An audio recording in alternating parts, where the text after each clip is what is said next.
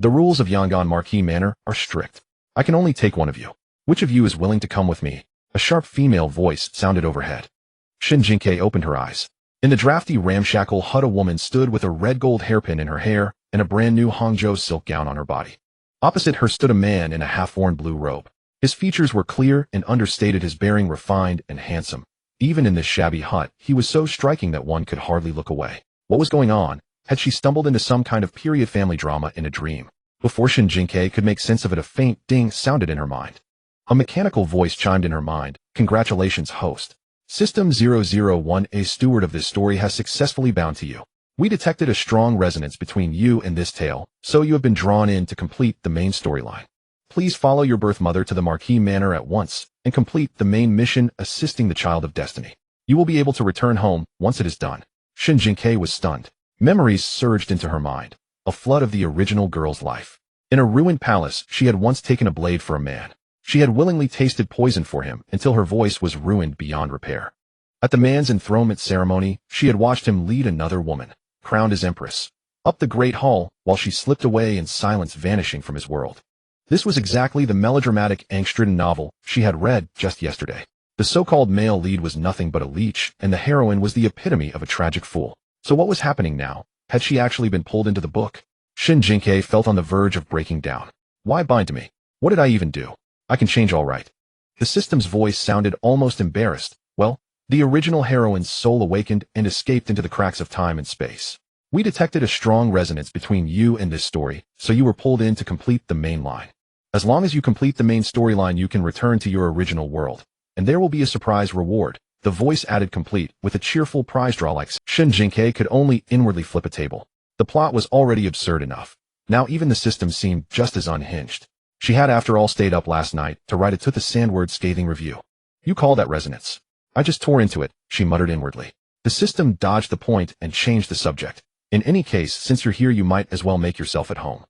Please, host, proceed with the main storyline as soon as possible, the system urged.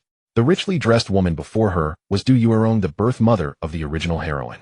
Frowning impatiently, she said, Shun Yin, the divorce papers are already signed. I'm taking one daughter with me. That's more than fair to you. Shun Yin lowered his eyes in silence.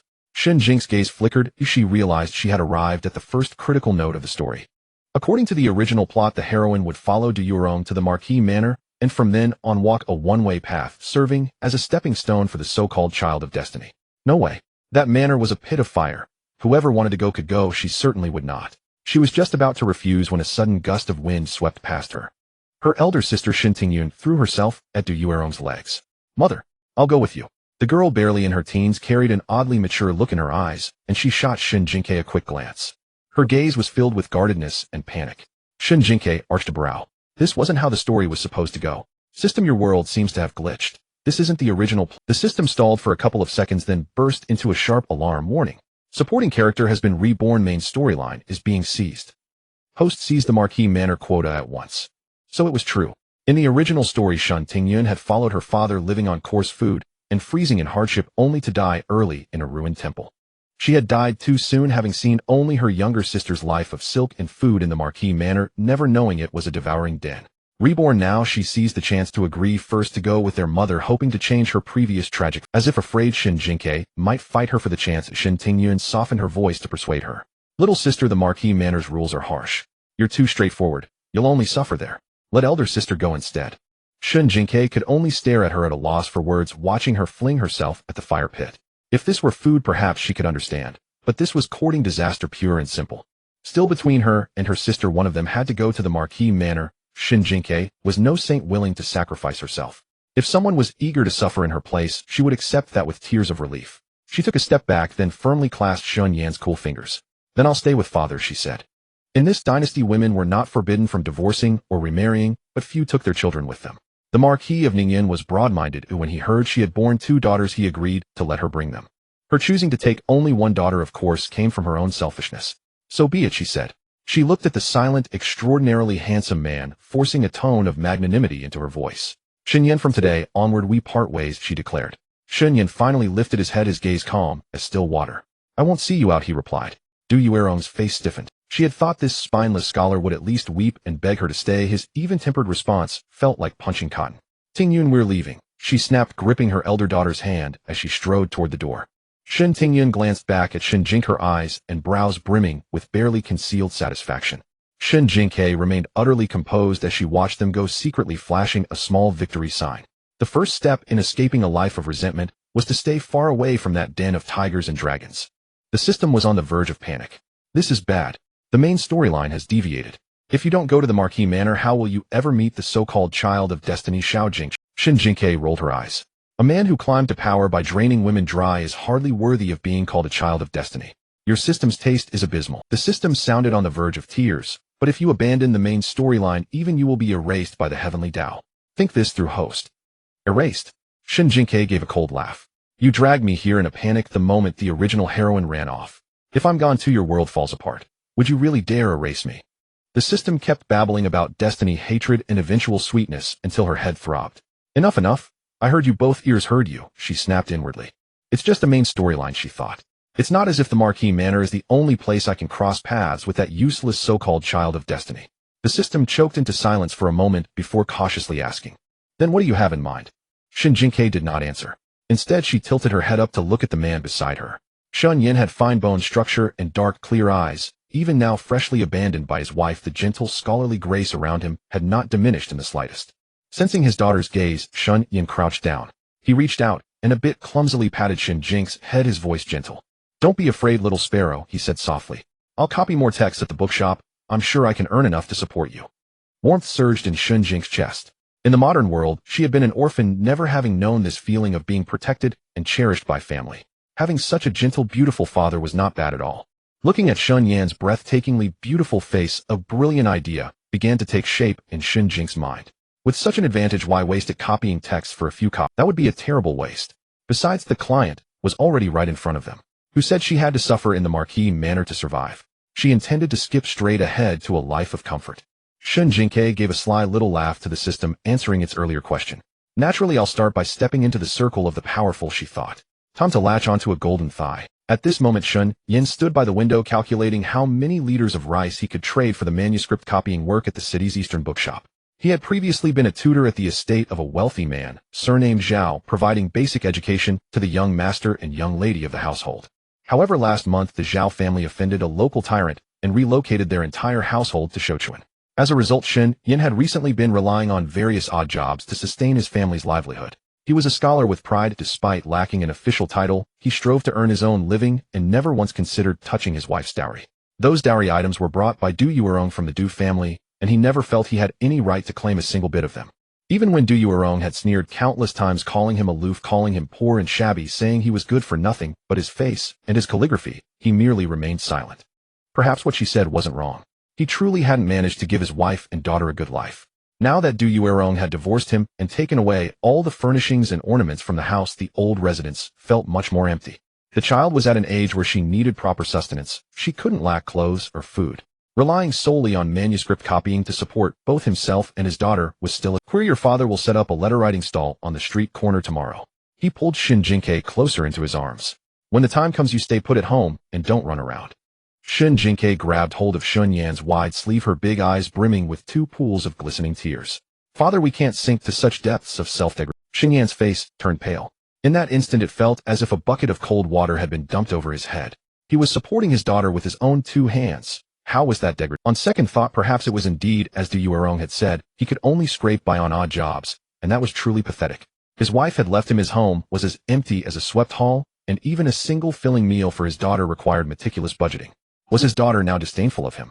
His gaze dimmed, tinged with apology. I'm sorry, queer. Following your father has made you suffer. Shen Jingque tugged at his sleeve with her small hand, pulling him toward the door. So, father, we must strive for greatness. We need to find a backer even more formidable than the Marquis mansion, so formidable that they can't even touch the hem of our clothes. Shen Yin was half dragged, half pulled out of the house by his daughter. His face was full of bewilderment. Queer were strangers in this capital with no kin to rely on. Where are we supposed to find a backer? Shen Jingque's short little legs churned rapidly. Don't you worry about that, father. Today I'm going to find you a good family to marry into. Her crisp, charming voice echoed down the long street, drawing the gaze of many passers-by. Shen Yan's face flushed crimson, the heat creeping all the way down to the roots of his neck. He had just been divorced by his wife, was stone-broke, and besides, how could a man ever speak of marrying into a family? Queer, stop your nonsense. Wah. What do you mean married off? Utterly ridiculous. He stammered in his agitation, trying to break free only to find that the little girl possessed astonishing strength. The cold winter wind blasted against their faces. Shen Jingque paid it no heed whatsoever, her mind entirely consumed by the shocking, unconventional plan that lay ahead. System 001 within her mind was on the verge of short-circuiting. "Oh, snap out of it. Your mission is to enter the Yangon Marquis mansion, get close to the child of destiny Xiao Jingshan, and engage in a tormented, passionate romance with him. Where exactly are you going now?" "To the residence of the eldest princess." System 001 shrieked. "What are you going to the eldest princess residence for?" The eldest princess, Xiao Mingyue, is the head of the entire book's major antagonist faction. She commands heavy troops, is suspected by the emperor, has a fate of widowing her husbands, and in the end, she's eradicated by the male lead's schemes. "Are you just walking into a death trap?" Shen Jingque sneered. "Why did the eldest princess die in the original story? Wasn't it because her dear brother the emperor insisted on marrying her off to a man named Wang Changhe? Wang Changhe appeared to be a refined scholar, but behind the scenes he was a turncoat sent by the emperor to spy on her, and eventually he framed her. Right now the eldest princess needs a shield that can block the emperor's excuse for arranging a marriage, and one that poses absolutely no threat to her. My father is a commoner with no power or influence, gentle in nature, and most importantly he's handsome." According to the original text, all three of the eldest princess' previous consorts were elegant, handsome, and romantic gentlemen. What does that tell you? It tells you that Her Highness the eldest princess is a sucker for good looks. She simply adores beautiful, delicate husbands. System 001 was left dizzy and disoriented by her rapid-fire babble, managing to sputter out after a long pause. "B. But the main storyline is for you to meet the male lead, join him in pacifying the chaotic world, and establish a new dynasty. It's not about playing matchmaker for your father." Shen Jingque covered her ears. "To hell with the main storyline. That male lead of yours is a PUA master. Why should I go and be a stepping stone for some scumbag when I can go cozy up to an already established top-tier powerhouse? Am I out of my mind? Even a regular working stiff knows to find a big company with good benefits. Your crappy system doesn't even pay social insurance, and you expect me to risk my life for you." The system was speechless. The system was broken. What makes you think the eldest princess would ever accept Shun Yin, a useless waste who couldn't even survive 3 episodes? Shen Jingque clicked her tongue in disdain. "That's why I said you have no taste. A female war goddess paired with a delicate, sickly husband. Don't you understand the ultimate appeal of extreme contrast? But this isn't in the original plot. If the main storyline collapses, the law of heaven will forcibly correct it." Annoyed by its incessant nagging, Shen Jingque rolled her eyes furiously. Yet she was also worried that this forced correction might just airdrop her directly onto the male lead's bed. That would be like a lamb walking into the tiger's den, utterly doomed. So she decided to placate the whaling system. "You don't understand. This is what I call achieving the goal by a roundabout route.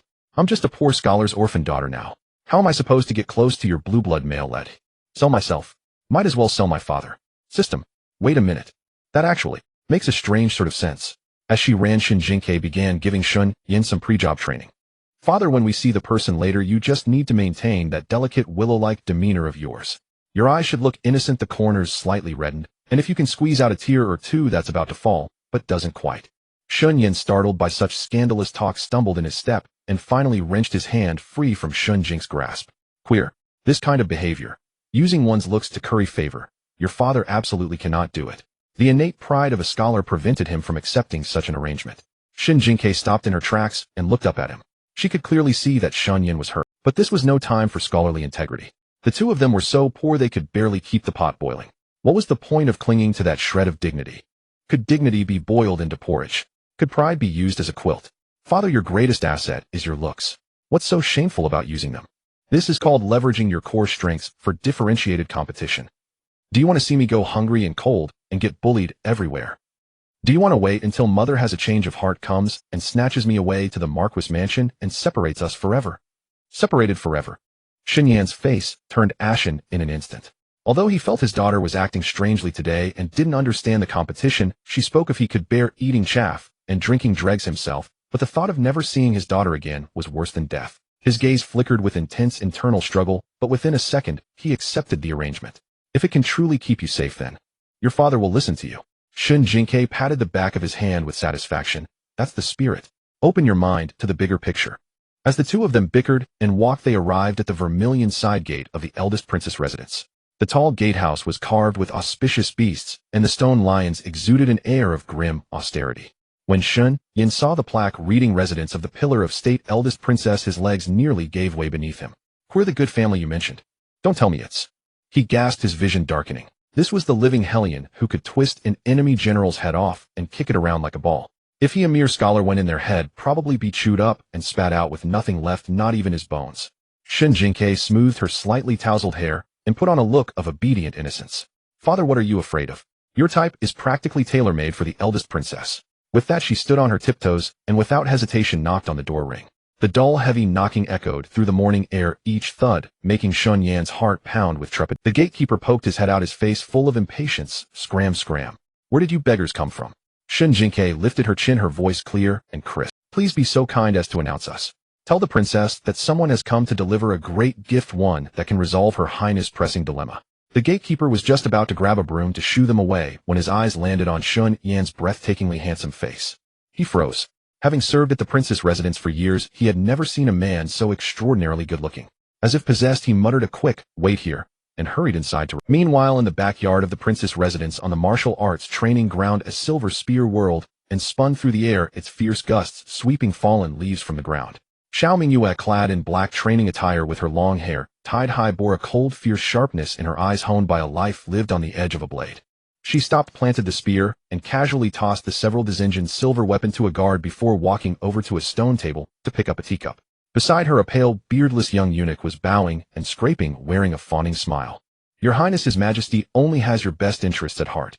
This Wang Changhe is immensely talented and comes from a respectable family. You've been widowed for 3 years now. Surely the residence needs someone to share your warmth and cares. Xiao Mingyu's fingers curled slightly. A sharp crack sounded as fine cracks spiderwebbed across the pristine white porcelain cup in her hand. The eunuch trembled in fright, but steeled himself to continue. His Majesty said if your Highness declines again, he will have no choice but to issue a direct imperial edict for the marriage. Xiao Mingyue laughed in sheer disbelief. Her dear brother wasn't concerned for her at all. He was clearly wary of the military power she held and was eager to plant a spy in her bed. She knew exactly how her first 3 consorts, the Empress Dowager and the Emperor, feared she might use marriage to ally with civil officials, and they also feared she might bear an heir. So they killed 3 consorts one after another cruelly, branding her with the label of husband killer. Now, which noble family in the capital would be willing to let their son marry her, the husband-killing princess? So whoever the Emperor chose for her was bound to be some despicable tool meant to torment her. She would rather die alone than let such filthy filth defile her princess residence. Xiao Mingyue was just about to order the eunuch beaten out with clubs when a guard rushed over and knelt on. The guard's expression was extraordinarily strange. Reporting to your Highness, there's someone at the side gate insisting on seeing you. Xiao Mingyue furrowed her brow slightly. For such trifling matters, just send them away. Why bother reporting? The guard swallowed hard. I intended to send them away, but what the person said was truly peculiar. She said she wanted to deliver a great gift to your Highness. To resolve your pressing... She also said... The guard glanced at Xiao Mingyu's expression before steeling himself to repeat the words. Rumor has it that your Highness has outlived 3 husbands and has an extremely hard fate. She said her father's fate is the most resistant to being worn down and asked if you'd like to give it a try. The silence was so profound that the drop of a pin could be heard. The reporting guard knelt on one knee, not daring to lift his eyes. Everyone knew that the eldest prince's sore spot was the label of husband killer. The Emperor had repeatedly exploited this matter, attempting to plant people in her mansion. Now this ruffian from nowhere dared to come and provoke her. The young eunuch finally came to his senses and shrieked, what insolence! Her Highness is of noble birth, how can she be insulted by such a street scoundrel? This servant will have them beaten to death. Xiao Mingyue raised her hand to stop the eunuch. Hold on. I want to see which reckless dog dares to touch this sore spot. Xiao Mingyue strode toward the outer courtyard. Outside the side gate of the eldest princess mansion, Shen Yin tugged at Shen Jingque's sleeve, his voice trembling. Let's go. Father can carry loads on the east street to support you. Shen Jingque wrapped her arms around Shen Yan's, hanging on him like a weight. Father, since we're here, why leave empty-handed? We're living in the Du family's house now. If they kick us out, we'll have to fight wild dogs for territory at the mountain god temple. Can you bear to see your adorable daughter chased by wild dogs? Shen Yan's mind conjured the miserable scene of his daughter being chased, and his heart ached keenly. He gritted his molars, forcing himself to overcome his fear. But the eldest princess mansion, how could we possibly aspire to it? Shen Jingque patted his hand, soothing him earnestly. Father, you need a clear self-assessment. Your looks are the top tier in the entire capital. System 001 squeaked in an electronic voice. Host, you're playing with fire. It's not too late to turn back. The Yangon Marquis carriage is just 2 streets away. Run fast, and you can catch up with your mother. Shen Jingque rolled her eyes inwardly. High risk, high reward. As they say, riches come from danger. My father is the perfect little white flower tailor-made for the eldest princess. The eldest princess, Xiao Mingyue, is a villainous supporting character who kills without blinking. Your father walking in is like offering himself to the slaughter. Shen Jingque ignored the screaming chicken in her head. When she read the book, she always felt why should those who oppose the male lead be villains. In her eyes, the eldest princess was merely too soft-hearted toward her emperor brother, and thus was repeatedly backstabbed by these men vying for power. The heavy vermilion side door groaned as it opened. 2 rows of armored guards filed out, quickly forming a formation outside the gate. A killing aura swept over. Xiao Mingyue was dressed in black with an unsheathed long blade at her waist. She had been simmering with a belly full of anger. She had planned to tie up this arrogant fool and throw him into the moat to feed the turtles. But when her gaze fell on Shun Yan's face, she froze. The winter morning light pierced through the thin mist slanting onto Shun Yan. In his half-worn blue robe, he exuded an air of cool solitude. His brow bones were elegant, with a tear mole at the corner of his eye blushing faintly from fear. He looked like a watercolor painting drenched in rain, exuding a fragile tenderness that invited pity. The previous 3 consorts were also scholarly, but compared to this man, they were mere chickens and dogs. Xiao Mingyu's heart skipped an unbecoming beat. Shen Yan felt his scalp tingle under Xiao Mingyu's gaze. His trembling fingers hidden in his wide sleeves, he dared not even breathe steadily. Shen Jingque's eyes darted between the two, and she let out a silent whistle. Solid. This is the fate of a beauty addict. She decisively released Shen Yan, stepped forward on her short legs, and performed a crooked curtsy mimicking the opera. Your humble subject, Shen Jingque, greets Her Highness the eldest princess. Xiao Mingyue forced her gaze away and looked down at the little girl who barely reached her chest. The girl had big watery eyes, a smile dimpling her cheeks. Her brows were lively, and she was as lovely as jade. Little girl, are you the one who said you'd give me a grand gift? Shen Jingque looked up, smiling innocently. Your Highness, it is indeed me. I heard that the court plans to betroth the scholar named Wang to you. Xiao Mingyu's face darkened instantly. The matter of Wang Changhe was a royal secret. Where did this little girl hear it? She flipped her wrist, pressing her thumb against the blade guard. With a clang, the long blade slid out, half an inch, cold light flashing. Where did you hear this? Who sent you? Shen Yan was terrified, shielding Shen Jingque behind him. Your Highness, please calm down. My daughter is young and ignorant, speaking nonsense. I beg your Highness to spare her life for her sake. I am willing to take her punishment. Shen Yan desperately tried to cover Shen Jingque's mouth, but the little girl slipped away like a loach. She popped her head out from under his arm. Your Highness, no one sent me. I just heard an eunuch say it at the gate. In truth, she hadn't heard anything. Whatever children's words are innocent, and there's no proof. Seeing Xiao Mingyue didn't move, she spoke quickly. My father is also a scholar, but he's definitely 100 times more handsome than that Wang. And his background is clean, his courage is smaller than a rabbit's, and he poses no threat to you.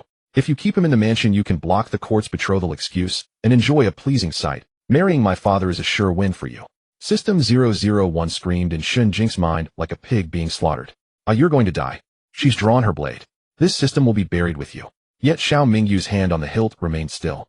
She looked down at the father and daughter, scrutinizing them. The little girl was bold and full of nonsense, yet every word struck her sore spot. She really needed an excuse to refuse Wang Changhe the spy. The emperor and empress dowager were pressuring her, and she couldn't just grab a beggar to fill the role. This man before her seemed frail and harmless, incapable of stirring any trouble. The most critical thing was, his appearance was exactly to her taste. Xiao Mingyu's gaze fell on Shun Yan again. He felt uncomfortable under her stare, and even his long, elegant neck blushed a faint red. He opened his mouth, trying to salvage some dignity as a scholar. Your Highness, I only seek food and shelter, nothing more. If your Highness' mansion needs a scribe to copy documents, I humbly. He didn't want to sell himself, so he braced himself to explain. His voice trembled with nervousness, and his raised eyes glistened with moisture. This helpless, vulnerable look paired with his ethereal face was like a white rabbit straying into a wolf pack. Xiao Mingyue closed her eyes. Damn, he was exactly her type. With a soft click, the long blade slid back into its sheath. Without another glance at the father and daughter, she turned and stepped through the vermilion gate, leaving behind 3 curt words: come in and talk. Shen Jingque took Shen Yan's hand and stepped over the vermilion threshold. The door closed behind them with a dull, imposing thud. The interior of the princess residence was 10 times more magnificent than its exterior suggested. The corridor was wide enough for horses to run through, flanked by pillars painted in deep crimson, each with a bronze beast crouched at its base. Weapon racks lined the walkway, displaying spears, halberds, and curved sabers in neat rows, every piece polished to a mirror shine. On a stone table in the garden lay a silver spear that had yet to be put away, with faint reddish traces lingering on its tip. Shun Yan glanced at the crimson stains, his face turning pale and his legs beginning to tremble again. Shen Jingque, however, had sparkling eyes. This decor style clearly indicated a formidable figure. She had chosen the right person. She squeezed Shen Yan's hand firmly and whispered, "Father, stand tall and hold in your stomach. Show off that scholarly air of yours." Shen Yan straightened his back with difficulty, his voice weak. "Queer, is it too late for me to regret this now?" "It's too late. The door is already closed." Shen Yan glanced back at the tightly shut vermilion door and closed his eyes in despair. Xiao Mingyue walked ahead without ever looking back. It was as if the two behind her were not living people, but two insignificant pieces of luggage. They arrived at the front hall. Xiao Mingyue crossed the threshold, took her seat in the main position, and let her gaze fall upon Shen Jingque. Shen Yan stood in the center of the hall, his fingers twisting the edge of his sleeve. "Little girl, I will ask you once more," she said. "How did you come to know about Wang Chang'e?" Shen Jingque blinked, putting on an innocent and naive expression. "Your Highness, while I was waiting outside the side gate for the announcement, I overheard two eunuchs in palace attire talking in the alleyway. One said His Majesty has already made his decision, and the other said the young master of the Wang family has had his birth chart matched with Her Highness. Even though I'm young, I could tell they were discussing Your Highness' marriage." She spoke vividly and convincingly. The little girl's gaze was clear and bright, without any evasion or guilt, meeting her scrutiny openly and honestly. Xiao Mingyue narrowed her eyes. Her own spies had only sent word 3 days prior that the emperor was indeed privately having the imperial observatory match birth chart. No more than 5 people knew about this matter. What did those 2 eunuchs look like? Shen Jingque tilted her head, pretending to think hard. One was plump, the other thin. The plump one had a very shrill voice, and the thin one kept nodding and bowing. "I don't recognize palace eunuchs, but I could tell their clothes were made of fine material." It was vague, saying nothing substantive yet impossible to find fault with. Xiao Mingyue stared at her for a few moments. This girl's eyes were too clear, not like someone coached in speech. She set aside her suspicions for now and shifted her gaze to Shen Yan. "What is your name?" Shen Yan stepped forward and bowed. "Your Highness, this humble one is Shen Yan. My ancestors once served in the government, but due to the family's decline, I now hold no official rank." His voice still trembled, but his words were much clearer than before. Xiao Mingyue said nothing, merely appraising him with her gaze. Shen Yan felt his ears burn under her scrutiny, but forced himself to continue. "The Shen family once did a great favor for the Du family, so after I married a woman from the Du clan, we had 2 daughters. However, I never achieved any scholarly honor, which shames me for not being able to provide a better life for my wife and children. Now the Du woman has proposed a divorce and remarried, taking our eldest daughter with her. I possess nothing of value. I had planned to make a living by copying texts and teaching children, just enough to raise my daughter." He looked up as he finished speaking. Xiao Mingyue was watching him. Those eyes were accustomed to cold severity, and now they held scrutiny and curiosity. Shen Yan's heart skipped a beat. By all logic, he should be afraid. Yet inexplicably, the woman's awe-inspiring and untouchable bearing reminded him of the female generals had read about in books, wielding halberds and clad in armor. She was valiant and heroic, like a deity descending. He had never seen a woman like her. And so he inadvertently spoke his true thoughts.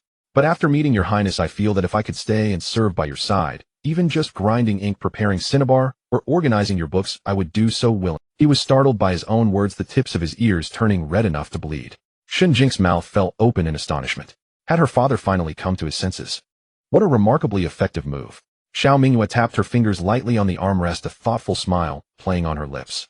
"Do you know that all 3 of my previous consorts died violent deaths?" The moment those words landed, the temperature in the hall seemed to drop several degrees. Shen Yan's entire body jolted. Of course he knew. Who in the capital didn't know? The Grand Princess of the Jin Kingdom was said to have a fate that was too strong, killing her husbands.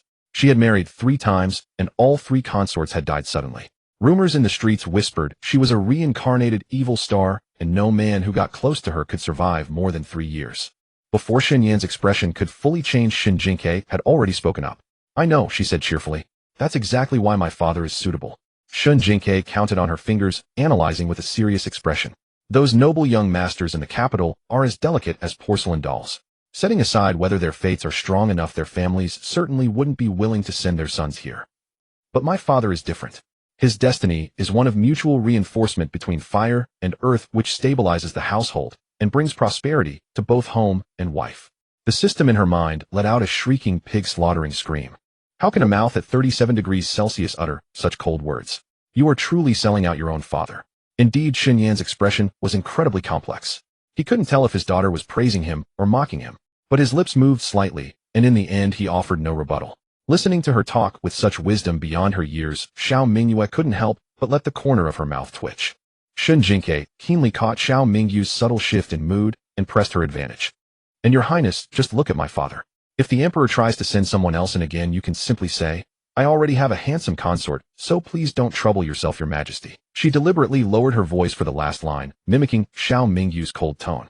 The hall was silent for 2 seconds. Then Xiao Mingyue burst into laughter. How interesting, this little girl was far too interesting.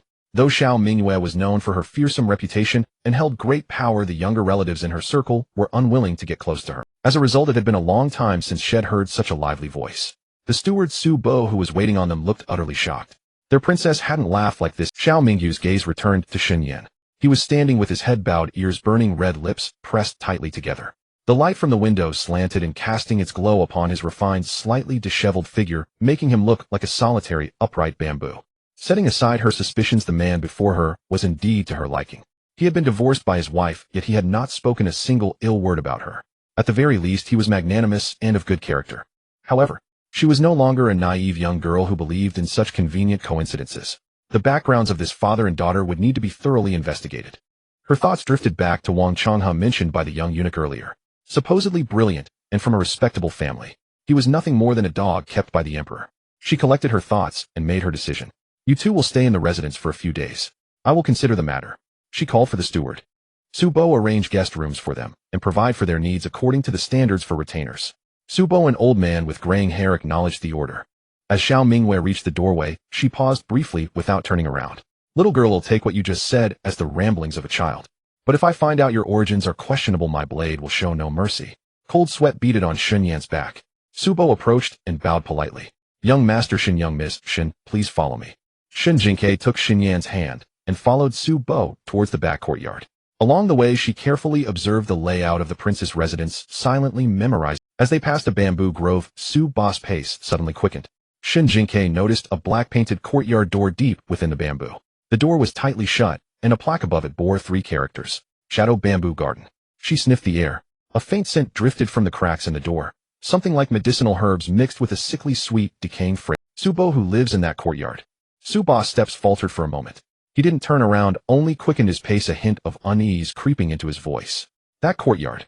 Please, the two of you must not go near it. Shen Jingque made a soft sound of acknowledgement and obediently followed. But out of the corner of her eye, as she kept her gaze fixed on the medicinal scent drifting from that, a courtyard forbidden to approach, a mysterious medicinal smell. Who could be living there? She rubbed her fingers together, a small question mark forming in her mind. The guest room was located in the Shilling residence on the west side of the princess's mansion. The room was not large, but it was far better than the home they had originally. The bedding was newly replaced, the pillows soft and fluffy, carrying a faint fumigated fragrance. Opening the window, one could see an old locust tree in the courtyard. In the afternoon, after settling in, the father and daughter had returned home. Although Shen Yan had married Du Yuerong, the two of them lived in a separate villa allocated by the Du family. Du Yuerong had taken Shen Tingyan and remarried.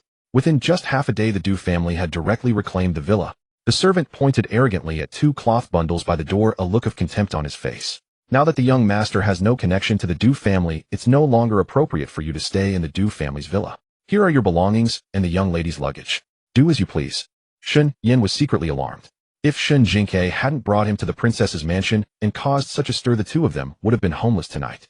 At this moment, Shen Yan sat by the bed, his hands folded on his knees, thumbs rubbing back and forth.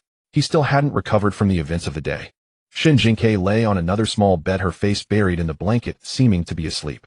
In reality, she was in her mind having a fierce battle with systems. Host, you can still turn back now. Dust Maid will appear on East Street tomorrow. You just need to go out, turn left, and walk 2 alleys. Stop. Shen Jingque interrupted impatiently. I've already moved into the princess's mansion. Are you still clinging to your marquis' residence? That's the core scene of the main storyline. The child of destiny Xiao Jingchen frequently visits the marquis' residence. If you don't go there, how can you get close to him? I said a detour is the way. Shen Jingque turned over. Don't rush me to work. Let's talk about my benefits first. The system was silent for 2 seconds. What benefits? You said earlier that completing the main storyline would bring rewards and something about auxiliary items. Shen Jingque crossed her legs and mentally raised a finger with all seriousness. I'm penniless, unarmed, living under someone else's roof in the princess's mansion without even an idea. You want me to go head-to-head with the child of destiny empty-handed? What's the difference between that and sending a beggar empty-handed to rob a bank? Without contributing any decent value, how can I expect the princess to keep my father? The system's electronic voice began to tremble. What do you want? I recall the female lead stayed by Xiao Jingchen's side, thanks to some kind of Shinong space right. Why don't I have it? Did you embezzle my golden finger? No. That's a reward item for a high-level quest later. You're only at the first plot node now, but you're not qualified. Fine then. Shen Jingque's tone was calm. Tomorrow I'll go tell the princess that my father and I were also planted here as spies by someone else. Then I'll take my father out of the mansion, find a rundown temple to stay in, and freeze myself to death. Let the main storyline collapse. The system ground its teeth. Are you threatening me? I'm just making a reasonable request. Shen Jingque's tone was amicable as she negotiated. If you want me to work, you have to pay a deposit first, right? You can't just tell me to work for you with empty promises.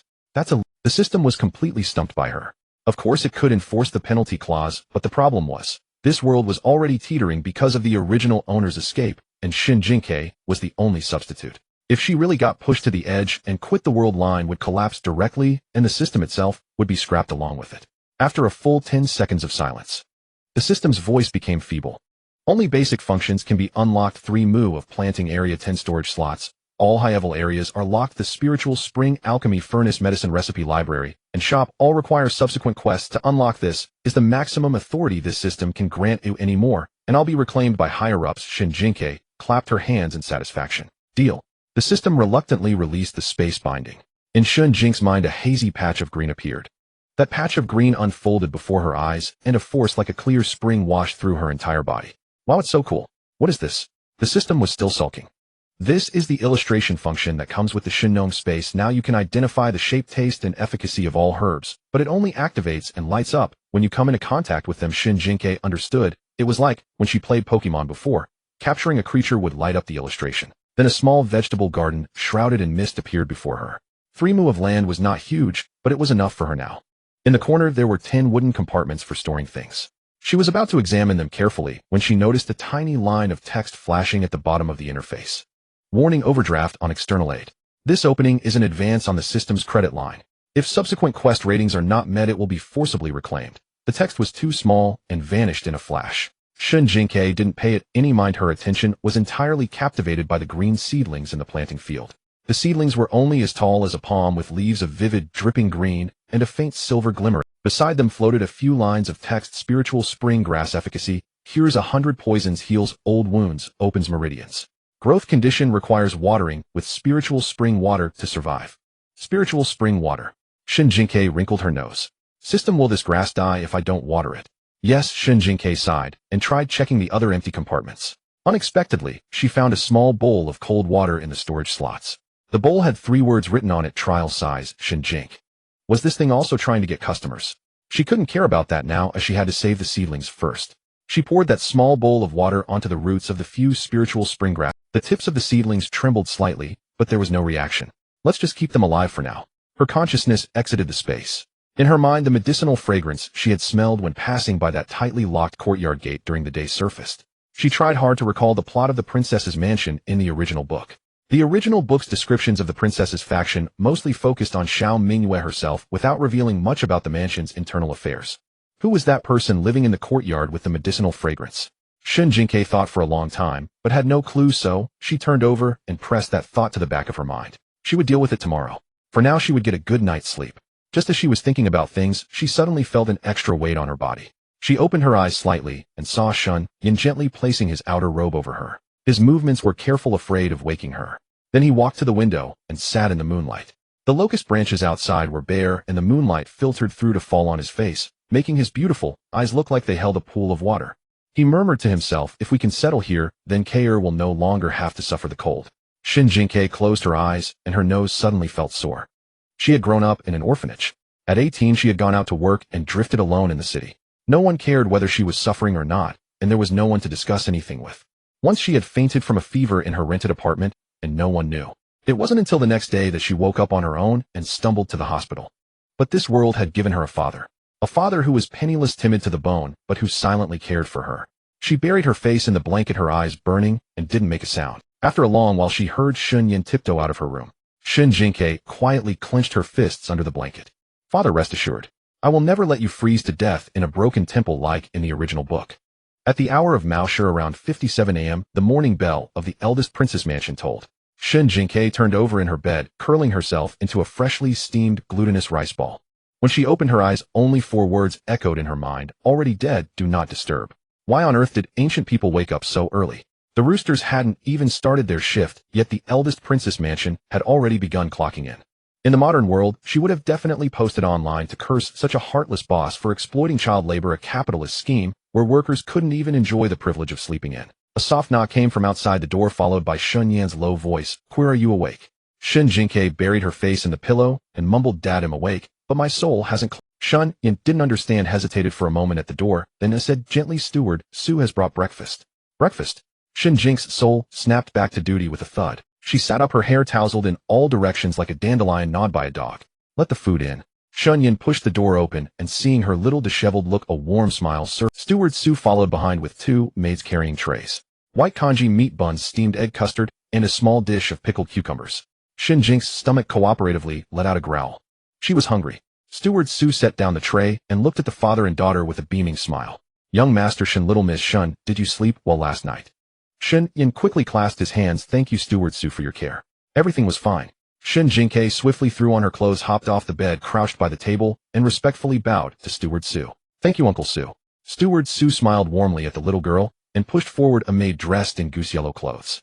"This is Lu, specially assigned by Her Highness to take care of the young miss." The maid named Lu appeared to be about 14 or 15, with an oval face and delicate, gentle features, yet her movements were remarkably crisp. She seemed to know martial arts. Lu curtsied, "Greetings, Miss Shun." Shen Jingque stepped forward, took Lu's hand, and said with a giggle, "Hello, Sister Lu." Although she didn't know if Lu was sent to protect or monitor them, at least a smiling face wouldn't be met with a slap. Getting along with her might earn them a good reputation with the eldest princess. Steward Sue smiled kindly, then cleared his throat, his expression turning slightly serious. "Now that you have entered the princess mansion, there are some rules I must make clear." Shen Yan pulled Shen Jingque to stand at attention immediately. Steward Sue nodded in satisfaction and began enumerating the rules of the eldest princess mansion. First, the front courtyard is where Her Highness handles official affairs, no unauthorized entry. Second, the eastern training ground is used by the personal guards, they do not approach. Third, there are many night patrol guards in the mansion, do not wander about at night. Lastly, his voice dropped lower. The shadow bamboo garden in the rear courtyard is absolutely forbidden. Shen Jingque blinked and nodded obediently. Shadow bamboo garden. Wasn't that the courtyard where the herbal scent had drifted from yesterday? What was Xiao Mingyue hiding? Shen Yan's face paled slightly, and he quickly nodded. Steward Sue, rest assured we father and daughter will remember. Steward Sue looked at Shen Jingque. Have you remembered? The little girl stood straight and answered in a clear, crisp voice, I remember. Steward Sue nodded with satisfaction, finished giving the rules, left Lu behind, and departed. Once the door was closed, Shen Yan immediately turned to Shen Jingque, his tone filled with, "Where you must not run around. The Jinghua eldest princess mansion is no ordinary place. We are only temporary residents here. We must not cause any trouble." Shen Jingque had just sat down to feast, holding her bowl of congee, nodding like a pecking chick. "Dad, don't worry. She wouldn't wander aimlessly. She had already memorized the route yesterday. Straight to the heart of the matter." Shen Jingque took a few spoonfuls of congee, but her mind had already wandered to the shadow bamboo garden. Besides Xiao Mingyue, the eldest princess mansion also housed 3 adopted sons. The eldest adopted son, Xiao Changing, was the commander of the embroidered uniform guard. Due to an injury that left him disabled, he was introduced in the original novel as a gloomy, villainous figure. The second adopted son, Xiao Changqi, was the richest man in Dayong, a smiling fox, an incarnation of a money bag. The third adopted son, Qin Lai, was the young general of the Northwestern Army with a temper as volatile as a firecracker, a fiery little dog who would overturn the table at the slightest provocation. In the original novel, Xiao Changing appeared very little in the early stages. But Shen Jingque had thought all night. Based on the timeline, she reasonably suspected that the shadow bamboo garden housed him. Whether she and Shun Yin could establish a foothold in the princess mansion depended not only on the eldest princess' attitude, but also on the attitudes of these 3 adopted sons. Especially Xiao Changing. The eldest princess had been commanding troops for years, and after Xiao Changing's leg injury, he had been overseeing most of the mansion's internal affairs. If he found them disagreeable, a single casual remark could see the father and daughter packing their bags the next day and heading under a bridge to compete for a prime spot. Shen Jingque silently finished her congee, her mind already made up. After breakfast, Shen Yin went to see Steward Sue. As a retainer, he felt compelled to be useful even if it meant doing menial tasks. Anything was better than sitting around and freeloading. The moment he left, Shen Jingque slipped out. She didn't take the main path, but circled around the flowers and trees behind the Shilling residence, sticking close to the walls and under the bamboo shadows. The princess mansion was vast. Roads branched in all directions, winding corridors twisted, and occasional patrolling guards passed by the rockeries. Shen Jingque crouched behind a potted pine tree, waiting for 2 guards to move away before she continued forward, hunched low. After circling twice, she finally caught the herbal scent from yesterday. Shen Jingque stopped behind a cluster of bamboo, her nose twitching. A semi-transparent panel appeared before her eyes. Shenong illustrated compendium activated. Beginner mission, activate 50 illustrations to unlock the spiritual spring water function. Then rows of herb names appeared before her with small arrows pointing into the courtyard. Chuanqiong ligusticum Chuanqiong promotes blood circulation and moves qi. Su Duan dipsicus tonifies the liver and kidneys, mends bones and sinews. Baiji Angelica Dehurica dispels wind and relieves pain. Shen Jingque raised an eyebrow. Did that mean the herbal scent she smelled contained these ingredients? System, can your compendium auto pop up like this? The system's voice was proud. Of course. Whether you touch the herbs with any of your 5 senses, they can be immediately identified. She sniffed again, and the panel displayed a few more lines. Shi Mian Xiao snake sleep grass, cold nature, slows blood circulation, and Qi Xian Jin red, thread root warm nature enters the bone and sinew channels. When combined with cold-natured medicine, it stagnates toxicity. Hui Ku Hua gray shellflower sweet taste, when hidden in tonic medicines, it reduces the outward manifestation of toxicity. Shen Jingque chewed over these lines, growing more suspicious. The next moment, a new combination prompt appeared at the bottom of the panel. Slow poison dissipating powder, a rare formula. Single ingredient, non-toxic, but when added to tonics, it delays toxin excretion. Prolonged use causes stagnation in the sinews and vessels, making injuries difficult to heal. Shen Jingque's little face tightened. Good heavens, had she accidentally stumbled upon a massive scandal? The medicine was tampered with. She suddenly recalled a plot point revealed only later in the original novel. Xiao Changying's leg had never healed, and the outside world believed it was due to the severity of the injury and his gloomy temperament, which made him reluctant to properly recuperate. Only later was it discovered that his medicine had been secretly sabotaged. Chief Eunuch Lu Jin of the Imperial Medical Academy, acting on the orders of a palace noble, had taken advantage of the delivery of medicine to replace the healing formula with one that would prolong his illness. As long as Xiao Changying didn't recover, the eldest princess would lose a capable arm. Shen Jingque crouched by the wall, her expression growing complex. It was truly an eye-opener. Ancient palace intrigues never deceived her. She was about to sniff again to confirm when she suddenly felt a chill at her neck. Shen Jingque looked down to see a long sword resting horizontally against her shoulder and neck, glinting coldly. Shen Jingque fell silent. She glanced down at the blade pressed against her chin, her tone earnest. "Brother, steady your hand." The person behind her said nothing, but the blade pressed closer. Shen Jingque immediately shut her mouth. Then, like a duck seized by the scruff of its neck, she was hoisted into the air, her feet dangling and kicking wildly. "Whoa, whoa, whoa. Let's talk this out." Hoisted like a chicken, how rude. The moment her feet left the ground, she still found time to complain to the system in her mind. "This feudal society is terrible. Minors have absolutely no rights. You totally deserve it." System 001's electronic voice dripped with amusement. The ebony door was pushed open and Shen Jingque was brought into Shadow Bamboo Garden.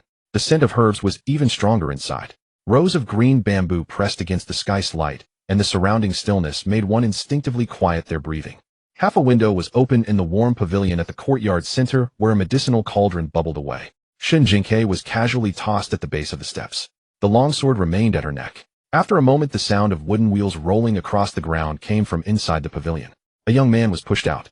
He wore a deep indigo robe draped with a dark sable fur coat. His face was pale, a single silver strand of hair at his temple. His heavy-lidded sharp eyes gave him an icy, piercing aura. Shen Jingque's eyes darted around, and she understood. So Xiao Changying was indeed the one living in Shadow Bamboo Garden. Xiao Changying lowered his gaze, his eyes landing on her mud-stained skirt and messy sticking-up hair. "Which courtyard's maid is this?" Shen Jingque blinked. "Maid." She looked down at herself.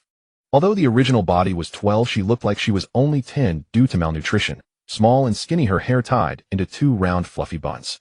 Alright, she did look like a child made from the princess estate. The black-clad guard standing nearby said in a low voice. "Young master, this girl was lurking suspiciously outside the gate, clearly up to no good." Shen Jingque immediately turned her head and glared at him. "Hey brother, you can eat whatever you want, but you can't just say anything. Was that lurking? Just because I'm short doesn't mean you can make me sound so shady." The black-clad guard. Xiao Changying's gaze settled on her small, self-righteous face. "Name?" Shen Jingque straightened her back and gave him a sweet smile. "Young master, my name is Shen Jingque. I'm the daughter of Shun Yen, a retainer at Shilling Residence, and I arrived at the estate just yesterday." A hint of mockery surfaced in Xiao Changying's stagnant eyes. "So you're the tag-along brat brought by that scholar who offered himself up?" Shen Jingque's face fell. "Young master, don't put it so harshly. We're here to help Her Highness the Princess out of a bind." Xian Qi, standing behind Xiao Changying, felt his eyelids twitch uncontrollably. This little girl truly had a death wish, daring to speak to the young master like that. Xiao Changying looked at her for a moment, then suddenly let out a low, breathy laugh tinged with illness. "Take her away. Hand her over to Uncle Su." Shen Jingque immediately raised her hand. "Wait a moment." She lifted her chubby little hand and pointed towards the medicinal cauldron, her voice crisp. Young master, your medicine has a— The courtyard fell silent for a moment. Xiao Changying's gaze returned to her face. What did you say? Shen Jingque looked at him, speaking each word with absolute certainty. Your medicine is wrong. If you keep taking it, not only will your legs never heal, but you might end up paralyzed from the neck down. No. You'll be impotent. If System 001 had eyes, it would have closed them in despair by now. Host, why do you always have to tap dance right on other people's landmines? Shen Jingque had no time to pay it any mind. If she were thrown to Uncle Su on this very first day, Xiao Mingyue might just roll her into a ball and send her packing from the princess estate. So the most important thing now was to show her worth. Xiao Changying regarded her with a scrutinizing gaze. Oh. Go on then, tell me what's wrong with my medicine. His legs were treated by a direct disciple of the divine healer, and his medicine was supplied exclusively by the Imperial Medical Academy. If the medicine were wrong, wouldn't they have noticed?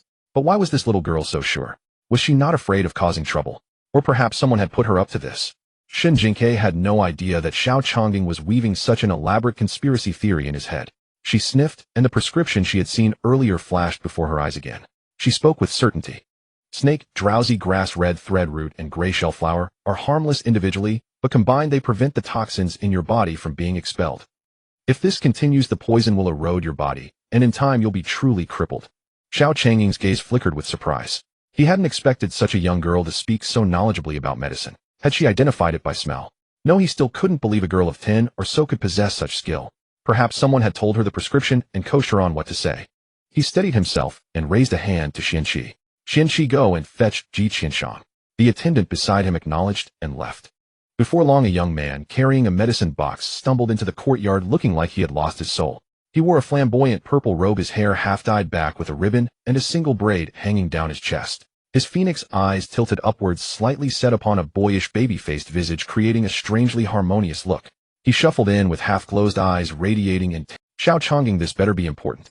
Ji Qianshang yawned as he entered, then spotted Shen Jingque and froze. Where did this little sprout come from? Shen Jingque looked up at him, startled by his pallid complexion.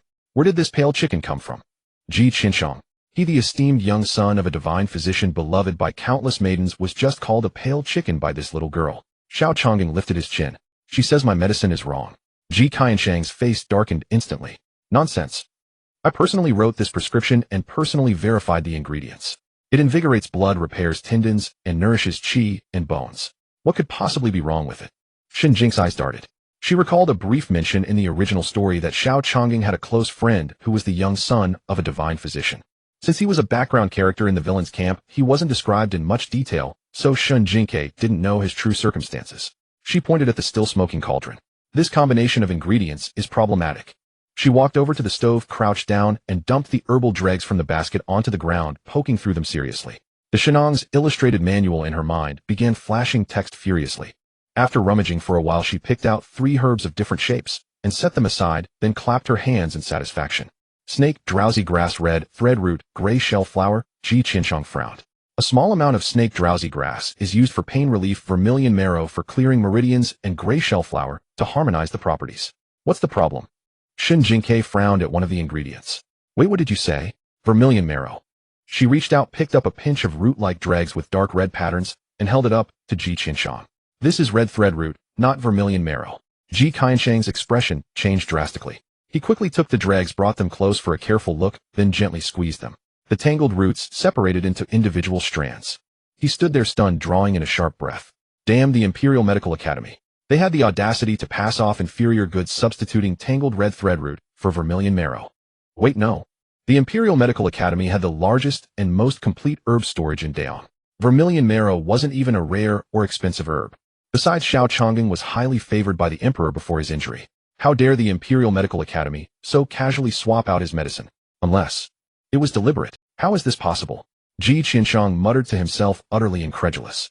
He had personally inspected the herbs when they were delivered to the storeroom. Vermilion marrow and red thread root looked similar, but they differed in smell and texture. If the herbs were whole, he couldn't have mistaken them. Had someone swapped some of the herbs after they were stored? Or had the vermilion marrow been tampered with from the very beginning? Seeing his reaction, Shen Jingque knew she had hit the mark. She clapped her hands, ready to make her escape. When showing off, it's best to know when to stop. Say less to survive, say more to err. Young master, I've said my piece. I'm just a child, I should go back and get some more sleep. With that, she turned to leave. The next instant, Xiao Changying's voice came from behind her. Close the gate. The courtyard door slammed shut. Shen Jingque's short legs stopped. She turned around, her smile as obedient as a New Year painting doll. Young master, is there anything else you need? Xiao Changying's expression was icy, showing no softness just because she was a child. Shen Jingque seal the courtyard and go to Shilling residence to fetch her father. The smile on Shen Jingque's face nearly cracked. Damn it. She had just promised her father this morning that she wouldn't run around. And now she was about to have Xiao Changying call in her parents. To be honest, Shen Jingque had never experienced being summoned by a parent. In her past life, she was an orphan. When her teacher wanted to summon a parent, he could only stare at her file for 3 seconds, then kindly pour her a cup of hot water and gently say, "Child, next time don't roll your deskmate's eraser shavings into a ball and claim it's an immortal pill selling it for 2 cents each." So at this moment, Shen Jingque was strangely a bit excited.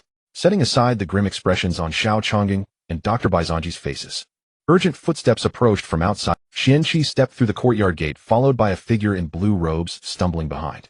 Shun Yin had been intercepted by Xian Qi halfway. He had originally intended to go to the front courtyard to find Su Bo, thinking that since the father and daughter were temporarily staying at the princess mansion, they couldn't live off others without contributing. If there were any transcribing or organizing tasks in the estate, he could help a bit. But upon hearing that his daughter had barged into Ingzhu Garden, he ran until he couldn't catch his breath, his lips drained of all color. Heavens! Hadn't he just told her not to run off before leaving? He stumbled in through the threshold, his gaze anxiously scanning the courtyard. Seeing Shen Jingque standing there safe and sound, he half relieved. However, before he could catch the rest of his breath, he noticed that everyone in the courtyard looked grim. Shen Yan's heart skipped a beat, and his vision went dark. Oh no, Queer has indeed caused trouble. Shen Yan stepped forward without a word. He cupped his hands and apologized. Elder young master, my daughter is young and ignorant. If she has caused any offense, please forgive her. Shen Jingque suddenly felt a pang of guilt. Her father's fluency in apologizing was heart-wrenching. Xiao Changying's fingers rested on the armrest of the wheelchair, his gaze sweeping coldly across Shen Yan's face. Master Shen, your daughter just noticed that my prescription was problematic. May I ask, under which master did she study? Shen Yan was bent over, and upon hearing this, he froze stiffly. PR. Prescription. What prescription? He turned to look at the little girl standing by the medicine stove. Her hair was disheveled, her cheeks smeared with dust, and she was blinking her eyes. Queer, you understand medicine? Shen Yan's voice trembled. When did you learn it? Shen Jingque cursed inwardly for her miscalculation. She had been too busy showing off and forgot to collude with her father. No choice, she could only brazen it out. Well, this was ancient times. Scientific explanations no one believed, but metaphysical explanations everyone nodded in agreement. She sniffled, straightened her small back, lifted her chin, and put on a mysterious yet childlike expression. Heaven taught me. Ji Qianshang raised an eyebrow, his expression clearly showing he was enjoying the show. Xiao Changying's eyes darkened slightly, neither confirming nor denying. But Shen Yan was stunned. Shen Jingque continued to fabricate nonsense with a straight face. A few days ago, a white-bearded old man appeared in my dream. He said I have a calamity in my fate, and if I wanted to survive, I had to learn some skills. After I woke up, I suddenly recognized many herbs. Not only could I identify them by smell, but their properties would automatically appear in my mind. Shen Yan stood frozen in place, his mind buzzing. A white-bearded old immortal. Heaven granted. If someone else had said this, he might have found it absurd. But when it came to Queer, no wonder. No wonder ever since the day of the divorce this child had been like a different person. She no longer timidly hid behind him, carefully trying to please Du Yuero. She would occasionally spout words he couldn't understand and even dared to take him to the princess mansion to barge in. So it turned out she had such an extraordinary encounter in her dreams. But if it was received in a dream? Shen Yan looked at Shen Jingque's heart, aching with a dull pain. Would a child who suddenly gained such mysterious abilities be scared? And he as a father had been too consumed by fear and inferiority to notice earlier. Shen Yan's eyes moistened, and he gently placed his hand on Shen Jingque's shoulder. If Queer has an extraordinary encounter, it might not be a bad thing. He then turned to Xiao Changying, bowed deeply, and said with a determined expression, Shen is willing to guarantee with his life that my daughter has no malicious intent. Xiao Changying half lowered his eyelids, saying nothing as if lost in thought. Shen Yan's reaction didn't seem like collusion in advance. The shock and panic were too genuine. Xiao Changying looked past the scholar in blue robes and fixed his gaze on Shen Jingque behind him.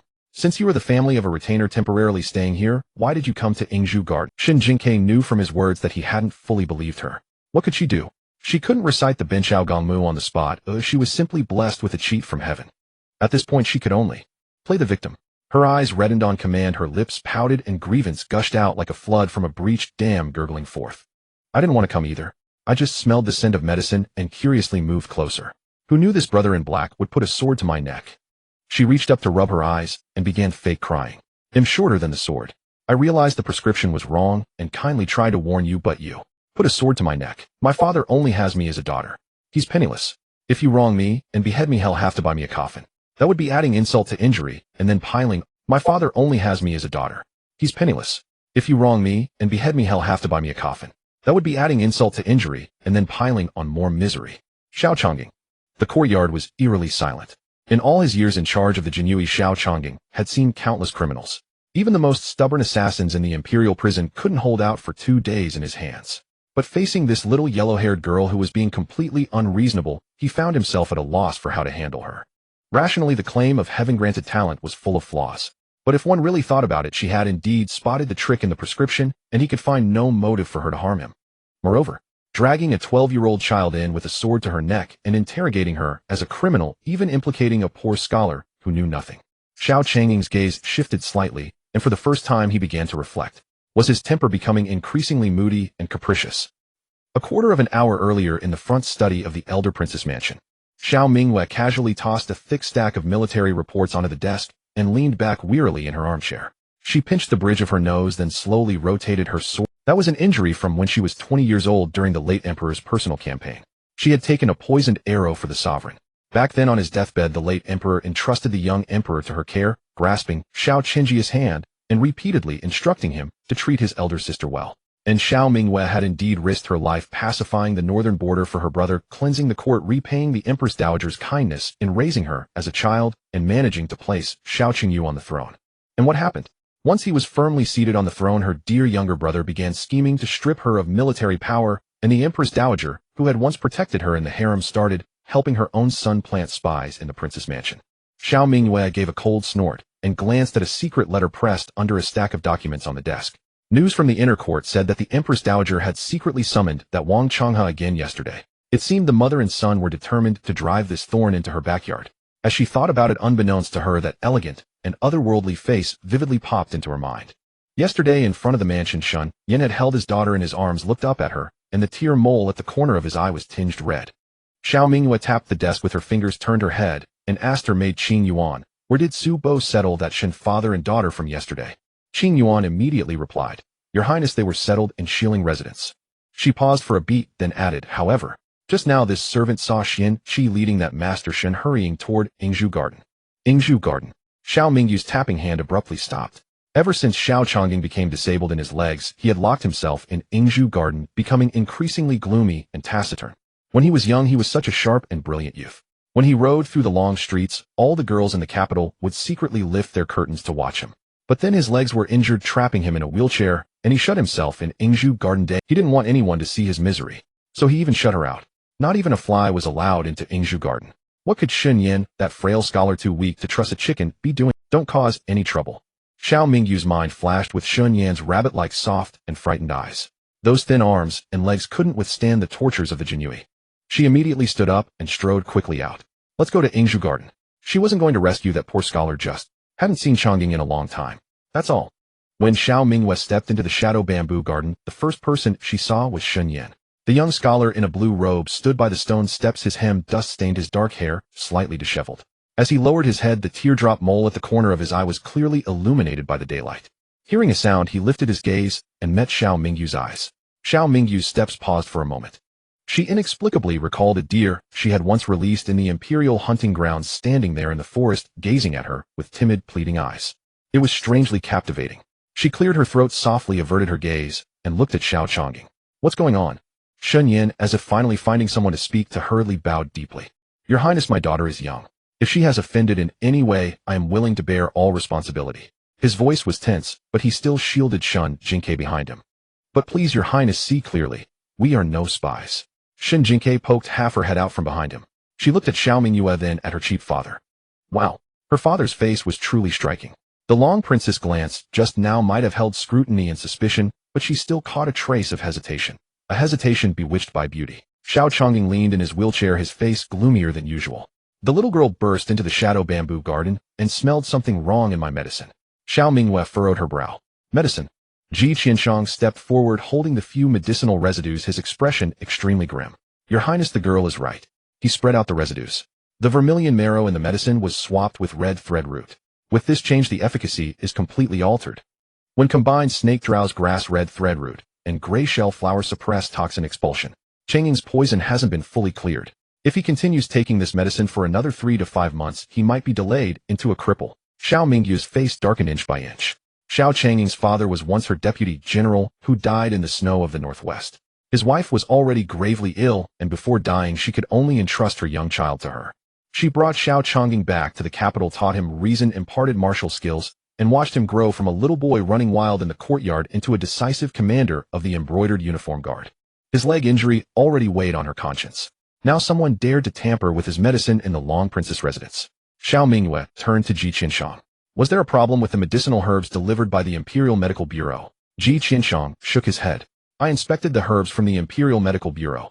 At least they were fine before entering the storeroom. He picked up another pinch of residue and raised it. I suspect that after the herbs entered the residence, some were swapped. The person who swapped them knows medicine well. They knew how to process red thread root to look like vermilion marrow, and they knew I only checked the herbs upon storage, not the entire batch of decoction residues. By the end, Ji Qianshang's face flushed with embarrassment. He was the son of the divine physician Ji Wuya, renowned in his youth, with countless people in the capital paying silver to consult him. Yet now such a major oversight had occurred, allowing a 12-year-old girl to uncover the flaw from the dregs. What a slap in the face. Shen Jingque, well-versed in such awkward situations, tactfully refrained from mocking him. Xiao Mingyu's hands hanging by her sides slowly clenched. Good, she laughed. Very good indeed. The bamboo leaves in the courtyard rustled in the wind. Shen Jingque rubbed her arms. Why did a chill suddenly descend? Qing Yuan stepped forward immediately. Your Highness. Seal this batch of residues and keep samples of the remaining decoction from the stove. Xiao Mingyue ordered through gritted teeth. Have Uncle Su thoroughly investigate the source and circulation records of all medicinal herbs in the residence. Every herb from its release from the Imperial Medical Bureau to its entry into the residence. Who handled it, which storeroom it was stored in, who unlocked it. Trace it all. Qing Yuan clasped her fists. Yes.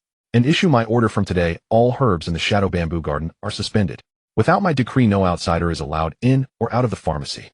Xiao Mingyue looked at Qianqi. You stand guard personally. Qianqi bowed with his sword. Understood. Shen Jingque blinked and quickly raised her little hand. Your Highness, I have an addition. Xiao Mingyue looked down at her. Shen Jingque immediately imitated Qing Yuan's gesture and bowed. There are 3 possibilities for this. First, they were swapped before leaving the Imperial Medical Bureau, but Dr. Ji said he inspected them, so that's unlikely. Second, after entering the residence, they were swapped in the storeroom. Whoever had access to the keys is suspicious. Third, the person brewing the medicine swapped a little each time. That would be hard to detect and could shift the blame to the herbs themselves. So we can't just check the pharmacy, we also need to investigate the errand boys who deliver the herbs, the old women guarding the storeroom, and the servants who brew the medicine. Also check who suddenly has extra money, whose family member is ill, and who has connections with the palace. After finishing, she obediently added, of course, I'm just a child, just talking cash. The courtyard fell silent. The 3 from the princess residence looked at her with a different expression immediately. What a remarkably intelligent child. Even Shun Yan was stunned. Had his daughter not only learned medicine in her dreams, but also picked up investigation skills? Xiao Mingyue looked at Shen Jingque, a new layer of doubt forming in her mind. She had already noticed Shen Jingque's precociousness and sharp tongue, but this speech was far too clever for a girl, yet she bore no malice.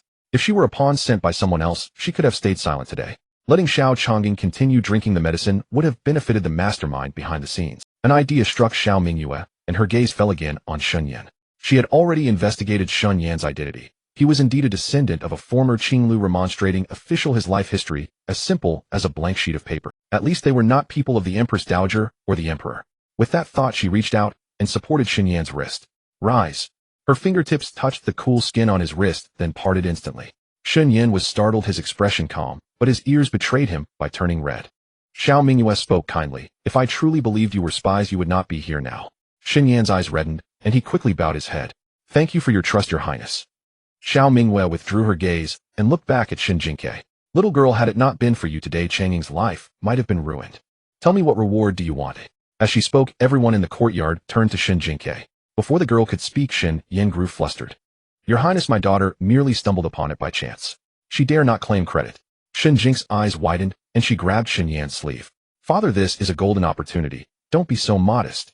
She stepped forward quickly and bowed. Your Highness, I ask you to give my father a chance to serve you. She had already thought this through. Yesterday, her father currently had no status in the princess residence and could not approach Xiao Mingyue. She needed to create opportunities for them to interact and spend time together so Xiao Mingyue could get to know him. Xiao Changying furrowed his brow, his look at Shen Jingque instantly changing. The wariness he had just set aside immediately rose again. A soft, adorable little girl, yet her first request was to place someone in the study. What was the front courtyard study of the princess residence? Military reports, secret letters, court intelligence, border grain accounts. Every item was a state secret. Shen Yin, an outsider who had only entered the residence yesterday, whose background had not yet been fully verified, wanted to get close to the princess. He squinted at the dazed Shen Yin and sneezed. Miss Shen is quite adept at planning your father's future. One might think it was Master Shen who coached you. The moment Xiao Chongying spoke, the air in the courtyard seemed to still. Shen Yin's already pale face turned even whiter, cold sweat beading on his brow. He hurried forward half a step, his blue robes fluttering in the wind, making him look like a bamboo stalk freshly beaten by rain. Your Highness, the young master misunderstands. Shen Yin clasped his hands, his voice tight. I would never presume to instruct my daughter to curry favor with your Highness. She is but a child, acting out of pity for her useless father, speaking without thought. Shen Jingque stood nearby, a sour feeling welling up in her heart. Why was he belittling himself again? His sense of self-worth was far too low. She would need to find a chance to talk some sense in. Just as she was about to speak up to salvage the situation, Xiao Mingyue raised a hand. I am aware. She then looked at Xiao Chongying. Chongying, Shen Yin will be assigned to the study for now. I will handle this matter. Xiao Chongying met her gaze, a silent understanding passing between them, and he said no more. His adoptive mother was the most stubborn person he knew. Once she made a decision, few could sway her. Fortunately, Shen Yin was nothing more than a weak scholar, hardly a threat. However, his gaze swept over to Shen Jingque, who was trying to make herself invisible. Miss Shen. Shen Jingque's small face turned serious. Yes. The princess residence does not keep idle hands. Since you understand medicine and have rendered a service today, I shall grant. Shen Jingque. Wait a minute. The combination of grant and position didn't sound right at all. The next moment, Xiao Chongying's words made her vision go dark. He pointed at Ji Qianshang. Starting tomorrow, you will report to the Shadow Bamboo Garden and assist him. Shen Jingque. This rendered her completely speechless. Her father was to be a beast of burden, and she, a 12-year-old girl, was to be one too. But then she reconsidered. Although Xiao Chongying's face was darker than if someone owed him 8 million, he was the prince's top adopted son, the commander of the Imperial Guard, and the future #1 combatant of the villain faction. Getting familiar with him was better than being invisible in the Shilling residence. Besides, Ji Qianshang was the son of a divine physician, and the Shadow Bamboo Garden was stocked with all kinds of herbs. Her Shenang's illustrated guide could get a lot of use. So Shen Jingque immediately looked up, flashing a sweet smile. Thank you for your appreciation, young master. Ji Qianshang, still holding the herbal dregs, turned green in the face. Wait, who said I would take her on? Shen Jingque turned to him, her face full of sincerity. Master White Cut Chicken, don't worry, I'm very easy to take care of. Ji Qianshang nearly choked on his breath. Who's your master? And don't call me White Cut Chicken. Shen Jingque blinked. But I don't know your name. Should I call you Purple-Robed Braid Doctor? Ji Qianshang, my name is Ji Qianshang. Call me Ji Qianshang. Xianqi turned his head away, his shoulders shaking with suppressed laughter. Xiao Chongying shot him a glance, and he immediately straightened up, hugging his sword and staring at the sky as if he had heard nothing at all. Xiao Mingyue watched the chaos unfold in the courtyard, the chill in her brow easing slightly. She turned and said, Shen Yin, follow me. Shen Yin quickly acknowledged, but not before casting a worried glance at Shen Jingque. She waved her small hand at him. Father, go to work with peace of mind. Shen Yin stumbled, almost tripping over the threshold. Work? What new term was this? Xiao Mingyue, walking ahead, hid a faint, barely perceptible smile. This little girl never spoke a common word. Leaving the Shadow Bamboo Garden, the bamboo shadows along the corridor began to recede. Shen Yin followed 3 steps behind, Xiao Mingyue feeling uneasy. That morning he had only intended to ask Old Su for some work. He never imagined he'd be dragged to the Shadow Bamboo Garden by Xianqi, learn his daughter had trespassed into a forbidden area, and get entangled in the leak within the prince's household. And then inexplicably he was following the princess to her study. Life was changing too fast. Shen Yin felt like a small fish washed ashore, flopping helplessly, unable to find the water. Xiao Mingyue turned her head to look at him, worried about little Queer. Shen Yin quickly lowered his head. Forgive my foolishness, your highness. He hesitated for a moment, then spoke softly. Queer is young and impetuous. I fear she might offend the young master at the Shadow Bamboo Garden. More than that, he feared her status was ambiguous. If she were to be called a maid, she wasn't of servile birth, and Shen Yin would never allow his daughter to fall to such a state. But to call her an apprentice, she hadn't formally taken a master. Being around men all day wouldn't look good. A woman's reputation in this world was as fragile as paper easily torn by the slightest wind. Shen Yin himself had suffered from the sting of gossip, and he didn't want his daughter to be subject to the same. Xiao Mingyue slowed her steps, casting a sidelong glance at him. Born into the imperial family, her relationship with her father was that of sovereign and subject more than father and daughter. She had never experienced ordinary familial affection. Seeing Shen Yin's deep love for his daughter stirred a pang of bitterness in her heart. A parent's love for their child is to plan for their future. Perhaps she didn't realize it herself, but she was a little envious of Shen Jingque. Xiao Mingyue curved her lips, her tone gentle. Chongqing may look fierce, but he is an upright man. He will not bully little queer. Shen Yin looked up, worry still lingering in his eyes. Xiao Mingyue continued, Ji Qinshang is the son of the divine physician Ji Wuya. Although he has a sharp tongue and a strange temper, his medical skills are truly commendable. A sneeze echoed from the distant shadow bamboo garden. Xiao Mingyue went on, since little queer has a natural gift and an aptitude for pharmacology, learning some skills from him is better than running around all day. Shen Yan's ears reddened slightly. He couldn't even refute the phrase, running around. Shen Jingque was indeed too lively. Seeing the shadow still lingering between his brows, Xiao Mingyue said, as for her status, rest assured. You are now a guest of the household. No one will treat her as a servant, and no one will dare speak ill of her. Shen Yin looked up stunned. Your Highness. He hadn't expected that in just a moment of hesitation, Xiao Mingyue had seen right through his thoughts. Xiao Mingyue stopped, turning to look back at him. If you remain at the princess residence next year when the Qishan Academy opens its school for girls, I will send her to study there. Shen Yin stood rooted to the spot, a surge of gratitude swelling in his chest, making it hard to breathe. How had he and his daughter been so blessed to receive such fortune? The wind rustled his sleeves. It took him a long moment to come to his senses, and he bowed deeply. Your Highness' great kindness, I have no way to repay it. Xiao Mingyue reached out and stopped him. Her fingers brushed against his wrist, and Shen Yin swayed slightly. Xiao Mingyue lowered her gaze, noticing his ears had turned red again. He was too easily flustered. She withdrew her hand, her tone becoming more formal. I haven't finished yet. Shen Yin quickly straightened up. Xiao Mingyue led him into a side hall in the front courtyard. It wasn't far from the main study. A few green pines grew outside the window, and several blank volumes lay under a paperweight on the desk. Xiao Mingyue sat behind the desk and gestured for him to sit. Shen Yin, of course, didn't dare sit. He stood respectfully below. Xiao Mingyue didn't press the point and asked, How is your education? Shen Yin replied, I studied with my grandfather for a few years in my youth.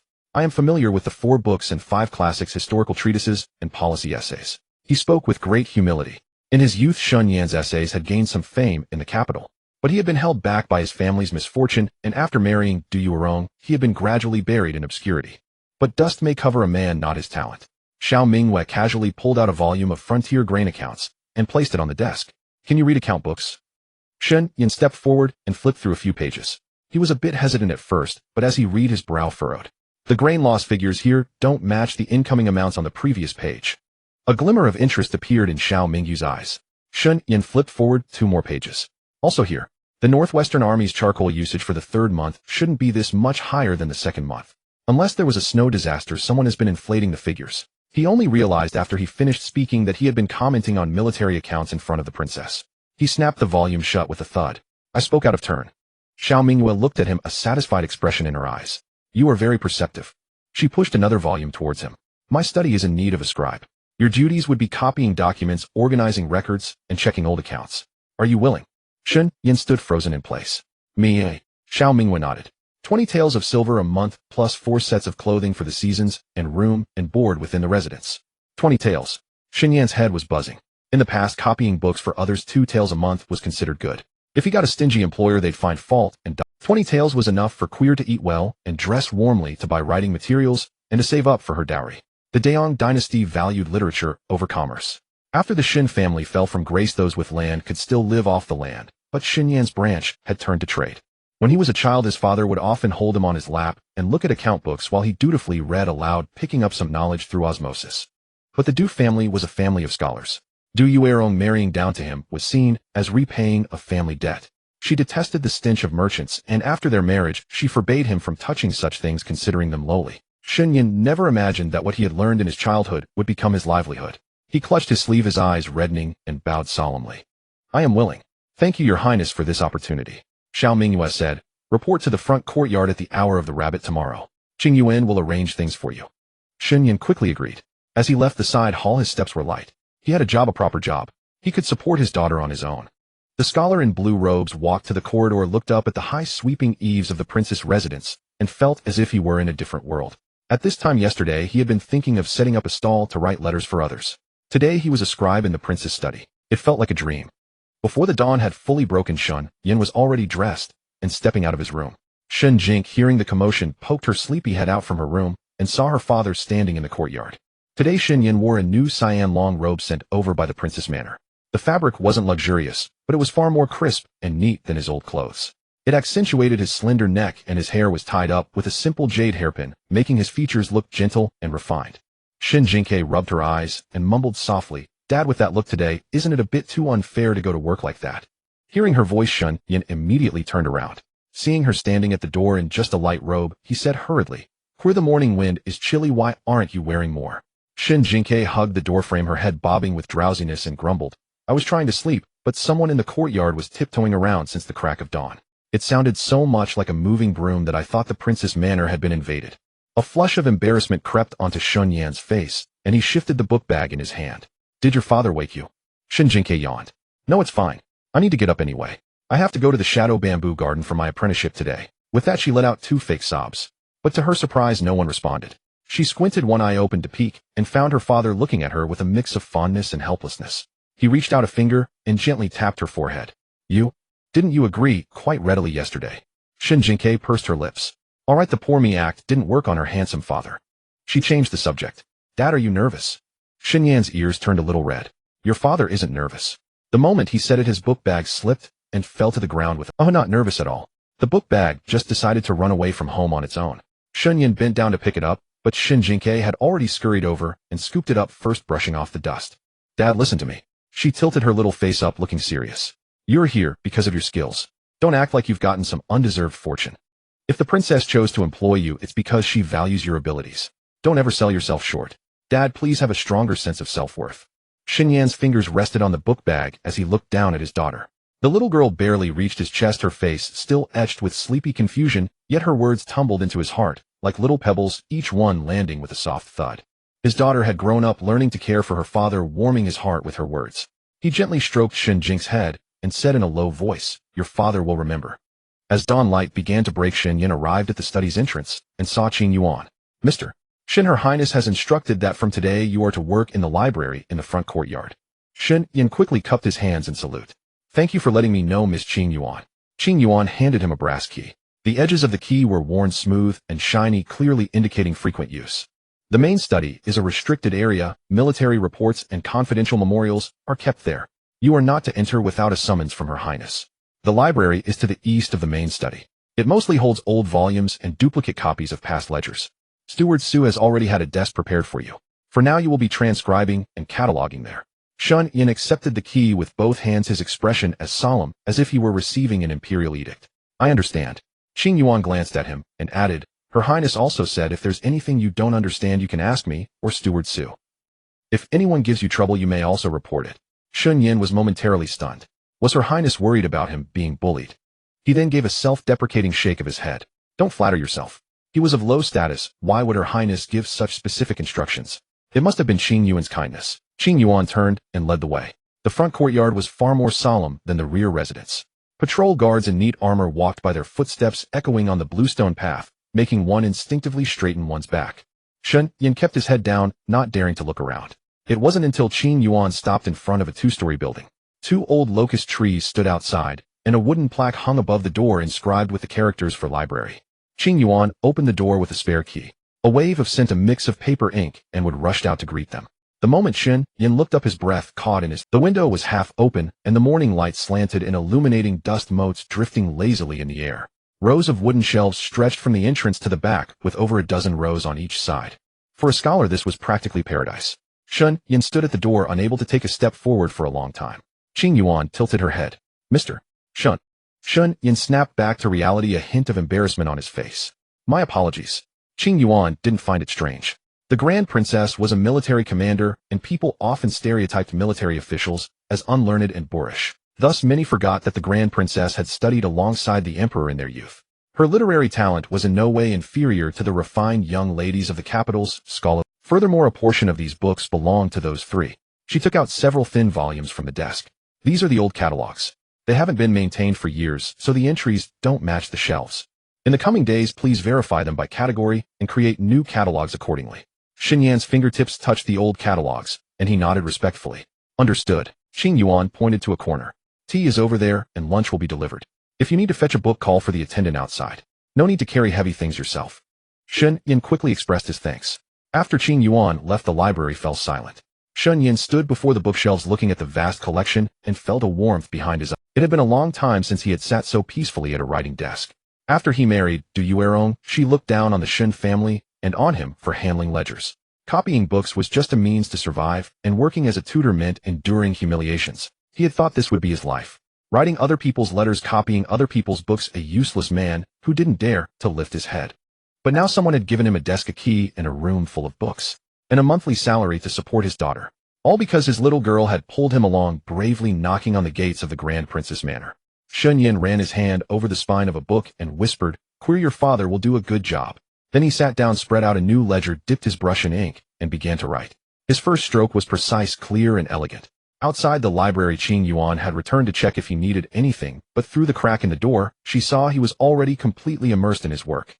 The scholar in the cyan robe sat in the room filled with morning light, his expression gentle, his wrist suspended gracefully, his posture refined and elegant.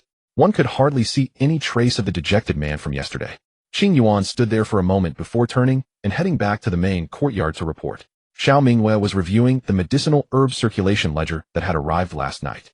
After listening to Qing Yuan's report, she tapped her finger lightly on the edge of the ledger. "Is he adapting well?" Qing Yuan replied, "Mr. Shen seems to really like the library." Xiao Mingyue's turning of the pages slowed slightly. "Oh, in what way does he like it?" Qing Yuan thought for a moment, failing to find a more apt description. "Like a mouse that stumbled into a rice jar." Xiao Mingyue let out a low chuckle. Qing Yuan added, "Mr. Shen is very cautious. He kept his head down the whole way through the front courtyard, and once inside the library, he first verified the old catalogs. He didn't touch the military ledgers sealed with red tags." Xiao Mingyue nodded. She was willing to give him a chance, but she wasn't without precautions. She would have to observe Shen Yan's character more. But so far this scholar was more proper than she had expected. In that case, he would be easy to bully. Xiao Mingyue closed the ledger. "No need to watch the library too closely. Just make sure he isn't treated poorly." Qing Yuan acknowledged the order. She turned to leave, but was stopped by Xiao Mingyue again. "What about the shadow bamboo garden?" Qing Yuan said, "Little Queer has already gone over." Xiao Mingyue raised an eyebrow. "She didn't kick up a fuss." Qing Yuan's mouth twitched. "Oh, she did." At the entrance of the shadow bamboo garden, Shen Jingque stood outside the threshold carrying a small herb basket larger than her head. Ji Qianshang leaned against the corridor railing with arms crossed, his purple robe loosely draped, a hint of sleepy resentment lingering in his eyes. They stood 3 paces apart, staring at each other with mutual disdain. Ji Qianshang raised an eyebrow. "You're early." Shen Jingque replied, "Can't help it. Child labor has no—" Ji Qianshang frowned. "What child labor?" Shen Jingque looked up with a pained expression. "At my age I should be lying in bed, growing, eating well, and basking in the sun. Instead you drag me here to sort herbs and wash medicine jars." Ji Qianshang nearly laughed in exasperation. "Who dragged you? You agreed yesterday." Shen Jingque spread her tiny hands. "An adult's breakdown happens in an instant. A little girl's breakdown begins at the crack of dawn." Ji Qianshang couldn't understand her. The little girl was talking nonsense again.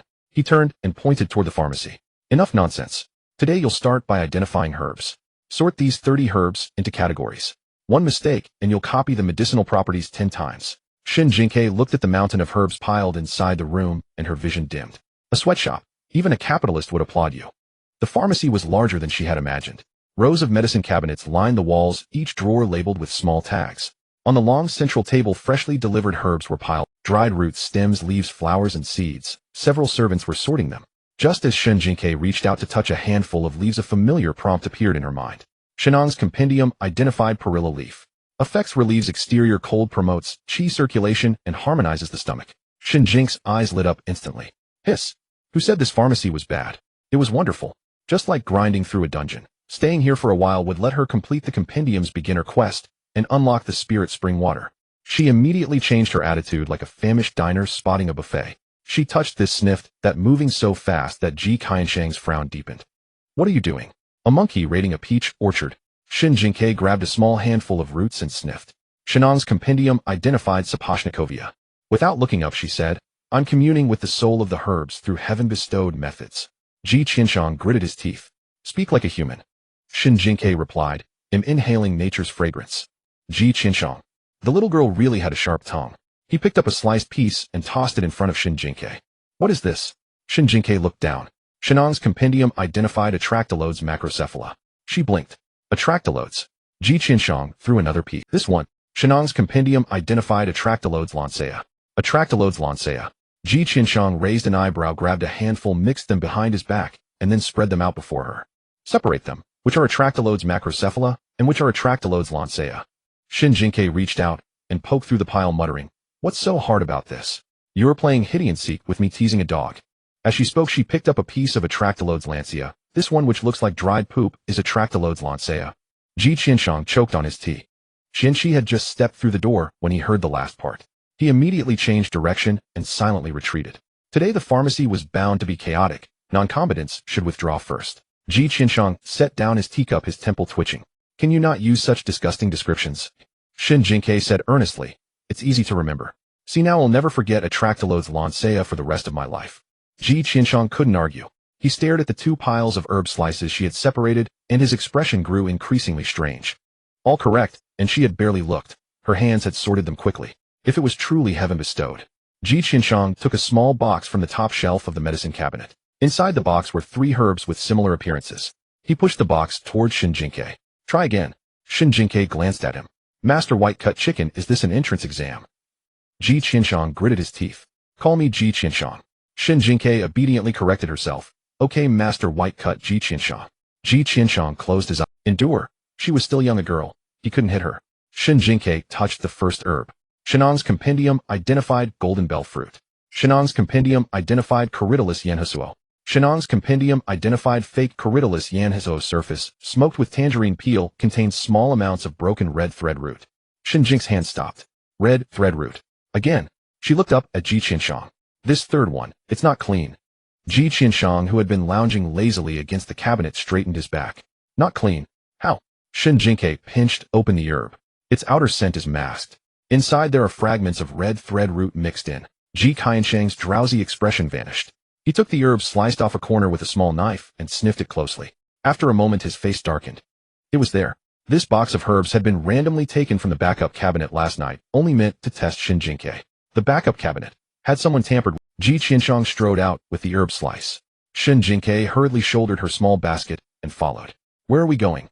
Ji Qianshang said to see Xiao Chongying. In the inner chamber, Xiao Chongying was reviewing the roster Xianqi had brought. A thin blanket covered his legs, and the medicine stove beside him was empty. No longer brewing herbs, the bitter medicinal smell had faded. Ji Qianshang entered and placed the box on the table. There's a problem with the backup cabinet too. Xiao Chongying looked up, his gaze falling on the box. Ji Qianshang recounted the matter. Xianqi stepped forward to examine it, his expression also sinking. The backup cabinet has only 3 keys, 1 in Master Jia's possession, 1 with me, and the 3rd with Granny Yin in the storeroom. Xiao Chongying pressed his fingers against the edge of the roster. Was Granny Yin interrogated last night? Xianqi said yes.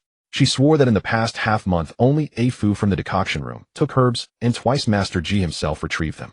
Ji Qianshang's temper flared. So she means I swapped my own medicine. Do I have nothing better to do? Shen Jingque had somehow followed in, and quietly added behind him. Or maybe you were sleepwalking, setting landmines for your own career in the middle of the night. Ji Qianshang whirled around and glared at her. Shen Jingque immediately clamped her mouth shut and mimed locking her lips. But Xiao Chongying looked at her. What do you think? Shen Jingque pointed at herself. Me? How could she have an opinion? She was just an ignorant little girl who had entered the mansion only 2 days ago. Besides, this seemed to fall into the realm of household intrigue. She wasn't familiar with that. Xiao Chongying said, yesterday you detected a problem at the entrance of the Shadow Bamboo Garden, and today you found red thread root in the backup medicine. Speak. Shen Jingque wanted to say, I'm just an intern child laborer, not a detective. But she glanced at Xiao Chongying's legs, and then at the herb slice in Ji Qianshang's hand. The repeated appearance of red thread root meant the person who swapped the medicine was very familiar with Xiao Chongying's prescription and the procedures of the Shadow Bamboo Garden. This was more troublesome than she thought. She cleared her throat. If both the regular and backup medicines were tampered with, then the person either has frequent access to the pharmacy or can contact the person who retrieves the herbs. Focusing only on the keys is useless. Keys can be lent, medicines can change hands, and people can lie. Xianqi frowned. Who do you suspect? Shen Jingque shook her head. I suspect everyone who can touch the medicine. Ji Qianshang snorted. That's saying nothing. Shen Jingque ignored him and continued, but there's a way. Everyone in the room looked at her. Shen Jingque raised one finger. Red thread root isn't flower. Touching it leaves a scent. Gather everyone who has recently been near the backup cabinet in the courtyard. If someone has been handling red thread root over a long period, their hands, cuffs, or fingernails will still carry a residual odor. Ji Qianshang frowned. The scents of herbs are mixed. How can you distinguish? Shen Jingque blinked. They'll sniff them. Ji Qianshang. He had almost forgotten. There was a little heaven-bestowed monster with a dog's nose here. Xiao Chongying studied her for a moment. Xianqi do as she says. Xianqi acknowledged and left. Shen Jingque was about to follow to watch the excitement when a system alert sounded in her ear. Warning: Shenong space trial countdown initiated. Shen Jingque stumbled, roaring inwardly. What the heck? System 001's electronic voice carried a hint of guilt. Host has overdrawn basic permissions for Shenong Space, triggering trial rules. The next moment, a panel visible only to her appeared. Shenong Space Basic Edition Trial Countdown 45 days.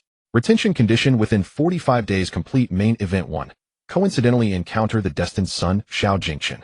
Failure penalty Shenong Space Basic Edition revoked Shenong's compendium simultaneously frozen. Shen Jingque. She bristled. Was this system insane? Coincidentally encounter. Encounter your radish meeting. She was currently in the Grand Princess Mansion, separated from the male lead Xiao Jingchen by the Marquis estate, the Imperial Palace, and countless barriers of the court. Where was she supposed to coincidentally encounter him? System 001 said weekly host main quests cannot be shelved indefinitely. Shen Jingque knew this broken system had little actual authority, and she began to calculate rapidly in her mind. Right now her foothold in the Grand Princess Mansion relied half on her tongue and half on this Shenong Space. Without the space, her meddling in Xiao Changying's medicine case would easily turn her from a heaven-bestowed child prodigy into a fraudulent little trickster. If that happened, not only would her father fail to become the consort, but he as a humble clerk might even be implicated. The more Shen Jingque thought about it, the more her scalp. Shen Jingque was still dazed when Xianqi led a group of servants to form 2 neat rows in the courtyard. Ji Qinshang frowned as he saw her standing motionless at the doorway. What are you spacing out for now? Shen Jingque immediately wiped the look of despair off her face, grabbed her small medicine basket, and hurried over. I'm coming. Xiao Changying sat beneath the eaves, lifting his eyelids slightly to cast her a glance. Begin. Over 20 people stood in the courtyard. A foo from the decoction room, the old maid who swept the dispensary, the servant boy who carried medicines, and 2 stewards from the storehouse. All had been summoned. None of them knew why they had been gathered here, each shrinking their necks and fidgeting with their fingers in trepidation. Shen Jingque looked at the line of people and felt like a narcotics dog forced into duty. She walked up to the first old maid. The woman tremblingly extended her hand, her aged face flushing red. Shen Jingque leaned in and took a deep sniff, but the compendium gave no reaction. It wasn't her. She shook her head. Next, the second was the medicine-carrying servant boy. Shen Jingque barely leaned in for a whiff before her face turned green. His hands reeked of aged wooden crates mixed with an indescribable musky stench. She looked up to glare at the boy, only to see him grinning sheepishly with guilt. 2 just came from the latrine when I was called over, haven't had time to wash my hands. Shen Jingque clamped her nose shut and stumbled back several paces. Heavens above, why must she at such a tender age endure this kind of unwarranted occupational hazard? Yet the compendium remained silent. It wasn't him either. Shen Jingque sniffed her way through them one by one until she reached a foo. A foo looked 15 or 16, as thin as a clothes-drying pole with dark shadows under his eyes from lack of sleep. Seeing her approach, he hastily wiped his hands on his clothes. Xianqi said coldly, "Extend your hands." A foo trembled in fright and quickly held them. The hands were meticulously clean, nails trimmed short. Probably due to years of washing and scrubbing work, a few slivers of dead skin curled at the edges of his fingers. But no amount of washing could defeat a cheat system. As Shen Jingque drew near, large characters instantly flashed across the void panel before her eyes. Compendium identified. Shen Jingque looked up at a foo. His face paled under her gaze. Miss Shen, what's wrong? Shen Jingque didn't answer. She grabbed his hand and ran her fingers up his arm. The sleeve was flat and empty, and his palms and the backs of his hands were completely bare. Strange. Where was it hidden? Just as she scratched her head in confusion, Shen Jingque stared hard and realized the compendium's marker had jumped onto her own hand. Wait. She had just touched this boy's clothes. Shen Jingque grabbed a fuss sleeve again and rubbed it vigorously. When she opened her own small hands, a highlighted label for red thread root was clearly displayed on them. Case closed. The powder was stuck to this guy's sleeve. The crowd in the courtyard watched her paw all over a foo, their eyes nearly bulging out of their sockets. Shen Jingque took a big step back and raised one finger. There is only the traitor. It's him. The gathered servants erupted into chaos. A foo was a family-born servant. How could he betray the estate of the eldest prince? Injustice. Young master, I'm innocent. I'm not the traitor. A fuss legs gave way, and he dropped to his knees with a thud, kowtowing repeatedly. The medicines were all personally given by head matron Yin. I'm just a furnace watcher. I've grown up in this estate. You could lend me 100 guts, and I still wouldn't dare poison the master. Ji Qianshang strode down the steps at the sound, grabbed a fuss sleeve, rubbed the fabric between his fingers, and brought it to his nose. After a moment, his face darkened like the bottom of a pot. There is indeed the scent of red thread root. A fuss, tears and snot streamed down together as he shook like a sieve. Young Master Ji, please save me. I truly don't know. Every time I fetch medicine, I follow the list. Those herbs all look alike. How could I tell them apart? Old Madam Yin, terrified, also dropped to her knees with a thud. This old servant swears to heaven I knew nothing. Everything in the backup medicine cabinet is accounted for by the ledger, and I keep the key tied to my waist day and night. I've never even taken it off to sleep. Xiao Chongying pressed his fingertip hard against the edge of the registry, creasing the paper into a sharp fold. Xian Qi stepped forward. At your command. Detain a Fu for now.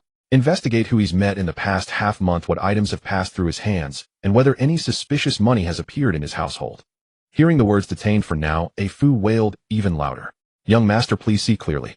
If I've told a single lie, may old lease donkey next door kick me into a cesspit the moment I step out, and may I eat SHD for the rest of my life. Shen Jingque had been posing as a great detective, but at this, she nearly choked on her own saliva. Good heavens, now that was a vow with some serious flavor. Xiao Chongying turned to Shen Jingque. Miss Shen, do you think he's lying? By now a snot had dripped past his chin, and he radiated an air of pure unadulterated foolishness and cowardice. Shen Jingque pinched her own smooth little chin, and said with an objective air, he doesn't look like the mastermind. Ji Qianshang raised one eyebrow. Why, oi? Shen Jingque's big eyes blinked as she replied with utmost sincerity, because he doesn't seem to have the brains for it. A fuss crying hissed for a moment. Shen Jingque spread her hands. Think about it. If someone really wanted to tamper with the master's medicine, they'd have found an excuse to slip away during the big sweep for traders earlier. I'd guess he was used by someone else.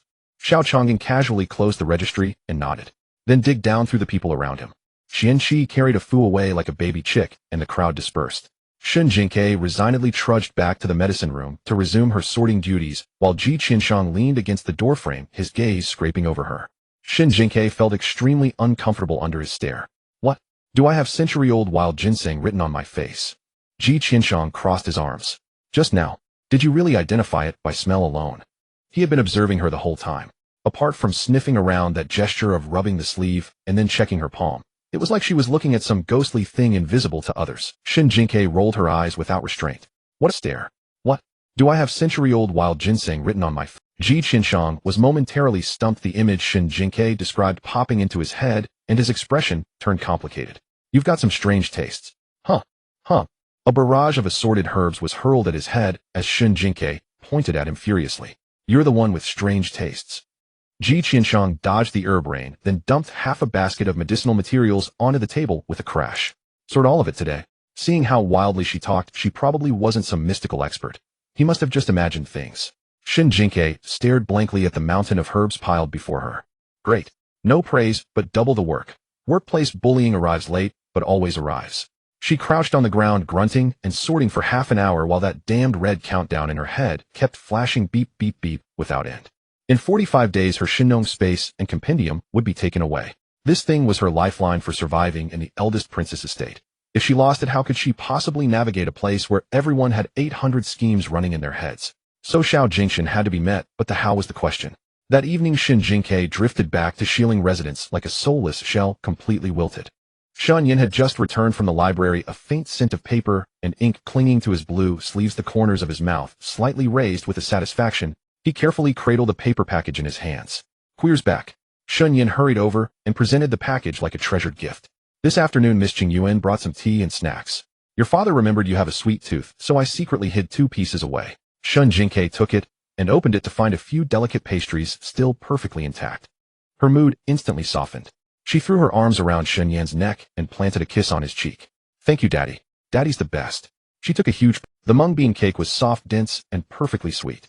Shen Yin sat on a small stool watching his daughter's drooping brows and asked softly, Did something upset you at Ingzhu Garden today? Shen Jingque's mouth was stuffed like a hamster hoarding food as she mumbled complaints. It was okay, I guess. Just played narcotics dog and caught a traitor, then got used as free labor by that white-cut chicken all afternoon. The smell of herbs made me dizzy. The smile on Shen Yan's face faded, replaced by deep concern. A traitor? Did it involve you? Shen Jingque gave a selective account of how the herbs had been swapped and laced with poison. Shen Yin listened, his brows knitting slightly.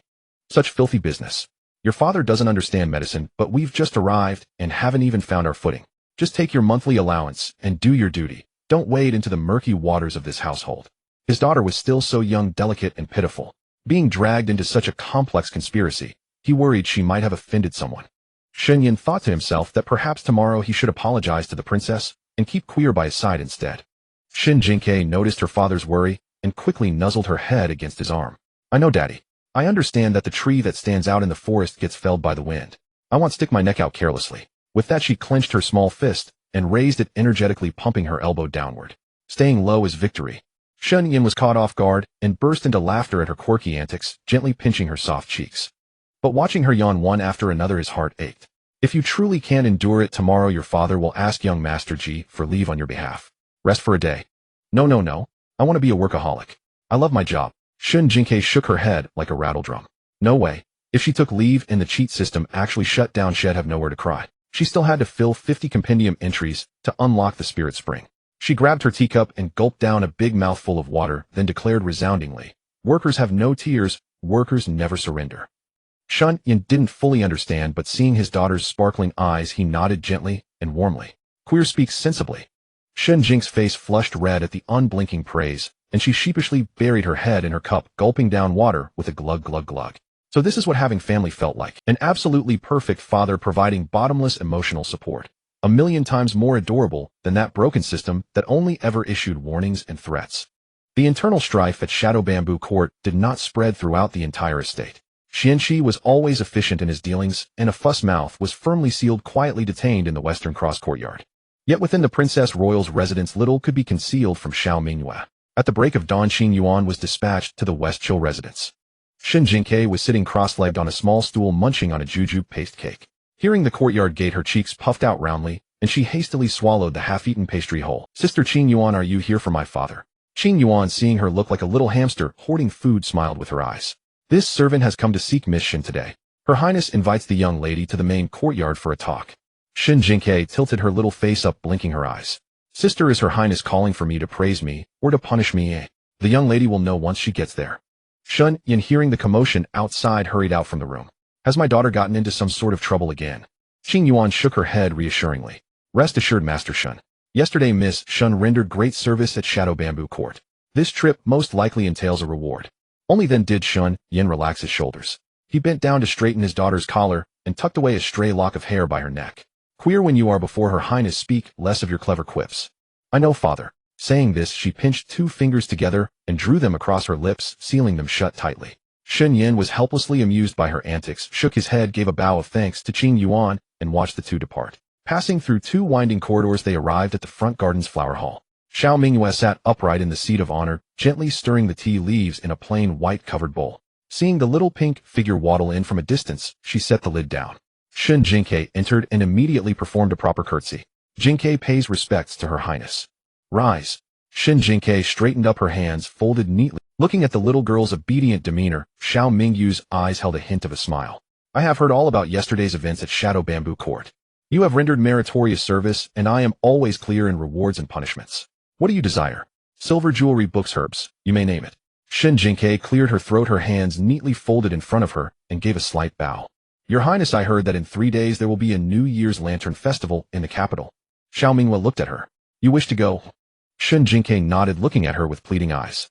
"I heard this year's festival is especially grand. I heard there are rabbit lanterns, lotus lanterns, acrobatics, and street performances. I've never seen them." Then with a sensible air she added, "If Her Highness finds it inconvenient, then forget it. Queer doesn't have to go." Despite her innocent facade, her mind was working furiously. A lantern festival.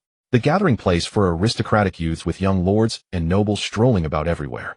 According to the original plot, in 3 days Xiao Jingchen would definitely go to the White Jade Bridge to release lanterns, and he would encounter Shen Tingyun, who had been brought out by the marquis' household. All she had to do was blend into the crowd and catch a distant glimpse of Xiao Jingchen. If the system registered the encounter as successful, she could keep the Shenong space. Then she would turn and run, absolutely avoiding any entanglement with the male lead. Xiao Mingyue watched her feigned obedience, seeing right through her little schemes. But a little girl wanting to go to a lantern festival was hardly a big deal. The Shen father and daughter had lived a hard life before, they likely had little money for the child's amusement. "Granted." Shen Jingque's eyes shone brighter. "Thank you, Your Highness." Xiao Mingyue added. Qing Yuan assigned 2 extra guards to accompany them on the day of the festival. Qing Yuan acknowledged the order. Xiao Mingyue thought for a moment, then instructed, "Send word to the Imperial Wardrobe Bureau to prepare a new set of going-out clothes for Master Shen and Little Queer. With the crowds at the festival, we mustn't let anyone slight the people of the Princess Royal's residence." Shen Jingque was so moved, she nearly wept right there in the courtyard. Sob following the big shot truly pays off. Not only getting leave approved, but also the outfit expenses covered, and even bodyguards provided. Seeing the exaggerated yet lively expression on her little face, like a moving glutinous rice ball, Xiao Mingyue couldn't help but ask, "So happy?" Shen Jingque immediately, Queer just thinks her highness is beautiful and kind, wise and mighty, the ultimate great benefactor of Daong. Qing Yuan, standing nearby, lowered her head. Xiao Mingyue shook her head and waved her hand.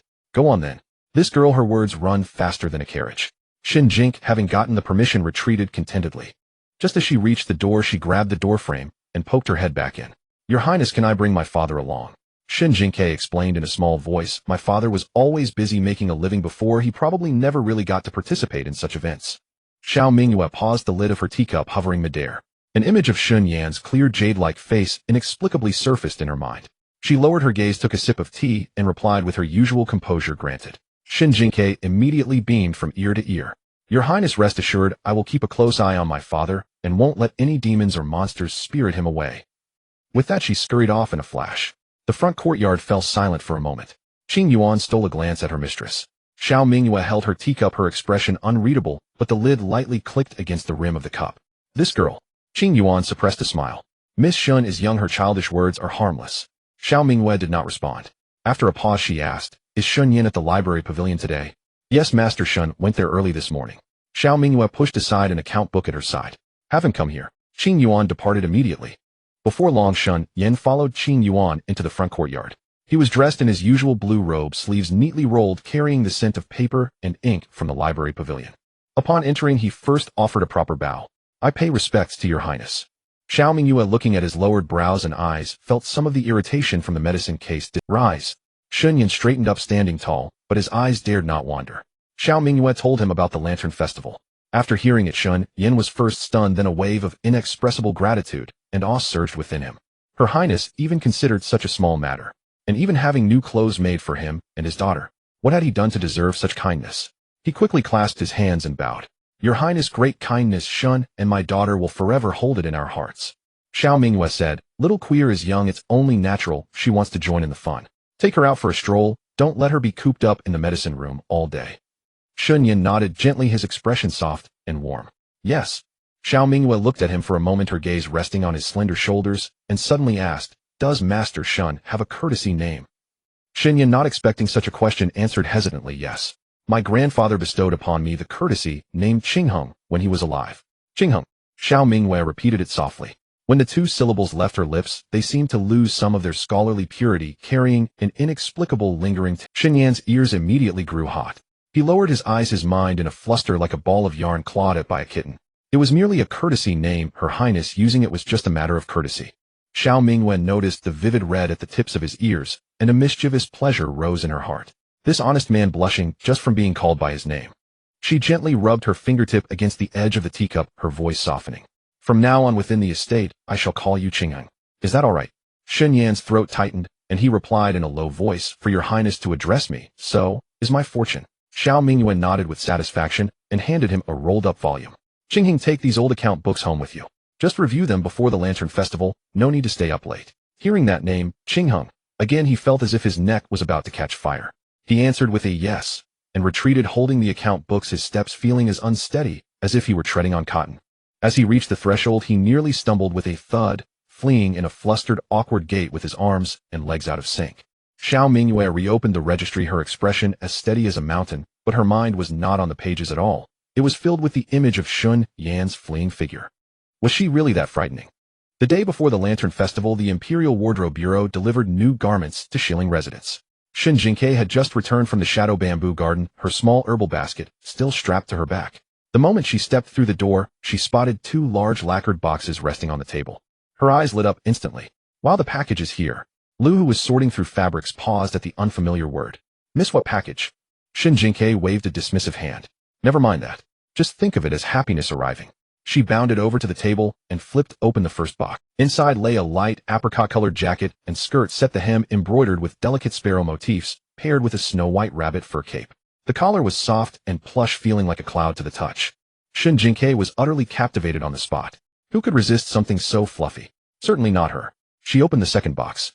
Within rested a set of moon-white brocade robes, the cuffs and hem embroidered with subtle bamboo leaf patterns. The sash was a pale cyan accompanied by a warm, smooth jade. Shen Jingque lifted the robes and shook them out in the sunlight. The moon-white silk shimmered with a soft glow. If her father wore this, wouldn't he be devastatingly handsome? She spun around and shouted, Father. Shen Yin emerged from the inner room where he had been organizing scrolls from the library. What is it? Shen Jingque held up the robes, her eyes sparkling. Father, put these on right now. Shen Yin looked at the garment, a hint of hesitation crossing his face. This fabric is far too precious. My usual blue robe is perfectly fine. The silk was lustrous, the patterns elegant. Even in the days before the Shun family's fall, such fine material was a rarity. He was merely a newly appointed clerk in the princess mansion. Though the salary was generous, he had yet to achieve anything of note. Her Highness had already provided them a place to live, given him a position, and paid him a wage. Now even his clothes were prepared with such care. What had he done to deserve such kindness? Seeing his hesitation, Shen Jingque immediately shoved the robes into his arms. Father, tomorrow we represent the face of the princess mansion. If you go out in old clothes, people might think Her Highness mistreats her retainers. Shen Yin caught the robes, looking both amused and exasperated. It's not that serious. It is. Shen Jingque put on a stern face. Clothes make the man. Father, you're so handsome, and since Her Highness prepared this for you, she must want you to wear it. We shouldn't disappoint her. Shen Yan's ears burned at her words. He reached out and covered her mouth. You're still a child, no nonsense. He had never been comfortable with compliments about his appearance. In his youth, people had said he was handsome. But later, under Du Yuron's daily cold stares and taunts, that handsome face became a symbol of uselessness, weakness, and inadequacy. Du Yuron always said he had nothing but a pretty face, couldn't secure a future, couldn't give her the prestige she wanted. Over time, Shen Yin even stopped looking in the mirror. Shen Jingque made muffled noises, struggling to speak through his fingers. I'm just telling the truth. Lu stood nearby, her shoulders trembling slightly. She couldn't laugh. She was a professional maid. Unable to win the argument, Shen Yin reluctantly took the robes into the inner room. Shen Jingque sat outside, waiting, her legs swinging with excitement. Lu carefully put away the rabbit fur cape, unable to resist asking, Miss, why are you so happy? Shen Jingque lowered her voice, a mysterious look on her face. Sister Lu, you wouldn't understand. It's the joy of a growth project. Lu was even more confused. But looking at Shen Jingque's sparkling eyes, she could roughly guess. Miss Shen was happy for Master Shen. The door to the inner room finally opened. When Shen Yin stepped out, a hush fell over Shilling residence. He was slender, but his posture was impeccable. With the sash cinching his waist, his scholarly air was elevated with a touch of nobility. His dark hair was half tied up, held by a jade hairpin beneath a coronet. A faint tear mole sat at the corner of his eye. With his gaze lowered, he appeared gentle. When he raised his eyes, there was a purity untouched by the mortal world. Shen Jingque cupped her face in her hands. Oh my God! She was stunned by her own father's beauty. It felt a bit like filial impiety to say it, but she really could. The main issue was that her father's face was simply too unfair. If this were modern times, she could post him on a short video platform. She already had the title in mind, a cold fatherly beauty neglected by life, a gaze that lingers for eternity. The comment section would be flooded with father-in-law am available, and is this my husband I've never met, and I need all his information in 3 minutes. Lu was also so distracted that she forgot her task, the handkerchief in her hand falling to the floor. Realizing what happened, she blushed and quickly bent down to pick it up.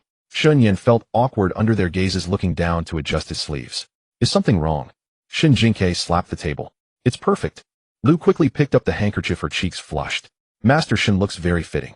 Shen Yan's face grew hotter. That's good then. Just then footsteps sounded from outside the courtyard. Xiao Mingyue had only been passing by Shilling residence. She had just returned from the front courtyard, a riding whip still in her hand. The previous night, her investigation into the herbal medicine transaction ledgers had uncovered several suspicious accounts. Combined with Xianxi's report today, a cold anger was felt. The princess mansion appeared impenetrable, yet someone had silently infiltrated it. This disgusted her. She should have returned to the main courtyard to deal with these sordid matters. But hearing from Qing Yuan that the Imperial Wardrobe Bureau had delivered clothes, her feet somehow carried her here. At the moon gate, she looked up and saw Shen Yin turning. Wind rustled through the old locust tree in the courtyard, casting branch shadows across the hem of his moon-white robes. He stood under the eaves, hearing the noise, and looking up, a trace of lingering shyness on his brow. Xiao Mingyue stopped. She had seen many men in her life. Those who had bled on the battlefield, those in the court who hid daggers behind smiles, and those from noble families, polished and dashing. But Shen Yin was different. He had no sharp edges, nor did he know how to flatter. He was like a scroll of elegant calligraphy, and painting pressed down by the years, finally revealing its true colors once the dust was brushed away. So pure and radiant. Xiao Mingyue tightened her grip on the riding whip, a strange emotion stirring in her heart. Qing Yuan, following behind, saw her mistress stop and looked over as well. And then she understood. Master Shen's attire today was indeed something else. Seeing Xiao Mingyue, Shen Yin quickly bowed. Your Highness. So pure and radiant. Xiao Mingyue tightened her grip on the riding whip, a strange emotion stirring in her heart. Qing Yuan, following behind, saw her mistress stop. Wow. She had caught the princess' obvious moment of distraction. Her shipping radar was going off. Shen Jingque immediately sprang into action. Your Highness, you came at the perfect time. Tell me, doesn't my father look great? Shen Yan's face flushed. Queer. Shen Jingque was determined to ignore him. My father is so handsome. If someone married him, they'd eat 2 bowls less rice a day. Lu was bewildered. Why, oi? Shen Jingque spread her hands. Because he's a feast for the eyes. This time Shen Yan truly couldn't take it anymore. He reached out and pinched her lips together. No more nonsense. Shen Jingque, with her lips pinched, made muffled protests. MMPH, MMPH, MMPH. Shen Yan pinched his daughter's lips, his face reddening to the point of bleeding. He was genuinely embarrassed. But beneath the shame was a flicker of panic he didn't dare acknowledge. When Shen Jingque said those things, his first thought was the fear of offending Xiao Mingyue. His second thought was, what would her Highness think? Would she find it frivolous? Would she think he had no sense of propriety? But the next moment he felt that even having such thoughts was wrong. Between himself and her Highness there was a chasm. He was merely a clerk in the mansion living on her charity. How could he harbor such anxious, self-conscious feelings? The more he thought, the more flustered he became, so he simply covered his daughter's mouth even tighter. Please forgive my daughter, Your Highness. Xiao Mingyue watched the father and daughter bicker, a hint of amusement surfacing in her eyes. Her tone was softer than usual. Little Queer isn't entirely wrong. Shen Yan froze. Xiao Mingyue, as if she hadn't said anything unusual, simply glanced at the empty space at Shen Yan's. Why aren't you wearing the jade pendant? Shen Yan looked down and realized the matching pendant from the box was still on the table. He had been afraid of damaging it while changing. Shen Jingque immediately picked up the pendant and handed it to him. Father, put it on, put it on. We can't miss the finishing touch. Shen Yan took it, but his fingers got tangled in the jade cord. The more he tried to untangle it, the more tangled it became. Xiao Mingyue couldn't stand it any longer. She stepped forward. Let me. Shen Yan flinched slightly, and the pendant was already in her hands. Xiao Mingyue stood before him, her head bowed, as she fastened the jade cord at his waist. They were close. Shen Yan could smell a faint, cool fragrance on her mixed with the scent of leather and iron, like a fire burning in a snowy night. He dared not look down at her, so he stared at the old locust tree in the courtyard. But the redness of his ears was too obvious. Even Shen Jingque was finding it hard to watch. Father, you have 2 children. Why are you acting like a shy high school boy? Xiao Mingyue quickly fastened the pendant. It wasn't until her fingertips left the sash that Shen Yan let out a soft breath. Thank you, Your Highness. Xiao Mingyue took a half step back, her gaze lingering on him for a moment. These robes suit you. Shen Yan murmured. It's because Your Highness provided such fine. Xiao Mingyue didn't respond to that, only saying, the Lantern Festival will be crowded tomorrow. Stay close. This was directed at Shen Yan, but Shen Jingque immediately raised her hand. Don't worry, Your Highness. They'll hold on to my father's hand and make sure he doesn't get lost. Shen Yan raised a hand to his forehead. Queer. He now truly wanted to pack this little terror into a bundle. Shen Jingque blinked innocently. Did I say something wrong? Father, you're so handsome. What if some lady or miss takes a fancy to you and tries to snatch you away? Xiao Mingyue, however, looked at Shen Jingque and said with utter seriousness, no one dares to touch a member of the prince's household. Shen Jingque screamed, and she was shipping it. She was really shipping it. Xiao Mingyue didn't stay long. But after she left, the air in Shiling residence still held a trace of unusual, ambiguous tension. Shen Yan stood under the eaves looking down and touching the jade pendant at his waist. As his fingers brushed the edge of the jade, he realized his palm was slightly warm. Shen Jingque sidled up to him, grinning like a little fox. Father, Her Highness just complimented you. Shen Yan quickly withdrew his hand. Her Highness was just being polite. Shen Jingque looked at him with an old wise expression. Father, being overly modest is just being blind to the obvious. Shen Yan moved to pinch her lips again. Shen Jingque yelped and scurried away, clutching her head. In the herbal pharmacy of Shadow Bamboo Garden at dawn, Shen Jingque darted about like a little mouse that had snuck into a granary, her hands never still. Her left hand finished fondling a handful of astragalus, and her right hand immediately reached for the codenopsis in the next compartment, all while she leaned in to take a deep sniff of a cluster of dried flowers. Ji Qianshang leaned against the doorframe, holding a teacup, watching her with an expression that suggested she was about to gnaw on the entire medicine cabinet, and let out a disdainful tsk. Did you take the wrong medicine today? Shen Jingque didn't look up, her fingers already resting on a row of small porcelain bottles. No, I'm studying hard, striving to graduate early and not bring shame to my master. Ji Qianshang nearly spat out his tea. Since when did you acknowledge me as your master? Yesterday you called me skinny chicken. Shen Jingque finally looked up, flashing him a standard professional smile. Times change, people must grow. With that, she buried her head again, touching herbs at a speed that looked like a limited-time shopping spree. Shenong Codex Recognition Astragalus. Shenong Codex Recognition Codenopsis. Shenong Codex Recognition Honeysuckle. The notification sounds kept popping up one after another, and Shen Jingque happily counted along. 43, 44, 45. Just 5 more. Her gaze swept to the top shelf of the medicine cabinet towards a row of untouched small boxes, her eyes gleaming. Ji Qianshang followed her gaze and immediately, "Don't touch that rose, some of those are toxic herbs." Shen Jingque looked up at him pitifully. "They'll just look, not eat."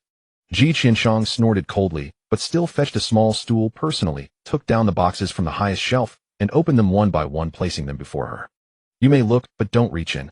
Use your nose." Shen Jingque nodded, obediently leaned in, and took a deep breath from the first box. Shenong Codex Recognition Strictness Nux Vomica. 46. The second box. Shenong Codex Recognition Pinelia Tornata. 47. Ji Qianshang watched her expression of glee and couldn't help asking, "You're this happy sniffing poisons planning to switch to being a poison master?" Shen Jingque shook her head. "Know your enemy and know yourself, and you can fight 100 battles without defeat. Knowing poisons is the best way to counter them." Ji Qianshang raised an eyebrow, finding no words to refute. Shen Jingque continued down the line. The third box contained a small pinch of dry brown powder. Shenong Codex Recognition Aconitum Carmiculae. 48. She turned to the other side of the cabinet where several root-type herbs she hadn't noticed before were placed. Her finger gently touched a slice. Shenong Codex Recognition Gastrodia Elata. 49. Shen Jing's heart began to race. Just one more. Her gaze swept across the pharmacy, finally landing on a small bamboo basket, half covered by a cloth curtain in the corner. The basket held several bundles of fresh herbs yet to be sorted, apparently delivered this morning. Shen Jingque crouched over, picking out a root still bearing the scent of earth. The moment her fingers touched it, the notification sound in her mind rang out on cue. Shenong Codex Recognition Angelica Sinensis. Immediately after, a golden light burst within the depths of her consciousness. Ding! Congratulations, host. You have illuminated 50 herbal illustrations. The basic spirit spring function is now officially unlocked. Shen Jingque clutched the Angelica root, nearly jumping on the spot. Summoning her lifetime of acting skills, she pressed the curve of her smile back to a normal range and slowly rose to her feet. Ji Qianshang happened to walk over, and seeing the Angelica in her hand, casually remarked, "Recognized it." Shen Jingque placed the root back in the basket and brushed the dirt off her hands. Angelica for enriching blood and invigorating circulation, regulating menses, and alleviating pain. She paused, then added, "The name sounds nice too. Dang Gue. What is meant to return will always return." Ji Qianshang glanced at her, saying nothing. The words this little girl occasionally blurted out didn't seem to belong to a 12-year-old. Shen Jingque stayed in the pharmacy for another half hour, dutifully putting away the remaining unsorted herbs, then slung her small medicine basket over her shoulder and headed out. "I'm going back for lunch. I'll be back this afternoon." She needed to go home and properly investigate just how miraculous this spirit spring water really was. Ji Qianshang waved his hand, too lazy to pay her any mind. Shen Jingque trotted all the way back to the West Cold residence. As she entered, she saw that Lu Yi had already laid out the midday meal. A plate of steamed sea bass, a bowl of lotus seed soup, 2 seasonal vegetable dishes, and a plate of osmanthus cakes. She sat down, wolfed down a few mouthfuls of rice with lightning speed, set down her chopsticks, and bolted for the inner room. Lu Yi chased after her, holding the soup bowl. "Miss, you haven't drunk your lotus seed soup yet." Shen Jing's voice came from inside. "They'll drink it in a bit. Let me rest for a moment first." Lu Yi stood outside the door, a little puzzled.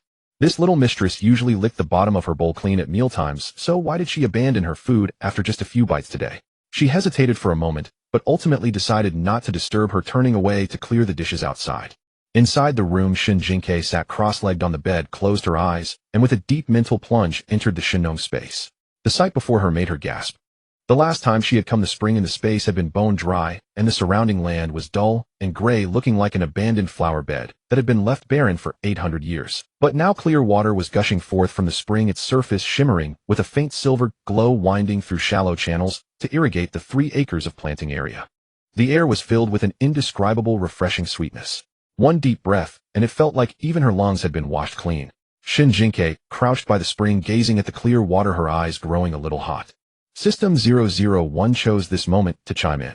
"Host, the basic spirit spring is now active. It can be used to water spiritual herbs and can also be consumed directly." Shen Jingque immediately pressed further. "What does drinking it do?" "Spirit spring water has the effect of cleansing the marrow and refining the meridians. Long-term consumption can strengthen the physique and heal old hidden wounds." The system paused, then added, "Additionally, because the host has illuminated 50 illustrations, the system has gifted a basic herbal seed pack, which has been placed in the storage compartment." Shen Jingque opened the storage compartment and saw a dozen or so small cloth bags neatly arranged inside, each labeled with a name. She didn't rush to examine the seeds. First, she cupped her hands and brought a sip of the spirit spring water to her lips. The moment the water entered her mouth, a cool sensation slid from her throat down to her stomach, then spread outwards like ripples through her limbs and bones. Shen Jingque felt as though something within her malnourished little body was being slowly repaired. She looked down at her hands. The scars on the back of her hands left from winter chilblains were visibly fading, finally disappearing completely to reveal the tender new skin beneath. Shen Jingque examined them over and over, so excited she nearly rolled around on the ground in the space. Awesome, awesome, this stuff is more potent than cosmetic surgery.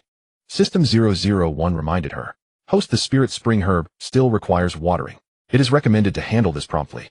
Shen Jingque suddenly remembered the important task, and carrying the water, she ran towards the spirit spring herb in the corner of the planting area. After being watered with a trial portion last time, the spirit spring herb had barely survived, its leaves still drooping and limp, looking like a small cabbage that had been hit by frost. She crouched down, carefully pouring the spirit spring water at its roots. The moment the water touched the soil, the leaves of the spirit spring herb visibly unfurled, the yellowed edges regaining a vibrant green, and its stem straightened up a few degrees. Spirit spring herb growth progress 60.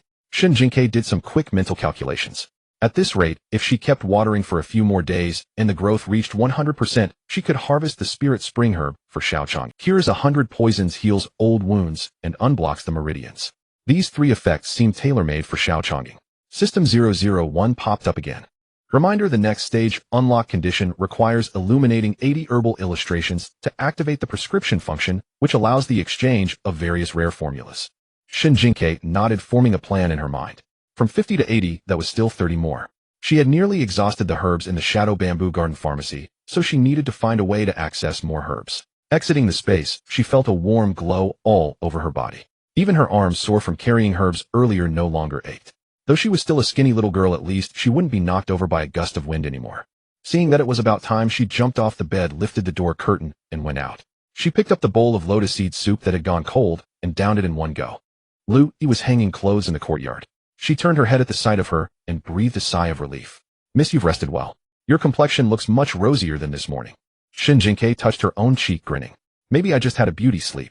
She put down the bowl, slung her small medicine basket over her shoulder, and ran back towards the Shadow Bamboo Garden. The Shadow Bamboo Garden was much quieter in the afternoon than in the morning. As soon as Shen Jingque entered the courtyard, she saw Xiaochanging sitting by the corridor. He had a new wheelchair, noticeably lighter than the previous one, with soft leather wrapped around the armrests and smaller wheels. Xianqi stood nearby as Xiaochanging pressed on the armrest, his brows slightly furrowed. The left armrest is too high, it's uncomfortable when I turn. Xianqi nodded and noted, they'll have the carpenter adjust it later. Xiaochanging tapped the wheel. The axle makes too much noise, it's annoying. Shen Jingque approached, curiously circling the new wheelchair. Young master, are you planning to go out? Before Xiaochanging could speak, Xianqi answered. The eldest princess just came by and mentioned the Lantern Festival tomorrow. She invited the young master to join and enjoy the lively scene, so we've prepared a lighter wheelchair. Shen Jingque's eyes lit up and she patted her chest. Don't worry, young master. They'll take good care of you tomorrow. The moment she finished, Xiaochanging's expression changed. A shadow passed over his usually calm features, his fingers tightened on the armrest, and his lips pressed into a thin line. Xianqi, push me back. Xianqi glanced at Shen Jingque, said nothing, and wheeled him into the inner chamber. The curtain fell, blocking outside view. Shen Jingque stood frozen, blinking in confusion. How could he change mood so quickly? She turned to Ji Qianshang, who was emerging from the medicine room. What did I say wrong? Ji Qianshang sighed and set down the pestle. Think before you speak next time rather than asking me after you've said it. Shen Jingque was even more bewildered. I just said I'd take care of him. Oh, what's wrong with that? She genuinely meant it. Tomorrow's Lantern Festival would be crowded, and with Xiaochanging in a wheelchair, it was only natural to help push and watch the path. How did that hit a nerve? Ji Qianshang for once didn't mock her, his tone even carried a hint of resignation. He's the commander of the brocade guard, not a child. Shen Jingque opened her mouth, then suddenly understood. Xiaochanging had once been a dominant figure renowned across the court, and beyond, now confined to a wheelchair. In the original story, he had stormed into the palace with his blade, silencing all officials, and even the emperor treated him with respect. What a proud and spirited man. Now he was trapped in a wheelchair, unable to even stand and walk a few steps. The words "take care" might be said without malice, but to the listener they cut deeper than any insult. They seemed to hint at his inability and decline, reducing him to a burden, needing a young girl's concern. Shen Jingque hung her head, kicking at a pebble in frustration. I didn't mean it that way. Ji Qianshang leaned against the doorframe, arms crossed. I know you didn't, and so does he. But knowing is one thing, letting it go is another. Xiaochanging appeared cold as iron on the outside, but his pride burned higher than anyone's. In the years since his leg injury, he had shut himself away in the Shadow Bamboo Garden, maintaining a composed facade even when the eldest princess visited. Yet this careless girl's words had pierced the dignity he clung to. Shen Jingque looked up, glaring at him. Then why didn't you warn me earlier? Ji Qianshang rolled his eyes. am not a mind reader. How was I supposed to know you'd say something foolish? Shen Jingque stomped her foot in anger. You're the foolish one. Your whole family is foolish. Ji Qianshang sneered. My father is the renowned physician Ji Wuya. Shen Jingque was momentarily speechless, then muttered under her breath. Can't win an argument without bringing up your dad. Daddy's boy. Ji Qianshang couldn't be bothered to argue and turned back into the medicine room. In the inner chamber, Xianqi wheeled Xiao Chongqing to the window. Leave. Xianqi obeyed and closed the door behind him, leaving Xiao Chongqing alone. He looked down at his numb legs, a turmoil of emotions churning in his eyes. Anger, humiliation, and a deep self-loathing that reached the bone. For a whole year, he had tried countless times in the dead of night. He would pinch his thighs hard, pound them with fists, even draw a dagger across his skin. Xiao Chongqing raised his right fist again and slammed it into his thigh. But he felt nothing. His body from the waist down seemed already dead. The girl had said she'd take care of him, with no contempt in her tone and no pity in her eyes. Perhaps to her it was just a casual expression of concern. But precisely because it was so natural, it made him feel like a useless waste. After a long silence, Xiao Chongqing closed his eyes, a bitter smile tugging at the corner of his mouth. The mighty commander of the brocade guard sulking over a 12-year-old girl's words. Wasn't that utterly pathetic? Taking his frustration out on a child was no achievement. Xiao Chongqing slowly unclenched his fists, tilted his head back, and stared blankly at the ceiling beams, waiting for the storm of emotions within him to gradually subside. Once his emotions had calmed, his gaze fell upon a bowl of milk custard on the table untouched. It had been sent from the kitchen at noon. He didn't care for sweets, yet he had inexplicably kept it. Xiao Chongqing called out Xianqi. Xianqi immediately entered from outside. Xiao Chongqing nodded toward the custard on the table. Send this to little Sparrow. She must be hungry by now. Xianqi glanced at his master's impassive face and understood. The master was finding a way to smooth things over. A faint smile crossed his lips, but he said nothing, only acknowledging yes. As he carried the bowl out, he saw Shen Jingque squatting by the medicine room door, gloomily poking ants with a twig. Miss Shen. Shen Jingque looked up, her eyes immediately fixating on the bowl in Xianqi's hand. What's that? Xianqi handed it to her. The young master asked me to bring this. He said you'd be hungry this afternoon. Shen Jingque took the bowl, stunned for a few seconds. It held creamy milk custard topped with fine osmanthus flowers, delicate and appealing. Milk was a rare delicacy in this era, hard to preserve and seldom enjoyed by ordinary families. She looked up at the closed inner chamber curtain, then down at the custard in her hands. A smile slowly spread across her face. Oh, she scooped a big spoonful into her mouth, the sweet milky flavor melting on her tongue. Then facing the inner chamber, she muttered, a hard-hearted soft to that big ice cube. On the night of the Lantern Festival, Shen Jingque changed into her goose-yellow jacket and was stunned anew by her father, who stood waiting in the courtyard. Shunyan stood silently beneath the tree, his ink-black hair cascading like a waterfall, a single jade hairpin holding it in a simple knot. His brow was clear and cold like distant mountains veiled in snow. Hearing the sound behind him, he turned, and the light in his eyes rippled with tenderness like a drop of water falling into a spring. Where does your father look presentable tonight? Shen Jingque walked over with her mouth slightly agape, circling around Shun Yin before speaking seriously. Father, if you go out looking like this, it's really quite unsafe. Shun Yin lowered his head to adjust his sleeve, a little puzzled. Why, oi? He was still not used to wearing such fine clothes. The material was soft and clung to him comfortably, clearly not something an ordinary family could afford. Wearing it felt as light as a cloud, which also made him feel a little uneasy in his heart. But this was a gift from the princess. Shun Yin lowered his head, his fingertips gently tracing the dark patterns on the cuff, a strange bitterness welling up in his chest. Shen Jingque clicked her tongue in amazement, her mind filled with the thought, my father is in danger. If you go out dressed like that, and some lady takes a fancy to you, insisting you come to her residence to give a lecture, he'll have to come and bail you out. Shun Yin shook his head helplessly. The more you talk, the more nonsense it becomes. Lu Yi, who was tying her cloak for her, listened to the father-daughter banter, her shoulders trembling with suppressed laughter.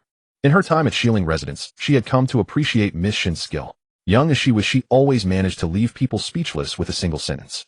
Yet Master Shun had such a good temper, and even when teased until the tips of his ears turned red, he would only gently chide her. Such a father-daughter pair hardly seemed like the typical fallen family living under someone else's roof. They lacked the sullen air of those who blame heaven and fate. Instead, they were as lively as a blazing fire in winter, filling even the usually somber princess residence with. Lu Yi suppressed a smile and said, rest assured, Master Shun. The princess has arranged for guards to accompany you. No one would dare to snatch anyone from under the nose of the princess. Shen Jingque immediately nodded with a look that said, see, I told you so. Did you hear that? Even Sister Lu Yi admits someone might try to snatch you. Shun Yin could do nothing with her, so he simply tucked the small hand warmer into her arms. You and that sharp tongue of yours say a little less. The night wind is cold, to hold on to this. The father and daughter left Shilling residence, but as soon as they reached the main gate, Shen Jingque stopped in her tracks. Two unassuming carriages with green curtains were waiting outside. Xiao Mingyue stood by the carriage, having shed her usual red attire for a dark casual robe, a cloak draped over her shoulders, and a single black jade hairpin in her hair. The lamplight fell upon her shoulders, softening her usual sharp martial aura and lending her an air of noble grace. Ji Qianshang stood on the other side, a folding fan in his hand, the silver threads on his robes glinting in the light. Shen Yin was also surprised to see Xiao Mingyue. His heart tightened slightly at first, then a flicker of awkwardness he was reluctant to admit surfaced. He quickly stepped forward to bow. "Greetings, Your Highness." Xiao Mingyue looked at him. Shen Yin wore the robe she had prepared for him tonight. The night breeze rustled the hem, and the dark pattern of bamboo leaves seemed to shift subtly in the light. As he bowed, his brow was lowered, gentle and humble, yet the tips of his ears flushed red from nervousness. The irritation that had been building in her from official matters suddenly began to dissipate. Xiao Mingyue said, "No need for such formalities outside." Ji Qianshang waved his fan, a sly smile at the corner of his eye. "Little Bean, what's with that look? Are you so moved that I'm accompanying you to the Lantern Festival that you've lost your tongue?" He had intended to tease Shen Jingque, but to his surprise she looked up at him with a sincere expression and said something infuriatingly blunt. "Master Ji, aren't you afraid people will think you have excessive internal heat waving a fan in this cold weather?" Ji Qianshang's fan froze midair, his charming smile cracking instantly. This damned kid. Not a single pleasant word ever came out of her mouth. He pointed his fan at Shen Jingque, fuming. "Shen Jingque, if it weren't for the promise the princess made for you today, I'd drag you back to the pharmacy to copy medical texts right now." Shen Jingque shrank back, hiding behind Shen Yin, and stuck her tongue out at Ji Qianshang. "Stingy can't take a joke, all show." Xiao Mingyue ignored their bickering and looked at Shen Yin. "Qingheng, it will be crowded tonight. Keep close to Xiao Queer." Shen Yin replied in a low voice, "Yes." Shen Jingque blinked. All right. So they've progressed to using each other's courtesy names already. It seemed her ship had a real chance of sailing. Then, putting on a look of innocent curiosity, she asked, "Is Your Highness coming too?" Xiao Mingyue nodded, reaching out to press down the brim of her cloak. "I haven't seen the New Year Lantern Festival in many years." Qing Yuan, standing nearby, felt a pang of sadness. Over the years, the princess had either been at the frontier maneuvering among court officials in the capital, or being subtly tested and suppressed by the emperor and the empress dowager. For others, the New Year Lantern Festival was a time of bustling reunion and simple earthly joys. For the princess, it seemed like a distant old dream. Shen Jingque tilted her head and glanced back inside the mansion. Not seeing the figure in the wheelchair, the excitement on her face dimmed a little. She waited a moment, then stood on her tiptoes to peer further in. Xiao Mingyue noticed her action. Looking for something, Shen Jingque averted her gaze and looked up. "Your Highness, isn't the eldest young master coming?" Xiao Mingyue's hand paused at the edge of her cloak. "He sent word this afternoon that he wasn't feeling well, so he'll be staying in tonight." Shen Jingque hugged her hand warmer, murmuring, "But he was trying out his new wheelchair just yesterday." Ji Qianshang interjected, "With a leg injury, it's normal not to go out in the..." Shen Jingque said nothing more, remembering the shadow that had flickered across Xiao Changying's face the previous afternoon in Yingzhu Garden. She raised a hand and lightly slapped her own. "You and your big mouth," she sighed. Xiao Changying must be angry with her. She'd find some interesting trinket at the festival and buy it to cheer him up. The party boarded the carriages and left the residence, the wheels rolling over the bluestone street, the lantern lights receding into the distance. Back in Yingzhu Garden, Xian Qi pushed a wheelchair to a stop under the corridor, the faint sound of firecrackers echoing from afar. Xiao Changying held a half-read document in his hand, the page left unturned for a long time. Xian Qi said in a low voice, "Master, you had already agreed to accompany the princess to the Lantern Festival. Why did you change your mind at the last moment?" Xiao Changying lowered his eyes, his palm pressing on his knee, remaining silent for a long while. Xian Qi continued, "Miss Shun even asked about it. She said the lanterns at White Jade Bridge were the most beautiful, and if you went she could snatch the biggest one for you." Xiao Changying turned a page of the document, his fingertip leaving a faint crease on the paper's edge. "If I go along, they'll have to worry about this wheelchair of mine all night. The girl is young and rarely gets to leave the residence. Don't spoil her fun." Xian Qi looked up. "Master, the princess and Master Ji wouldn't mind the trouble." Xiao Changying said, "I know. But he would mind being a burden to himself." He couldn't stand the pity and sympathy people showed, whether intentional or not. His pride would never allow him to become such a pitiful creature. He would rather shut himself away in the garden and see no one. Xian Qi fell silent, letting out a long sigh. Xiao Changying closed the document with a wooden expression. "Tell the kitchen to keep some hot soup ready. It's cold tonight. Send it to the various courtyards when they return." Xian Qi acknowledged in a low voice, "Yes." The long street was ablaze with lanterns. Children crowded around the sugar figure vendor, while colorful flower lanterns lined the riverbank. Pedestrians adorned in fine clothes and fragrant with perfume carried laughter from the bridgehead all the way to the end of the alley. As soon as Shen Jingque stepped out of the carriage, her eyes could not take it all in. Wow, is this an ancient large-scale immersive night market? Though there were no neon lights, no loudspeaker promotions, no grilled sausages, milk tea, or stinky tofu, the hanging lanterns and the fragrant aroma of fried pastries created a lively atmosphere no less than a modern commercial district. In her modern life, she had rarely had the chance to attend such events as a child. At this moment, she felt as if she had accidentally wandered into an amusement park, becoming a child again. She tugged at Shen Yan's sleeve and said, "Father, that rabbit lantern is pretty." Shen Yan hesitated for almost no time, then felt his money pouch and said, "Buy it." His money pouch held this month's silver coins. It was not much, but compared to the past, it was far more generous. "That lotus lantern is pretty too. Buy it. That sugar painting is also pretty." Shen Yan was about to nod when Xiao Mingyue spoke first. "Qing Yuan, pay the money." Shen Yan was startled and instinctively wanted, but Xiao Mingyue glanced at him and pressed down his hand that was reaching for the silver. "Today is a day of joy, don't argue outside." Shen Yan's heart warmed, and he could only lower his head and thank her. Shen Jingque hugged the rabbit lantern and turned around. "Your Highness, how can I accept this?" Ji Qianshang interjected coolly beside her. "Your mouth says you're embarrassed, but your hand has already reached out." Shen Jingque took the sugar painting and said with full justification, "Master Ji, in life, one must learn to see through but not speak out." Ji Qianshang looked at her greedy little expression and felt both amused and exasperated. This little bean was always pretending to be good. In front of the Grand Princess, she was pitiful. In front of Shen Yan, she was soft, but when it came to him, she opened her mouth to stab. Yet she truly had skills. If not for her, who knew how much longer those counterfeit herbs in the pharmacy would have remained hidden. Thinking of this, Ji Qianshang closed his fan and decided to. A generous person overlooks small faults.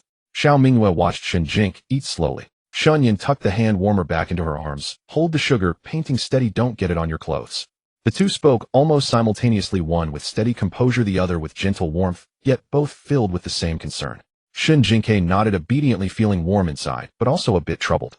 Now she was protected like a freshly cooked Tong Yuan, surrounded by spoons on all sides. How could she slip away smoothly to check in with Xiao Jingqian? Her gaze crossed the crowd and landed on the white jade bridge in the distance. At the bridgehead, many young men in brocade and ladies from various households gathered with lantern racks hanging. That was exactly the place where Xiao Jingqian would appear in the original novel. According to the plot, as the male lead, he would see the female lead at the white jade bridge. But now, because Shen Tingyun had stolen her home mansion storyline, she would be on the bridge with the home mansion people tonight, locking eyes with Xiao Jingqian across the crowd at first sight. And that was the beginning of all the misfortune and tragedy. So she looked up at Xiao Mingyue and said, "Your Highness, I want to go see that revolving lantern ahead." Qing Yuan immediately said, "This servant will accompany the young lady." Shen Jingque's heart skipped a beat. Sister Qing Yuan would not do. She was too perceptive. If she sensed any ulterior motive during the encounter with the male lead and reported it to the Grand Princess, it would be a huge loss for a small gain. Shen Jingque quickly waved her hand. No need, it's just a few steps ahead. They'll come back after I see it." She tried her best to look like an innocent child. But who was Xiao Mingyue?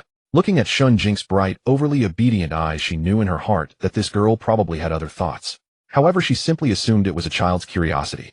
With so many people at the Lantern Festival, it was natural to be drawn to the excitement. Xiao Mingyue swept her gaze over the crowd. "Then Lu will follow." Shen Jingque smiled politely. "All right." She decided to first shake off Lu, then, after completing the check-in, go back to find her and reunite with Xiao Mingyue and the others. The little figure led Lu forward. When they passed a stall selling silk flowers, she deliberately stopped to pick out two. Then, as a group of children chasing lanterns ran by, she ducked low and slipped into the crowd. Lu exclaimed softly, "Miss Shen."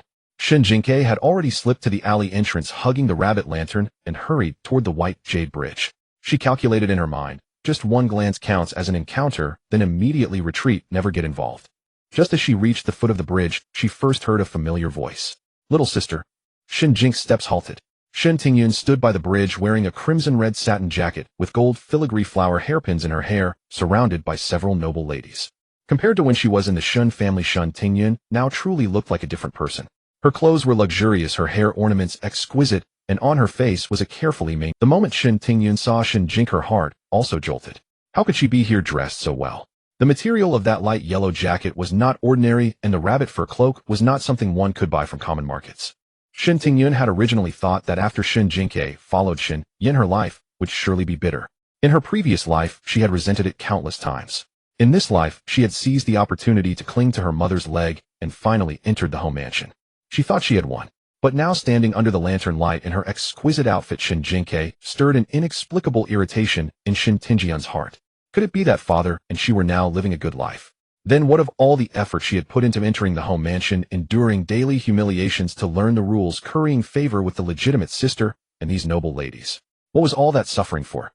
This thought had just arisen when she forcefully suppressed it. Impossible. Shen Yin, a destitute scholar, what could he give Shen Jingque? Now she was in the Yangon home mansion. Fine clothes and fine food, prominent family status, and daily interactions with the capital's elite. Shen Jingque just happened to have a nice outfit, that was all. It must be so. One of the young ladies in an apricot-colored cloak studied Shen Jingque. Tingyun, is this the little sister you left behind in the Shen family? Shen Tingyun's expression changed slightly, yes. Then she turned to Shen Jingque. Jingque, why are you here? Shen Jingque, holding the rabbit lantern, bowed politely. Greetings, elders. The young lady in apricot gave a light laugh. She did bow, but it was so casual. Has no one in the household taught her proper manners? Though her lips smiled, her eyes held no warmth. Today bringing Shen Tingyun out was partly out of a desire to watch the fun. Her father had married a second wife, Lady Du. And this Lady Du had actually been married before and had children. She even brought her daughter into the home mansion. Father and grandmother were generous, giving Shen Tingyun treatment equal to a home mansion legitimate daughter, but it had always irked her. Why should she?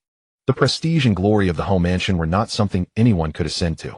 She had studied piano, chess, calligraphy, and painting since childhood, learning how to comport herself among noble. Every word and action of hers represented the face of the Yangon home mansion. But what about Shen Tingyun? A girl with a different surname entering the mansion halfway, gaining dignity through Lady Du. Did she really think she was a home mansion young lady? These days Shen Tingyun had been cautious in everything, spoke well, and was willing to humble herself. But the more she did, so the more Zhao Yuang wanted to test her limits. She wanted to see just how much Shen Tingyun could endure. Now encountering Shen Jingque was a perfect opportunity.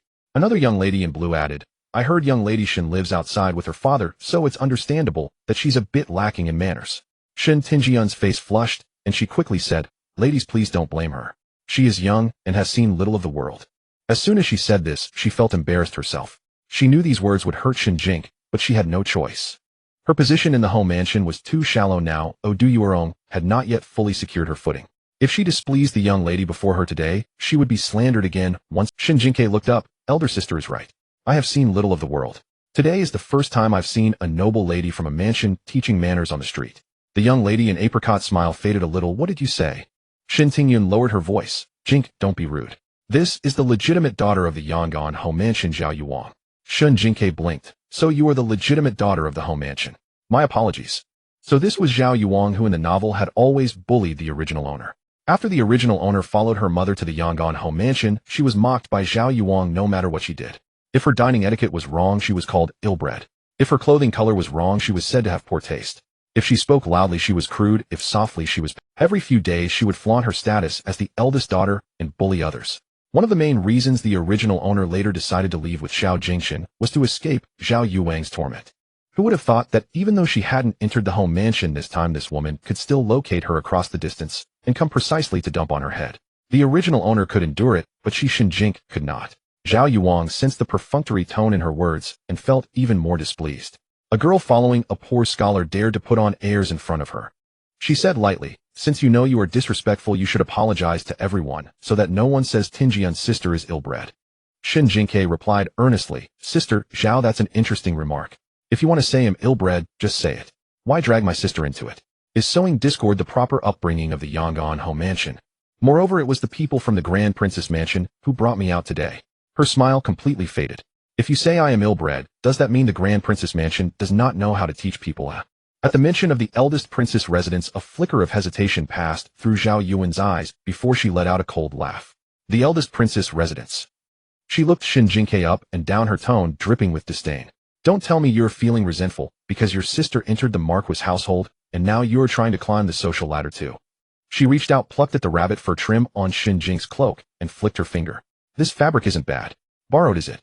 Shen Jingque pulled her cloak back closer to herself without responding. The girl in blue beside her chose that moment to speak, her round fan half covering her lips, her tone contemptuous. You say you're from the eldest princess residence. In what capacity? She tilted her head, smiling sweetly as she sized up Shen Jingque. A maidservant. The noble ladies around them covered their mouths and snickered. The laughter was quiet, yet it grated harshly on the ears. Like a flock of gaudily dressed crows perched on a branch cawing loudly. Shen Jingque's gaze gradually turned cold. She remembered who the girl in blue was. Wen Xianro, the second legitimate daughter of Count Chongning, Wen Xingbao. In the original story, she was Zhao Yuan's most loyal follower, a sycophant who loved to trample on others and never missed a chance to make the protagonist's life difficult. Shen Tingyun stood behind Zhao Yuan, her handkerchief twisted and wrinkled in her grip, her face growing paler. Yet she remained silent, offering not a single word of defense for Shen Jingque. Shen Jingque had initially wanted to let the matter slide. Her goal tonight was to go to the White Jade Bridge to check on Xiao Jingshan and secure the Shinong illustrated manual. She didn't want to waste her time on this group. But when Qianru's word maidservant ignited her anger, she had been walking along peacefully, provoking no one, only to be summoned and humiliated for no reason. Even if she were truly a maidservant, did that give them the right to bully her? What noble ladies! They were nothing but a pack of bullies draped in gold and silk. Shen Jingque lifted her head and looked directly at Wen Qianru.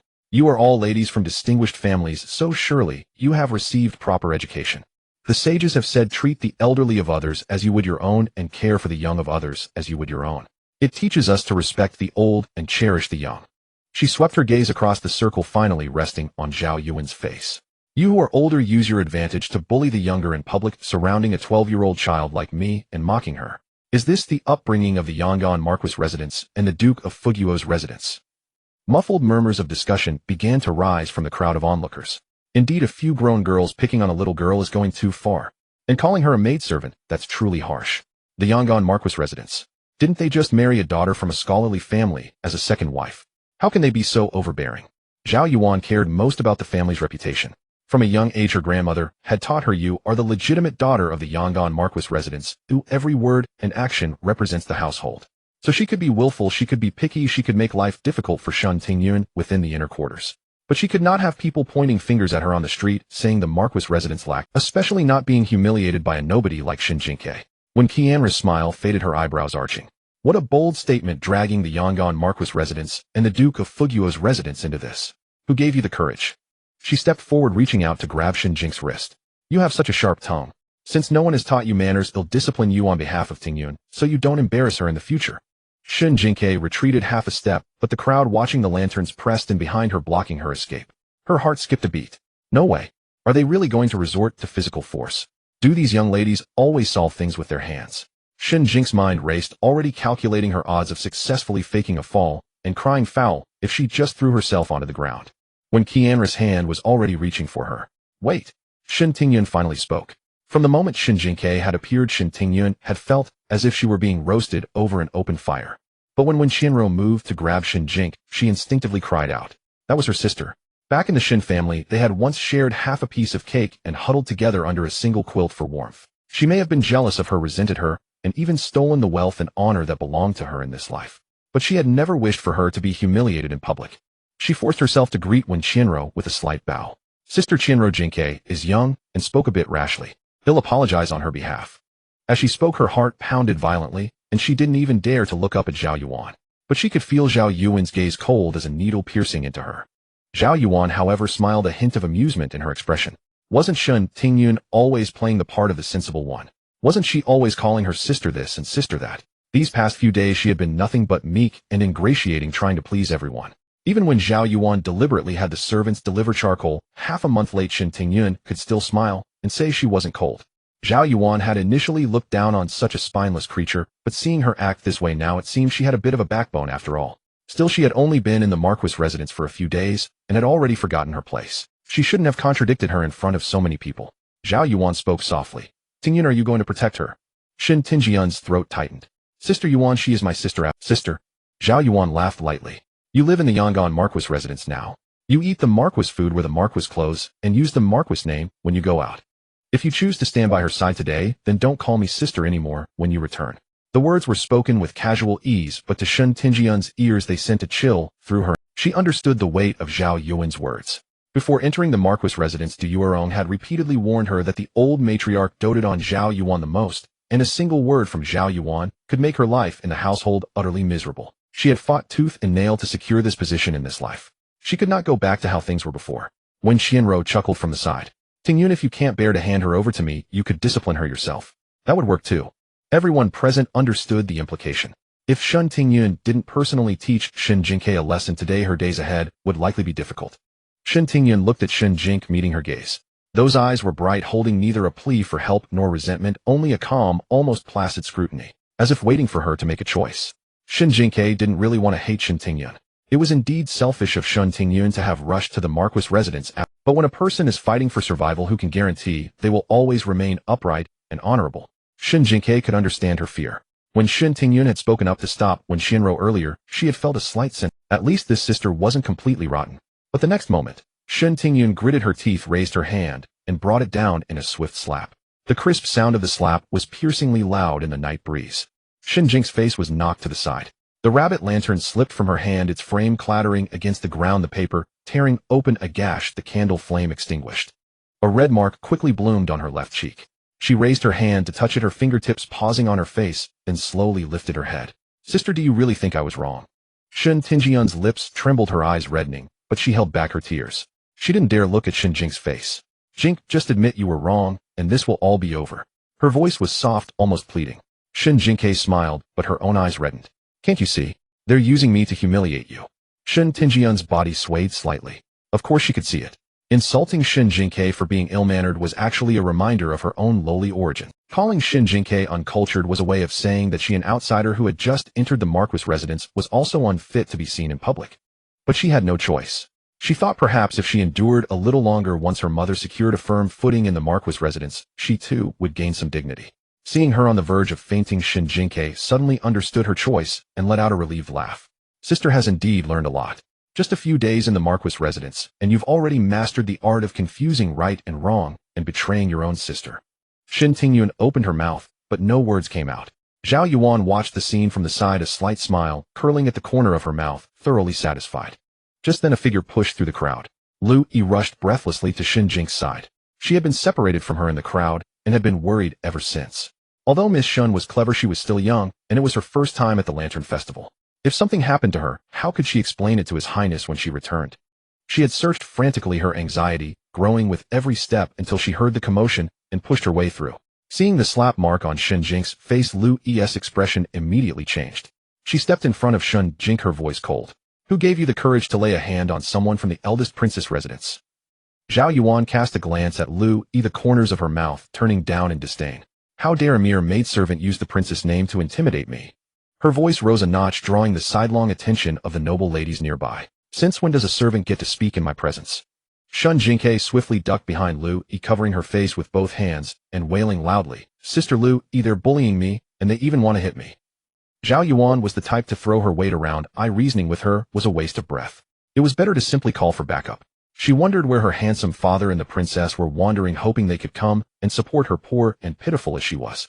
Lu Yi glanced back at her, a flicker of heartache in her eyes, and stepped sideways to shield Shen Jingque completely. Meanwhile, when Shinro smiled, pointing her round silk fan towards Shen Jingque. I see it clearly now. You two are servants of the princess estate, using your master's name to cause trouble here today, aren't you? She tapped her palm with the fan's frame, her tone condescending.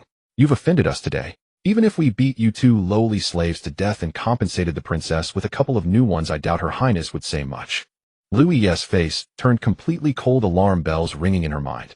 Her hand had already moved to the hidden clasp at her waist. These people must be out of their minds to actually dare to use force. Her Highness had entrusted Miss Shen to her care. If anything went wrong today, she would never be able to atone for it. This young lady, mind your words. Zhao Yuan lifted her chin and signaled to the servants behind her. Take her into custody. Two burly servants stepped forward and reached for Shen Jingque. The moment Shen Tingyun saw that rough, large hand reaching for her sister, her mind went blank with a roar. She didn't even have time to weigh her options. Her body moved on pure instinct, rushing forward to spread her arms and shield Shen Jingque. My sister is young and ignorant, please, miss, be merciful. Her knees gave way, and she fell to the ground with a heavy thud. I beg your forgiveness on her behalf. Zhao Yuan looked down at Shen Tingyun kneeling on the ground, her expression darkening by the second. Shen Tingyun, are you truly set on opposing me? She stepped forward, looking down from her height. Today you side with an outsider to slap my face. When you get back, you can weigh the consequences yourself. Shen Tingyun knelt on the cold stone slabs, trembling and not daring to rise. She knew all too well the price of this kneel. Once back at the manor, Zhao Yuan would surely embellish the story before their grandmother, making things even harder for Du Yuero. But what else could she do? Watch her own sister be seized and beaten? She couldn't bear it. Shen Tingyun lifted her head, doing her best to steady her nerves. Sister Yuan, please calm down. The Lantern Festival is crowded and full of eyes today. If this truly ends up at the authorities, it wouldn't reflect well on the marquis' reputation. She paused, then added in a lower voice. Grandmother values face above all. If word gets out, you sister will have to answer for it too. Zhao Yuan's eye twitched. A sharp crisp sound cut through the air. A heavy slap landed squarely on Shen Jingque's face. You lowly wretch. How dare you use grandmother to threaten me? The noble ladies around them fell silent, staring in horror at the scene unfolding before them. When Qianru's smile froze on her face. She hadn't expected Zhao Yuan to actually resort to violence in public. This had blown up. She instinctively took a half step back, already scheming on how to distance herself from the affair. The force of the slap knocked Shen Jingque's body askew. Her ornate gold hairpin slipped to one side and loose strands of hair fell across her cheek. She braced herself against the ground to steady her balance, one side of her face rapidly swelling, a trace of blood seeping from the corner of her lip. The sound of whispered discussions buzzed in her ears, each word stabbing like needles. Shen Jingque suddenly felt the fine robes on her back were absurd. She had schemed her way into the marquis household, learning to play the part of a proper noble lady. Yet Zhao Yuan had slapped her in front of the whole street as casually as one would strike a dog. The dignity of the marquis household had never belonged to her. Shen Jingque was still pretending to be a quail behind Lu Yi, but the moment she saw Shen Jingque get hit, her temper flared up instantly. No way. No matter how much she and Shen Jingque bickered, that was a private family matter to be settled behind closed doors. Who did Zhao Yuan think she was? What right did she have to lay a hand on her family? A fire ignited in her heart. Shen Jingque shot out from behind Lu Yi, charging at Zhao Yuan like a tiny cannonball. She was a full head shorter than Zhao Yuan, so she could only grab desperately at her sleeves with both hands, hanging all her weight on them and pulling down. How dare you hit my sister? Zhao Yuan, and used to such a brawling spectacle, was yanked off balance, her gold hairpin tilting askew, her robes crumpled with wrinkles. Let go. You wild girl, let go of me. When Qianru shrieked, where are the servants? Are you all dead? Get this little lunatic off her now. As the two servants lunged forward, Lu Yi slid in front of Shen Jingque. She kicked out, landing a blow squarely on the first servant's knee. Ouch! The towering man fell to his knees with a solid thud. Without even turning her head, she blocked and pushed, using his own momentum against him, sending the other servant tumbling into the crowd of onlookers, knocking over a whole group. Zhao Yuan finally managed to free her sleeve from Shen Jingque's clutches. She stumbled back 2 steps, hair a disheveled mess, face red with fury. As the legitimate daughter of the marquis household, when had she ever suffered the humiliation of having her clothes grabbed in the middle of the street? Rage and indignation flooded her mind. Using her height advantage, she wound up her arm and shoved Shen Jingque with all her might. You little bastard. Shen Jingque barely had any flesh on her bones and was already off balance. Her body reeled backward. Her back slammed hard against the stone railing of the white jade bridge.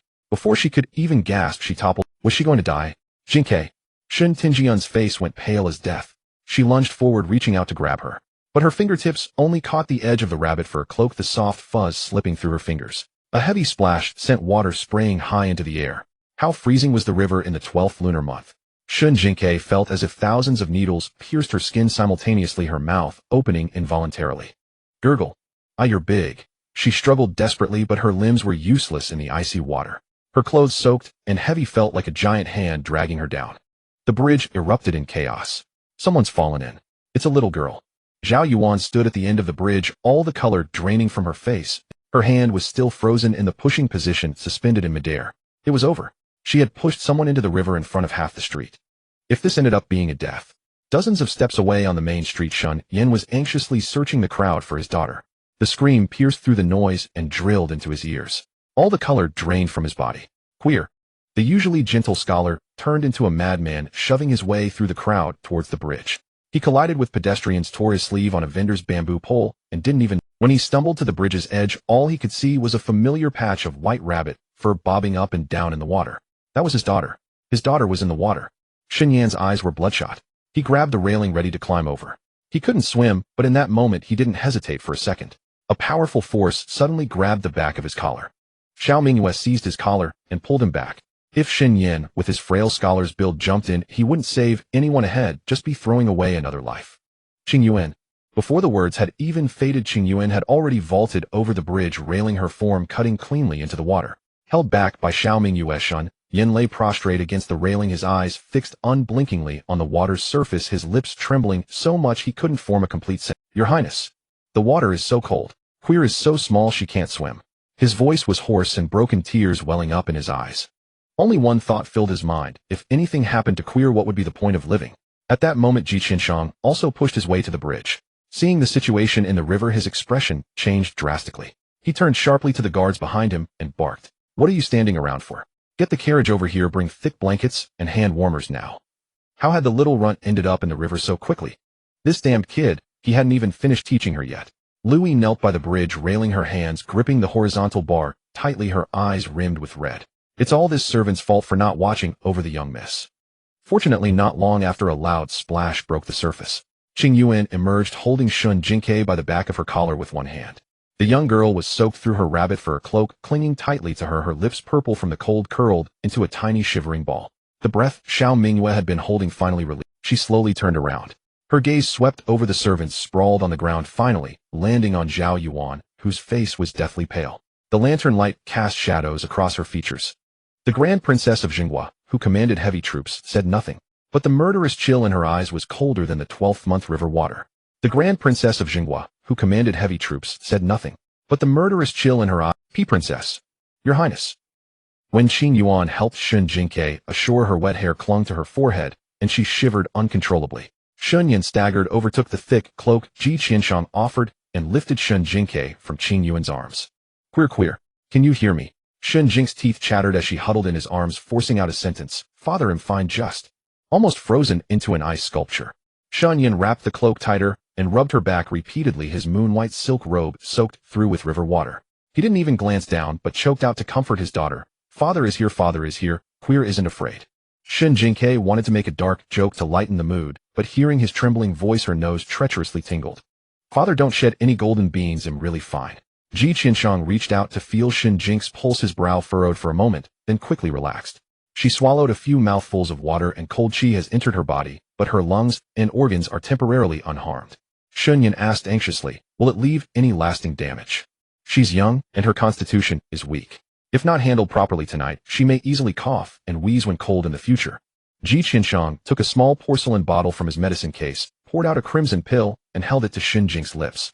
Hold it in your mouth, don't chew, let it dissolve slowly. Shen Jingque obediently held it in her mouth. The pungent medicinal qi spread from the root of her tongue, and the tightness in her chest eased slightly. Master Ji, what medicine is this? Give one to my father too. His face is even more alarming than mine. Shen Yan scolded her softly, stop talking nonsense at a time like this. Ji Qianshang tucked the bottle back into his sleeve and lightly tapped her forehead with his fan. This is medicine, not candy, it can't be taken casually. He shook his head helplessly, then took a hand warmer from a servant and pressed it into Shen Jingque's arms. You still have the strength to jest with me. Seems the problem is. Xiao Mingyue stood with her back to the crowd, the lantern light illuminating her face, revealing a pair of eyes cold with menace. Her gaze fell on the noble ladies and the servants, who laid hands. Her tone was almost gentle, but an invisible pressure spread, making everyone on the bridge feel a chill down their necks.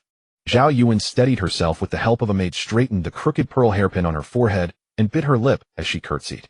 Your Highness, please hear me. I did not mean to. Xiao Mingyue said, I asked who laid hands. Zhao Yuan raised her head and forced herself to say, this young lady claimed to be from the eldest princess residence, but her words were disrespectful.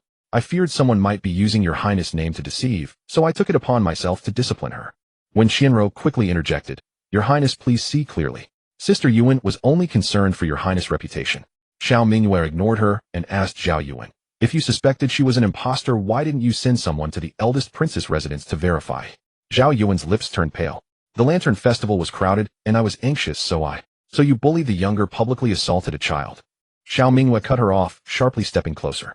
You are already of age, as she is only 12. You surrounded a child with your servants and personally pushed her off the bridge. Miss Zhao, what formidable authority you wield. Zhao Yuan's expression turned panicked, and she quickly defended herself. Your Highness, she pulled my clothes first. Xiao Mingyue raised a hand to stop Zhao Yuan, then turned to Lu. You speak. Lu stepped forward half a pace, her face full of anger. Reporting to your Highness, when I arrived, Miss Zhao and Miss Wen were surrounding Miss Shen with their people, insulting her by calling her a servant and ordering the servants to seize her. Zhao Yuan immediately retorted, you are her attendant, so of course you speak for her. Lu looked up. If Miss Zhao thinks I am lying, there are many commoners on and off the bridge who can test. An old man selling lanterns in the crowd mustered his courage and spoke up.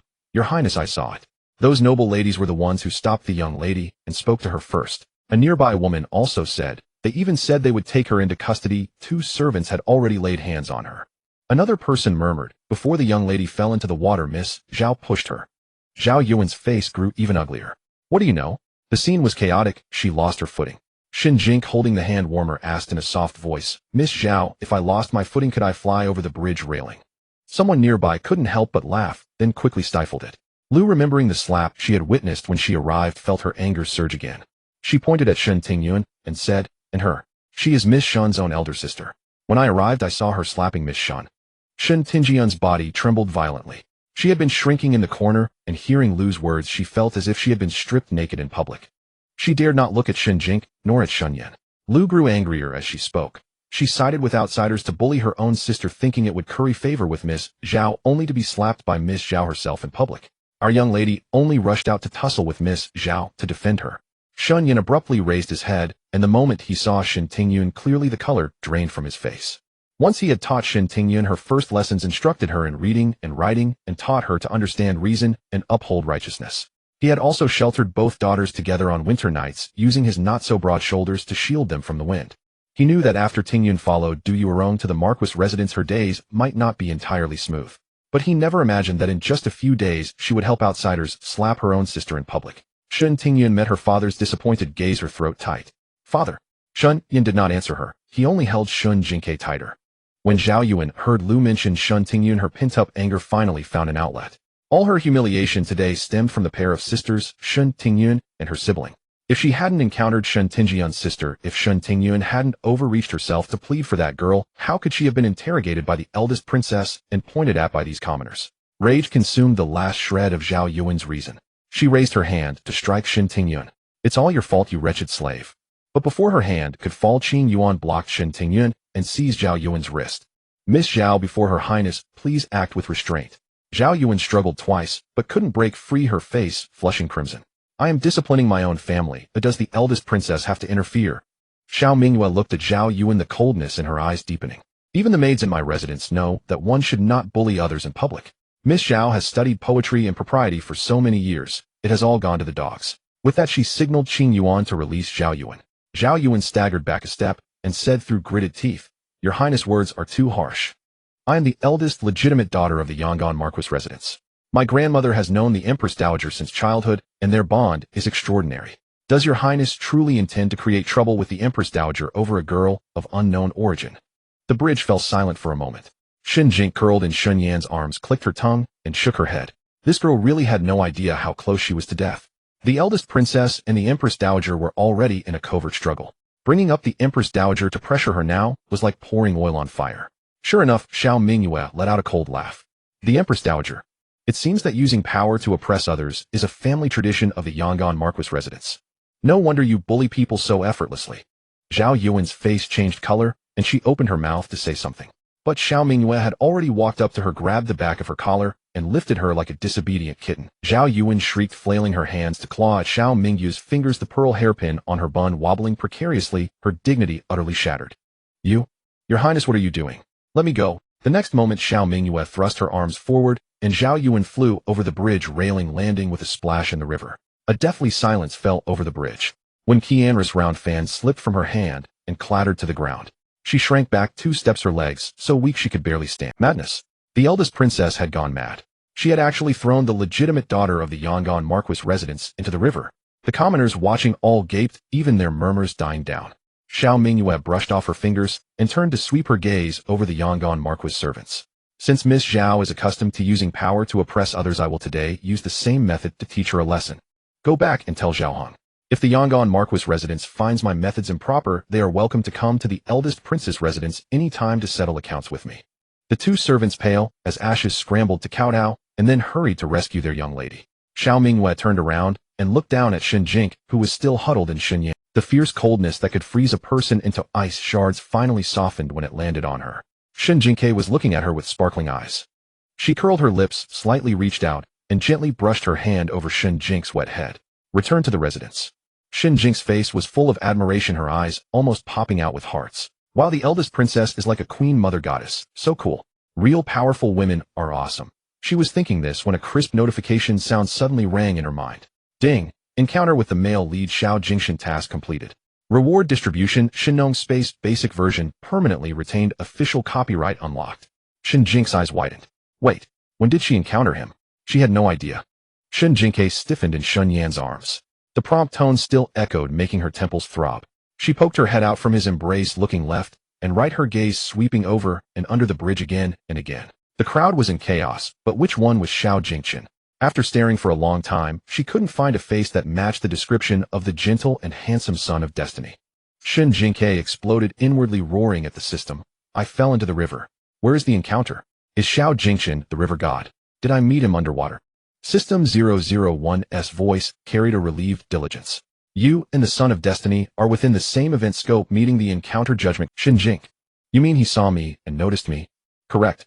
The son of destiny witnessed the host's fall and subsequent events entirely. The system determines that spatial intersection is completed and the task is fulfilled. Shen Jingque's expression shifted from bewilderment to solemnity. Xiao Jingqian had noticed her. This was terrible. She had originally planned to quietly steal a glance at Xiao Jingqian from afar on Bayou Bridge, then turn and leave after the system's judgment, never to cross paths again. But as it turned out, she not only failed to keep a low profile, but had put on a grand show before Xiao Jingqian. A chill ran down Shen Jingque's back. In the original book, Xiao Jingqian appeared gentle as jade, but was deeply scheming. He was adept at identifying useful people, then binding them to him with warmth and care, squeezing out every last drop of value. The original female lead was trapped by him step by step. Shen Jingque closed her eyes, gnashing her teeth. It's all that Zhao Yuan's fault. She took a deep breath, forcing herself to calm down. What was there to panic about? She wasn't the original female lead with her love-struck brain. Xiao Jingqian's gentle offensive was nothing but scam messages to her. Dear user, you have won 1 million. She had seen this trick before. Now that things had come to this, there was no use overthinking. Xiao Jingqian noticing her was a fait accompli. She couldn't change that. But she could alter the subsequent course. In the original book, the original female lead was trapped because she believed Xiao Jingqian genuinely cared for her, so she willingly sacrificed for him. Then she would do the opposite. Keep her distance, show no need, and give him no chance to bestow favors. Most importantly, make herself appear useless in his eyes. Xiao Jingqian would not waste his time on a mediocre person. Queer. Shen Yan's voice came from above, thick with worry. He felt his daughter in his arms constantly, turning her head to look around her small body, tensed, thinking she was terrified. So he held the little one even tighter, one hand shielding her head, and whispered, Don't be afraid. Father will take you home. Shen Jingque buried her face in his chest and gave a muffled, No. Forget it, let's go home first. Xiao Mingyue and Ji Qianshang had already turned toward the carriage, instructing the servants to go ahead and prepare ginger soup and medicinal baths at the mansion while urging them to hurry. Shen Gongzi quickly take little queer back to the mansion. Shen Yan took 2 steps with Shen Jingque in his arms, then suddenly stopped. He turned around. Shen Tingyan still stood by the bridge, one side of her face swollen, her hairpin askew, and stray strands of hair clinging to her cheek. She looked like a blade of grass bent by the wind, tottering, but dared not take a step forward. In the moment their eyes met, Shen Tingyun saw the emotion in her father's eyes. It was not anger or disgust, but something even more piercing. It was disappointment. Father. Shen Tingyun's lips trembled as she spoke. I didn't mean to harm Jingque. I just wanted the matter to pass quickly. In Shun Yan's gaze toward her there was a trace of pity, but more of a helplessness that saw through everything. Tingyun, I understand that you were afraid the Hofu would make things difficult for you. Shen Tingyun's eyes warmed, and a flicker of hope suddenly ignited in her heart. Did father understand her helplessness? Then he would surely forgive her, wouldn't he? But the next words felt like a sharp slap across her face. She is your sister. She stood up for you, yet you sided with outsiders to bully her. Tingyun, since when did you become a child who cannot tell right from wrong? I am very disappointed in you. Shen Tingyun's tears finally fell. She opened her mouth to defend herself, but her throat felt blocked, as if something had lodged there, and she could not utter a single word. Because every word her father said was the truth. Shen Jingque had rushed to tug Zhao Yuan because she was standing up for her. And what did she do? Under Zhao Yuan's threat, she had personally struck the sister who stood up for her. But she didn't want it either. If she hadn't acted, then Zhao Yuan would have done it. She clearly chose the lesser of two evils, so why was she being blamed now? She had also stepped forward to protect Shen Jingque. Shen Yin said no more. Holding the one in his arms tightly, he turned around, his voice as cold as water. You take care of yourself in the Hofu. Father is leaving now. Then he walked away quickly. Shen Tingyun stood still, watching her father's figure grow distant. The hem of his moon-white brocade robe was wet with river water, dragging a dark trail in the lamplight, as if it had taken away her last ray of light. Behind her came the splashing of water. Zhao Yuan was being pulled out of the river by the servants. The legitimate daughter of the Yangon Hofu was drenched, her hair disheveled, and her makeup smeared like a ghost scrawl. She lay on the bank coughing for a long time, then raised her head and glared at Shen Tingyun. Her eyes were full of hatred. When Xianro stood aside, having already retreated 3 steps, covering half her face with a round fan, wearing an expression that said, I don't know these people. Shen Tingyun slowly crouched down and picked up the shattered rabbit lantern on the ground. The paper was torn, the bamboo frame broken. She held the tattered lantern in her arms, feeling as if she stood in darkness amidst the brilliant lights of the street. At the same time, In the private room on the second floor of Linha Tavern east of Bayou Bridge, the window was half open, letting in the night wind, carrying the fishy smell of the river and the clamor of the street. A 16-year-old youth sat by the window with a cup of untouched tea at his side, his long fingers lightly tapping the window frame. He wore a moon-white robe with an unremarkable green jade pendant at his waist. His entire demeanor was gentle and restrained, like a young master from a scholarly family out admiring the lanterns. Yet if one looked closely into his eyes, one could detect the undisguised coldness and calculation beneath the gentle exterior. It was the innate arrogance of a born aristocrat, as if everything on the bridge was nothing but a play for his amusement. He watched the farce coldly, a sneer flickering in his heart. Zhao Yuan, the legitimate daughter of the Yangon Hofu, was simply outrageously stupid. Relying on her family's status, she dared to shout in the street, and even provoke the Grand Princess Xiao Minghua. Getting thrown into the river was no more than she deserved. This brainless fool was beneath even being used as a stepping stone. As for Shen Tingyun, Xiao Jingqian shook his head with disdain. She exuded weakness and sycophancy from her bones. Such a person with a few meaty bones thrown and a little kindness bestowed would be as loyal as a dog. Utterly boring. What truly caught his eye was the little girl who was like a firecracker. She was utterly lacking in manners and decorum, coarse and uncouth. Yet she could make the lofty, murderous grand princess who pacifies the country personally step in to protect her. The youth lifted his teacup, took a sip, and curved his lips. Interesting, truly interesting. The attendant behind him bowed and asked, "Your Highness, shall we return?" That little girl, he tilted his head, a hint of amusement in his tone, find out who she is and what connection she has with the Grand Princess Mansion. The carriage wheels rumbled over the long street, the interior warm from two hand warmers. Shen Jingque was bundled up into a ball by Shen Yan. Over her thick cloak was draped Ji Qianshang's greatcoat, and over that was pressed a fleece blanket from the carriage, leaving only a small palm-sized face visible.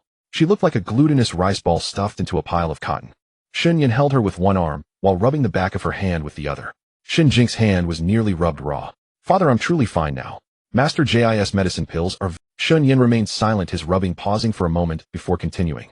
His mind kept replaying the scene from earlier. His frail daughter struggling in the dark, surging river water, nearly swept away by the current a moment too late. At this moment, only through this repetitive mechanical motion could he confirm that his daughter was safe and suppress the lingering fear within him. The carriage fell silent for a moment. Shen Jingque mused that her father must be angry and she needed to lighten the mood. But then a warm droplet of water landed on the back of her hand. She looked up to see Shen Yan's eyes brimming with tears, his lips parted as if to speak. Shen Jingque's heart skipped a beat. Oh no, her handsome father had been brought to tears by her. Sure enough, Shen Yan took a deep breath and asked in a trembling voice, "Queer, tell your father, why did you go to White Jade Bridge alone?" Shen Yan's voice shook violently, and his tears fell faster and faster. "Do you know that when I heard you had fallen into the water, my heart nearly stopped?" Shen Jingque opened her mouth, but for a moment, she didn't know what to say. This was indeed her fault. After all, this body was only 12 years old. Even if she hadn't encountered Zhao Yuan and Shen Tingyun and others being snatched by kidnappers was a real possibility. Seeing her silent, Shen Yan lowered his gaze, and his voice dropped. "Queer, tell me the truth. Are you thinking of going to find your mother?" "Shen Jingque, I know that following me means hardship, unlike the luxurious life of the marquis household. Seeing Tingyun dressed in finery, you felt envious and wanted to find your mother. I can understand that." Shen Jingque was completely dumbfounded. Wait, father, your imagination is running wild." Shen Yan looked down at her, his eyes filled with self-reproach and bitterness. "I'm just sad that you didn't tell me. Is it because I'm incompetent making you feel you couldn't speak up?" Shen Jingque jolted upright from the blanket, her hands slapping over Shen Yan's mouth. "Father, stop. If you keep going, you'll be wrong to death." Shen Yan was startled by her gesture, letting out a muffled MMPH. Shen Jingque released her hand and raised 3 fingers of her right hand, her expression utterly solemn. "I swear to heaven, I just got lost watching the lanterns and ended up at White Jade Bridge by accident. It has nothing to do with the marquis household. If I have the slightest thought of going to find my mother, may I?" "Woo. Before she could finish her oath, her mouth was pinched shut by Shen Yan. A child shouldn't make reckless vows. Seeing her speak with such conviction, Shen Yan seemed to believe her somewhat, though a hint of doubt remained in his eyes. "Then what were you looking for glancing around in my arms earlier?" Shen Jingque's heart skipped a beat. Her handsome father usually seemed gentle and agreeable, so why was his observation so sharp at a critical moment like this? She absolutely could not utter the name Xiao Jingqian. Not to mention that she couldn't possibly know Xiao Jingqian at this point. If she said it, given Shen Yan's overactive imagination had immediately spin a ridiculous story about a young girl smitten, a 12-year-old chasing a prince. If that happened, she'd never be able to clear her name. So she decisively chose the safest option, playing dead. She scrunched up her little face, rolled her eyes back, and flopped limply into Shen Yan's arms. "Father, I feel dizzy. The chill is rising and everything's going dark." Shun Yan's expression changed drastically, and any thought of pressing further vanished in. Queer. Queer. He hastily reached to feel her forehead, then fumbled for her pulse. Dr. G is in another carriage. What do we do now? As he spoke, he rubbed her temples with one hand and reached for the hot water bottle in the corner of the carriage with the other, muttering constantly. As soon as we get back, I'll have Dr. G examine you again. We can't let this leave any lasting effects. Shen Jingque, with half-closed eyes, enjoyed her father's VIP massage service and gave herself a mental pat on the back for her cleverness. Acting on point crisis, but she wasn't entirely faking it. After falling into the water, her body still felt heavy, and though the chill was suppressed by the pill, a faint ache lingered deep in her. She thought of the spiritual spring water in the Shenong space. She'd need to drink some as soon as she got back. If it could improve even her malnutrition, a little cold should be no problem. Alright, she should also give some to her handsome father. His clothes had been soaked through tonight too. System 001 appeared out of nowhere, drifting by with a gloom. Host, deceiving your father like this, doesn't your conscience ache? Shen Jingque didn't even flutter, her eyelids shut up. A useless system that only knows how to nag has no right to speak. The system fell silent for a moment, then couldn't resist adding, by the way, host, tonight's mission is complete. The official version of the Shenong space is now open. Feel free to use it. Meanwhile, in the carriage ahead, the atmosphere was entirely different. Ji Qianshang set aside his usual nonchalant demeanor, snapped his folding fan shut, and tapped it lightly against. Your Highness, the matter of the Shadow Bamboo Garden has been investigated. Xiao Mingyue leaned against the carriage wall, the cold wind of the Lantern Festival still clinging to the edges of her greatcoat, the killing intent in her brows not yet dissipated. Speak. Ji Qianshang lowered his voice. Xin Shi and I traced it up from a foo and found the purchasing steward, Uncle He. Xiao Mingyue's brow twitched slightly. Uncle He. Uncle He was a long-time servant of the household, always smiling at everyone and never making a mistake in his work. During festivals, he would even spend his own money to prepare extra gifts for the servants. Everyone said Uncle He was a kind and honest man. Ji Qianshang tapped his fan against. Who would have thought that Uncle He's own nephew is the eunuch in charge of medicine, Lu Jin? Xiao Mingyue sneered in response. And Lu Jin is the Empress Dowager's man. Ji Qianshang nodded, his tone icy. Uncle He is in charge of the household's herb procurement. Every month, the medicinal materials allocated from the Imperial Medical Academy pass through his hands into storage. Each time after I inspect them, he would cut out the vermilion marrow essence and replace it with red thread root, then have a fu and unwitting courier send it to the decoction room. 12 years, Your Highness. Ji Qianshang raised a finger. This nail has been embedded for 12 years. It was already there before Changgang was injured. Xiao Mingyue's fingertips rested on the tassels by the window, slowly tightening. 12 years ago. Changgang had been a half-grown youth just rescued by her from a pile of corpses. Back then, Uncle He was already in the household, smiling as he served tea and water, doting on the young master. But now the one who had been poisoning Xiao Changgang all along was him. 12 years of loyalty and kindness, all an act. The tassel by the window snapped with a sharp sound, gold thread scattering across her palm as she let out a cold snort. Darkness under the lamp. The Empress Dowager has fine skills raising a worm right under my nose for 12 years. If not for little Queer noticing the medicine was wrong, this household would have been poisoned to death without ever finding the culprit. Ji Qianshang was silent for a moment, then added, there's one more thing. Uncle He's wife passed away from illness 3 years ago, and the funeral expenses were paid by Lu Jin. His only daughter works as a maid at a manor on the outskirts of the capital, and the owner of that manor's surname is Zhao. Xiao Mingyue raised an eyebrow. Yangon Marquis household. It's a manor of the Zhao family's collateral branch. On the surface, it has nothing to do with the Marquis household, but the name on the deed is the concubine of Zhao Hong's younger brother. Ji Qianshang tucked his fan into his sleeve and crossed his arms. The Empress Dowager, the Imperial Medical Academy, and the Yangon Marquis household. 3 threads twisted together. Uncle He's daughter is the hostage. He doesn't dare disobey. Outside, the carriage hooves clattered. Inside, it was so quiet one could hear every breath. Xiao Mingyue closed her eyes, the broken tassel in her hand clenched into a ball, then released and scattered. Where is Uncle He now? Xin Shi has him secured, locked in the underground chamber of the Shadow Bamboo Garden without alerting anyone. And his daughter? I've sent someone to retrieve her. She should arrive at the residence by morning. Xiao Mingyue opened her eyes, a blade-like cold gleam flashing within. Go through every single herb transaction Uncle He has handled over these 12 years, line by line. Ji Qianshang nodded, a trace of concern showing. Your Highness, what are your plans going forward? Xiao Mingyue lifted a corner of the carriage curtain, and the night wind rushed in, whipping her hair about. The lights of the eldest princess' residence were faintly visible in the distance. Since Mother has gone to such lengths to plant eyes around me, I naturally shouldn't let her effort. I will show her everything she expects to see. Ji Qianshang understood. Rather than discarding Uncle He as a pawn, it was better to use him. With his daughter's life in their hands, there was no fear he wouldn't comply. The carriage made its way back to the princess residence, with a servant having already rushed ahead to inform Steward Su to prepare ginger soup and hot water. Consequently, when the Shen father and daughter stepped into Shilling residence, it was already brightly lit. Several maids and servants were already waiting under the eaves. Shen Jingque, bundled up like a little dumpling by Lu, was whisked straight into the house the moment her feet touched the ground. Don't pull my collar. Before being pressed into the medicinal bath, Shen Jingque clung to the doorframe and shouted into the courtyard, "Father, go change your clothes first, don't catch a cold." Shun Yan's moon-white brocade robe was half-soaked with water stains across his chest. Hearing his daughter's spirited shout, the heavy stone hanging over his heart finally began to say, "All right, I know," he responded gently. With a click, the door closed. Lu mercilessly pried the hands clinging to the doorframe away.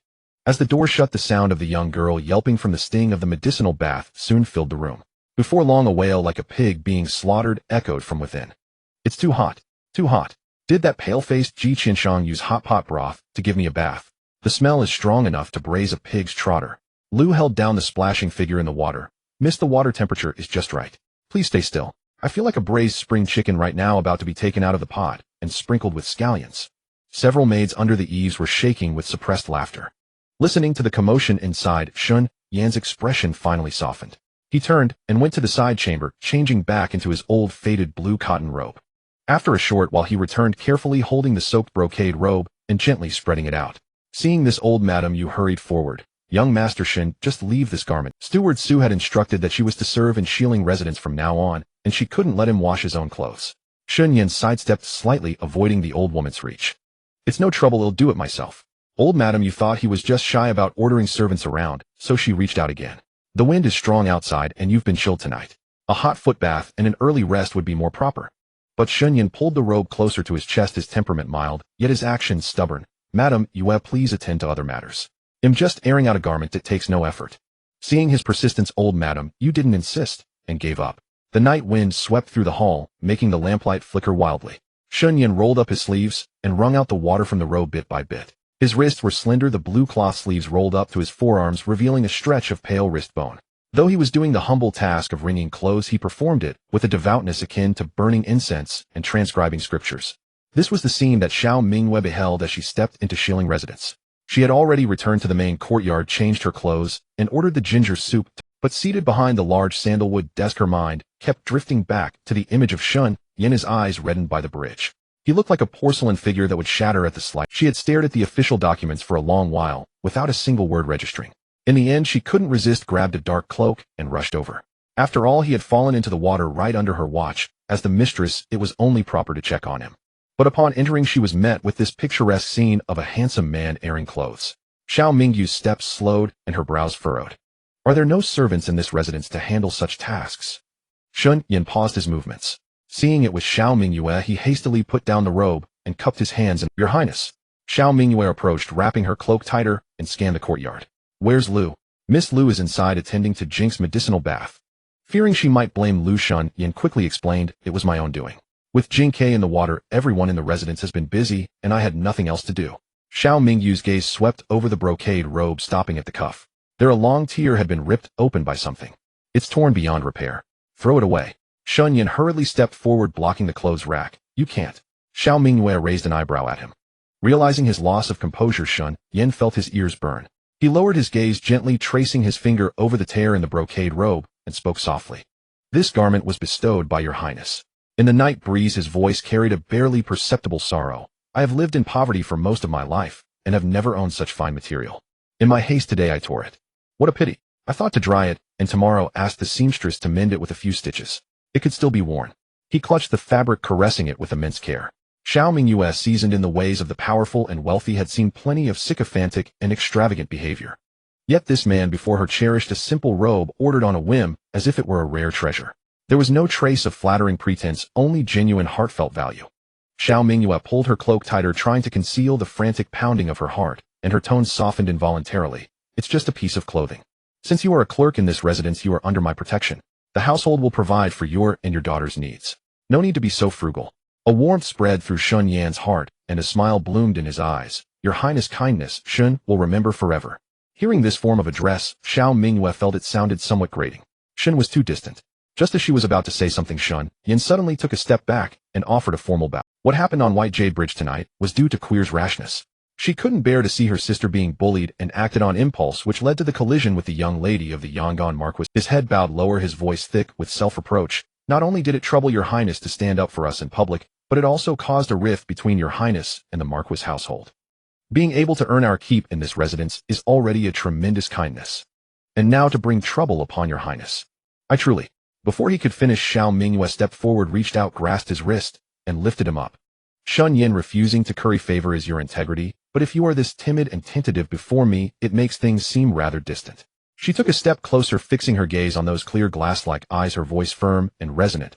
I wield this immense power for the sole purpose of doing as I please. I can protect the borders of Daong. How could I not protect the two of you? Speaking of the Yangon Marquis household, a faint trace of disdain flickered in her eyes. As for the Yangon Marquis household, how what are they? The wind blew through the corridor, swaying the lanterns, casting warm, flickering light over the two figures before gradually stilling. Shun Yan's chest heaved violently twice. The anxiety that had been suppressed throughout the journey was in that moment gently eased by someone. Ever since being cast out of the Du family's villa, he hadn't had a restful sleep. He feared losing his job and being unable to support Queer, feared the Du family coming to cause trouble, and feared that this lofty princess might one day tire of them and cast them out. Those gnawing worries like bone-boring parasites would consume him in the dead of night.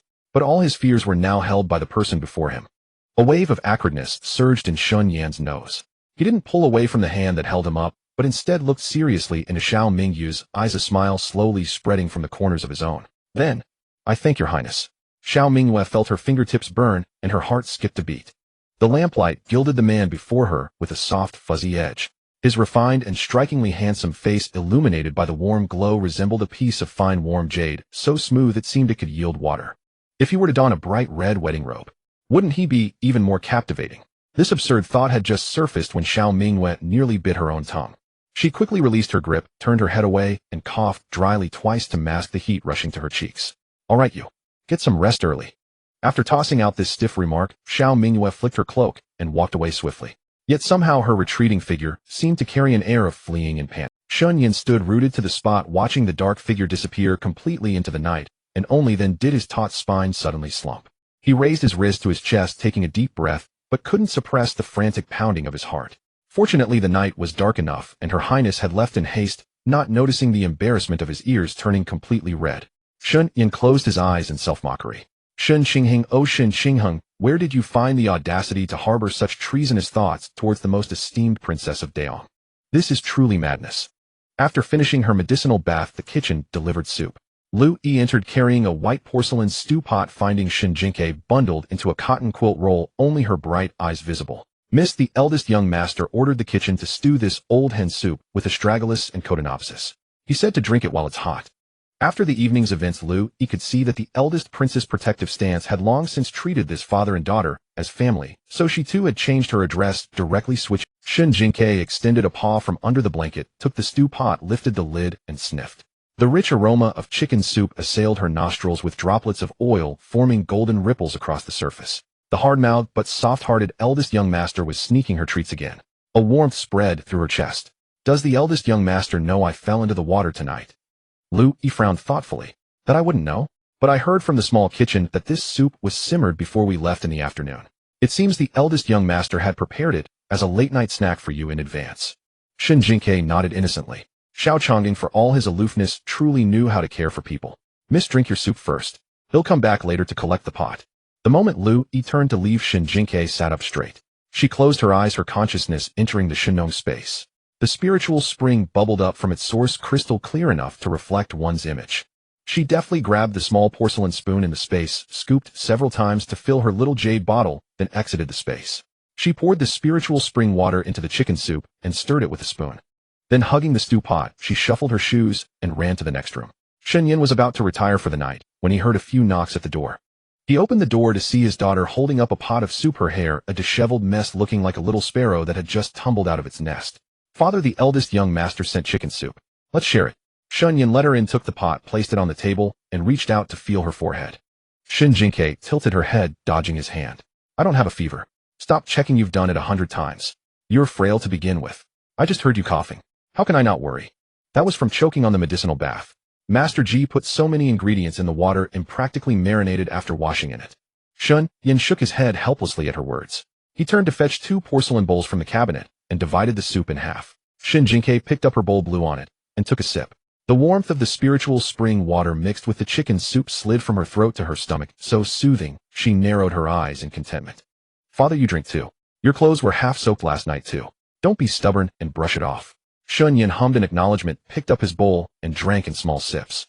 As the rich soup went down, his brow relaxed slightly, and his stiff cold body gradually warmed.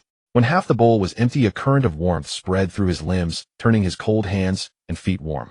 Shen Yin was somewhat surprised. Did they add some medicinal herbs to this soup? Shen Jingque didn't even lift her eyelids, calmly gnawing on a chicken leg. It must be the eldest young master's orders to the kitchen. Shen Yin didn't press further, a hint of emotion flickering in his eyes as he reached out to smooth his daughter's wild hair. The eldest young master treats people with great kindness. You must study hard with Dr. G at Ingju Garden and not disappoint his nurturing. Shen Yin paused, his tone turning more serious. And one more thing. Some days ago, His Highness mentioned that Shishan Academy will open a school for girls next year, and he said he would send you there to study. Shen Jingque's eyes widened, her mouth forming an O. What? School? Yes. Shishan Academy is the best academy in Daeong. Only daughters of official and noble families can enter the girls' school. His Highness' willingness to recommend you is a tremendous grace. Shen Jingque's face scrunched up entirely. How could she still have to go to school after transmigrating? Shen Yin saw her constipated expression and assumed it was just childish reluctance. He helplessly ruffled her hair. Silly girl, when will you ever learn to be sensible? Shen Jingque let Shen Yin ruffle her hair, wearing a look of utter despair. Before transmigrating, it was endless literature, history, math, physics, and chemistry. After transmigrating, it was endless lessons on women's virtues and admonitions. She couldn't keep up, she really couldn't. The next morning, the familiar scent of herbs filled the pharmacy at Ingju Garden. Ji Qianshang sat at the medicine table, flipping through a prescription with one hand while grinding medicine with a pestle in the other. The sound of a wheelchair came from outside the corridor, creaking along the passage. Xiao Chongying wheeled himself into the pharmacy, his gaze sweeping the room. Herbs lay unfinished on the medicine table. A small stove bubbled with steam. The little stool sat empty, a small medicine basket still resting on it, forgotten. The only thing missing was that chattering voice that gave him a headache. Where's the little girl? Ji Qianshang didn't even look up. She's on leave. Xiao Changying's brow furrowed slightly. Why on leave? Was she having too much fun last night? Trouble struck at the Lantern Festival. The little girl fell into the water. Cold chi invaded her body, so I told her to rest for a day. Ji Qianshang set down the pestle and stood up. Without the little bean around to assist, he too felt a bit out of sorts. That girl, despite her infuriating tongue, was quick and sharp-witted. Having her around in the pharmacy truly made things much easier. The aura around Xiao Chongying turned icy in an instant. Trouble. How did she fall in? Ji Qianshang continued working, pouring the ground medicine powder into a paper packet. Last night on the White Jade Bridge, Miss Zhao of the Yangon Marquis Manor shoved her into the river in public. Fortunately, Qing Yuan arrived quickly and fished her out. Otherwise, what you'd be seeing now wouldn't be an empty stool, but a memorial tablet. Ji Qianshang folded the medicine packet and looked up at Xiao Changying's profile. His perpetually cold, hard features revealed no extra emotion, but the fingers resting on the armrest were clearly clenched tight. Xiao Chongying noticed his gaze and silently wheeled himself out of the pharmacy. Ji Qianshang shook his head. Some people were just stubborn as a dead duck's mouth, clearly caring deeply, yet keeping a face as cold as ice. Xiao Chongying wheeled himself back to his room and called out Xianqi. Xianqi appeared from the doorway. Push me to Shilling residence. Xianqi was stunned, nearly twisting his ankle as he straightened up.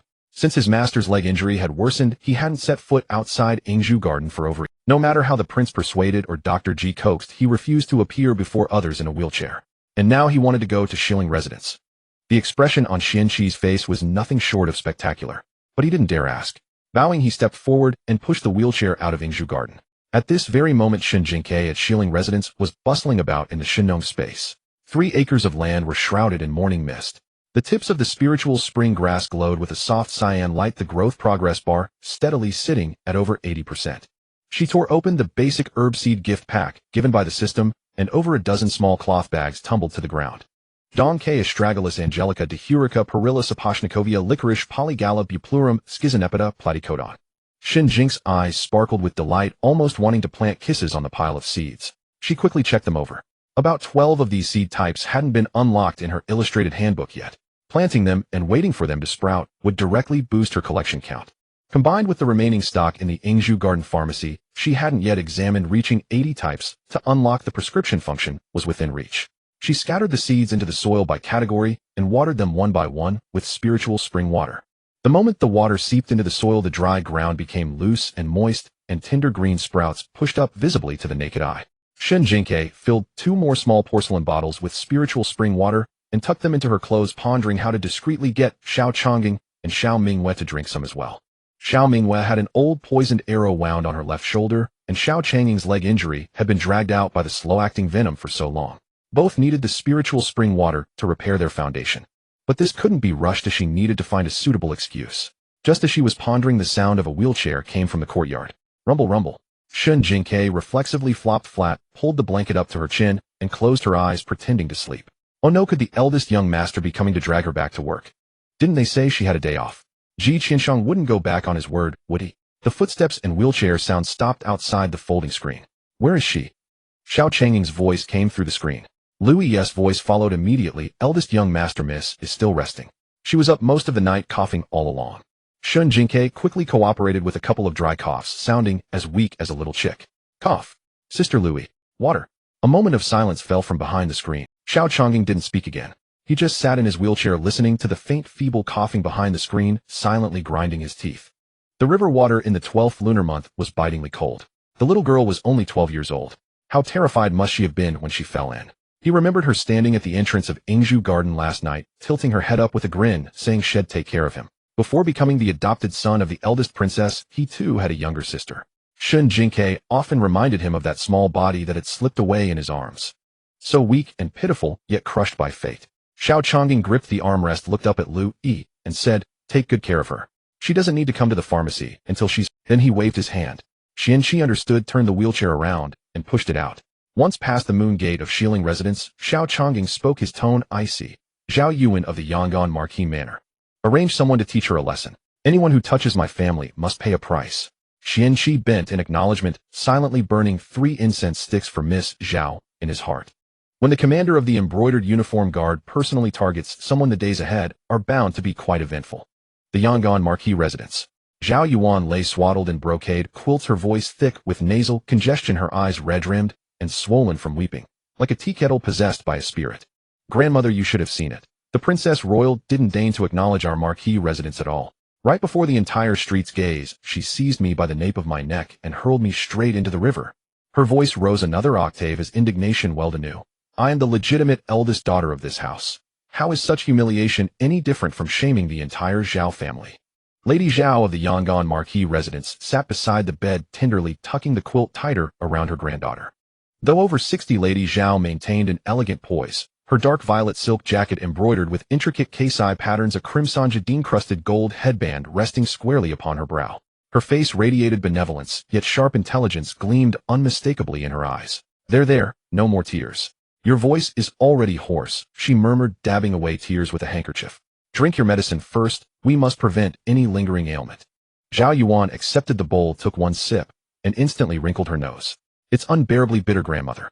You must uphold justice for me." "Of course I shall." Lady Zhao gently patted her hand, her tone calm and resolute. A plan had already taken shape in her mind. Though Xiao Mingwe commanded formidable troops, she remained subject to both Emperor and Empress Dowager. The Empress Dowager had shared decades of friendship with Xiao Mingwe, yet had long disdained her arrogance. Once this matter reached the Empress Dowager's ears, justice would be swift and certain. No matter how brazen Xiao Mingwe grows, she cannot publicly humiliate a minister's kin. "Tomorrow I shall pay court to the Empress Dowager and present this grievance in full." Zhao Yuan's eyes lit up. Suddenly the bitterness vanished. She tilted her head back and drained half the bowl in quick, eager gulps. With the Empress Dowager intervening, how could Xiao Mingwe dare remain defiant? She'd forced that uncouth girl to kneel before her and kowtow in abject apology. The Empress Dowager and grandmother have known each other since childhood. She will champion us, won't she? The Empress Dowager holds propriety and dignity above all. For the Princess Royal to commit violence in broad daylight, how could she possibly ignore it? "Rest easy, child. Leave the rest to me." Only then did Zhao Yuan settle contentedly against her pillow, already scheming how to reclaim yesterday's lost honor from the Shen sisters. For 17 years Zhao Yuan had lived untouched.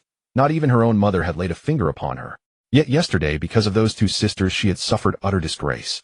After Lady Zhao departed, Zhao Yuan grew increasingly agitated. Her bones prickled as though swarmed by 10,000 ants. That wretched Shen Tingyun. If her wild younger sister hadn't incited chaos, Zhao Yuan would never have suffered such public shame before the Princess Royal. A seething venomous fury burned within her. Unless she vented it upon someone she feared, she might choke on rage that very day. She threw off the quilt, sat upright, draped herself in a sable-lined cloak, and slipped into embroidered slippers, then strode out. Her personal maid Xiaoju hurried after her. "Miss, where are you going?" The physician ordered strict bed rest. "To find Shen Tingyun." Zhao Yuan's lips curled into a cold smile. "Yesterday she invoked grandmother's authority before outsiders to belittle me. Our reckoning remains unsettled. Let us see whether she dares stand firm today." Xiaoju dared not protest further, only hastened behind her in breathless pursuit. Wrapped tightly in her cloak, Zhao Yuan swept across the covered corridor, and had just turned through the moon-shaped gate into the rear garden when a sudden dense fluttering erupted overhead. She looked up. Dozens of dusty sparrows had materialized from nowhere, a dark churning cloud descending upon her, as if choreographed. "Ah!" she shrieked, raising her hands to shield herself. Yet the birds seemed uncannily precise, each dive aimed solely at her head. Their sharp beaks struck her coiffure. Hairpins clattered onto the stone path while tufts of fur tore from her sable cloak, swirling like snowflakes in the air. Xiaoju screamed, paralyzed with terror. "Miss! Crouch down!" she cried, flailing her handkerchief wildly. But the sparrows ignored her entirely, fixating only on Zhao Yuan. Zhao Yuan staggered backward, clutching her head, her embroidered slipper slipping on damp flagstones. "Help! Someone help!" Servants rushed in, some brandishing brooms, others whipping off outer robes to hurl skyward. Yet the sparrows darted with preternatural agility. Brooms' mist garments failed to ensnare them, and their numbers swelled instead. Zhao Yuan retreated step by desperate step, until her heels struck the low stone railing bordering the garden pond. Her body tipped backward, arms flailed wildly, grasping at empty air. Splash! Within 2 days, Zhao Yuan had plunged into water twice. The pond's icy water stole her breath. She couldn't even scream, only thrashed helplessly beneath the surface. Xiaoju collapsed at the bank, sobbing. "Miss! Someone, pull her out!" Servants scrambled for bamboo poles. The scene descended into frantic chaos. And the moment Zhao Yuan sank beneath the water, the sparrows erupted upward in unison, vanishing without trace as though they had never existed. Behind the garden's artificial rockery, a shadow lowered a slender bamboo flute, then vaulted soundlessly over the wall, heading toward the Princess Royal's residence. Meanwhile, within the imperial study, Xiao Qingyu set aside his vermilion brush and greeted Xiao Mingyue with courteous warmth. "Sister rarely visits me unprompted. Has something come? Please sit. I've had your favorite preaching Ming Longjing tea prepared." Xiao Mingyue seated herself and accepted the teacup offered by a eunuch, lifting its lid to inhale its aroma before setting it down again. "I come today seeking your majesty's judgment on a matter." Xiao Qingyu's smile remained unwavering. "Speak freely, sister." Xiao Mingyue withdrew a stack of petitions from her sleeve and rose to present them with both hands. "A few days ago, while riding beyond the city walls, I encountered several peasants kneeling roadside, weeping as they recounted how their farmland had been seized by force and how petitions to the county magistrate went unanswered. Curious, I investigated further." Her tone remained detached as she lifted her gaze to observe Xiao Qingyu's expression. "Unbeknownst to me, those who seized the land were agents of the Yangon marquis residence." Xiao Qingyu flipped through 2 pages of the petitions, his smile unchanged, yet his fingers paused mid-turn. "The Yangon marquis residence. Surely this is the doing of underlings misusing the marquis's name.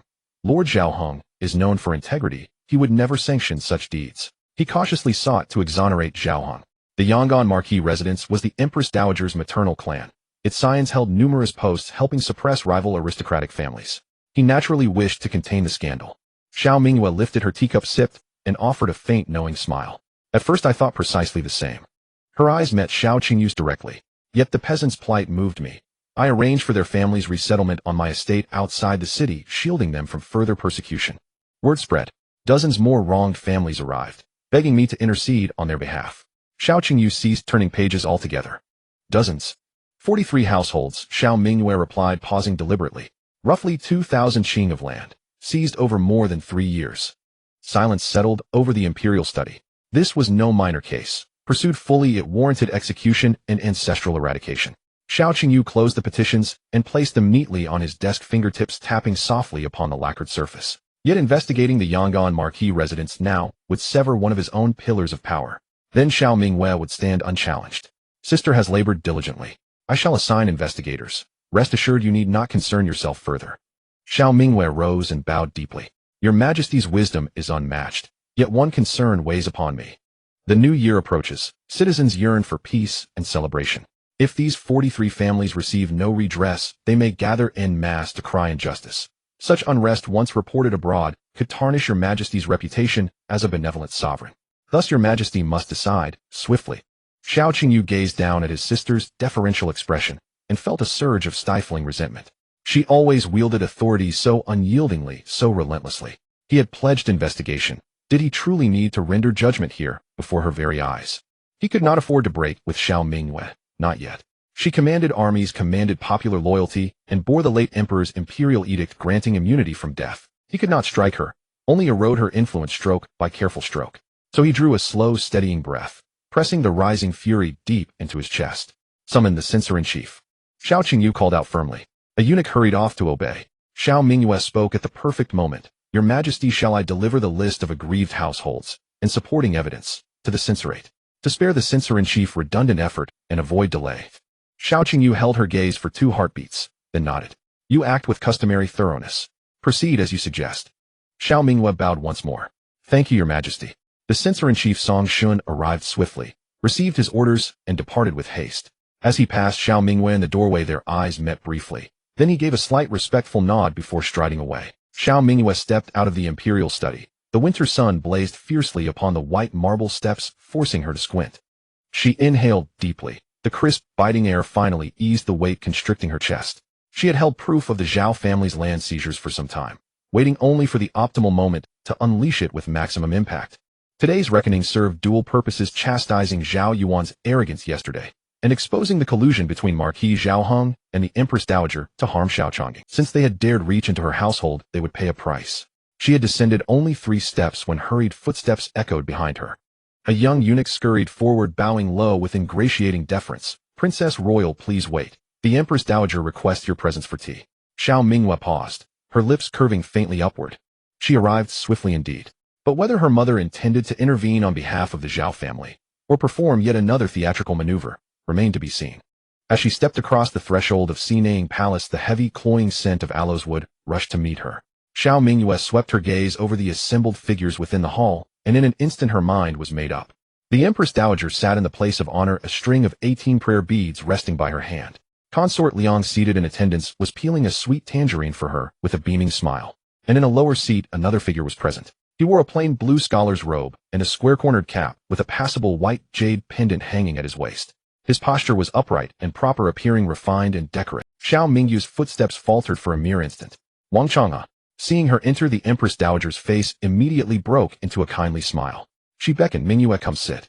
I was just speaking of you. Xiao Mingyue paid her respects and took her seat, accepting a cup of tea from a waiting maid.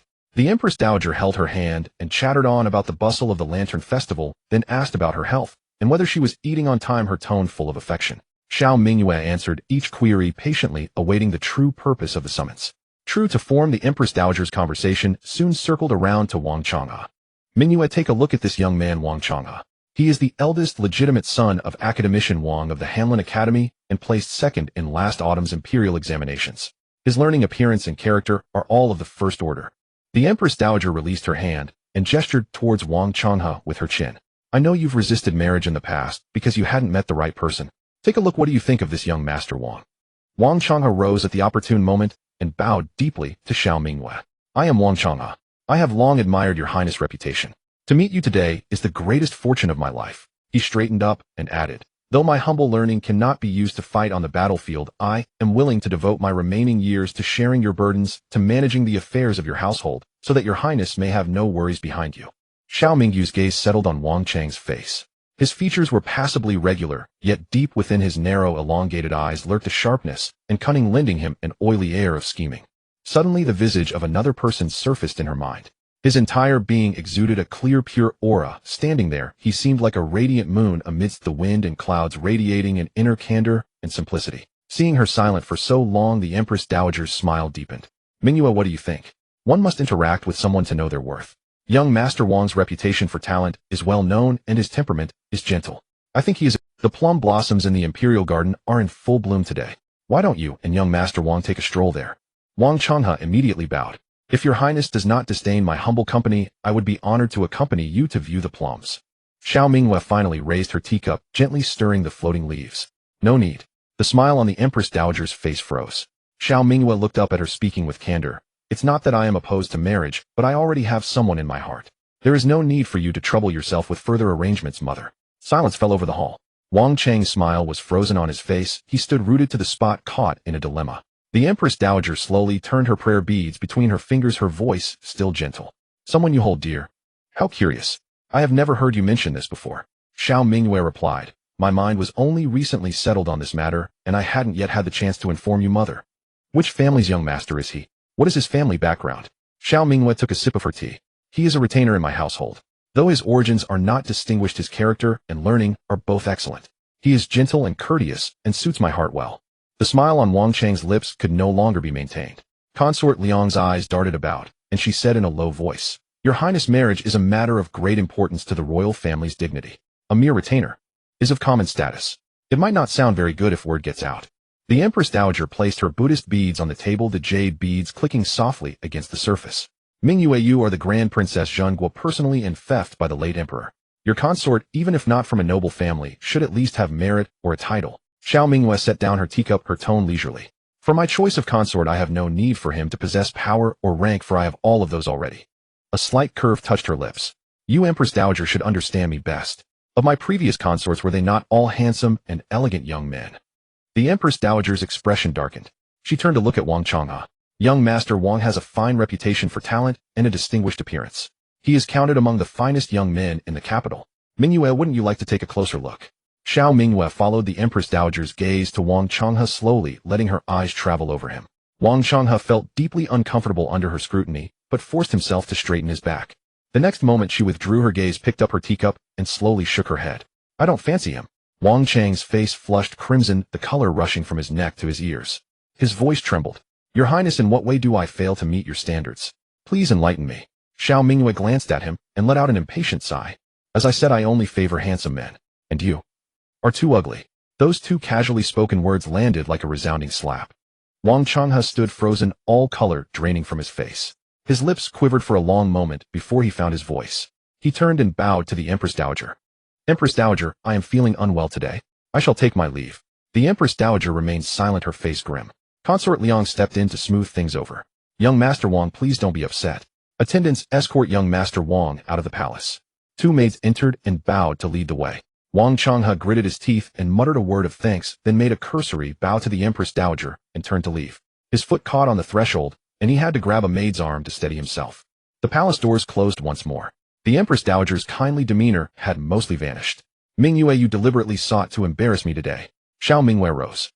Since you hold Wang Changhe in such low regard, I am curious to see this retainer who has caught your eye. What kind of person is he?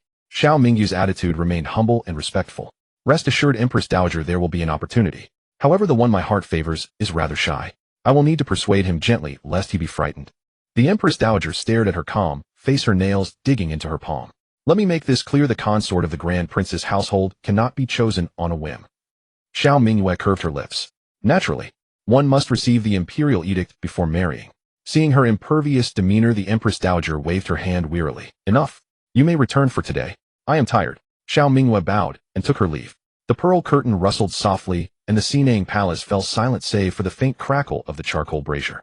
Consort Liang placed the peeled tangerine into a small white porcelain dish and pushed it towards the Empress Dowager, her voice gentle.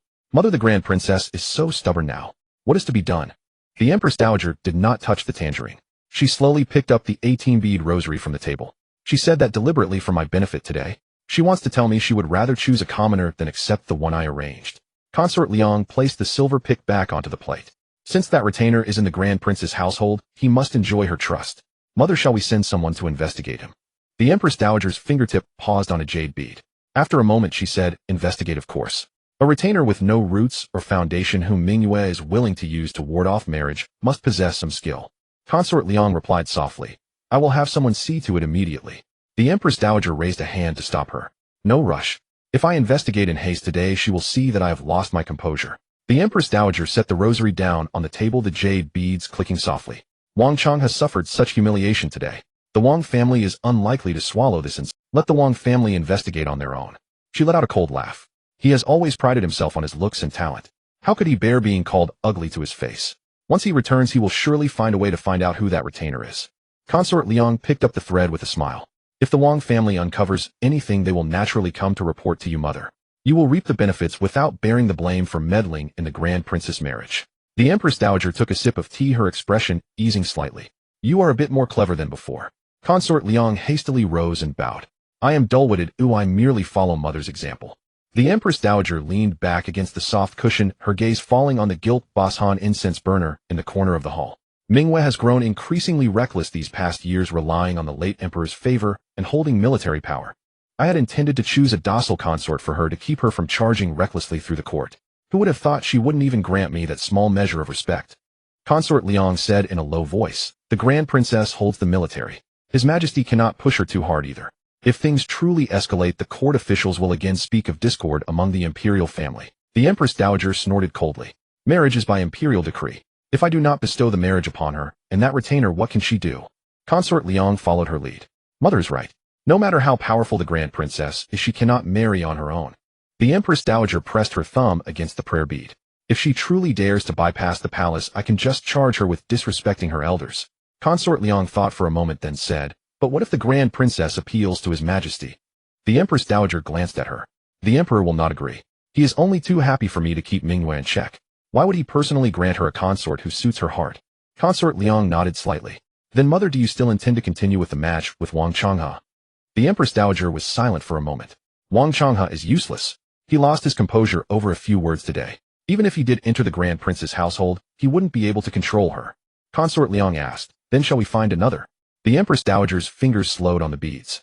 The Wang family is useful, but we cannot rely solely on. Tomorrow send word to Lady Wang, the academician's wife. Tell her that I know young Master Wang was wrong today, and make her understand that I still hold the Wang family. And Consort Liang acknowledged, I will remember that. She paused as if hesitating before speaking cautiously. Mother, there is one more matter. I would like to ask for your assurance. The Empress Dowager looked up at her. Consort Liang kept her head bowed, lowering her voice further. His Majesty has been summoning Jing Chun to the imperial study more frequently lately. I am uncertain what His Majesty intends. She raised her head, a hint of urgency in her eyes. Mother, does His Majesty have any intention of naming an heir apparent? The Empress Dowager gazed at her for a long moment, then let out a sudden laugh. There was no warmth in that laugh. It was like the gilded Buddha enshrined in the prayer hall.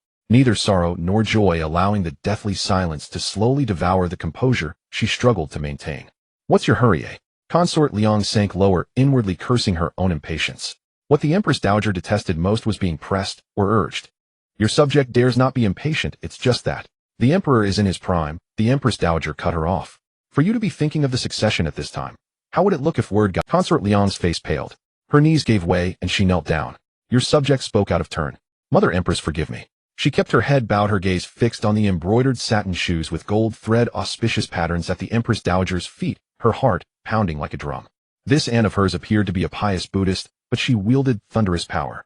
Had it not been for that, she would not have had the foresight to bring Xiao Mingwe under her wing and raise her, holding military power in one hand, while pushing the emperor to the throne with the other. The Empress Dowager slowly turned the prayer beads one by one, as if weighing something. After a long while, seeing Consort Liang's trembling demeanor, she finally raised her hand. Consort Liang stood up, hands at her sides, her posture submissive. The Empress Dowager's tone softened slightly. The first prince has been frail since childhood.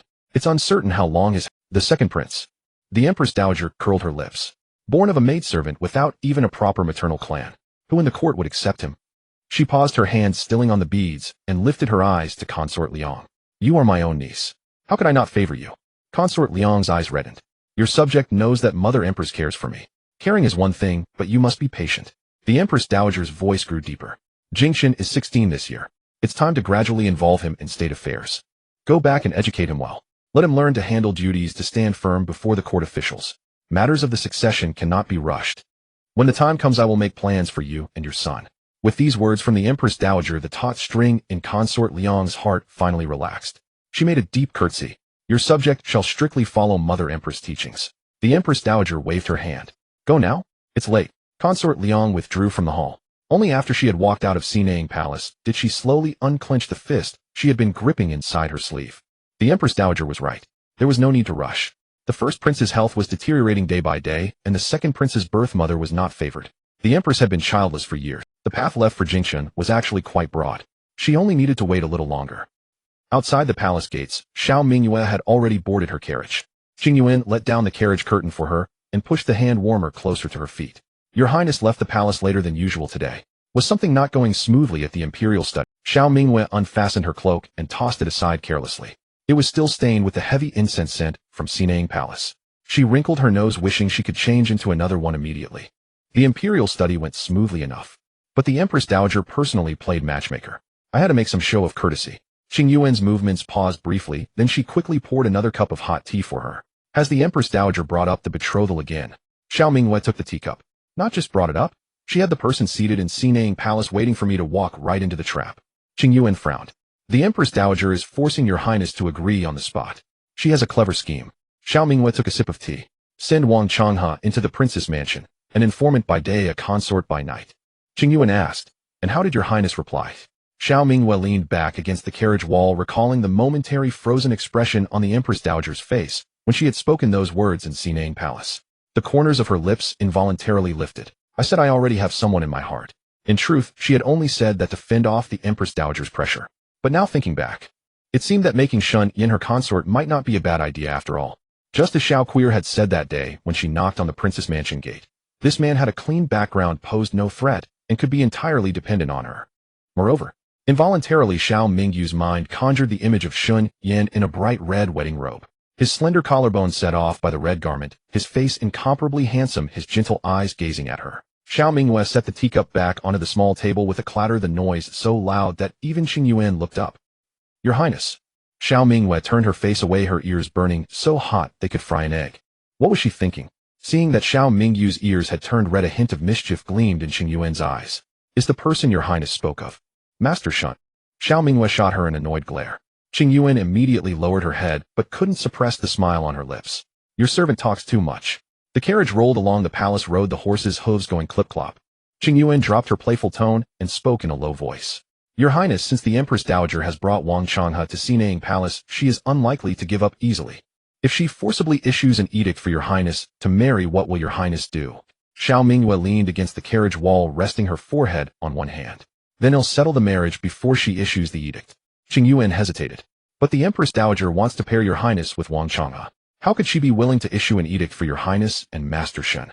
Xiao Mingwei lifted a corner of the carriage curtain. The sky beyond the palace walls had darkened, and in the distance the faint lamplight of the long street was visible. Gazing at that single point of light, a genuine smile finally appeared on her lips. Who says it has to be her edict? Qing Yuan looked up in confusion. What does your Highness mean? Xiao Mingwei picked up the teacup again and took a slow sip. When the late emperor was still alive, he had bestowed upon her a blank marriage contract. She only needed to fill in the consort's name, and it would be equivalent to an imperial edict of betrothal, which no one could defy. 3 consorts had died in succession, and she had long since become dead to the idea of marriage. She had thought she would never use that document in this lifetime. But man proposes heaven. I never imagined that the blank marriage contract the late emperor granted me back then would actually come in handy. The window lattice of the prince's study was half open, and the thin winter light slanted and casting a cold white sheen over the dossier on the desk. Xiao Jingque's slender fingers turned the last page, closed the dossier, and set it back on the table. The guard stood at the foot of the steps, head bowed, and reported in a low voice. Shen Yin, a collateral branch of the former Qing Lushan clan, whose ancestors were implicated in an old imperial examination case, thus forever barred from taking the civil service exams. His wife Heroine divorced him a month ago and remarried Zhao Heng, Marquis of Yong'an, as his second wife. He has 2 daughters. The elder Shen Tingyun followed her mother to the Marquis Manor, while the younger Shen Jingque lives with her father in the elder Princess Manor. Xiao Jingquan picked up his teacup. The tea had long gone cold, but he didn't mind and took a slow sip. A destitute, useless father and a young girl with no foundation whatsoever. Why would Xiao Mingwei go so far as to throw the Marquis' legitimate daughter into the river on her behalf? Why would she tear off all pretense before the entire city? Although his aunt had always been decisive and fearless toward these aristocratic families. Such protective partiality without regard for consequences was something he had never seen in Xiao Mingwei before. Keep watching. Xiao Jingquan set down the teacup. Report every detail of where Shen Jingque goes each day and whom she meets. The guard acknowledged and withdrew. The study fell silent again. Xiao Jingquan leaned back in his chair, his gaze falling on the old plum tree outside the window, its branches gnarled and buds still unopened.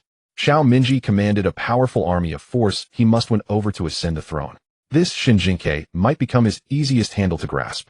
The corner of his mouth curved slightly as he pushed the dossier deep into the drawer. No rush. A skilled hunter never startles his prey. Elder Princess Manor, Shilling Residence. Shen Jingque was shouting with excitement in the Shenong space. The 12 medicinal herb seeds planted last night had already sprouted half a foot tall seedlings, their leaves emerald green and stems sturdy, looking stronger than crops meticulously tended for 3 months outside. Ding. Detected accelerated herb growth in the space. Current maturity rate 100. Host can perform illustrated handbook identification. Shen Jingque's eyes lit up as she crouched by the ridges and touched. The moment her finger touched the first leaf, a pale golden illustrated handbook page appeared before her. Fertilaria bitter and sweet, slightly cold, enters lung and heart meridians. Clears heat, moistens lungs, resolves phlegm, stops cough. Illustrated handbook illuminated. Currently collected 5180. Shen Jingque touched each seedling one after another, and the handbook pages popped up in succession. Of the 12 new herbs, 8 were species she had never encountered before, and the handbook number jumped from 51 to 59. Currently collected 5,980. 21 more to unlock the prescription function. Shen Jingque rubbed her hands together, mentally calculating the remaining gap. There were still plenty of herbs in the Angju Garden Pharmacy that she hadn't touched. Once Ji Qianshang's leave ended, she could go and sweep through them, making it to 70 shouldn't be hard. As for the last 10, she'd figure something out by then. She was deep in thought when suddenly a commotion reached her ears, not from the space, but from outside. Shen Jingque withdrew her consciousness from the space and opened her eyes to hear frantic activity from beyond the courtyard wall. She ran to the door and nearly collided with Lu, who was carrying in a copper basin. What's going on outside? Moving house. Lu beamed, her face full of joy. Miss, it's the second young master returning. Second young master? Shen Jingque blinked. It's second young master Xiao Changqi. Lu set down the basin. He went to Lingnan on business 3 months ago and finally returned to the capital today. You should see the spectacle in the front courtyard. Dozens of wagons blocking half the alley. Shen Jingque's mind raced through the original story. Xiao Changqi, the elder princess, second adopted son, the wealthiest man in Great Yong. Qiyun Money Exchange was his, and his restaurants and shops stretched across the north and south. The original book didn't describe him much, only that he was shrewd, loved money like life itself, yet was filial to his adoptive mother, Xiao Mingyue, spending money lavishly to an extent. Now that this money god had returned to the manor, she wanted to see him for herself. Changing into a clean padded jacket and skirt, Shen Jingque slipped out of Shilling residence and followed the covered corridor toward the front courtyard. Before she even reached the main gate, she was stunned by the spectacle. On both sides of the bluestone path in the front courtyard were piled boxes of all sizes. Red lacquered with gold designs, black lacquered inlaid with mother of pearl, and several long wooden chests wrapped tightly in oilcloth, clearly fragile valuables. Servants came and went carrying things non-stop. Subo stood under the eaves checking each box against a ledger, sweat beading on his forehead. Shen Jingque approached, stood on tiptoe, and peered at the ledger. It was densely packed with writing, and flipping through several pages showed no end. Subo, are these all goods brought back by the second young master? Subo shook his head, a helpless smile on his face. This isn't merchandise. These are gifts the second young master brought back for her highness. Shen Jingque. What kind of extravagant behavior was this? She turned to look at the dozens of boxes on the path, then at the wagons still waiting outside the gate, and felt that poverty had truly limited her imagination. Move aside, don't block the way. A clear voice rang out from the direction of the main gate, carrying a hint of flamboyant laughter. Shen Jingque followed the sound. A young man strode across the threshold dressed in brocade and a jade belt, waving a golden-laid openwork folding fan. Though it was the dead of winter, he fanned it vigorously, the golden surface dazzling in the sunlight. He had a dashing face with eyebrows slanting into his temples and peach blossom eyes that held a natural hint of frivolity when smiling, yet deep within them lurked a sharp, calculating gleam. Behind him followed a middle-aged man clutching a ledger, wearing a pained expression, following closely.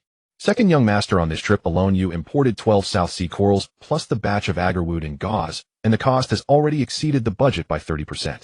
The accounts. Xiao Changqi didn't look back, pointing his golden fan behind him. We'll talk about accounts later.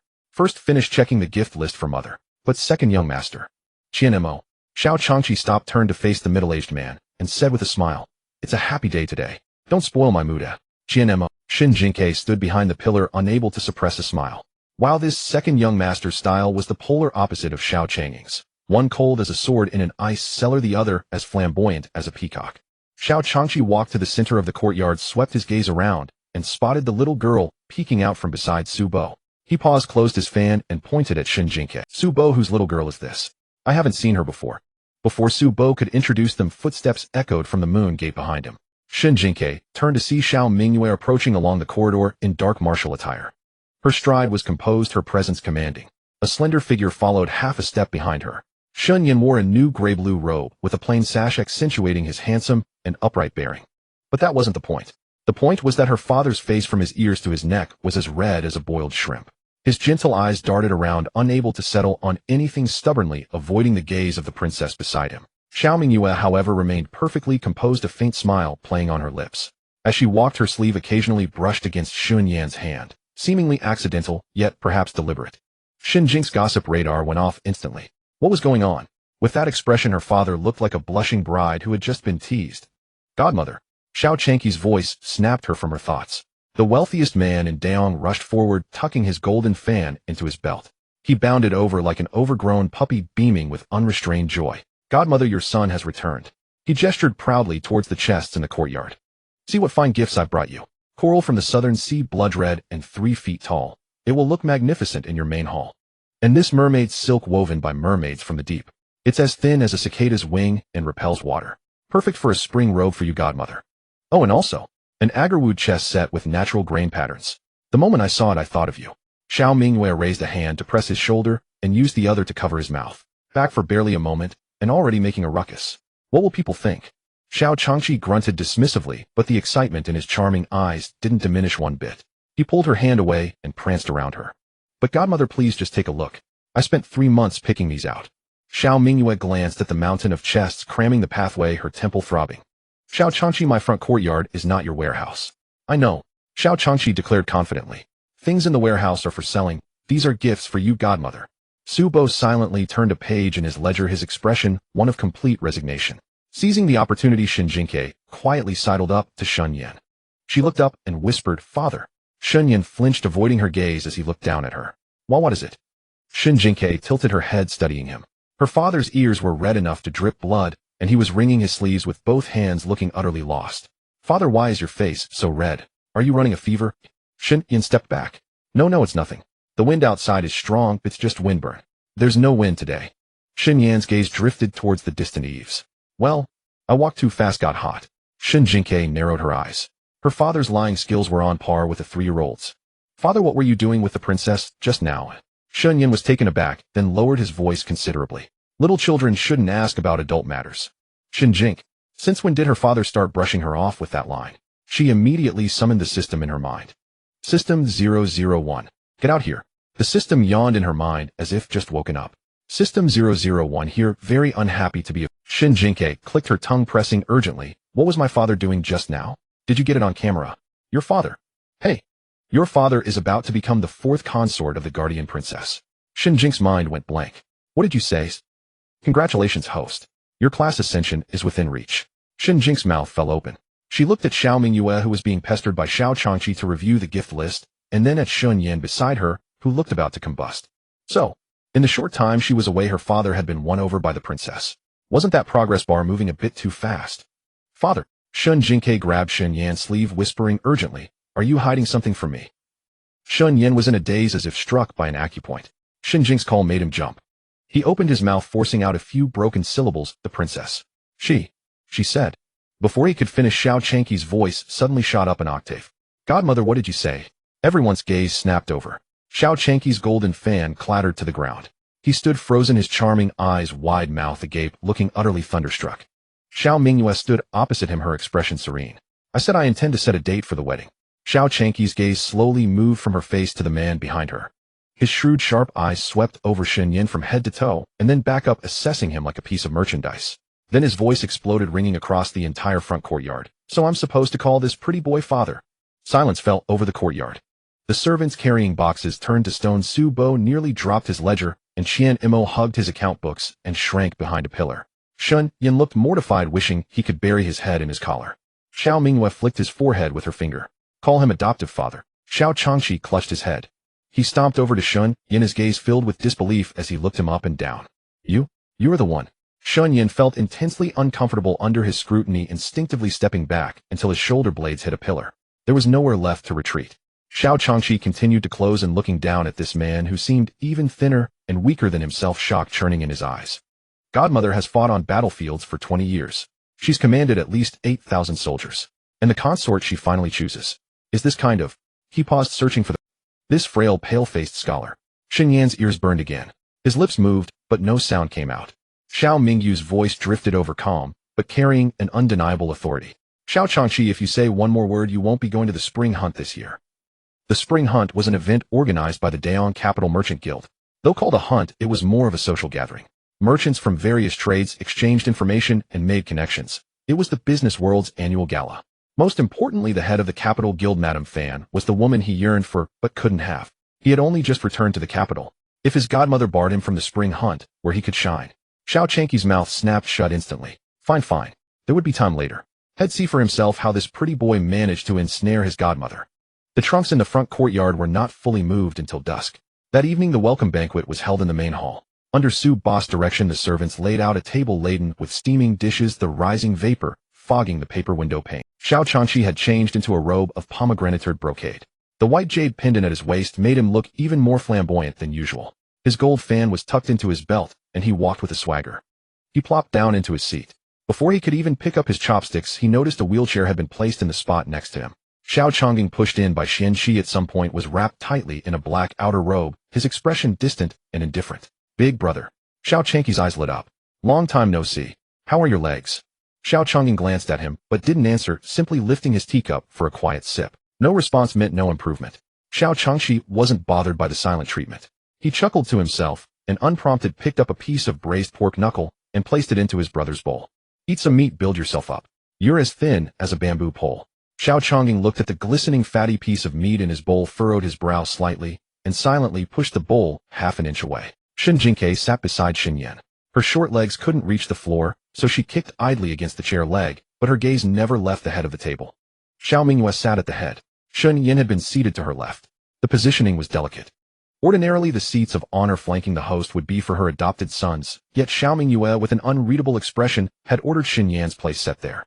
No one dared to question it. Shen Yan sat ramrod straight, his chopstick movements careful and deliberate, as if afraid of brushing against Xiao Mingyue's sleeve.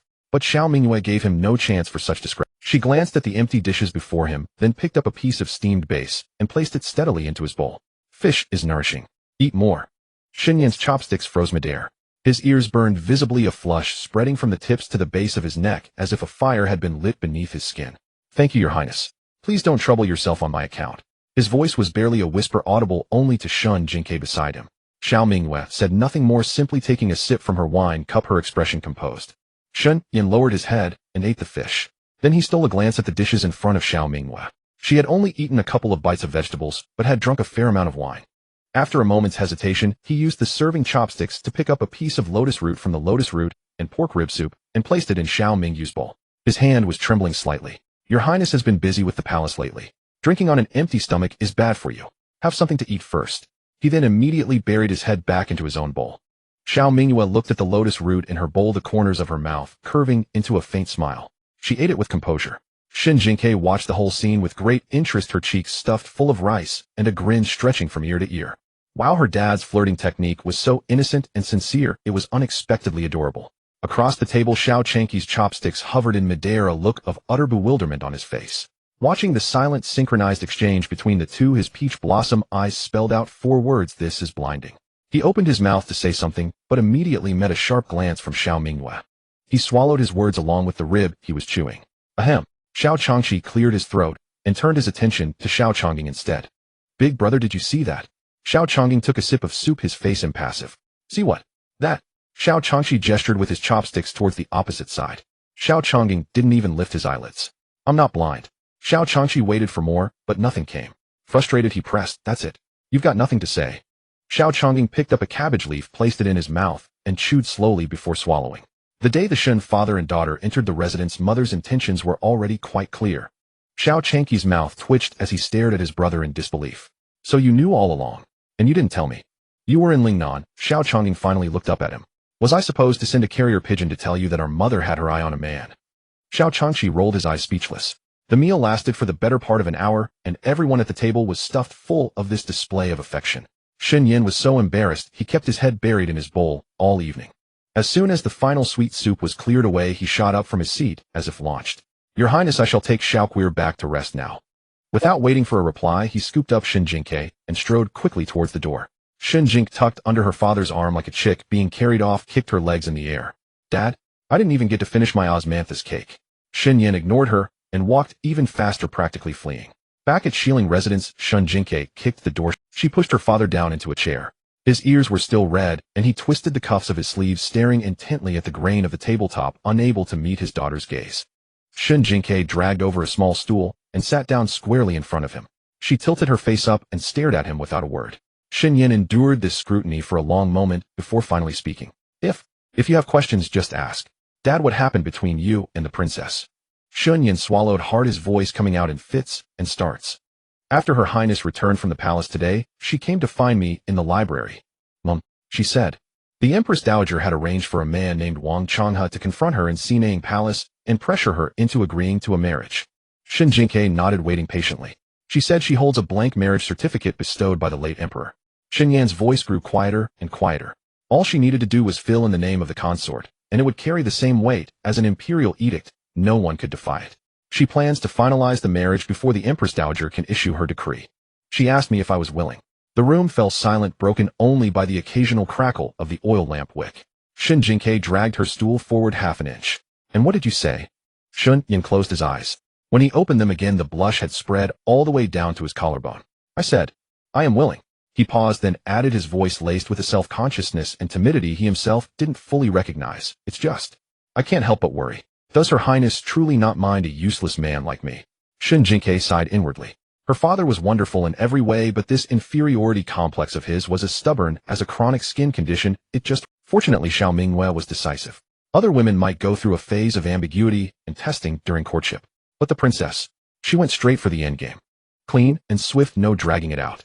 No wonder she was the person she most wanted to latch onto. Shen Jingque stared at Shen Jingque for a long while. Dad, I have a question for you.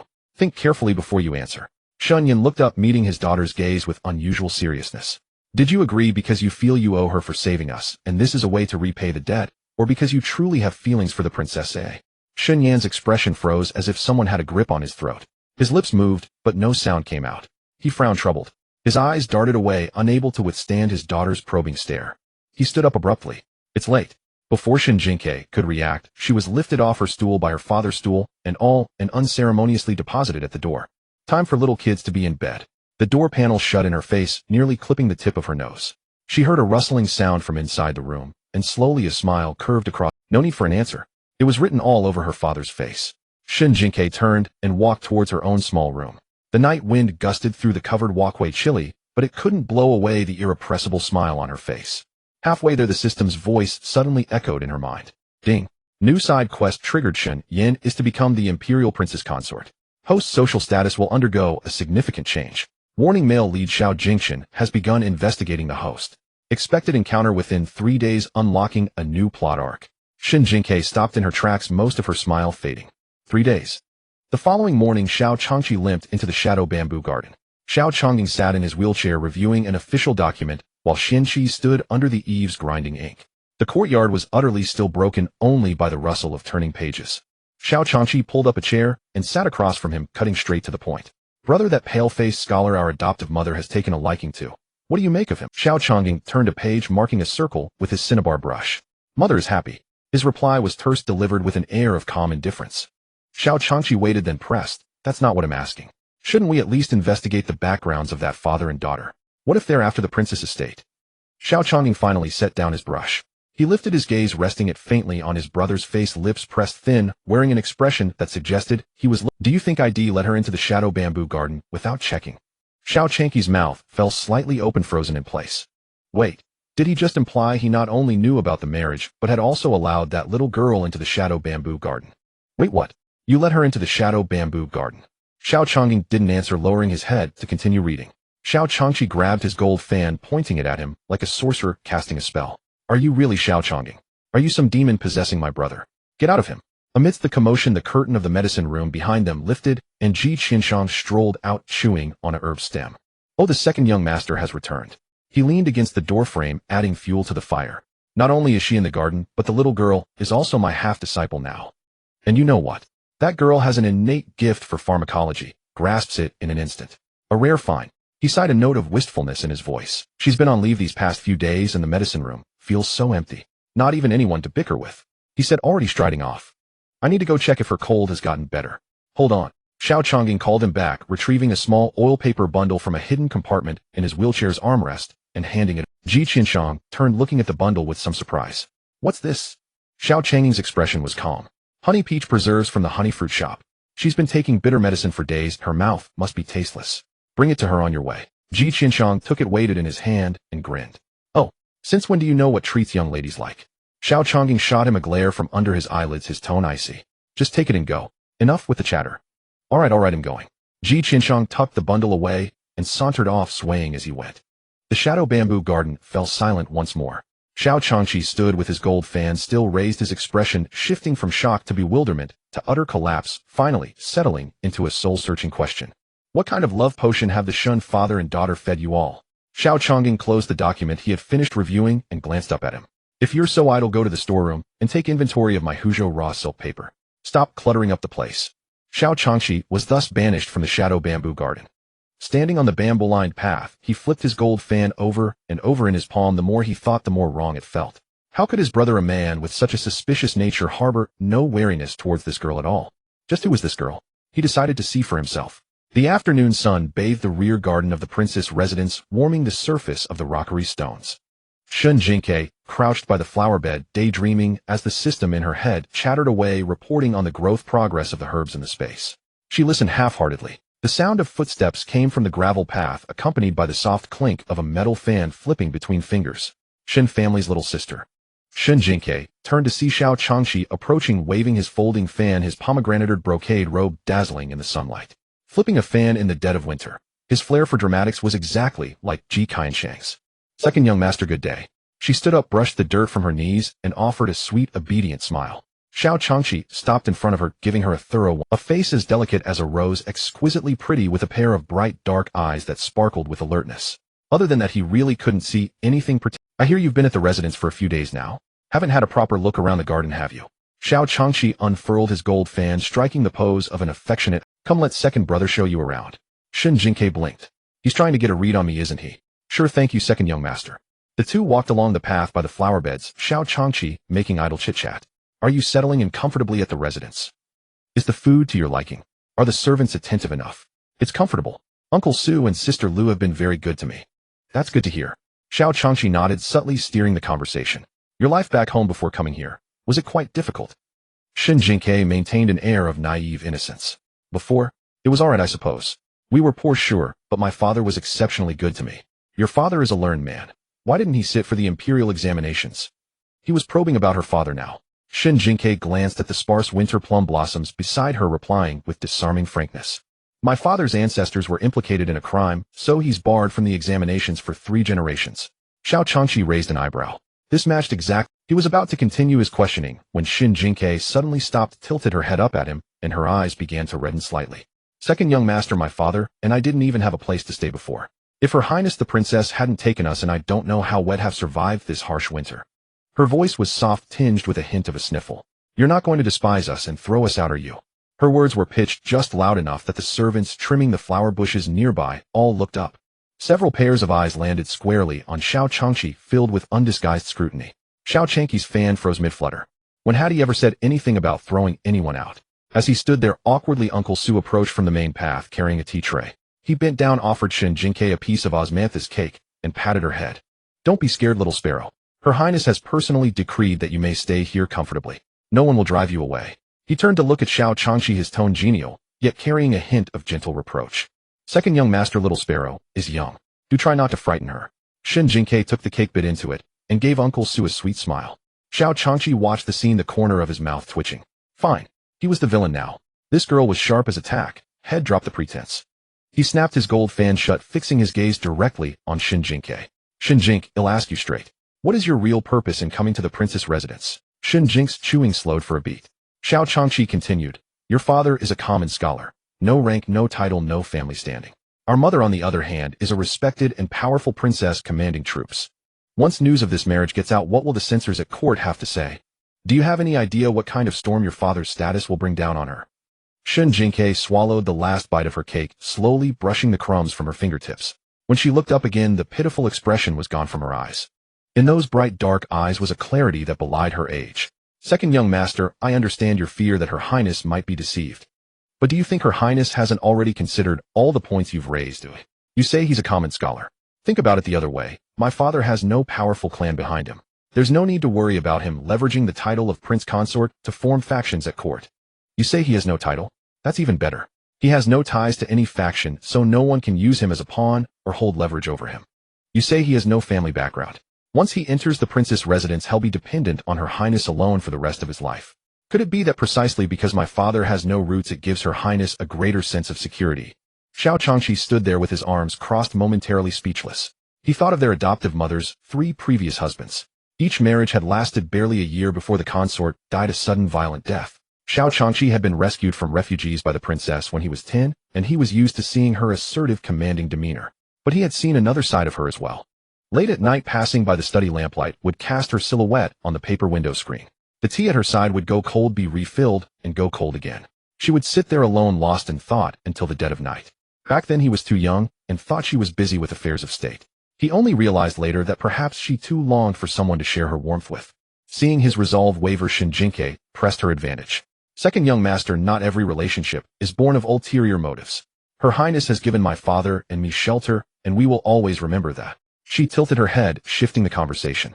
And by your logic, your secret crush on Manager Fan of the Capital Merchants Guild, is that also for some ulterior motive? The rear garden fell into absolute silence. The gold fan slipped from Xiao Changqi's hand and clattered to the ground. A strange, vivid blush crept across his usually suave and composed face. How do you know about that? Xiao Changqi's voice rose by more than 8 degrees, and the maids pruning the flowers in the back garden turned their heads in unison. Shen Jingque blinked in a second. Young master, if you raise your voice any louder, the whole estate will know. Xiao Changqi hurriedly approached Shen Jingque, lowering his voice. Where did you hear that? Who told you? Naturally, she couldn't say it was from the original book. Xiao Changqi's unrequited love for Manager Fan could be considered the most tragic incident in the business circle of Daeong. Every spring, with heavy gifts for the hunting expedition, after receiving the gifts, Madame Fan would distribute the items to other members of the Merchant Association as benefits. Xiao Changqi spent a fortune renting out an entire tea house to invite her for tea, and she brought 6 managers to discuss cooperation. The most absurd thing was one time, Xiao Changqi chased for 3 streets just to deliver an oiled paper umbrella, yet Madame Fan didn't even look at him, and simply opened an old umbrella and walked away. The original book used about half a page to describe this event with few words, but every word exuded a strong flavor of sycophancy. Shen Jingque laughed so hard while reading that she rolled on the bed, never expecting to see the main character in person today. Second young master, who doesn't know that you send heavy gifts to the Merchant Association every year? Last time when Su Bo was counting the goods you brought back in the front yard, I heard him say that 6 pieces of fish silk were set aside specifically, and even the patterns were chosen to be simple, unlike those meant for Her Highness the Princess. Xiao Changqi frowned. That's not right. Those 6 pieces of fish silk were personally set aside by me and locked in the 3rd carriage. A Su Bo didn't handle them at all. As he spoke halfway, he realized he was confirming his own secret. Shen Jingque leisurely cracked a melon seed. Xiao Changqi, I've been tricked. That's not important, Shen Jingque comforted him. With someone as outstanding as you, who else could catch your eye aside from Manager Fan? Countless attempts have failed, but flattery never does. However, the path of romance has indeed been quite difficult. Xiao Changqi dropped his golden fan on the ground, bent to pick it up, and bumped his head. He was completely unlike the wealthy and cheerful figure of Daeong he usually was. How much do you want? Shen Jingque. A hush money. Xiao Changqi lowered his voice, scanning the surroundings. Name your price. This matter must remain a secret, and no one is allowed to speak of it. Shen Jingque laughed heartily and decided to press the advantage. She pulled Xiao Changqi to sit down in a pavilion, pulled out a bag of melon seeds, and began gossiping. How long have you been pursuing her? 3 years. Shen Jingque nearly choked on a melon seed shell. What a persistent sycophant. Pardon my bluntness, but do you have the wrong approach? Xiao Changqi slapped his thigh. That's exactly the problem. No matter what I give her, she won't accept it. If I invite her to dinner, she brings others along. If I ask her to enjoy the lanterns, she says she needs to settle accounts. I don't know what to do anymore. As he spoke, his emotions boiled over. Qianemo said I was too eager and advised me to be more reserved, but I can't help but be eager when I see her. Shen Jingque's mind turned, recalling various emotional bloggers she had followed, planning to impart some modern dating skills to Xiao Changqi. Second young master, do you know what's most important when pursuing a woman like Manager Fan? What? Emotional value. Xiao Changqi blinked in confusion. Shen Jingque sighed and rephrased, think about it. Manager Fan comes from wealth. She can buy anything good. If you pile up mountains of gold and silver in front of her, she'll only think you are showing off and won't feel your sincerity. Because those things are too easy for both you and her to obtain, sincerity cannot be perceived. Xiao Changqi paused while fanning himself. Then what should I do? I can't pretend to be poor, can I? Tisk, that's why you need to change your mindset. Shen Jingque beckoned Xiao Changqi closer. First, you need to make her feel valued. It's not about giving expensive gifts, it's about giving the right gifts. What has she been worried about lately? What is keeping her busy? Do you know? Xiao Changqi paused for a moment and shook his head. He truly did not know. Every time they met, he was too busy showing off. Shen Jingque could tell from his expression that he was out of luck, sighing. Second, create a sense of pursuit. If you revolve around her every day, she won't find you precious. Try disappearing for a few days. Disappear. Xiao Changxi widened his eyes. I just got back to Beijing with great difficulty, and you want me to disappear. It's precisely because it's so difficult for you to return that you should disappear. Shen Jingque tapped the stone table with a melon seed shell. Every time you return to Beijing, don't you rush to see her first. This time if you suddenly don't go, she'll feel uncomfortable. Xiao Changxi pondered this. Recalling last autumn when he was sick and lay at home for 5 days without going to the Merchant Association on the 6th day, a servant of Madame Fan asked at the money shop, "Why hasn't your master?" Just that one sentence made him laugh on the bed for a whole day. Seemed to make some sense. Xiao Changxi's peach blossom eyes widened. He saw Shen Jingque's gaze shift from initial doubt to gradual surprise. He had been foolishly trying to please her for 3 years, and today this little girl had revealed the crux of the issue with just a few words. Shen Jingque saw that he had come to a realization and stood up to pat Xiao Changxi on the shoulder. Second young master, in such matters you must pay more attention to what the other person wants rather than what you want to give. Only by addressing the root cause can you achieve twice the result with half the effort. Xiao Changxi suddenly stood up, his face glowing, and solemnly bowed to Shen Jingque. Sister, no strategist. You are simply the first person I've encountered in my life who understands me. I've learned a lot from you. Shen Jingque nearly slipped off the stone from his call of, "Be low-key, be low-key. Come, let me teach you some practical skills." The two of them chatted animatedly over roasted melon seeds, completely oblivious to the dusk that had settled around. A tall figure appeared on the path at the end of the flower bed. Shun Yin was holding a small lantern, clearly coming to fetch his daughter for dinner. He saw that scene from a distance. His daughter and the wealthy Xiao Changxi were sitting side by side on a taihu stone, cracking melon seeds with a layer of shells spread out on the ground in front of them, looking as if they had been chatting for a long time. Shen Yin slowed his steps, feeling quite anxious. This second young master had publicly called him a pretty boy. Although it was later stopped by Xiao Mingyu's flick on the forehead, he clearly remembered that disdainful look. He steeled himself to approach and spoke softly. "Queer, it's time to go back for dinner." Shen Jingque jumped down from the taihu stone and brushed the melon seed shells off her skirt. "Dad, you're here." Xiao Changxi also stood up from the stone. Shen Yin prepared himself for cold mockery, but saw Xiao Changxi place his golden fan at his waist and stride. He instinctively took half a step back. Then Xiao Changxi crossed his hands in front of him and performed a proper junior salute. "Honorable guardian." Shen Yin nearly dropped the lantern in his hand. He gaped, unsure whether to support him or cover his ears. This second young master, what are you?" Xiao Changxi straightened up, his expression completely different from this morning, smiling brightly and sincerely. He pulled out a stack of silver notes from his pocket without counting and directly stuffed them into Shen Jingque's hands.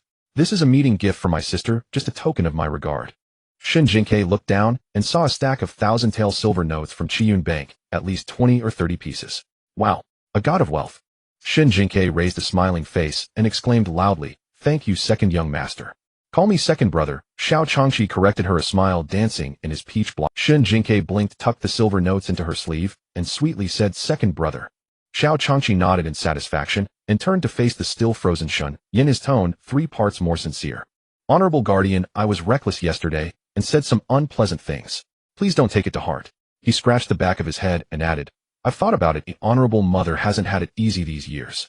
Meeting someone she is willing to speak to is her blessing. Just treat her well." Shen Yan's eyes suddenly felt a bit sore. He opened his mouth, something lodged in his throat, and after a long time managed to squeeze out a somewhat hoarse response. "I will." Xiao Changxi patted his shoulder, causing Shen Yin to stumble forward slightly. "By the way," Xiao Changxi suddenly remembered something and looked at Shen Jingque, "I heard from Honorable Mother that you will be attending Qishan Academy soon." "Yes, I've been worried about it." Shen Jingque sighed. Heaven knows how much she didn't want to attend that school. Not only did she have to study and take exams, but she also had to socialize with a bunch of teenagers.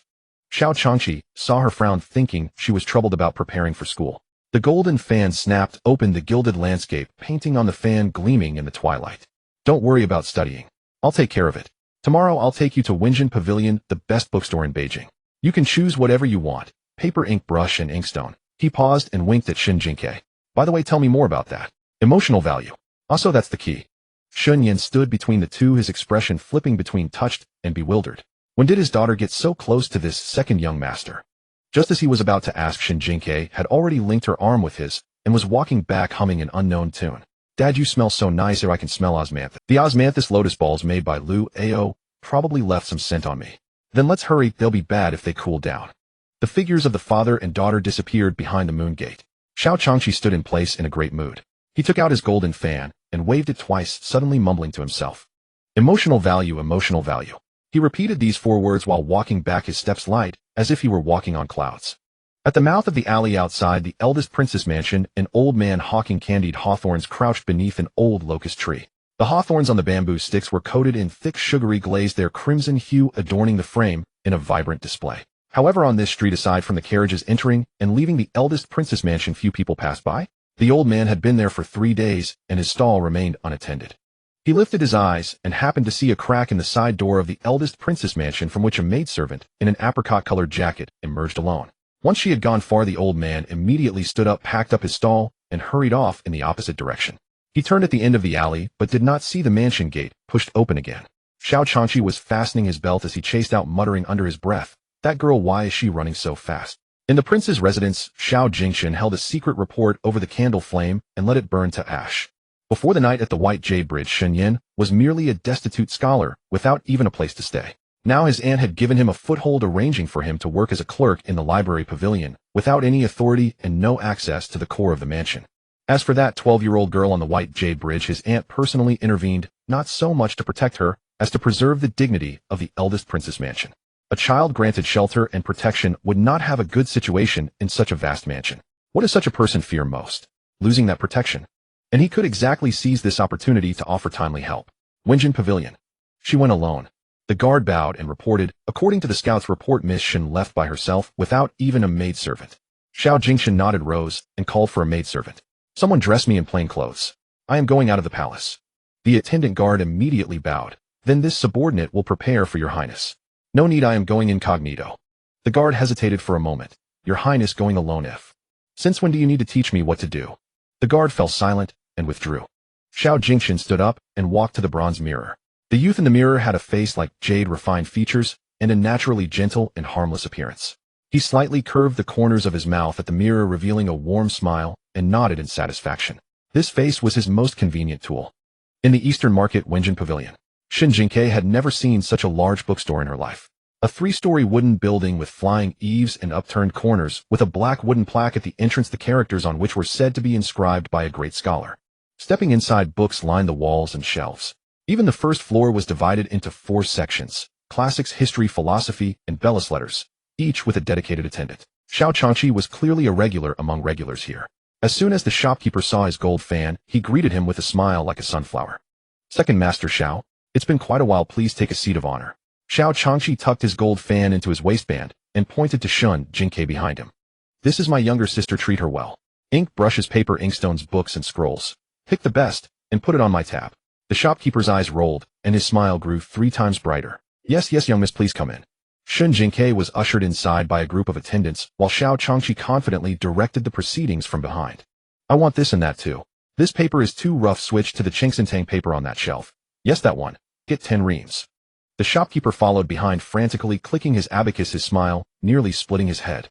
Shen Jingque crouched in front of the inkstone counter, holding a greenish-gray Duan inkstone in both hands, turning it over and over. This inkstone had a warm, lustrous color with faint natural fishbrain, freezing patterns visible in the ink pool, and it felt as smooth as a baby's skin. In truth, she didn't know much about the quality of inkstones. But the system was chattering in her mind, saying that this inkstone was from an old pit, extremely rare on the market, and worth at least 300 or 400 taels. Shen Jingque was about to call Xiao Changqi over to pay when a prompt tone suddenly sounded in her mind. Ding. Main storyline triggered. Main storyline, scholarly affection concealed. Xiao Jingque and Shen Jingque meet by chance here, and Shen Jingque's heart begins to stir, developing a liking for Xiao Jingque. Please cooperate with the storyline progression. The Duan inkstone in Shen Jingque's hand nearly slipped and smashed onto the counter. Damn, she had completely forgotten that the system had reminded her a few days ago that today would trigger the male lead's encounter. She should have stayed home today. She quickly scanned the surroundings. The first-floor hall was bustling with people, but she didn't see any figure resembling the male lead. But since the system had popped up a prompt, it meant that guy was already nearby. Run. Too late. Wenjin Pavilion only had 1 door, front and back. Hide. Xiao Changqi was still on the 2nd floor enjoying tea. She couldn't just leave him and jump out the window. Shen Jingque gritted her teeth, her mind racing. In the original book, the heroine's first liking for Xiao Jingque was supposed to occur at the Yongning Marquis banquet, but now, because she had altered the heroine's life path, that meeting at the banquet naturally no longer existed. So the current plot was newly generated by the system. Well, that made sense. This was a female-oriented angsty novel centered on the love-hate relationship between the male and female leads, so where they met probably didn't matter much. According to the original setting, Xiao Jingque was best at playing the role of a confidant. He would find an entry point of interest to the other person show just the right amount of appreciation and concern, making the prey feel, how does this person understand me so well? The classic white moonlight tactic, perfect for insecure girls. Unfortunately, they had met Shen Jingque. Just as she was thinking, the door of Wenjin Pavilion was pushed open. A thin ray of winter light filtered through the door crack, falling on the youth at the entrance. He wore a moon-white robe, a blue silk sash at his waist, and only a plain silver hairpin in his hair, dressed like a handsome scholar. He stood at the door, his gaze gently sweeping the hall, a faint smile on his lips. A 16-year-old youth, yet his smile carried a composure beyond his years. Such an appearance naturally made people let down their guard. Several young ladies who were selecting books in Wenjin Pavilion had already fixed their gazes on him uncontrollably. Xiao Jingque's gaze swept across the hall and naturally fell on the inkstone counter. An apricot-colored jacket, a crooked hair ribbon, a Duan inkstone clutched in her arms, and she was turning to look at him. He walked over and stopped in front of Shen Jingque. "Miss, this inkstone in your hand. Is it the fishbrain freezing from an old pit?" His tone was humble and gentle. If Shen Jingque didn't know the plot, she would have been fooled by this appearance. "Keep up the act all you want." Shen Jingque looked up, hugging the inkstone tighter to her chest, her eyes wary. "Who are you?" Xiao Jingquan was slightly taken aback, seemingly not expecting this reaction. He quickly regained his gentle smile and gestured vaguely toward the inkstone in her arms. "I also came to choose an inkstone, and saw that the piece in your hand has excellent quality. Not for sale." Shen Jingque hugged the inkstone even tighter, her whole demeanor like a cat with its fur bristled guarding its food. Xiao Jingquan smiled, not annoyed by the interruption, but his tone became even softer. "Miss misunderstands. I just think it's rare for someone so young to have such good taste." He paused, putting on a look of realization. "But seeing that you've been looking for a while without calling an attendant, are you perhaps troubled by the price? If you don't mind my impertinence, I could pay for this inkstone." "Who says I can't afford it?" Her voice was so loud that the surrounding guests turned to look. Xiao Jingquan's smile finally cracked a little, but his excellent upbringing soon suppressed the embarrassment. "Miss, please don't be upset. I meant no offense." "You are offending." Shen Jingque put her hands on her hips, chin raised, putting on a fierce and unreasonable look. In broad daylight, a strange man comes up to a young girl, tries to chat her up, and even offers to pay for her. "What are your intentions?" "Oh, are you a child trafficker?" Xiao Jingquan's expression finally broke. Seeing his reaction, Shen Jingque knew the time was right, took a deep breath, and pulled out her trump card. She turned toward the stairs to the second floor and yelled at the top of her lungs. "Second brother, someone is kidnapping a child." This shout was full of energy, echoing through all 3 floors of Wenjin Pavilion. In the private room upstairs, Xiao Changqi, who was savoring his tea, jerked his hand, spilling tea all over his pants. He jumped up with a start, dashed to the railing in 3 steps, and looked down. He saw his younger sister standing in the middle of the first floor hall, hands on her hips, glaring angrily at a white-robed gentleman. Xiao Changqi slapped the railing, his voice like a bell. "Who dares to bully my little sister?" The bookshop suddenly fell silent. In a flash, the hem of a red brocade robe fluttered, and amidst a shimmer of golden light, Xiao Changqi had vaulted down the stairs, blocking Shen Jingque's path. Where did this wild boy come from, harassing a young lady in broad daylight at Wenjin Pavilion? Xiao Jingquan still wore a gentle smile, even bowing slightly. "You misunderstand, my friend. I am merely quite interested in the inkstone in this young lad's hand, with no intention of offense." His words were composed, measured in every move. Several customers browsing books nearby heard this and thought his words were proper, not like a villain. Standing behind Xiao Changqi, Shen Jingque rolled her eyes silently. In the original story, Xiao Jingquan was neither the legitimate eldest son nor the favored heir. His odds for seizing the throne were not the best, but he relied on his silver tongue and handsome face to coax a group of people into risking their lives for him. She wouldn't fall for that. Shen Jingque poked half her head out from behind Xiao Changqi's arm and said in a voice loud enough for everyone around to hear, "Second brother, he just now offered to pay. I don't know him at all. This inkstone must cost a lot of silver. He came and immediately wanted to buy it for me. Why is that?" Hearing this, Xiao Changqi thought to himself, that's right. A complete stranger man proactively offering to spend money for a young girl. There must be something fishy. Anger surged instantly. He pointed his golden fan forward and raised his voice 3 notches. "My little sister is 12 years old. You, a grown man, come up to chat her up and coax her into letting you buy her things. What else is this if not trying to kidnap a child?" As soon as these words were spoken, the expressions of the onlooking customers changed dramatically. Several ladies who had brought their daughters to pick books pulled their girls behind them, casting obvious wary glances at Xiao Jingquan. One quick-tongued woman muttered aloud, "He looks decent enough, but he preys on young girls. Truly a wolf in sheep's clothing." The shopkeeper anxiously wrung his hands, caught in the middle. On one side was his big customer, second master Xiao. On the other was that white-robed gentleman whom he didn't know, but his whole bearing suggested he was not to be trifled with. He approached with an apologetic smile, bowed, and cupped his hands toward Xiao Jingquan. "This gentleman, our humble shop, is very busy today. There might be some misunderstanding. Perhaps you could." Take your leave first. Another day I will prepare tea and apologize to you. His words were euphemistic, but the meaning was clear. Please leave now, don't let this escalate and make things ugly. Xiao Jingque's fingers tightened slightly inside his sleeve. Under the public gaze, he, a prince of the realm, had been branded a child trafficker by this little girl. Perhaps he could reveal his identity to clear his name, but doing so would only confirm that his presence here today was with ulterior motives. With that thought, Xiao Jingque gritted his teeth, but still cupped his hands toward Xiao Changqi in a composed manner. I was too forward. My apologies. Farewell. Then he turned and left swiftly. The moment the door curtain fell, Shen Jingque saw the smile on his face instantly vanish, and he cast a glance back. Their eyes met. Shen Jingque felt a chill at the back of her neck. She had a feeling he wouldn't let it go. Xiao Changqi snapped his golden fan shut with a crisp sound and curled his lip. He knows what's good for him, or I would have made sure that Lecher lost face today. He turned around, crouched down, and reached out to pat Shen Jingque's head. Were you scared? She wiped her face with her sleeve, revealing a row of white teeth. Good thing second brother came quickly, or I wouldn't have known what to do. Xiao Changqi looked at her little face that changed expression in an instant and twitched his mouth. Good heavens, she changed his face as quickly as turning a book page. You little girl, Xiao Changqi tapped her forehead with his golden fan. I thought you were being bullied. I was so anxious I spilled my tea. And here you are perfectly fine. I'm only fine because I could call you. If I were really being bullied, I wouldn't have the strength to yell. Xiao Changqi was amused by her self-righteous expression. He stood up, twirled the golden fan in his palm, and clicked his tongue. That fellow looks decent enough.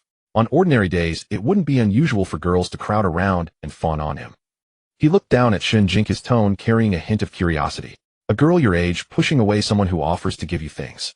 Not bad, worthy of being my Xiao Changque's little sister. Not the kind of shallow-minded person. Shen Jingque hugged the Duan inkstone and tilted her head. Second brother, didn't you think that man was suspicious? What's suspicious? He came straight for me the moment he entered, didn't even glance at any of the shop's goods. Shen Jingque put the Duan inkstone back on the counter and clapped her hands. People come to Wenjin Pavilion to buy stationery. Why would someone walk in and stare at a little girl like me? Xiao Changque's fan paused in his hand. Recalling that man's attire, his eyes sharpened. The blue sash at his waist. His peach blossom eyes slowly narrowed, the smile in them receding, revealing a hint of doubt. Such small details ordinary merchants might not recognize, but he had seen them in the Grand Princess Mansion. That was a double-strand meander weave, a craft from the Imperial Workshop. No outside embroidery shop could imitate it. Could it be someone from the palace? But what would someone from the palace want with little? Xiao Changqi asked calmly, have you seen this man before? Shen Jingque shook her head. Never seen him. Today was the first time. He frowned and thought for a moment, but came up with nothing. Never mind, he would discuss it with Big Brother later. Xiao Changqi relaxed his brow and patted Shen Jingque's head casually. Alright, don't dwell on these things. We haven't finished buying what we need. Let's go. He led Shen Jingque up to the second floor. The second floor was lined with tightly packed bookshelves filled with classics, history, storybooks, and illustrated manuals. Shen Jingque wove through the bookshelves and finally found a herbal illustration catalog in the miscellaneous section. After flipping through a few pages, she was overjoyed. This book was surprisingly similar to a modern magazine, with a quarterly issue number printed on the cover. Inside, it was filled with illustrations of various medicinal herbs with notes on their origins and properties. Strictly speaking, with her Shinong compendium, Shen Jingque shouldn't need this, but the good thing was that besides marking origins, it also specified which pharmacies in the capital sold each herb, updated every season. The more Shen Jingque read, the more excited she became. It contained several herb varieties she had never seen before, with exquisite illustrations that even depicted the vein patterns of the leaves in minute detail. Although the compendium required physical contact to activate, this catalog at least told her where to find those herbs. She immediately hugged the catalog into her shopping. Xiao Changqi peeked over her shoulder. You're looking at this? Master Ji told me to learn more about herbs, said basic skills can't be neglected. Shen Jingque made up an excuse casually, then flipped through the appendix at the back. Second brother, are you familiar with the pharmacies marked in this book? Is there any shop in the capital I'm not familiar with? Xiao Changqi unfurled his golden fan, his tone full of a capitalist's confidence. Just give me a list of what herbs you need, and it'll get you wholesale prices. Shen Jingque closed the catalog and stuffed it into her basket, grinning at him. Second brother, you're truly the best brother under heaven.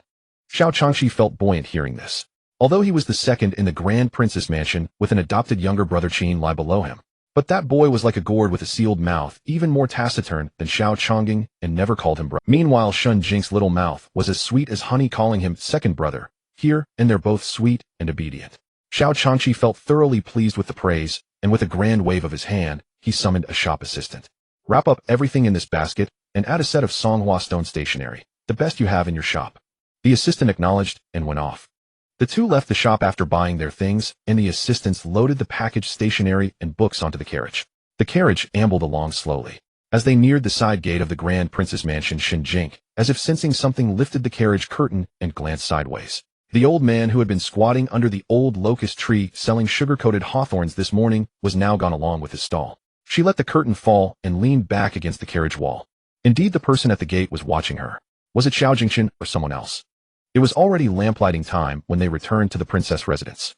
Xiao Changqi did not head back to his own courtyard, but dragged Shen Jingque straight to the shadow bamboo garden.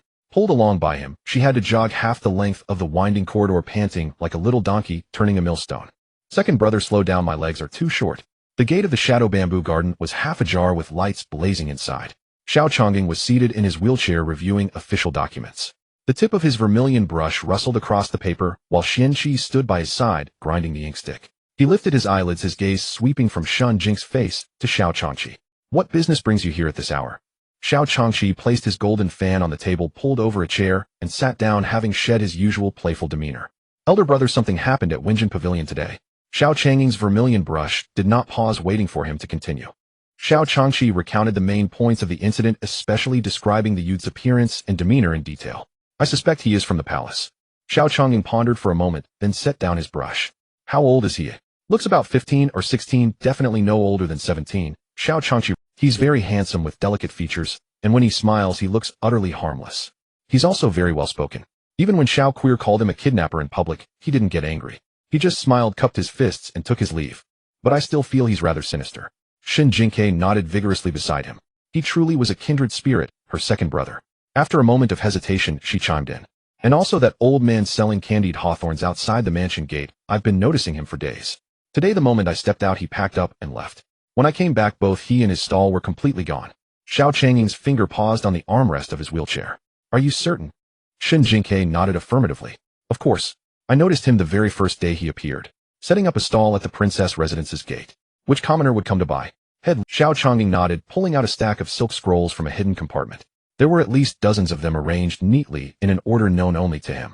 He flipped through them for a while, his fingers stopping on one particular portrait, which he spread out before the two of them. It was a meticulously detailed painting. The youth in the painting wore dark casual robes, his features refined, a hint of a smile tugging at the corners of his lips. That smile, hiding a knife, was exactly like the one worn by the white-robed scholar at Wenjin Pavilion today. Shen Jingque only needed one glance before she nodded. That's him, that's the face. Xiao Changqing rolled the scroll back up. This is third prince, Xiao Jingqian. Third prince. The son of consort Liang. Xiao Changqi exclaimed in surprise. Xiao Changqing's gaze fell upon Shen Jingque. Where have you seen him before? Shen Jingque spread her hands wide, her expression more aggrieved than doughy. Young master, I swear I truly don't know him. Before today, I didn't even know what he looked like. This wasn't exactly a lie. Today was indeed the first time she had seen the living, breathing Xiao Jingqian. As for the descriptions in the original book, those don't count, right? Xiao Changqing scrutinized her for a moment, feeling that her scrunched-up expression didn't seem to be an act. If he's approaching you on his own initiative, he must have a motive. Shen Jingque nodded frantically in her heart. Yes, exactly, this guy is here to harm her. Exactly, young master. Why would a dignified prince come looking for me? It's terrifying. Xiao Changqi interjected. Could it be he's after our adoptive mother? Can't rule it out. Xiao Changqing tucked the scroll back into the hidden compartment. From tomorrow onwards, you must take one of my designated guards with you whenever you leave. Shen Jingque nodded hastily. Yes. I'd even dress as a boy if you asked, let alone take a guard. Xiao Changqi, growing angrier the more he thought about it, slammed the table and stood up with a bang. So what if he's the third prince? He's not getting any ideas about my little sister. Xiao Changqing shot him a glance. Keep this quiet. Don't tell our adoptive mother. Xiao Changqi was taken aback. Why not? If she knew Shed. She's currently preparing for her wedding and dealing with the Empress Dowager and the Emperor. Do you think she isn't busy enough? Do you want to add another problem for her to deal with? Xiao Changqi fell silent. His elder brother had thought it through. Xiao Changqing looked at Shen Jingque and said calmly, you needn't worry too much. The third prince's motives are unclear for now, so he's unlikely to act rashly. Just remember, no matter what he says or does, do not meet with him alone. Shen Jingque nodded solemnly. Rest assured, young master. He'll run the moment I see him. I won't give him a second chance to strike up a conversation. Xiao Changqing hummed in acknowledgement, picked up his brush, and returned to reviewing his documents. And with that, the matter was temporarily dropped. Shen Jingque and Xiao Changqi left the shadow bamboo garden one after the other. Walking along the bamboo-lined path, Xiao Changqi let out a delayed hiss. Wow. So I called the third prince a lecher today. Shen Jingque looked up at him unfazed. So what? I called him a kidnapper. Xiao Changqi slapped his own forehead. If he holds a grudge, what's going to happen to my Qi Yun money houses 32 branches in the capital region? Shen Jingque patted his arm, her expression sincere. Second brother, don't worry. If you really go bankrupt because of this, you can just go and play the pitiful fool in front of Manager Fan and make her feel sorry for you. Maybe if Manager Fan's heart softens, she'll let you marry into her family. Xiao Changqi was stunned for a moment, then his eyes lit up. You're right. He slapped his thigh enthusiastically. Queer, you are truly a brilliant strategist for your brother. Shen Jingque watched his excited state and silently pressed a hand to her forehead. A hopeless romantic, there's no saving him. That night back in Xiling residence, Shen Jingque washed up and sank her consciousness into the Shinong space.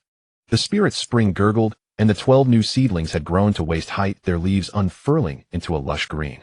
She crouched by the edge of the ridge, opening the herbal illustrated book she had bought at Wenjin Pavilion that day, intending to study it carefully. System, what's my codex count at now? 5,980. 21 more needed to unlock the prescription function. 21 more. Shen Jingque gnawed on her fingernail, calculating. She could still get a few more types from the Shadow Bamboo Gardens pharmacy, and Xiao Changqi could help her buy the rest. It shouldn't be a problem. She closed the book, clapped her hands, stood up, and stretched. No rush, one step at a time. Xiao Jingqian had already set his sights on her, so she needed to arm herself quickly. Exiting the space, she lay on the bed staring blankly at the canopy for a while. The look he had given her at the end kept flashing through her mind. It was like being stared down by a venomous snake, sending goosebumps all over her skin. Shen Jingque pulled the blanket over her head. Heavenly Lord, please send someone to collect that demon. In the prince's residence, a lone lamp flickered like a pea. Xiao Jingqian sat behind the desk, his fingertips slowly stroking the green jade thumb ring on his hand. The details of their encounter at Wenjin Pavilion today kept replaying in his mind. His original plan had been simple. A pitiful, downtrodden girl living under someone else's roof encounters a generous and refined scholar her age in a bookstore, and naturally, she would be. But this little girl not only refused his goodwill, but also publicly labeled him a kidnapper. What surprised him even more was Xiao Changqi's reaction. The wealthiest man in Dayong, with a fortune worth tens of thousands of gold, unhesitatingly defended a little girl with no blood relation to him.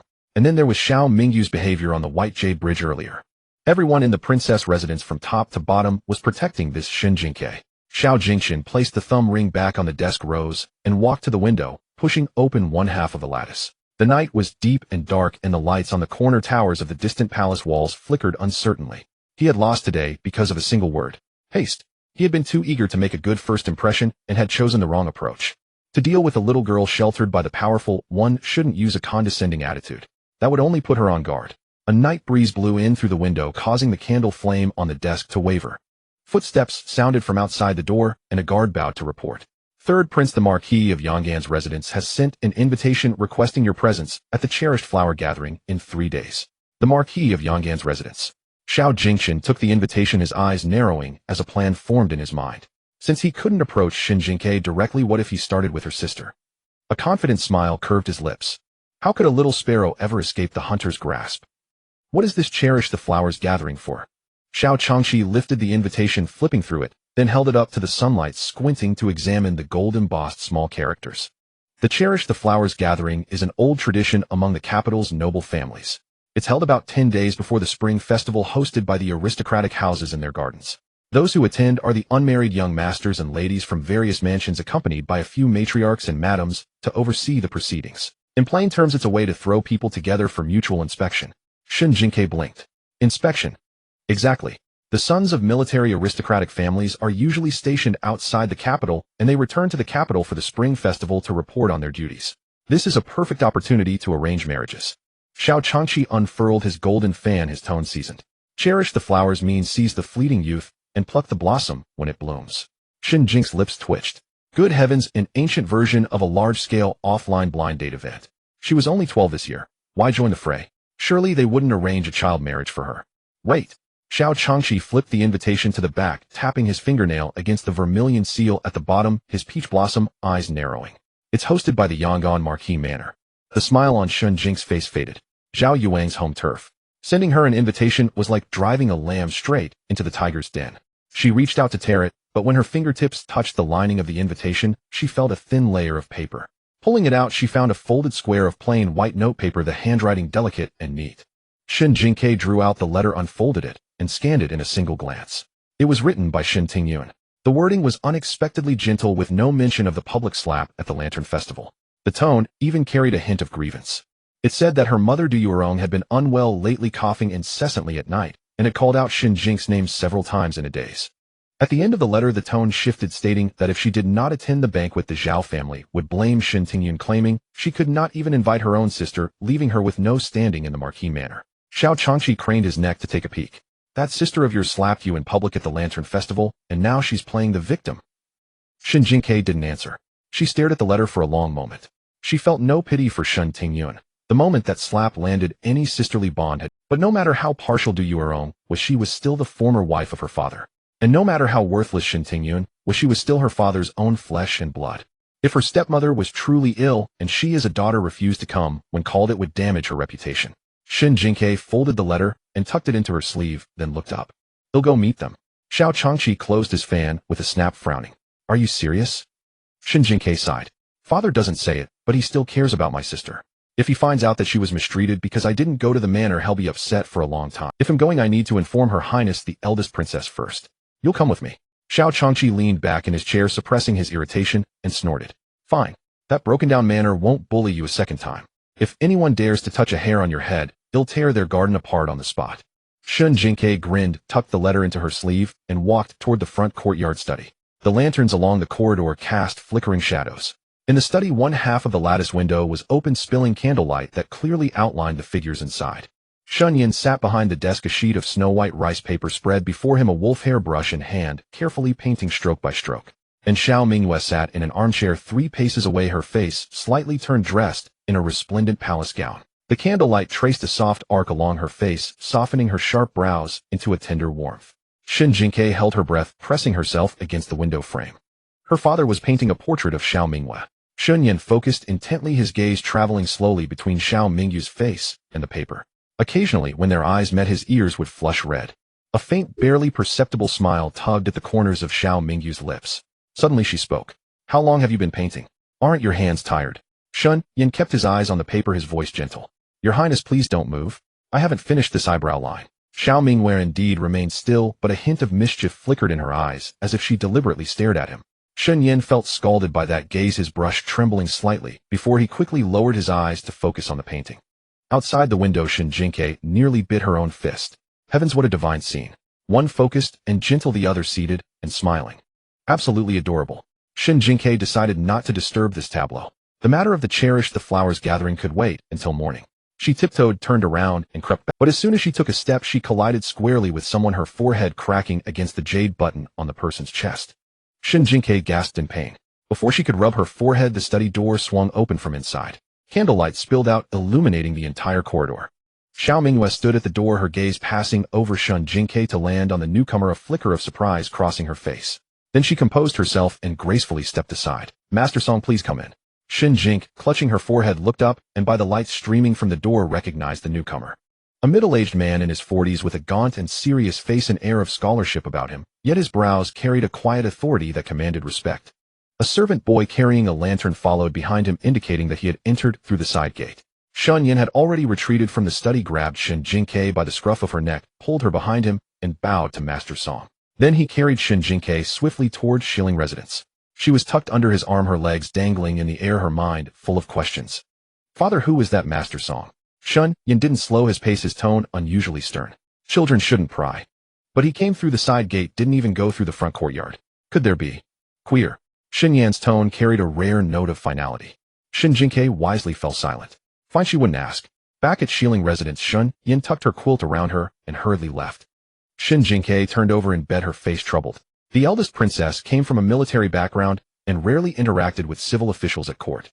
A civil official who could make her open the side gate late at night and personally come out to welcome him was certainly no ordinary person. But she had a vague feeling that something big was about to happen. However, the most pressing matter was not this. 3 days later, at the Cherish the Flowers banquet, she had to escape unscathed from the Marquis Manor's territory, and she still didn't know what moves the other side would make. Shen Jingque yanked the quilt over her head and muttered into the darkness, transmigrating into a book. Can't I have a moment of peace? However, before the day of the flower viewing banquet arrived, a major incident occurred at court. Grand Censor Song Shen stepped forward holding a thick stack of petitions. I report to your Majesty, Zhao Rui of the second branch of the Yangon Marquis estate forcibly seized over 400 mu of farmland, drove 2 tenant farmers to their deaths, and forged 17 land deeds. 43 farming families jointly submitted a complaint. The land contracts bear the official seal of the marquis estate, and the signed and fingerprinted agreements by the estate's steward are all here for your majesty's inspection. He presented the petitions with both hands, and a young eunuch behind him received them respectfully, placing them on the imperial desk.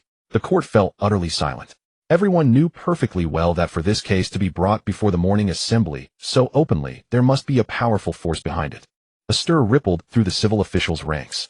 Zhao Hung, the Marquis of Yong'an, turned deathly pale in an instant, his hands clenching into fists within his court robes, his cloudy eyes darting about in anxious confusion. Emperor Xiao Qingyu sat upright on the dragon throne, his fingers tapping lightly on the imperial desk. After hearing the full report, his genial smile faltered and the corners of his mouth turned downward. Grand Censor Song, you have worked hard. This case involves a noble household and is full of intricate details. He raised a hand in a slight gesture, signaling the official to withdraw. Let us repair to the imperial study after the court session, where I shall personally inquire into the matter and conduct a thorough investigation. His words were smooth, but the seasoned officials present instantly understood the underlying implication. Private handling meant the matter would be downplayed, that a heavy matter would be dealt with lightly. Several officials with ties to the Marquis estate breathed sighs of relief in unison, while others were already mentally drafting speeches to soften the blow for the Zhao family after court. But Song Shun did not give thanks and withdraw. He knelt on the spot and kowtowed. Your Majesty, 43 farming families have been ruined, their lands seized, the old and young displaced. The evidence in this case is conclusive and witnesses are all present. If this is moved to private settlement, how will the people of the realm view the court? I beg your Majesty to render a verdict here and now to uphold the law and reassure the people. 3 resounding thuds of his head hitting the floor echoed through the great hall, and half the officials instinctively shrank back. Song Shun was normally an affable man, courteous to everyone. What had gotten into him today to take such a fierce stance? Everyone was pondering the same question. Who had given him the courage to defy the emperor's will so directly? Gazes collectively flickered toward the military officials' ranks. Zhao Hung, sensing the danger, quickly stepped forward and bowed deeply. Your Majesty, my younger brother was foolish and muddled. He never intended to seize anything. It was the estate steward acting on his own. Zhao Rui was merely negligent. I have failed to govern my household strictly and am willing to accept punishment. A clever evasion. The steward took the blame and his brother was only accused of oversight. Just as the emperor was about to accept this face-saving gesture, a pair of court boots stepped out from the military ranks. Xiao Mingyu's bow was impeccable, and before speaking, she swept a calm gaze across the entire court. Those officials who had already opened their mouths hastily swallowed their words and retreated back into the ranks. The hall fell so silent that the faint crackle of charcoal in the incense burner could be heard. Your Majesty, the joint petition from those 43 farming families was personally submitted by me to the censorate. These households are currently housed in a charitable lodge on the outskirts of the capital. The elderly are frail, and the children are crying. They await a just verdict from the court. She turned her gaze, landing on Zhao Hung. The Marquis just claimed this was the steward's fault, but the documents for the seized lands bear the Marquis estates. The contracts were personally signed by Zhao Rui. The encroachment lasted over 2 years, spanning 3 counties and 43 households. Would a mere steward wield such power? A murmur of whispers suddenly swept through the court. Zhao Hung's lips quivered several times, the last trace of color draining from his face, leaving him swaying unsteadily in the center of the hall. The emperor's fingers tightened on the desk, and he remained silent. At this point, if he continued to shield the Zhao family, word would spread across the capital by tomorrow that the Son of Heaven was protecting his maternal relatives. The dragon throne was silent for a full 10 breaths before Xiao Qingyu finally spoke. Zhao Rui, the legitimate son of the second branch of the Yong'an Marquis estate, forcibly seized farmland, oppressed the people, and forged documents. The evidence is conclusive.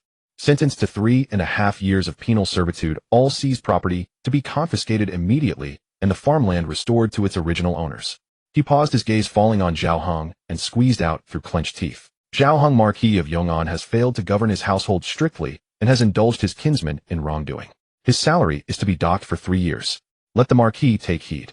Zhao Hung knelt in the center of the hall, cold sweat dripping from his brow onto the blue bricks, leaving a small dark stain.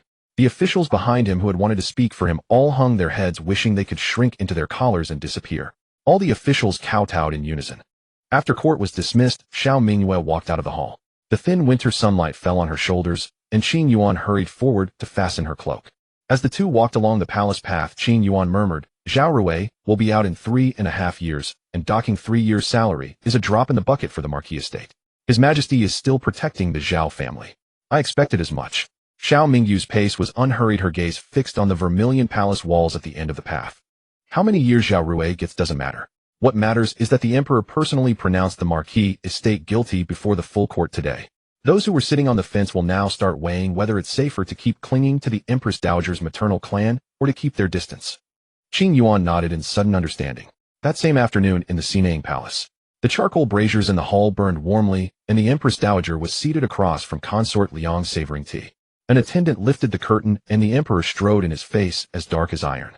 Consort Liang quickly rose to bow and retreated to the side, standing with her hands folded. The emperor walked straight up to the Empress Dowager, not even accepting tea, and said bluntly, "Mother, have you heard what my imperial sister did at court today?"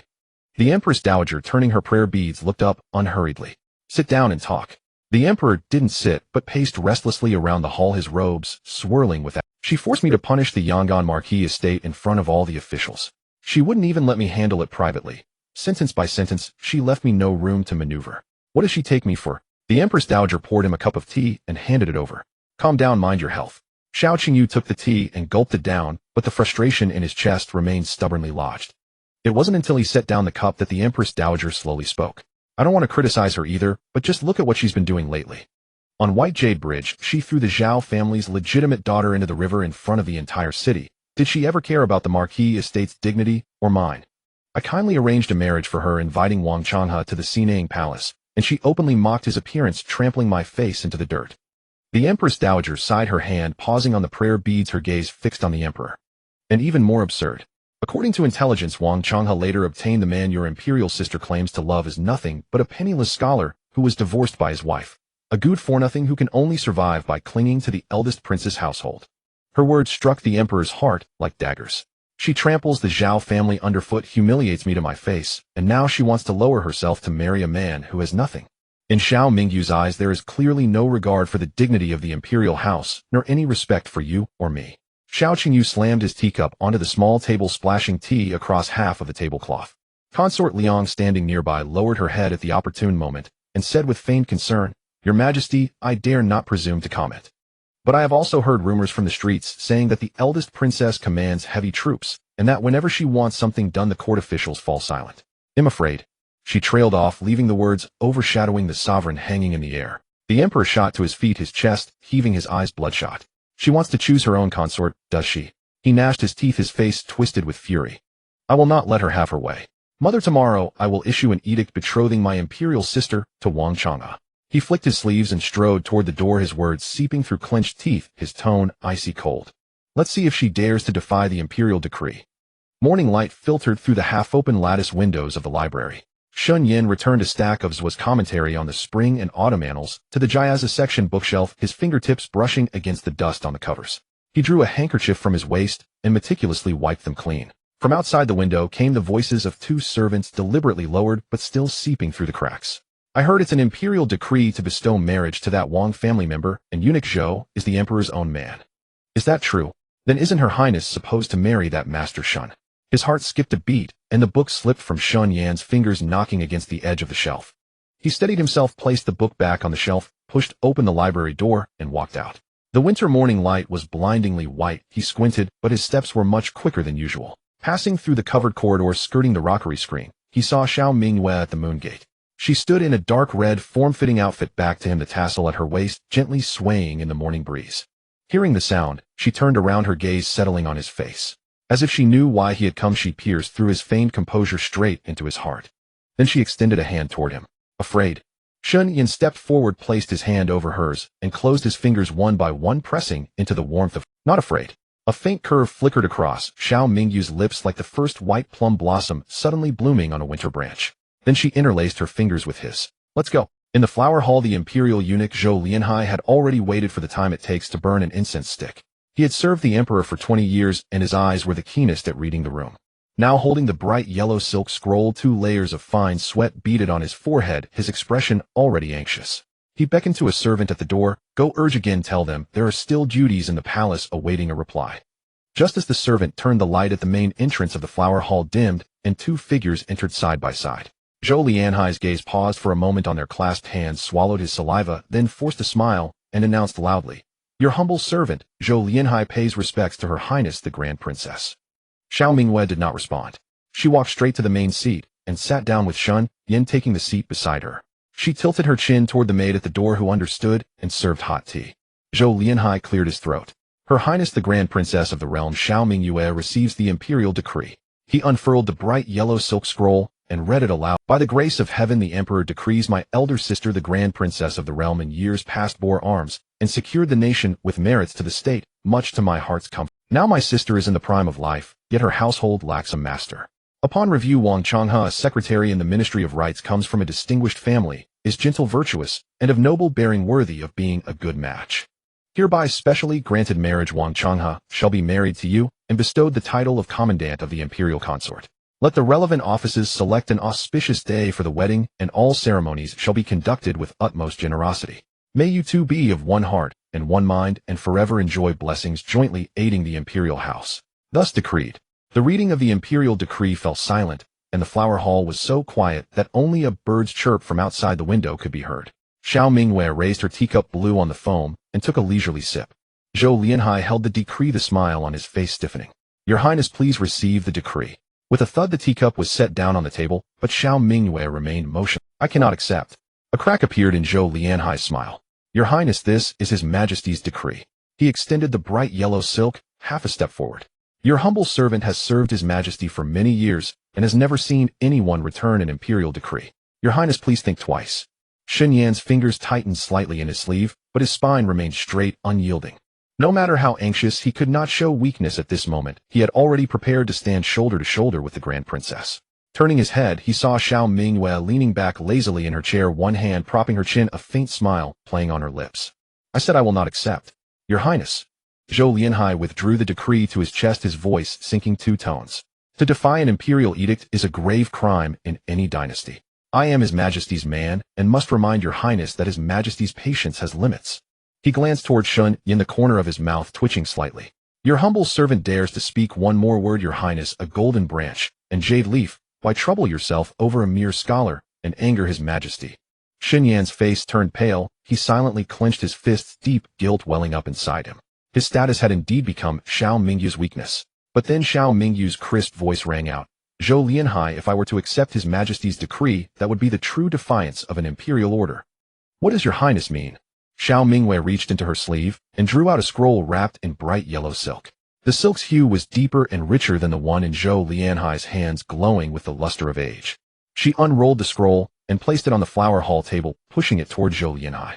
When the late emperor was alive, he personally bestowed upon me a marriage contract allowing me to choose my own consort equal to an imperial decree.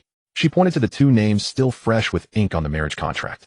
I have already chosen my consort and will marry on an auspicious day. Zhou Lianhai stood rooted to the spot, leaning in to examine the seals on the marriage contract again and again. The late emperor's personal seal of golden dragon patterns, the vermilion joint seal of the Phoenix Pavilion, and the Luan Terrace. He had seen these 2 items countless times in the palace and could tell their authenticity at a glance. They were genuine. His hand trembled and sweat from his forehead trickled down his temples. This. What eunuch Zhou does not recognize the late emperor's seal? I do recognize it. Zhou Lianhai swallowed, his mind racing. But with 2 conflicting decrees, I dare not act on my own authority. He stepped back half a pace and bowed, sweat already dripping to his chin. I implore Your Highness to accompany me into the palace to face His Majesty and explain which decree came first and how to decide. It must be decided by His Majesty in person. Xiao Mingyue arose, rolled up the late emperor's marriage contract, and tucked it back into her sleeve. Very well. She walked toward the door with Shun Yin half a step behind. At the threshold, Zhou Lianhai hesitated and spoke. I also request that Master Shen accompany the Grand Princess into the palace. Xiao Mingyue stopped, turned her head, and a flash of coldness flickered in her eyes. The palace was the emperor's territory. If Shen Yin, a mere commoner, entered that den of dragons and tigers, there was a risk that Xiao Qingyu in his fury would make an example of him. No need I. Before she finished, a hand grasped her wrist. Shen Yin stepped forward, half a body ahead of her, facing Zhou Lianhai. His ears were still red and his voice was not loud, even carrying a slight tremor. I am willing to accompany Her Highness into the palace. Xiao Mingyue turned to look at him. This man, who from the first day he entered the residence had been accustomed to lowering his head and yielding, now stood with his spine straight and his gaze unwavering. Shun Yin met her eyes, his words resolute. Where Her Highness goes, I will go. Xiao Mingyue snapped back to reality, took his hand in hers, leaned close to his ear, and lowered her voice, so only the 2 of them could hear. Don't worry, I will protect you. As the carriage rolled out through the side gate, Shen Jingque was crouched in the crevices of the rockery behind the moon-shaped doorway, nibbling on an osmanthus cake, watching helplessly as the carriage receded into the morning light. She swallowed the last bite and brushed the crumbs off her hands. Second brother, who are those people? Xiao Changqi stood behind her, having folded his golden fan, his expression unusually. People from the palace. This trip is likely fraught with danger. Shen Jingque's eyes darted around, yet her expression was not particularly grave. According to the original timeline, Xiao Mingyue was nowhere near the point of crisis. This trip to the palace would at most be a battle of wits. She would be fine.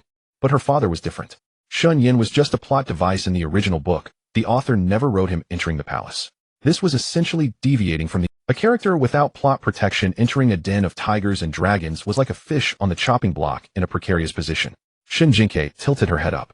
Second brother, I'm worried about my father. Let's go ask the eldest young master if he has any way to find out information. Xiao Changqi nodded, scooped her up from behind the rockery, tucked her under his arm, and strode towards the bamboo shadow garden. It's all father's fault. Ever since he had carried her back to Shilling residence like that, Xiao Changqi had followed suit, treating her like a sandbag. Put me down. I have legs. With your little short legs, it would be dark by the time you reach the bamboo shadow garden. Stop the nonsense. In the bamboo shadow garden, Xiao Changying's wheelchair was parked before the desk, his hand flipping through a silk-woven secret report. After listening to Xiao Changqi's brief account, he set down the report and called out towards the door. Xinqi. A black-clad shadow guard emerged from behind the corridor pillar and knelt on one knee. Send word to our people in the palace to watch the Yinha Hall closely. Report any unusual activity immediately. Xinqi acknowledged the order and vanished into the bamboo. Shen Jingque squatted beside the desk, holding onto the chair legs with both hands, looking up at Xiao Changying. Eldest young master, they won't do anything to my father, will they? Xiao Changying glanced at her. Your adoptive mother took him there. Do you think she would let anyone harm him? Shen Jingque thought for a moment and shrank her neck. True. Xiao Mingyue wouldn't hesitate to trample on the emperor's dignity. Anyone who dared to touch her people would be signing their own death warrant. But what if the emperor flips? He was just scolded by mother in court, and today his decree was rejected. He's lost all face. Can he really stomach that? Xiao Changqi clicked his tongue. Queer is right. The emperor's heart is as small as a needle's eye. He holds grudges.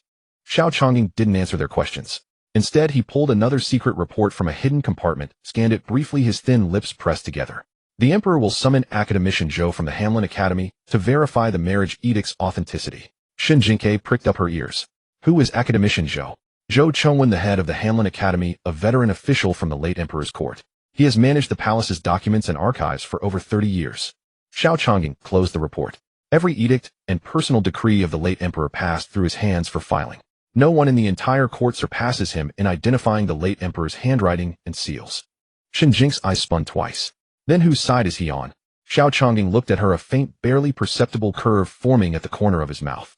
He's on no one's side. However, I once investigated and resolved an injustice, and the victim was his son.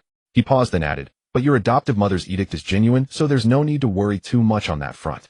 Shen Jingque's heart was half at ease. Xiao Changqi was bouncing his leg beside them, tapping his golden fan against his knee with rhythmic slaps. Inside the Yinha Hall, the son of heaven of the great Yong dynasty sat upon the dragon throne behind the imperial desk. Xiao Qingji's vermilion brush. Inside the Yinha Hall, the son of heaven of the great Yong dynasty sat upon the dragon throne behind the imperial desk. Xiao Qingji's vermilion brush hovered midair, a half-approved memorial spread before him, its ink still wet. He had been in a good mood. Last night, he had imagined Xiao Mingyu's expression upon receiving the marriage decree. Would it be forbearance? Or fury? Either way, it meant she had finally bowed her head to imperial power. Urgent footsteps sounded from outside the hall. Zhou Lianhai hurried and bent low and knelt heavily on the golden bricks, his forehead touching the floor. So, has the Princess Royal accepted the decree? Zhou Lianhai reported everything that had happened at the Princess Royal's residence, from the refusal of the imperial decree to the revelation of the late emperor's marriage edict, and the name Shun Yin filled in on it. What? Xiao Qingyu stood up, hurling his brush onto the desk, splattering vermilion ink across half the memorial. When did father leave her a marriage edict? I've never heard of this. Zhou Lianhai kept his forehead pressed to the floor, not daring to breathe. Xiao Qingyu paced back and forth several times before stopping abruptly. The late emperor never mentioned this before his death, and no one in the court knew of it. If the edict were real, why had she waited until now to reveal it?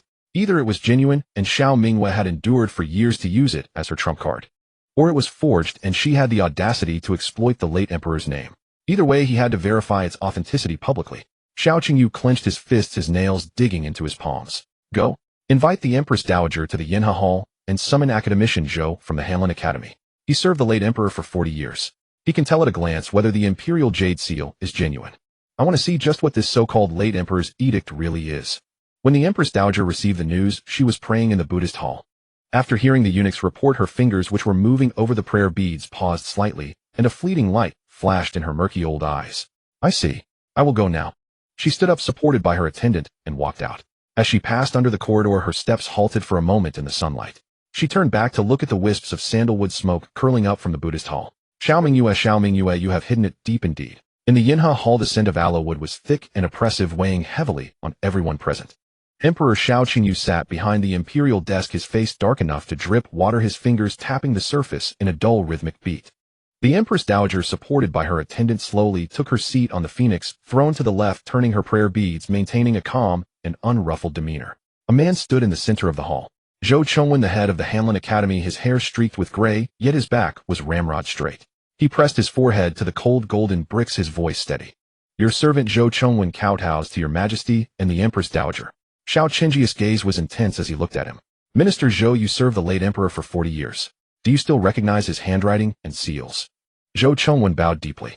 To answer your majesty, the late emperor's calligraphy is etched into my heart. I dare not forget it. Good. Xiao Qingyu picked up a bright yellow scroll from the desk. The marriage edict Xiao Mingyue had sent over. An inner attendant carried it to Zhou Chongwen. Examine it carefully for me. Is it genuine or false? Look at every word, every detail clearly. Zhou Chongwen raised his head and took the scroll with his fingers trembled slightly, not from fear, but because as his fingertips touched the familiar bright yellow silk, a long-buried memory crashed into his mind. 40 years ago, he was a young compiler at the Hanlin Academy, summoned for the first time by the late emperor to transcribe an edict conferring a title upon the eldest princess. The late emperor sat opposite him, reviewing memorials while casually testing his knowledge. When he finally affixed his personal seal at the end of the edict, he smiled and said, Minister Zhou, how is my calligraphy? Zhou Chongwen closed his eyes, suppressing the surging emotions. He slowly unrolled the marriage edict, examining it inch by inch in the light filtering in from outside. The texture of the silk, the color of the seal paste, the weave of the threads, and beside the flowing calligraphy, a private seal with a golden dragon motif, along with the vermilion co-seal of the Phoenix Pavilion below. His gaze lingered longest on the seal, his fingertips gently tracing the raised patterns as if touching a bygone era. The hall was terrifyingly silent. Only the sound of the water clock dripping, each drop echoing in one's heart.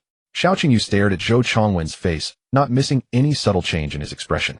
The Empress Dowager still had her eyes lowered, but the speed of her finger on the prayer beads had slowed.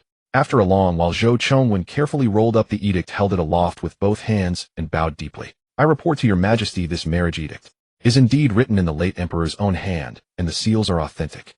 Xiao Qingji's fingers clenched the edge of the desk, his knuckles. The atmosphere in the hall suddenly froze.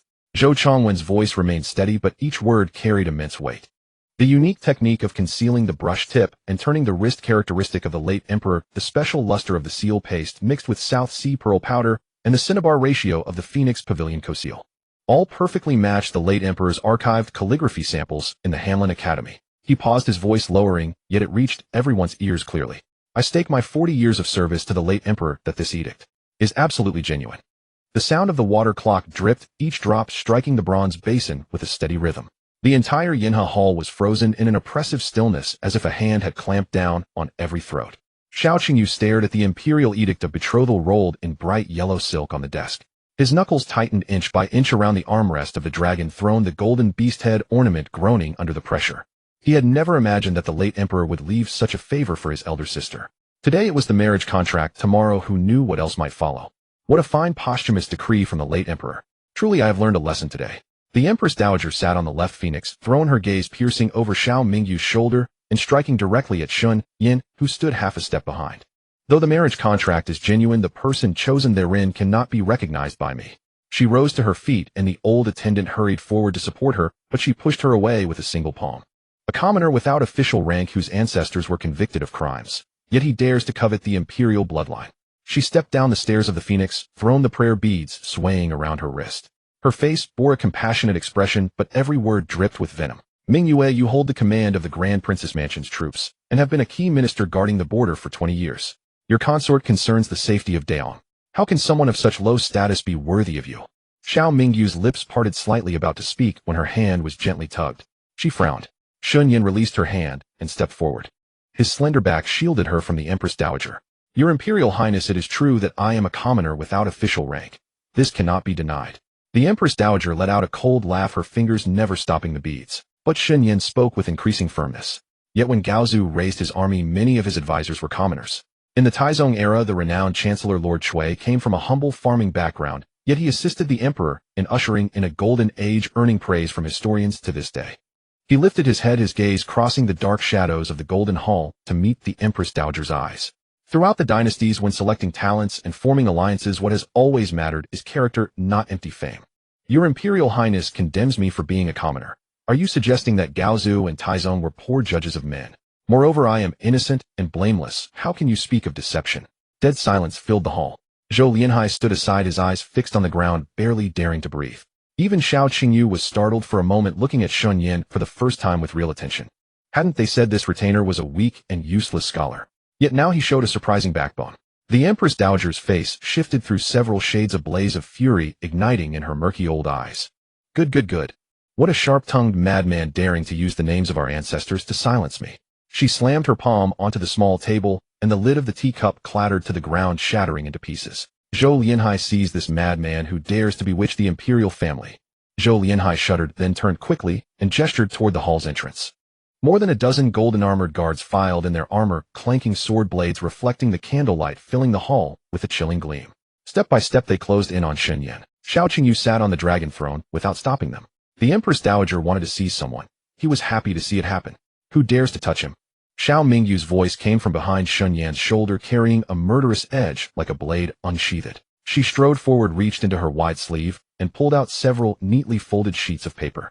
With a raised eyebrow, she mocked Xiao Qingyu. Before the Empress Dowager takes my man, I suggest the Emperor first take a look at this. Anger surged within her, and she did not even address the Empress Dowager as mother. Zhou Lianhai, reading the atmosphere, hurriedly took the papers and handed them to the figure on the throne. The Emperor's expression wavered. He could not understand what game Xiao Mingyue was playing. The first line revealed the name and confession of the spy he planted by the Empress Dowager in the Grand Prince's mansion. Below was a detailed account of the plot to poison Xiao Chongying, the day, the kitchen, the poison, and the dosage.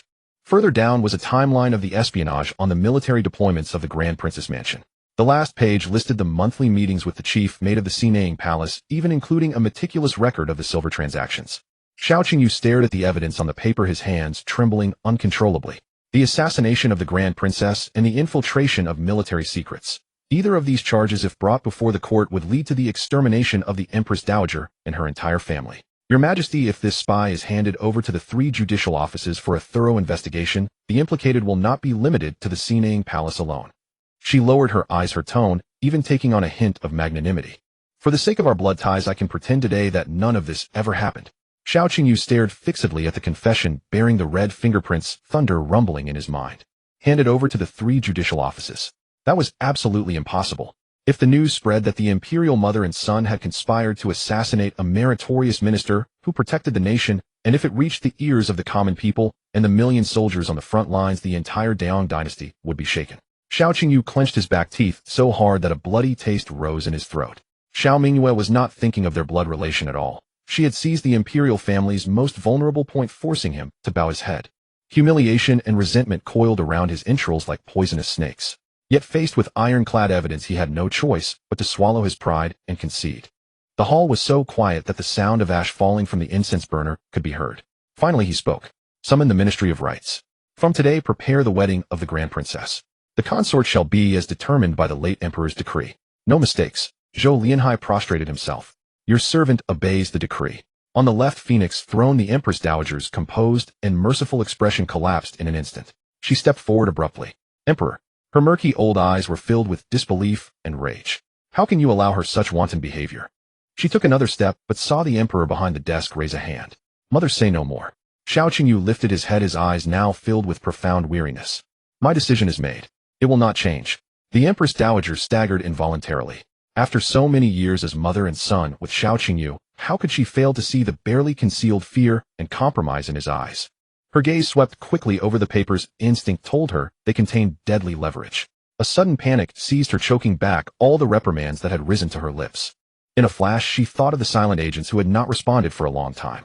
Could it be? She dared not pursue the thought further. With a flick of her sleeve, she said, prepare my carriage. Return to the palace. Xiao Mingyue watched coldly as the Empress Dowager retreated in haste, a mocking smile curling at her lips. If you don't want others to know, don't do it. This leverage had been handed to her by her own good mother. Your servant thanks your majesty for your boundless grace. She straightened her back crisply, without sparing another glance at the emperor on the dragon throne, and led Shen Yan away. As they stepped over the threshold of Yanhe Hall, the wind rushed in biting cold. Shen Yan's hands were still trembling, but Xiao Mingyu's palm was dry and warm. Scared? Not scared. Shen Yan turned his head to look at her, his ears turning crimson. If I am scared, it is only because I feared I could not protect your highness just now. Xiao Mingyue smiled radiantly, her heroic features softening into a tender warmth. The sunlight from the palace wall shifted just then, shining into her eyes, reflecting a pale, gentle glow. Xinghing, today in the hall we have thoroughly offended the emperor and the empress dowager. The days ahead will be perilous. Do you regret it? Shen Yan shook his head without hesitation, cupping Xiao Mingyu's hands in his own and pressing a kiss to them. In this life, standing by your side, I have made my move and will never regret it. Shen Yan was the first to step down from the carriage shaft.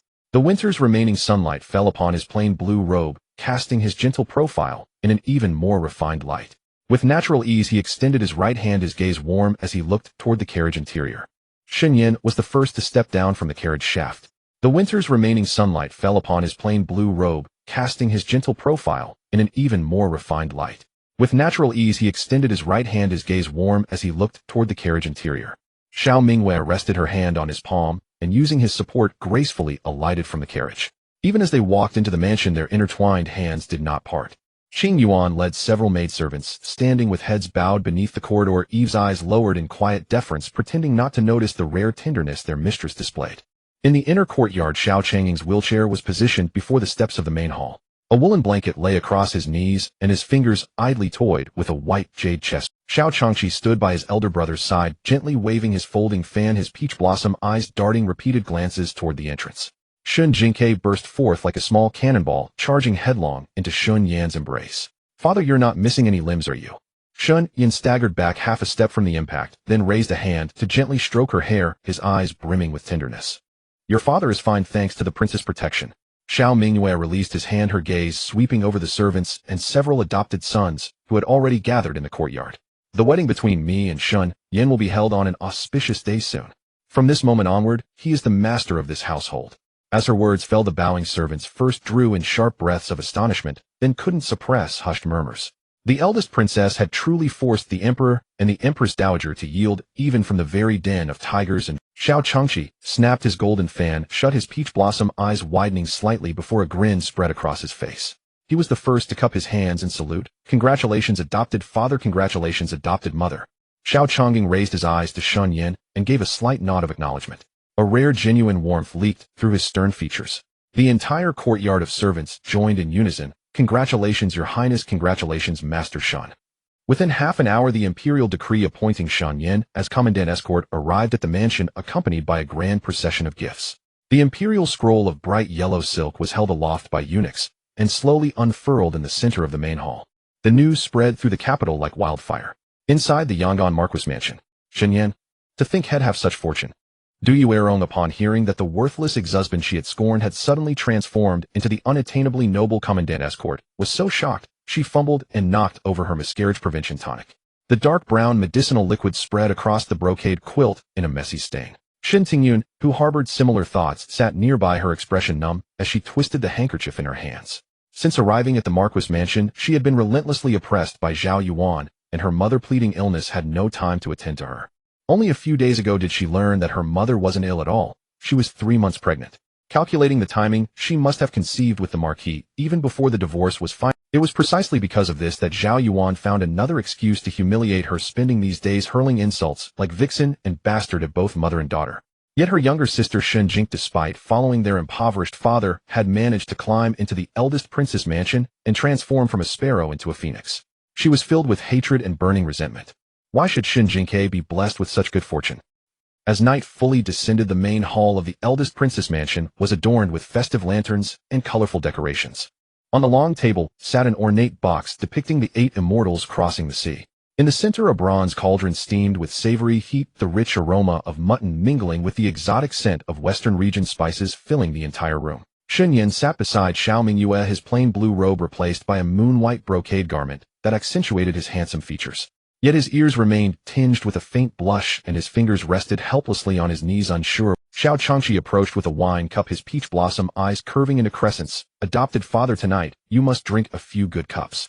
He raised his cup for a light clink, tilted his head back to drain it, then refilled Shen Yan's cup. This is a Persian grape wine. Usually adopted mother won't even part with it.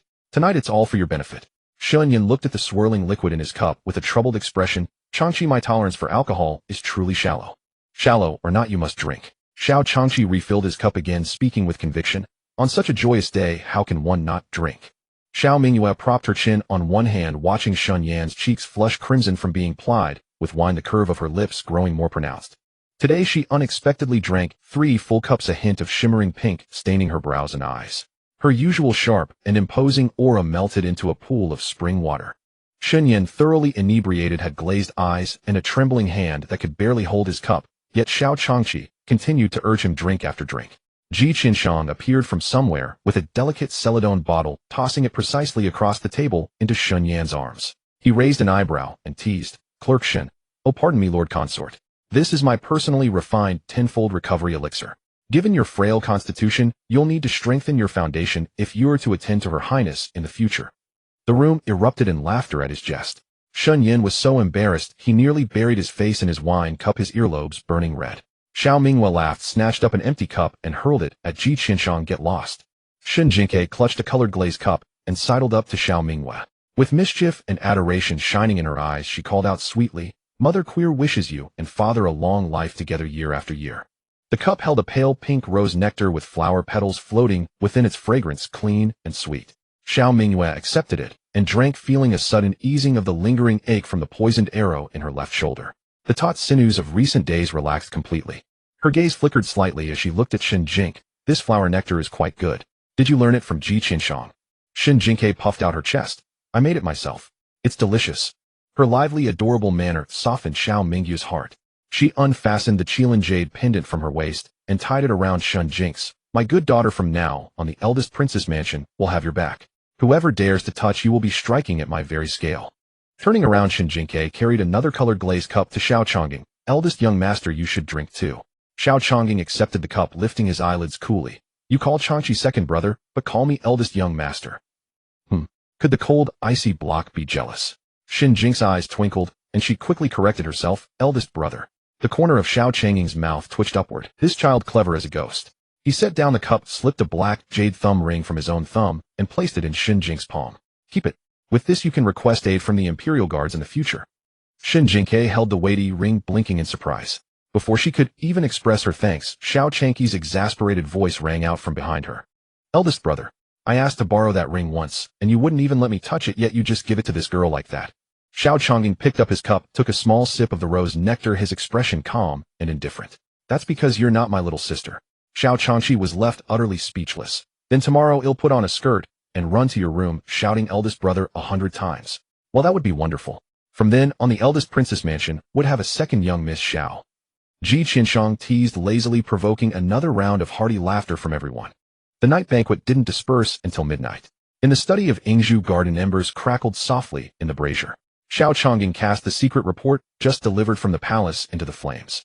The paper curled, blackened, and dissolved into a wisp of smoke. Palace intelligence indicated that the emperor and the empress dowager had a fierce argument in the Hall of Prolonged Harmony, and the Sinang Palace had closed its doors to all visitors. Xiao Changqing summoned Xianqi. Issue the order, strengthen patrols within the mansion in the coming days, especially around Shilling residence and Ingzhu garden. His gaze drifted toward the deep night outside the window. His Majesty was not one to swallow his pride and endure. There were likely more schemes to come. But worrying was futile. Being prepared was enough. What is destined to come will come. But this time he would protect his family. Also unable to sleep, Shen Jingque sat before her dressing table, pulling out the letter Shen Tingyuan had delivered the day before. Whether you feign illness or set traps. She refolded the letter, tucked it into her sleeve, and blew out the candle. Now that my father's position is unshakable, it's time for me to come and meet you all. The next morning, Shen Jingque sat drowsily before her vanity mirror, waiting for Lu to comb her hair. Since Xiao Mingyue planned to send her to Qishan Academy after the new year, she had instructed Lu to rouse her at the hour of Chen each day to help her adjust to rising early. In short, she was not allowed to sleep in. Shen Jingque was filled with indignation. She was merely a 12-year-old girl. She didn't even have to go to work. Why couldn't she sleep in? At that very moment, before her braids were even properly tied, the courtyard gate was kicked open from the outside. Xiao Changqi propped himself against the doorframe, with his golden fan, his peach blossom eyes sweeping from the top of her head to her feet, his features twisting in disdain. You're wearing that to the flower-gazing banquet. Shen Jingque glanced down at her plain little padded jacket and saw nothing wrong with it. Yes, it was just made a few days ago. A young lady like you shouldn't dress so plainly. Xiao Changqi snapped his golden fan shut and scooped her up from the stool in one swift motion. Tomorrow the venue will be packed with young lords and ladies from the capital's elite families. If you walk in dressed like that, they'll think the eldest princess estate is mistreated. Come on. Today we absolutely must get you a proper outfit. Shen Jingque's legs scrambled frantically as he dragged her along. Second brother, slow down. You're running me to death. Unexpectedly, Xiao Changqi turned around and hoisted her onto his back, bouncing her up once. Second brother will carry you, little short legs. The carriage rattled all the way to the Eastern Market and stopped before a 3-story silk shop. Above its entrance hung a plaque bearing 3 gilded characters, Treasure Pavilion. Xiao Changqi lifted her down from the carriage, smoothed his robes, and pointed his golden fan toward the door. Go on, pick whatever you want today. Brother's got you. The shopkeeper hurried over, bowing and scraping. Second young master honors us with your presence. Our humble shop is truly blessed. Please step inside, please. Xiao Changqi settled into a grand armchair, crossed his legs, and gestured toward the counter with his golden fan. Bring out all of this year's newest Suzhou silk scarves, the southern pearl headpieces as well, and pick out shoe brocade skirt fabrics in patterns suitable for a young girl. The shopkeeper responded with thunderous alacrity and turned to bellow at the assistants to bring out the goods. Shen Jingque leaned over the counter, her nose nearly touching a white jade butterfly hairpin displayed within. The butterfly's wings were as thin as cicada wings, and a pearl the size of a grain of rice dangled from its tail, casting a soft, lustrous glow upon the velvet beneath. She reached out and tapped it. How much is this? The assistant was just about to quote a price when the beaded curtain at the entrance rustled loudly, and a wave of thick, cloying perfume swept in before its owner even appeared. Zhao Yuan led 4 or 5 maidservants and matrons into the shop, chin held high like a peacock spreading its tail. Her eyes landed on Shen Jingque, who was still leaning over the counter, and her step faltered for a moment as a cold glint flickered across her face. Oh, if it isn't that little wench from the eldest princess estate, Zhao Yuan said, masking her lips with a handkerchief and letting out a shrill laugh. After drinking half the river off White Jade Bridge last time, you're already out shopping. Tough as nails, aren't you? Shen Jingque lifted her head and shot her a sweet smile. Miss Zhao's here too. You also drank your fill of river water, so I say we share a bond. I drank from the Yangtze's head and you drank from its tail. Zhao Yuan's face turned green for a moment as the humiliation of that day surged back, reddening her eyes. She sauntered over to the counter, her gaze landing on the white jade butterfly hairpin. He'll take this hairpin. Wrap it up. The shopkeeper wiped the sweat from his brow and forced an apologetic smile. Miss Zhao, this hairpin was spotted by this young lady first, you see. Zhao Yuan slammed her palm on the counter, her brows arching sharp. Then let's see who dares to vie with the Yangon marquis estate for anything. The other ladies and misses who had been browsing for jewelry all lifted their heads, their gazes shuttling back and forth between Zhao Yuan and Shen Jingque. Xiao Changqi tapped his golden fan against his knee and was about to rise when his sleeve was gently tugged from below. Shen Jingque looked up at him, blinked, and curved her lips into a subtle, knowing smile. Xiao Changqi froze for a moment, then leaned back into his chair, swallowing the words that had been on the tip of his tongue. A glint of amused anticipation surfaced in his peach blossom eyes. This girl, she was surely brewing another pot of mischief. Shen Jingque let go of the counter with a cheerful grin. Fine. If Miss Zhao likes it, she can have it. I won't fight you for it. She bounced over to the neighboring counter, her finger landing on a set of red coral headpieces, and let out a gasp of delight. Wow, second brother, look at this. It's so pretty. I want this one. Zhao Yuan's gaze followed her and settled on the red coral set. She let out a cold snort. They'll take that set too. Shen Jingque's finger paused on the counter. She turned her head to look at her, a perfectly measured hint of hurt flickering across her face. Xiao Changqi finally spoke up, his tone languid and deliberately provoking. Don't be upset, little sister. Brother will buy up this entire shop for you. Just point at whatever catches your eye. Taking her cue, Shen Jingque darted through the shop like a released colt. She felt a bolt of moonlight-patterned brocade, examined a pair of jadeite bangles, picked up a pair of southern pearl earrings, weighed them in her hand for a moment, then set them back down. Every single item her fingers touched, Zhao Yuan followed behind with a darkening face, snatching it up. The pile of goods on the counter grew higher and higher, and the shopkeeper's hands trembled as he worked his abacus. The other customers in the shop had long since abandoned their browsing. They stood around watching the spectacle, whispers rippling through the crowd in waves. Finally, Shen Jingque picked up a jadeite bangle of exceptional water clarity, turned it twice against the light, and clicked it back onto the velvet cushion. She clapped her hands and turned to wave at Xiao Changqi. Forget it, second brother. The things in this shop are just so-so, all flash and no substance. Let's go check out another place. Xiao Changqi unfurled his golden fan to hide half his face, which was threatening to crack into laughter, and rose to follow her. The two walked side by side toward the door, the crisp click of the shopkeeper's abacus trailing behind them. Miss Zhao, the items you've selected come to a total of 3,460 taels. Would you prefer to pay in silver or on credit? Shen Jingque's steps paused at the threshold for a beat, and she turned her body halfway around. Zhao Yuan's face cycled from green to white to ashen gray. Her lips quivered, but not a single word escaped them. Shen Jingque tilted her head, her tone dripping with feigned innocence. My Miss Zhao is so generous. Over 3,000 taels, and you didn't even blink. Truly worthy of the Yangon Marquis estate's legitimate daughter. What extravagance. Every gaze in the shop snapped onto Zhao Yuan like nails. Zhao Yuan clenched her molars and finally caught on. This little wench was deliberately setting her up. She had only brought 500 taels of silver out today, having intended merely to browse for any new jewelry styles. Now with over 3,000 taels of goods before her, not buying would mean losing face. But buying would mean falling straight into that little wench's trap. It was absolutely infuriating. She drew a deep breath to steady herself, then turned to murmur in order to her senior maidservant. Return to the estate and fetch silver. It was only a paltry 3,000 taels. It wasn't as if the Marquis estate couldn't afford it. Shen Jingque had already stepped past the threshold when she suddenly poked half her head back in. Oh dear, spending money that isn't your own is so easy, isn't it?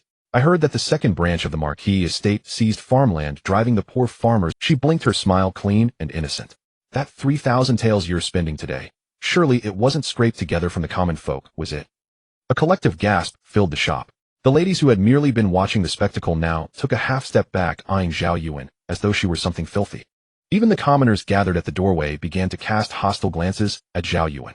So she was family to corrupt officials. What good could possibly come from her kind? Zhao Yuan trembled all over, pointing at Shen Jingque as she shrieked, You're slandering me. Shen Jingque rested her head against the doorframe, tilting her neck, her voice feather-like. But that case was personally adjudicated by His Majesty himself in the imperial court. Miss Zhao, are you suggesting the emperor got it wrong? All the strength drained from Zhao Yuan's body. Her face went deathly pale, her lips trembled, yet she could no longer utter a single word. This little wench had slapped a hat that heavy on her head, and even tricked her into misspeaking. If those words were to spread now. She bit her lower lip hard, and fell silent, not making another sound. Shen Jingque withdrew her head, not even glancing at Zhao Yuan, who was puffing up like a blowfish, and pulled Xiao Changqi into the adjacent alley. Let's go, second brother. I just spotted a lovely hairpin in that shop over there. Only 8 taels. Xiao Changqi finally lost his composure, leaning against the wall and laughing so hard his golden fan dropped to the ground. You little rascal, your mind's got more holes than a sieve. That whole chain of tricks back there. You had it all planned out from the start, didn't you? Shen Jingque rubbed her nose, thoroughly displeased with his. How is that a chain of tricks? It's clearly my kindness. Xiao Changqi. Shen Jingque, the lady wanted to spend her silver. I simply had to oblige her. Xiao Changqi rolled his eyes. This girl, she could talk gray into white, red into white, black into white. Before the treasure pavilion, the few ladies who had witnessed the entire scene were whispering among themselves. The Zhao family that seized the fertile land, isn't that where she's from? Indeed, by the emperor's decree they were convicted, yet she still has the nerve to flaunt her wealth. Zhao Yuan's nails dug into her palms, the color draining from her face inch by inch. If not for that Shen Jingque, she wouldn't be caught in this fire today. She would never forgive that little wretch. The shopkeeper stood behind the counter, clicking his abacus, offering a cautious smile. Miss Zhao, shall I wrap these up for you first? Just then the curtain of the shop was pushed aside and Shun Tingyun entered carrying an octagonal lacquer box. Her maid Chun Tao followed behind. They had walked hurriedly, a thin layer of sweat on their brows. Sister, I've retrieved the rouge. The shop was crowded today, so I had to wait in line for a while. Shun Tingyun presented the lacquer box with both hands, her tone laced with humble flattery. Zhao Yuan's gaze fell on Shun Tingyun's face, finally finding an outlet for her overwhelming fury. Where have you been? Shun Tingyun froze at the shout. Zhao Yuan snatched the lacquer box and twisted her wrist.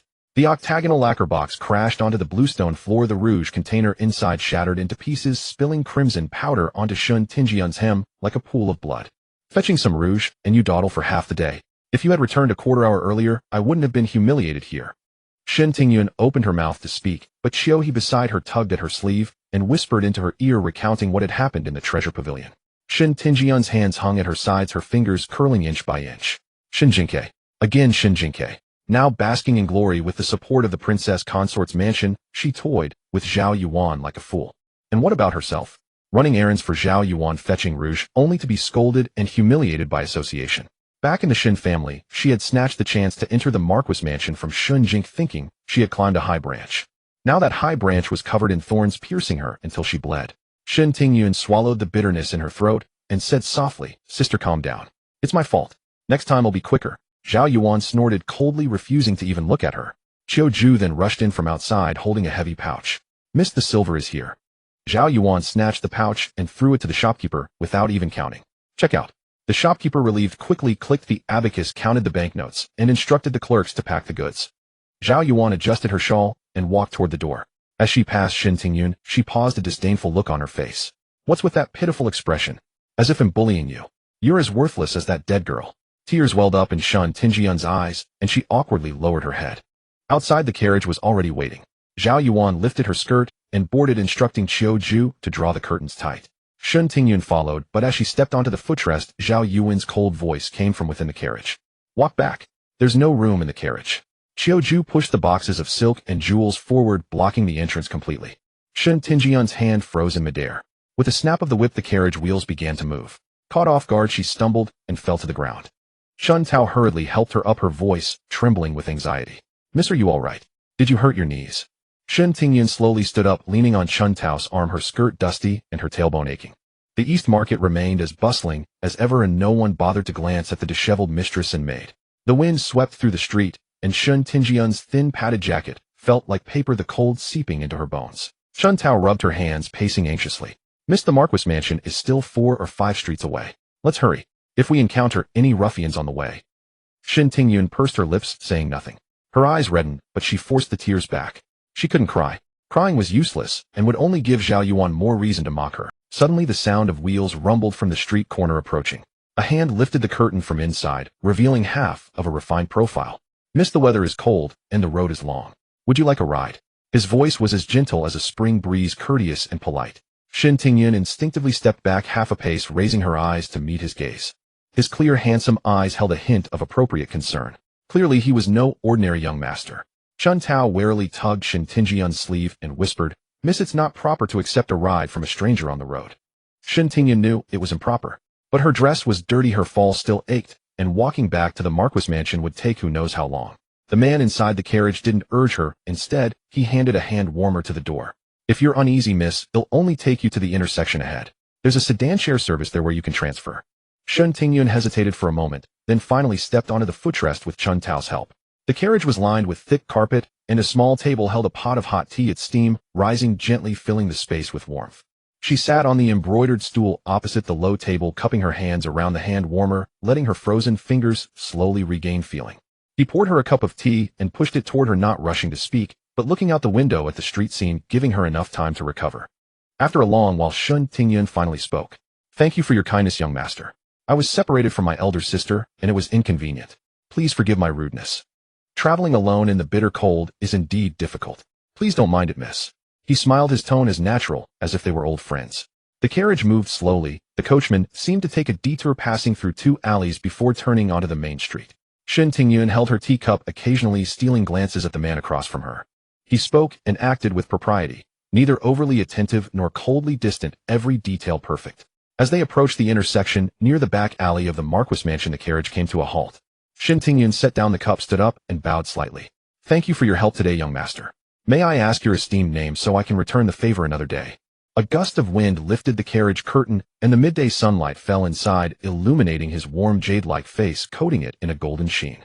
He didn't answer, merely curving his lips into a faint smile. "At the flower appreciation gathering tomorrow, miss, you will know." Shen Jingque and Xiao Changqi swaggered back from outside the mansion. Passing by Yingzhu Garden, they noticed the once quiet courtyard entrance was now piled high with baskets and sacks. Her pupils suddenly dilated. "All medicinal herbs," Xiao Changqi said with a shrug. "Oh, this is the list you gave me last time. I bought everything for you." In just a few days, he had delivered it all to her doorstep. Was this the efficiency of the wealthiest man? Shen Jingque's eyes sparkled. "Second brother, you're my real brother." She dashed over in a few quick steps and buried herself in the pile of herbs. Every time her fingertips touched an herb, a green number flashed in her mind. "Little ancestor, is this really necessary?" Xiao Changqi's voice drifted from behind his peach blossom eyes, filled with barely concealed disdain. The young lady of the esteemed Princess Manor, rummaging through a pile of herbs like a wild girl. Ji Qianshang also leaned against the corridor pillar, fanning himself, while smiling helplessly. "Medicine fanatic." Shen Jingque had no time to respond to. Just then a heavenly voice echoed in her mind. "Ding, detected that the 80th herb has been collected." Shenong Atlas has reached the full-level unlock condition. Congratulations, host. You have successfully unlocked new functions: the prescription generation manual and the automated pill refining furnace. What automated pill refining furnace? She had thought she would only unlock a few new prescriptions. But with everyone watching, she couldn't just enter the Shenong space to check. Suppressing her excitement, she bid Xiao Changqi farewell. Second brother, am heading back to Shilling residence to put things away. Then she turned and scurried off towards Shilling residence. Xiao Changqi's laughter echoed from behind. Slow down. Is your tail on fire? Don't trip. Shen Jingque rushed all the way back to Shilling residence. The moment she stepped into the courtyard, she saw Shun Yin standing before the hall holding a flattened dried flower, carefully positioning it on a pink floral note card. Xiao Minghua leaned slightly forward, her head almost touching Shen Yan's. A ray of sunlight filtered through the wutong, leaves casting a soft golden glow around them both. She was unexpectedly hit with a mouthful of couple's affection. Just as she was about to let out a yell, a dark shadow slid out from the shade, clamped a hand over her mouth, and dragged her back. Little ancestor, keep quiet, Lu Yi whispered mysteriously. The young lord has finally found some refined pleasure. If you shout now, you'll startle them both. Shen Jingque blinked to signal she understood, and Lu Yi released her hand. She whispered, Sister Lu Yi, I didn't expect you to be a seasoned connoisseur of such gossip. The two exchanged knowing smiles. Back in her room, Shen Jingque closed her eyes, and her consciousness instantly sank. The familiar spirit spring pool appeared clearly before. The shallow spring water still gurgled softly, but at the center of the land that once held only the spring, a massive pill refining furnace now rose from the ground. A faint purple gold light swirled around the furnace's body, pulsating as if it were breathing. A book titled Prescription Atlas floated beside it. Shen Jingque stepped forward and gently flipped a page. The first page listed basic pills such as the Universal Antidote Pill, Beginner Beauty Pill, Health Pill, and Cold Dispelling Pill. Shen Jingque nodded. These were all essential items for travel and daily life. But when she turned to the second page, she froze, a look of suspicion creeping onto her. The Triple Thunderfart Pill, the Parrot's Echo Pill, the Tone Deaf Pill, the Trembling Fragrance Powder. Shen Jingque, what on earth are these? Are these prescriptions even? But when she looked closer, Triple Thunderfart Pill, after consumption, within half an hour the user will produce thunderous flatulence ringing out 3 times in succession.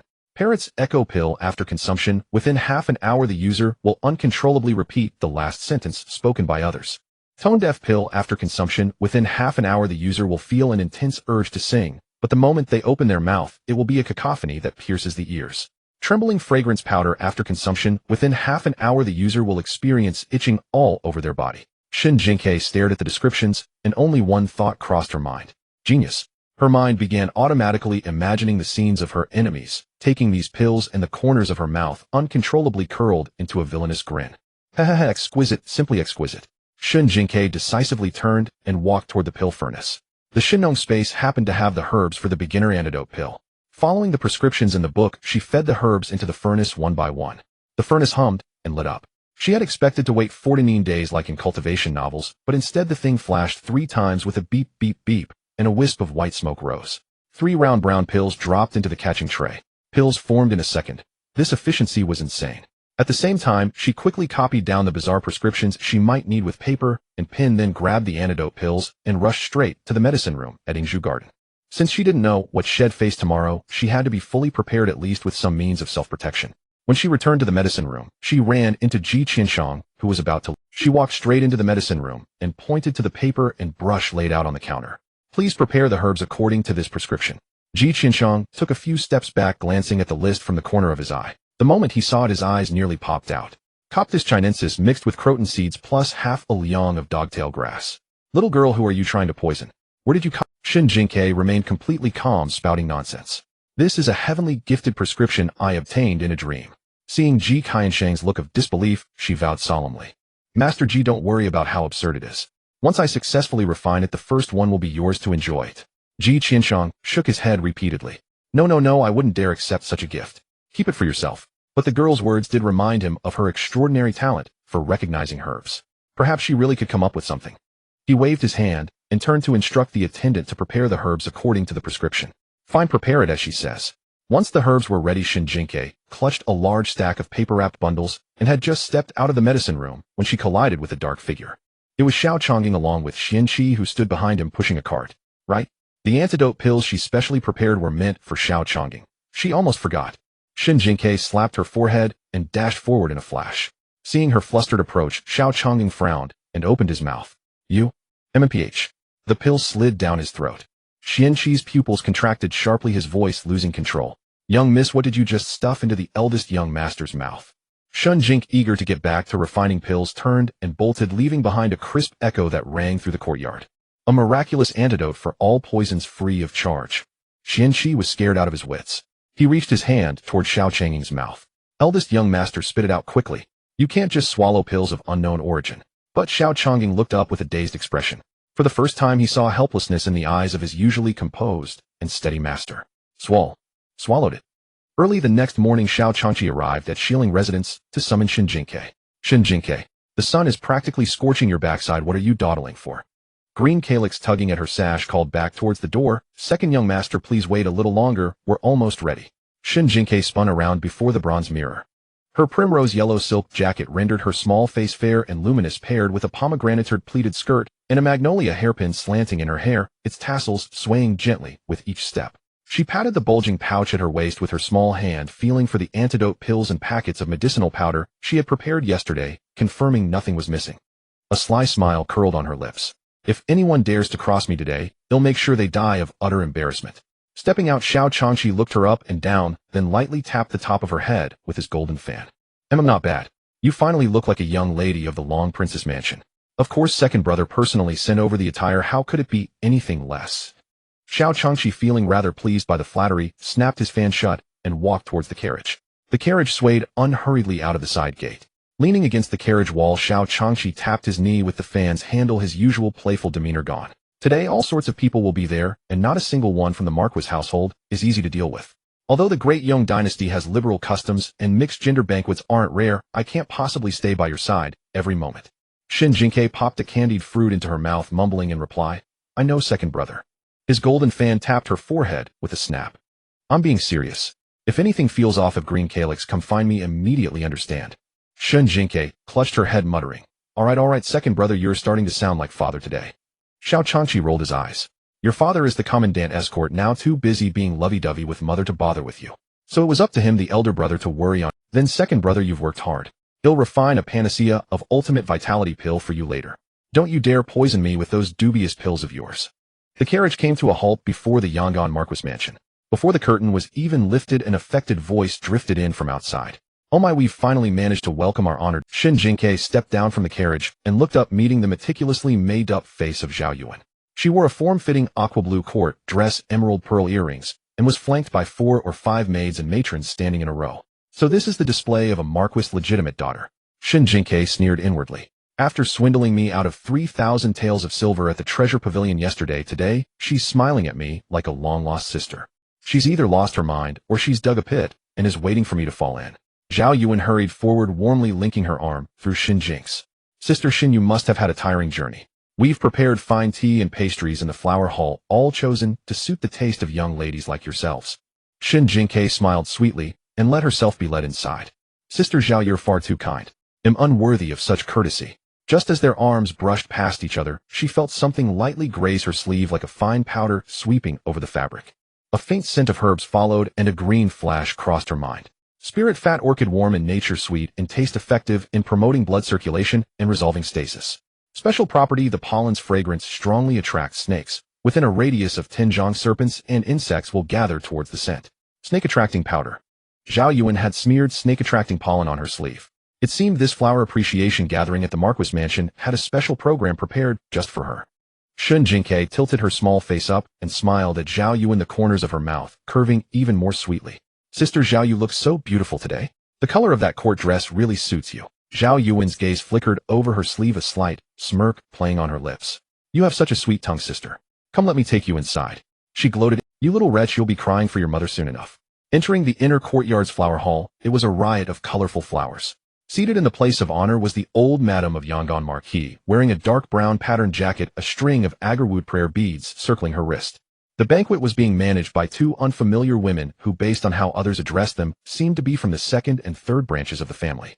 Du Yuerong, as the wife of the Marquis of Yong'an, was nowhere to be seen. The old madam caught sight of Shen Jingque and Xiao Chanqi entering together, her tone indifferent. So you're Miss Shen from the Long Princess Mansion. Please have a seat. With that, she turned her attention to the titled lady beside her, not sparing them another glance.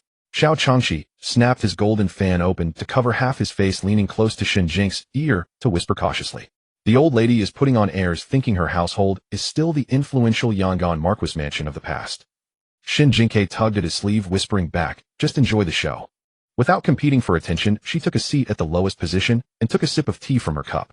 Several pairs of eyes in the flower hall fixed on her. So this was the daughter of the commandant escort, the person everyone in the capital had been gossiping about lately. They finally got to see her in the flesh. They had arrived early and the guests had not yet all assembled. Shen Jingque decided to first accomplish the main task of this visit. She needed to go see Du Yuero. Old madam. The old madam turned her face, the prayer beads pausing between her fingers. Shen Jingque stood up and gave a proper bow. Where is my mother? Since I've made a special trip today, the first thing I want to do is go see her. A moment of silence passed and several titled ladies exchanged glances, their gazes darting between the old madam and Shen Jingque. They all found it strange inwardly. Why wasn't Du Yuero, the principal wife, present at the Marquis' own banquet? Although she was a second wife, she was still formally wedded to the Marquis. It shouldn't be that she had fallen out of favor. A subtle light flickered in the old madam's eyes, but her face remained a mask of gentle affection as she smiled. Your mother is feeling unwell and is recuperating in the Jingxin courtyard. It's not convenient for her to receive guests. Then I'll go see her. Shen Jingque tilted her head. Since I'm already here, it wouldn't sound good if word got out that a daughter didn't visit her own mother. Child, your mother is recovering from an illness. She must not be disturbed. The old madam's smile turned a bit stiff. They'll just take a quick look and come right back. Shen Jingque clasped her hands in front of her chest, her eyes sparkling. Old madam, please be kind. I haven't seen my mother in such a long time. Beside them, a titled lady held her teacup, her gaze flicking towards the old madam's face, a hint of a meaningful smile at the corner of her lips. If she were refused by tomorrow, the whole capital would be gossiping that the Marquis household wouldn't even allow a daughter to visit her mother.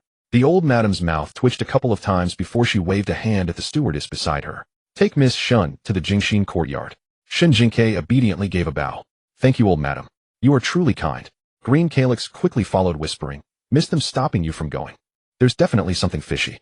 Shen Jingque kept a smile on her face, but her tone was icy. It's fine. It's not like they can kill me. The quiet heart courtyard lay tucked away in the northwest corner of the Marquis estate. Beyond its walls stretched a desolate bamboo grove, whose rustling leaves whispered like hushed voices in the wind. As Shen Jingque stepped through the door, she saw Du Yuero reclining on a couch beneath the window, her belly faintly rounded, about 3 months along by the look of it. A brazier burned within the room, yet an inexplicable chill still hung in the air. Du Yuero glanced up at her, tugged at the corner of her mouth, and smiled. I thought you might have forgotten your mother entirely today. Shen Jingque stood at the threshold, making no move to step inside. She had come for one purpose alone, to see with her own eyes that her birth mother was safe, and to lay this lingering concern to rest. But Du Yueron's next words extinguished whatever warmth remained in her heart. Now that you and your father have climbed into the Princess Chang's good graces, you've grown quite formidable. Du Yuero sat up, scrutinizing Shen Jingque's silks and brocades with a complicated gaze, and left your mother and sister to fend for themselves. Shen Jingque said nothing in response. She was not the original owner of this body, so Du Yueron's snide remarks could not wound her. Yet instinctively discomfort still prickled within her, as if her mere well-being were a crime in itself. Seeing her daughter remain silent, Du Yueron's voice grew heavier with reproach. Why must you constantly provoke the eldest Miss Zhao? Could you not lower your head and yield a little? Your reckless arrogance has made things difficult for your sister in this household. Shen Jingque's face remained impassive. Only after her mother had finished did she speak, her tone flat. So you summoned me here not because you wish to see your daughter, but to scold me for resisting, to tell me I should have stood still and let Zhao Yuan bully me, never striking back, never uttering a word, so that you and sister might grovel beneath her and beg for scraps. Mother, if sister is being bullied, isn't it your duty to protect her? Why must you lay the blame at my feet? Struck where it hurt, Du Yueron's face flushed crimson. How have I not protected her? I have. Then she remembered the physician's warning that her pregnancy was fragile and she must not. She gently stroked her belly and softened her voice. Enough. Let the past be past. Just keep your distance from the eldest Miss Zhao from now on. She paused, then added, since you and your father have already gained the favor of the Princess Chang's manor, you should share any news developments or advantages with your mother and sister. After all, we are family. Shen Jingque, you want me to spy for you inside the Princess Chang's manor? Du Yueron's eyes flickered. In time, when the Marquis treats us mother and daughter, well, he will not forget you and your father either. Shen Jingque, you want me to spy for you inside the Princess Chang's manor? Du Yueron's eyes flickered. In time, when the Marquis treats us mother and daughter, well, mother, what do you take me for, a blood bag? Why should you and sister reap the benefits first while father and I bear the consequences when trouble arises? There is no such logic under heaven. Stung to the core, Du Yuero slapped the edge of the couch and cursed. You've turned against me, you ungrateful wretch. I am your own mother. Shen Jingque stepped back and shook her head. I came today as a daughter visiting her mother. But if your words hold nothing but exploitation and demands, then let us cease this relationship henceforth. Each look after. Farewell, Lady Yangon. She turned at once and walked out amid Du Yuron's curses. Lu clutched her sleeve with concern, yet knew not how to console her. Shen Jingque shook her head. "I'm fine." She felt no sorrow. The birth mother of this body had made her choice long ago on the day of the divorce. She had only come to confirm an answer. Still her thoughts wandered, and on the way back she took a wrong turn. The scenery before her was both strange and familiar. Rockeries and strange stones stood in abundance, and weaving through them made losing one's way all too easy. Suddenly Shen Jingque heard low murmurs from behind a rockery. "I never imagined you were His Highness the Third Prince. Tingyun offers her respects." Another voice replied, gentle and composed. "Miss Shen is too kind. That small favor last time was nothing. Please don't give it another thought." Xiao Jingshan and Shen Tingyun.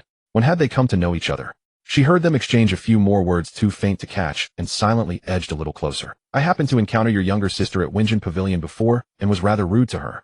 I have felt guilty ever since. Might I ask you to convey my apologies to her on my behalf?" Shen Tingyun replied with a flattered tone. "The third prince is too courteous. My sister, she has a quick temper. I will certainly pass along your words." The two murmured on for a while longer.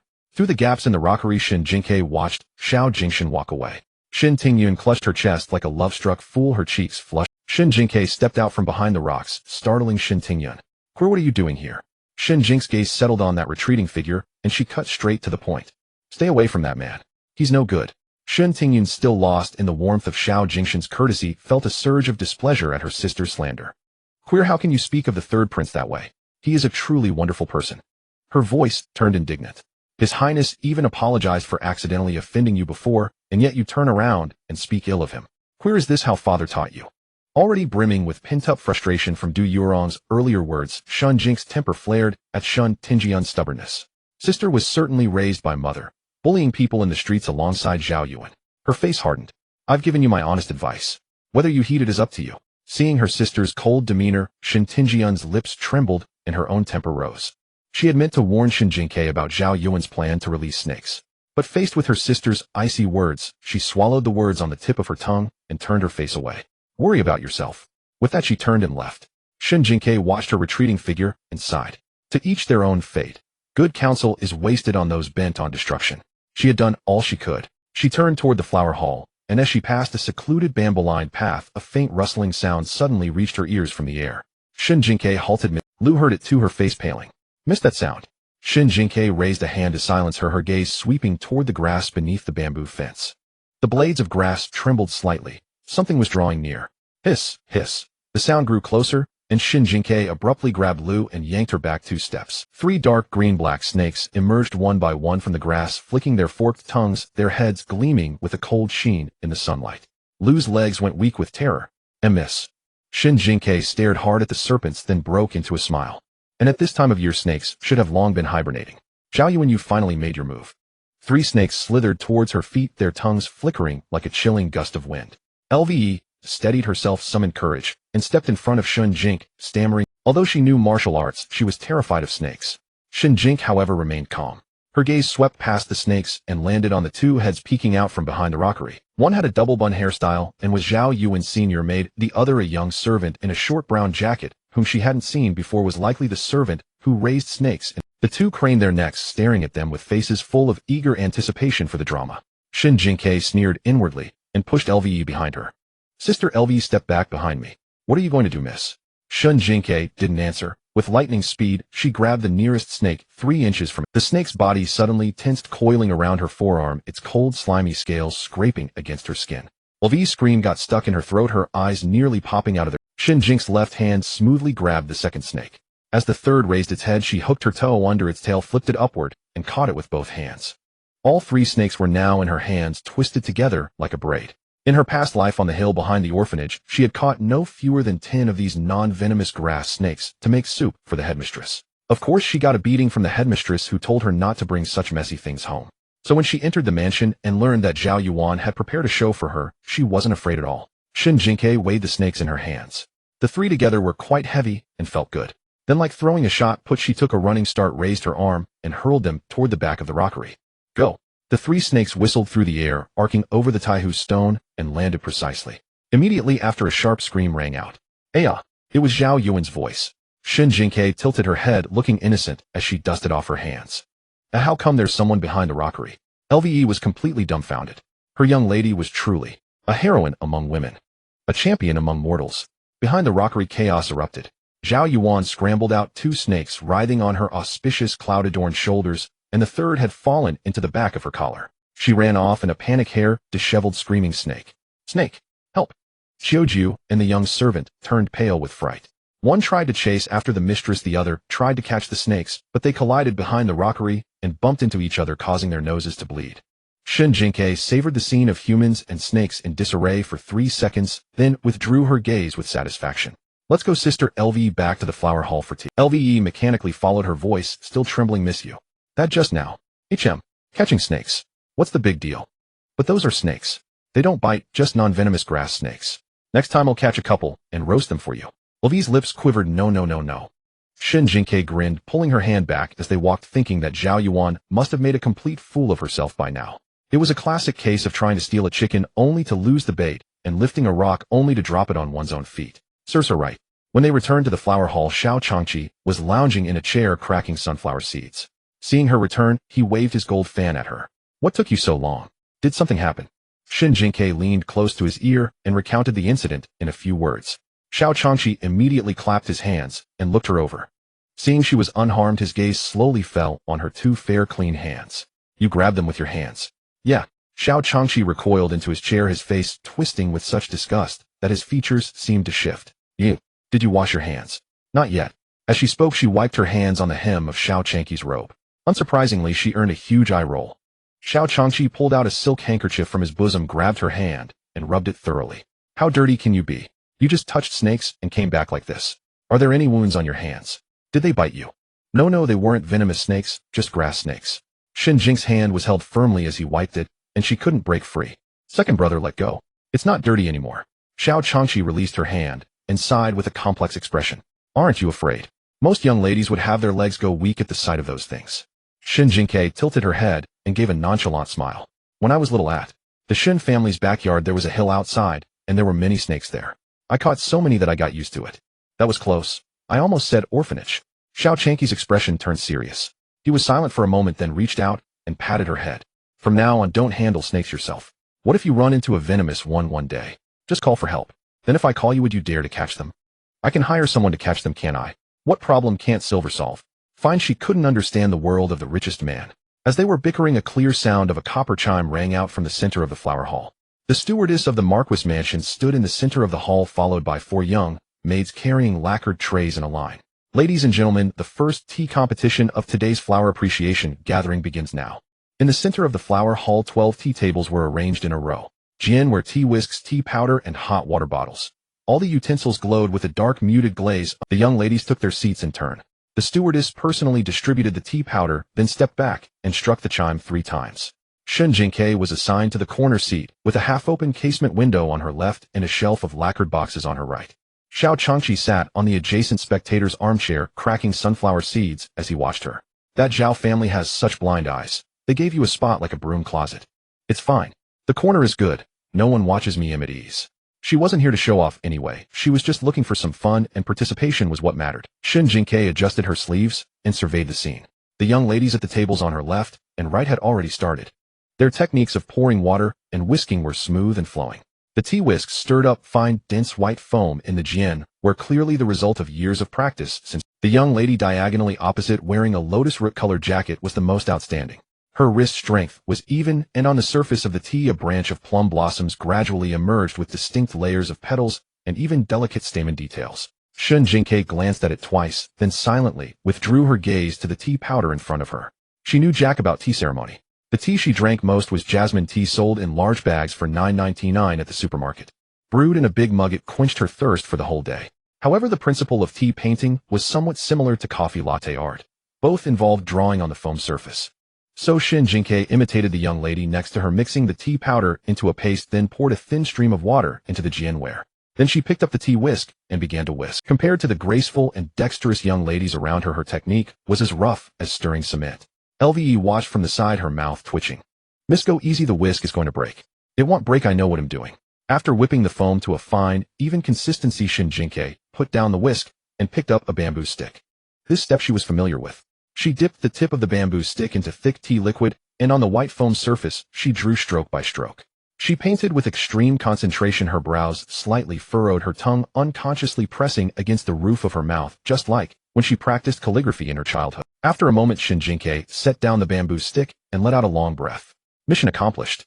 The round-faced young lady in light purple dress sitting to her left leaned over curiously to look, then burst into laughter.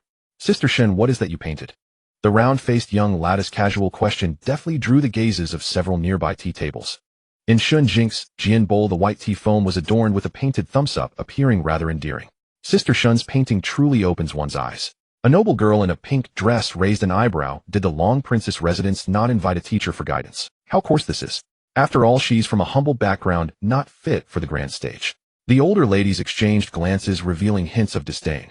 Shen Jingque turned around and found that the person who had just called her coarse was an old acquaintance, Zhao Yuan's attendant Wen Qianrou. What a narrow path for rivals. Just as she was about to speak, a light laughter from a young man across the table reached her ears. I think it looks quite good. Shen Jingque raised her eyes to look over. Seated diagonally was a boy of around 14 or 15, lounging in a relaxed posture, one hand propping his forehead, a tuft of hair falling through his fingers, obscuring half of his brow. Seated diagonally was a boy of around 14 or 15, lounging in a relaxed posture, one hand propping his forehead, a tuft of hair falling through his fingers, obscuring half of his brow. Another person teased Brother Rong, are you worried that Miss Shen might be embarrassed, which is why you're praising it? The boy ignored everyone and simply raised his tea bowl towards Shen Jingque, the corners of his mouth curving slightly. Miss Shen, this tea is lively and interesting, symbolizing good fortune, quite wonderful. Shen Jingque raised an eyebrow, recognizing a discerning brother. But how could she not remember that an important character in the book had the surname Rong? Shen Jingque smiled broadly, then raised a hand with her thumb up. The pattern I painted is this gesture of praise, meaning good, excellent, and remarkable. She pushed the Jian bowl forward slightly, her gaze sweeping over the crowd that had just mocked her. Today the Yangon Marquis residence is hosting a flower appreciation event with good tea, beautiful flowers, and delicious pastries. I may not be as skilled as all of you sisters in those refined styles, so I painted this as a tribute to the Marquis' thoughtful arrangements. Do you sisters think this painting is coarse because you believe the Yangon Marquis event is not worth praising? The flower hall fell silent. The few who had laughed the loudest just now suddenly changed their expressions, their eyes instinctively drifting towards the elderly lady in the midst. The elderly lady held her tea bowl, maintaining an unruffled demeanor. Who would dare to respond to such words? Mocking Shen Jingque's painting was one thing, mocking the Marquis banquet. The round-faced young lady blinked her bright eyes and clapped her hands in realization. So that's what it means. Sister Shen's clever thought is indeed fresher than ordinary floral, and when Qianrou, sensing the sudden change in atmosphere, awkwardly chimed in, yes. Yes, we were just lacking in experience, not understanding Sister Shen's cleverness.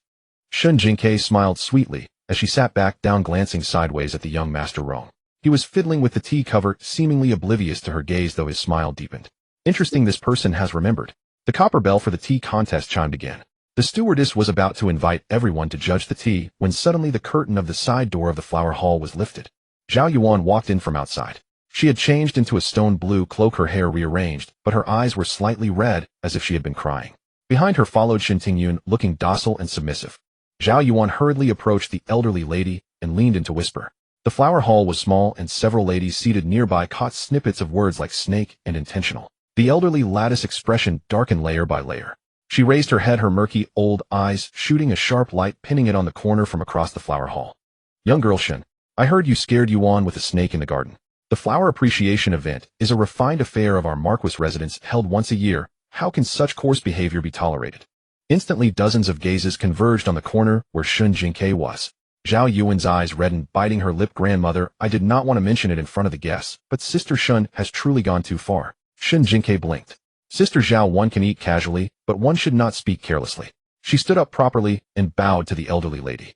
Elderly lady, please see clearly. I was walking along the garden path when several snakes jumped out from the bushes to chase me. What could a 12-year-old girl do? I was scared, so I grabbed them and threw them away. Who knew Sister Zhao was hiding behind the rockery? She revealed a puzzled expression at this point. By the way, why are there so many snakes in the Marquis garden? Sister Zhao, why are you hiding behind the rockery instead of sitting properly at the banquet? Zhao Yuan clutched her handkerchief, her fingertips pulling at the embroidery, all skewed. Tu was just passing by. Shen Jingque nodded. What a coincidence, the snake passed by, you passed by, and I passed by? She let out a gentle sigh. This fate, even the matchmaker god would feel ashamed. Xiao Changqi burst into laughter, quickly covering his mouth with a fan. Several young gentlemen lowered their heads to sip tea, their shoulders shaking. The elderly lattice expression grew increasingly grim. How could she not discern the underlying? This snake was undoubtedly set up by her granddaughter to embarrass Shen Jingque, yet unexpectedly this little girl was bold and unafraid of snakes, turning the tables on her instead. If this matter were to be pursued further, the only outcome would be a slap in the face. The elderly lady set down her tea bowl, her tone softening. Forget it, since it's a misunderstanding, there's no need to argue further. Zhao Yuan hurriedly said, grandmother. The elderly lady shot her a glance. Zhao Yuan bit her lip, not daring to. The elderly lady looked at Shen Jingque, adopting a senior's demeanor. You are of similar ages and will need to interact in the capital in the future. Today, in front of all the guests, let us shake hands and make peace. Shen Jingque responded quickly, all right. The elderly lady was taken aback by her quick response and looked at her again. Zhao Yuan also looked at her with suspicion. You can be so agreeable. Shen Jingque smiled with her eyes bent. Sister Zhao was frightened, and I feel guilty too. She turned back to the tea table, picked up the previously mentioned thumbs-up tea, and took an empty gin bowl from the side. The tea I brewed myself, though not quite elegant, is at least my apology. Sister Zhao, please enjoy half a cup, and we can let this matter go. Zhao Yuan scoffed. Who knows if you've put anything foul in here? Shen Jingque spread her hands. The tea powder is from the marquis residence, the water is boiled by the marquis residence, and the bowl is also provided by the marquis residence. If Sister Zhao still doesn't feel at ease, I'll drink first. She divided the tea into 2 bowls, lifted one, and drank it all in one go. Shen Jingque put on a grand demeanor, confident. At this moment, if Zhao Yuan refused to drink, it would appear petty. All eyes in the flower hall were on her. Zhao Yuan took the other bowl, stared at Shen Jingque for a moment, and gritted her teeth to drink it down. Bitter and harsh, truly coarse. Shen Jingque smiled as she returned to her seat. Sister Zhao, your reprimand is warranted. She lowered her head to tidy her sleeves, her fingertip brushing against the edge of her pouch. The crushed pills mixed into the strong tea masked the bitterness perfectly. As for herself, she had already taken the antidote in the carriage earlier. She had no intention of causing trouble, but unexpectedly someone came to her seeking it. Then she could not be blamed for being unkind. Next, she looked forward to the esteemed miss of the Yangon Marquis residence, creating a stir throughout the venue. After the tea competition, the atmosphere in the flower hall grew lively. A few young men at the head of the gathering chatted enthusiastically about a newly opened polo field in the capital. Shen Jingque kept her head down, using the lid of her tea bowl to push aside the foam at the rim of the gin, where silently counting to herself. Suddenly a dull sound echoed through the hall. Puffed. It was followed by a second, then a third, forming puffed, puffed. The sound wasn't earth-shattering, but amidst the delicate chatter filling the hall, it was piercingly clear. Near the seat of honor, the elderly madam's hand trembled, and her tea bowl clattered against the edge of the table with a sharp clang. Every sound in the flower hall ceased abruptly, as if severed by a blade. Over a dozen pairs of eyes slowly turned towards the source, settling on the pale-faced eldest Miss Zhao. Zhao Yuan herself was frozen stiff, her back ramrod straight, as if she could use all her might to suppress whatever was happening. Yet a series of pululu sounds squeezed out from beneath her skirts, short and sharp. Wen Qianruo, seated beside her, was the first to suffer. An indescribable odor wafted through the air. Covering her nose and mouth with her handkerchief, she shifted half a foot away. Zhao Yuan's lips trembled as she squeezed out a broken defense. No, it wasn't me. Then she stood up. This action seemed to flip a switch. More intense puff-puff sounds surged from beneath her dress. This time, they were continuous, varied in pitch, and strangely held a rhythmic cadence. The hall fell into utter silence. Puffed. Suddenly young Master Xiaorong couldn't contain a snicker, then simply raised his sleeve to cover half his face. Miss Zhao certainly speaks with refreshing directness. Expressing herself so candidly. This laugh was like a spark falling into a pan of oil. Laughter erupted throughout the flower hall, suppressed yet uncontrollable, rising from low chuckles to muffled laughs and finally, to irrepressible giggles. Zhao Yuan sat in the center of that laughter, her body rigid as a clay statue. Large teardrops splashed onto her lap, leaving dark spreading spots. She wanted to flee, to stand and rush out, but with every move the shameful sounds followed. The elderly madam's face was ashen, her knuckles white as she clutched her prayer beads. But who could be blamed? The tea was prepared by their own household, the guests were invited by them. Could they accuse Shen Jingque of poisoning her after such a public disgrace? That would only bring an even more scandalous rumor upon the marquis household. The madam gritted her teeth and hissed, "Someone escort the eldest miss to rest." 2 maidservants reluctantly stepped forward and half-carried the rigid Zhao Yuan out. Shen Jingque remained seated, taking a quiet sip of her freshly poured tea, her brows curved in a demure, innocent arc. Highly effective. Worth the sleepless night of refining. Beside her, Xiao Changqi was laughing so hard, he was rocking back and forth, his folding fan clattering to the floor, too amused to even pick it up. He leaned over and asked in a voice only the 2 of them could hear, "You're doing?" Shen Jingque blinked, looking utterly innocent. "What do you mean, second brother? I didn't do anything." Xiao Changqi stared at her for a moment, then gently flicked her forehead. You little minx, honey on your lips, but the darkest schemes in your hands. As they were whispering and laughing, an announcement echoed from the main entrance of the flower hall. The head stewardess' voice rose a pitch. Marquis Yangon has arrived. Third prince has arrived. The curtain lifted and two figures entered, one after the other. Leading was Zhao Hung, the Marquis of Yong'an, clad in an indigo brocade robe, a slightly ingratiating smile on his face. Half a step behind him was Xiao Jingqian, clad in moon-white brocade, a jade belt at his waist, and his dark hair secured with a simple white jade hairpin. He was like a gentle breeze under a bright moon, refined and impeccably graceful. The assembled guests rose to pay their respects. Xiao Jingqian gave a slight nod, his gaze sweeping the room with warmth, pausing just a moment on each face, acknowledging them with a slight bow of his head. But when his gaze passed over Shen Jingque, there was no pause at all. It was as if he were glancing over a tea bowl on the table, a vase in the corner, or a candle stand under the completely flat, utterly devoid of trace. Shen Jingque's fingertips curled slightly. This deliberate ignoring was more unsettling than outright hostility.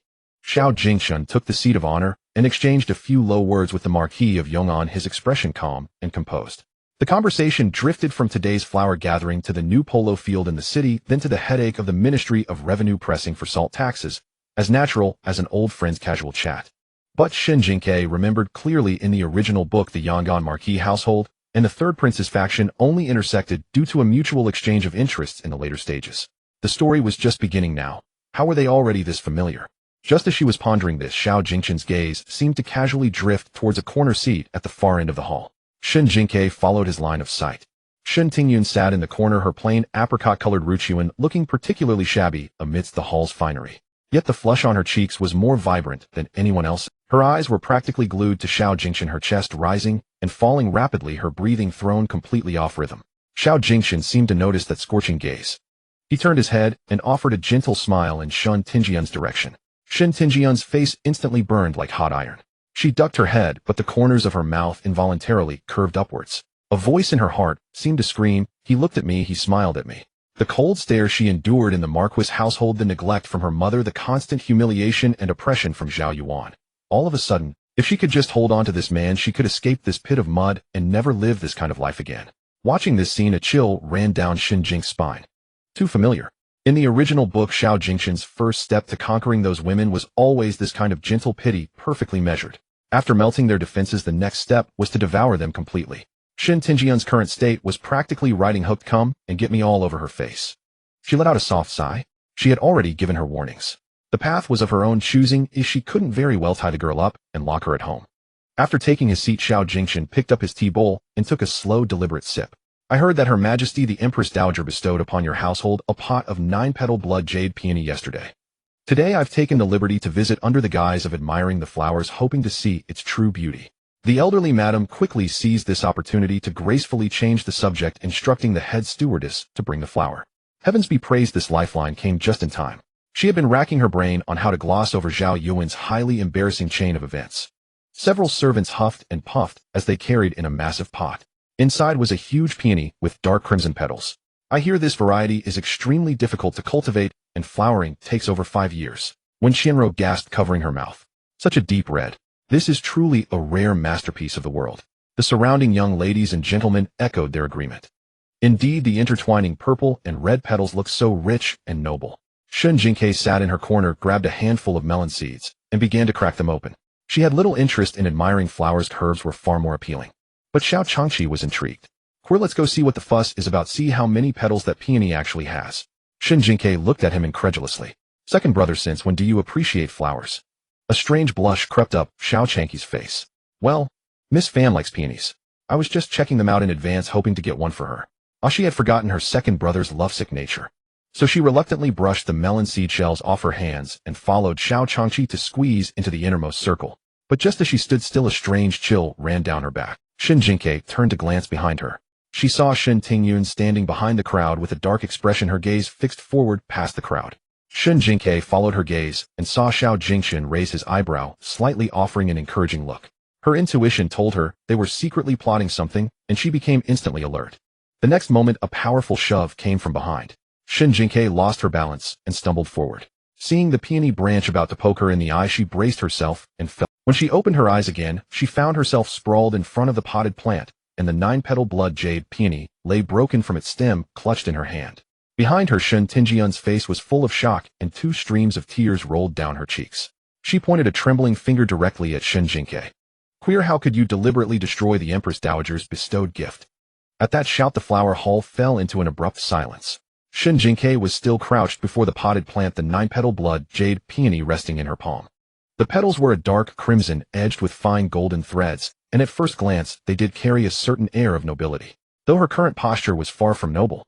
Her left knee pressed against her skirt, her right hand propped beside the flower pot, the sleeves stained with damp mud. She looked altogether like a poor soul who had been kicked into the scene of a crime. The dowager of the Yangon Marquis mansion slammed her palm on the tea table. How dare you? Her finger trembled as she pointed at Shen Jingque. Miss Shen, today our mansion holds a grand gathering. You have repeatedly made a spectacle of yourself, and now you have destroyed a gift bestowed by Her Majesty the Empress Dowager. Zhao Heng immediately followed up. Guards. Footsteps sounded outside at once. The Marquis' household troops poured in from both sides, taking up positions at the entrance of the flower hall, a dark mass blocking the way. A few timid noble ladies shrank behind their mothers. When Xianro in particular clutched her chest with a handkerchief, looking as if she had been frightened half to death. Xiao Changque's eyes blazed with fury. Zhao Heng, just try laying a finger on her. Zhao Heng sneered. Second young master Xiao, this is the Yangon Marquis mansion. Miss Shen destroyed a gift from the Empress Dowager. I am well within my rights to detain her. Within your rights, my ass. Xiao Changqi pulled Shen Jingque to her feet. First there's a snake running loose in your garden, then your eldest daughter lets out a fart, and now you pull some dirty trick to make my sister fall. Livelier than a traveling circus coming to the capital. I'd say you're the ones trying to frame us. The dowager's chest heaved with rage. Is this how the Grand Princess Mansion teaches its children? Xiao Changqi snorted. My mother taught me to steer clear of filth, but your mansion stinks so bad I can't find my way out for half a day. You. Zhao Heng's face turned green with rage. At that moment Xiao Jingshan rose and blocked Zhao Heng from continuing his outburst. Your Grace, please calm your anger. He walked to the center of the hall, his demeanor gentle as he offered soothing words. This matter involves a gift from Her Majesty the Empress Dowager. If we take it directly to His Majesty, it will inevitably damage the standing of both the royal family and the Grand Princess Mansion. Shen Jingque saw his hypocritical face and barely restrained herself from rolling her eyes. What a poser! Anyone who didn't know his true nature would think he was genuinely. Sure enough, the real purpose was about to surface. Xiao Jingshan turned to Zhao Heng. In my opinion, it would be better to send someone to invite Her Highness the Grand Princess to the mansion. Zhao Heng frowned. Your Highness meaning is? Xiao Jingshan said. Her Highness the Grand Princess cares deeply for Miss Shen and would not want to see her burdened with such a charge. If the elders of both households sit down together and clarify the matter, there may still be room for reconciliation. Shen Jingque suddenly understood. The abacus beads had practically smacked her in the face. On the surface he was pleading for leniency, but in truth he wanted to drag Xiao Mingyue into this and use her to manipulate Shen Jingque. After all, in these people's eyes, Xiao Mingyue was now a love-struck fool who would overthrow the emperor and the Empress Dowager for her father's sake. Naturally, she would extend that love to her step. Xiao Changqi clearly understood as well. His face darkened completely as he pulled a stack of banknotes from his bosom and slapped them onto the nearby tea table. Isn't it just a pot of flowers? He pointed his fan at Zhao Heng. Name your price to settle this Marquis mansion. When Xianro, covering her mouth with a handkerchief, snickered. Second young master Xiao, this flower was bestowed by Her Majesty the Empress Dowager. Xiao Changqi cast her a sidelong glance. Got a fishbone stuck in your throat. Speaking in such a strange tone, nobody asked you. When Qianra's face flushed crimson instantly. Seizing the opportunity, Zhao Heng said in a deep voice, Second young master, Xiao reeks of money, and now he dares to desecrate imperial grace with vulgar gold and silver. He turned to the crowd, raising his voice even higher. Everyone heard that. The Grand Princess Mansion is throwing its weight around. Not only did they destroy the imperial gift, but they also try to bribe the Marquis Mansion into silence. Today I have truly seen it all. Murmurs broke out in the flower hall. How can imperial gifts be compensated with money? This second young master Xiao is too reckless. After all, he's just a merchant only able to enter through the Grand Princess name. Xiao Changqi grabbed his fan and was about to swing it at Zhao Heng's face. Stop slinging mud on me. Shen Jingque yanked his sleeve. Second brother, don't be impulsive. Xiao Changqi's chest heaved with fury. They're practically shitting on our heads. Such vulgarity once again stunned the entire hall. Shen Jingque tugged his sleeve and pressed him back into the chair. Don't be so quick to throw money at them. Our Grand Princess Mansion may be rich, but we can't go scattering gold leaves at every toad we see. I'll only feed its confidence. Someone in the hall couldn't stifle a laugh. Zhao Heng's face grew even darker. Miss Shen, you dare to spout nonsense. Did I say anything wrong? Shen Jingque stood before the potted plant, a mocking smile on her face. You keep saying I deliberately destroyed the flower, but why don't you ask how I ended up falling when I was standing perfectly fine? Zhao Heng snorted coldly. You were rude and unsteady on your feet. Are you going to blame someone else? Of course I am. Shen Jingque turned and pointed her finger directly at Shen Tingjian's nose. Because it was you who pushed me from behind, just now. The color drained from Shen Tingjian's face, and she swayed. Queer, how can you say that about me? The second madam immediately stepped forward, covering her mouth with a handkerchief. Oh my Miss Shen, that's hurtful. Tingyun is your own sister. How could your own sister harm you in front of so many people? Shen Jingque looked at her. Madam, has your kitchen been putting too much salt in the food? The second madam froze. What do you mean? I mean, you're so salty you've got nothing better to do. What business is this of yours? Someone's shoulders shook and they quickly lowered their head to drink tea. The second madam's face crumbled and she raised her voice. Dowager, do you hear that? This is how the Grand Princess Mansion raises its girls, destroying the imperial peony and refusing to admit it, then turning around and biting her own sister. Shen Tingyun seemed to be awakened by those words. She fell to her knees with a thud. Dowager, please calm your anger. She shuffled forward on her knees, tears streaming down one after another. Queer is young and doesn't know the rules. It's my fault as her elder sister for not teaching her properly. If the Dowager and the Marquis wish to punish someone for the destruction of the imperial gift, then punish me. I am willing to take the punishment for my sister. Shen Jingque watched her crawl over, her expression gradually turning peculiar. This posture, these lines, these tears. Why not go perform in a southern opera troupe? And she had just been about to warn Shen Tingyun to stay away from that old fox Xiao Jingshan. Let her think whatever she wants. She'll sell her out in a heartbeat. As those words fell, the murmurs in the hall shifted direction. Shen Tingyun is a decent person. Even after being accused by her sister, she's willing to take the blame. Shen Jingque is too vicious. No wonder Madame Du dislikes this younger daughter and only brought the elder to the mansion. When Xianro finally found her chance and said in a soft voice, Miss Shen's sister Tingyun treats you so well. How can you still slander her? Shen Jingque looked at Shen Tingyun kneeling on the ground and suddenly burst out laughing. Shen Tingyun forgot to continue crying, tears still clinging to her lashes. What are you laughing at? I'm laughing at you. Shen Jingque walked up to her, crouched down, and stared at Shen Tingjian's face. Siding with the enemy, playing the cat's paw. Someone draws you a big pie and you rush to be cannon fodder. Her gaze swept over Xiao Jingshan and Zhao Heng. You better be careful. One day you'll get yourself caught in the trap.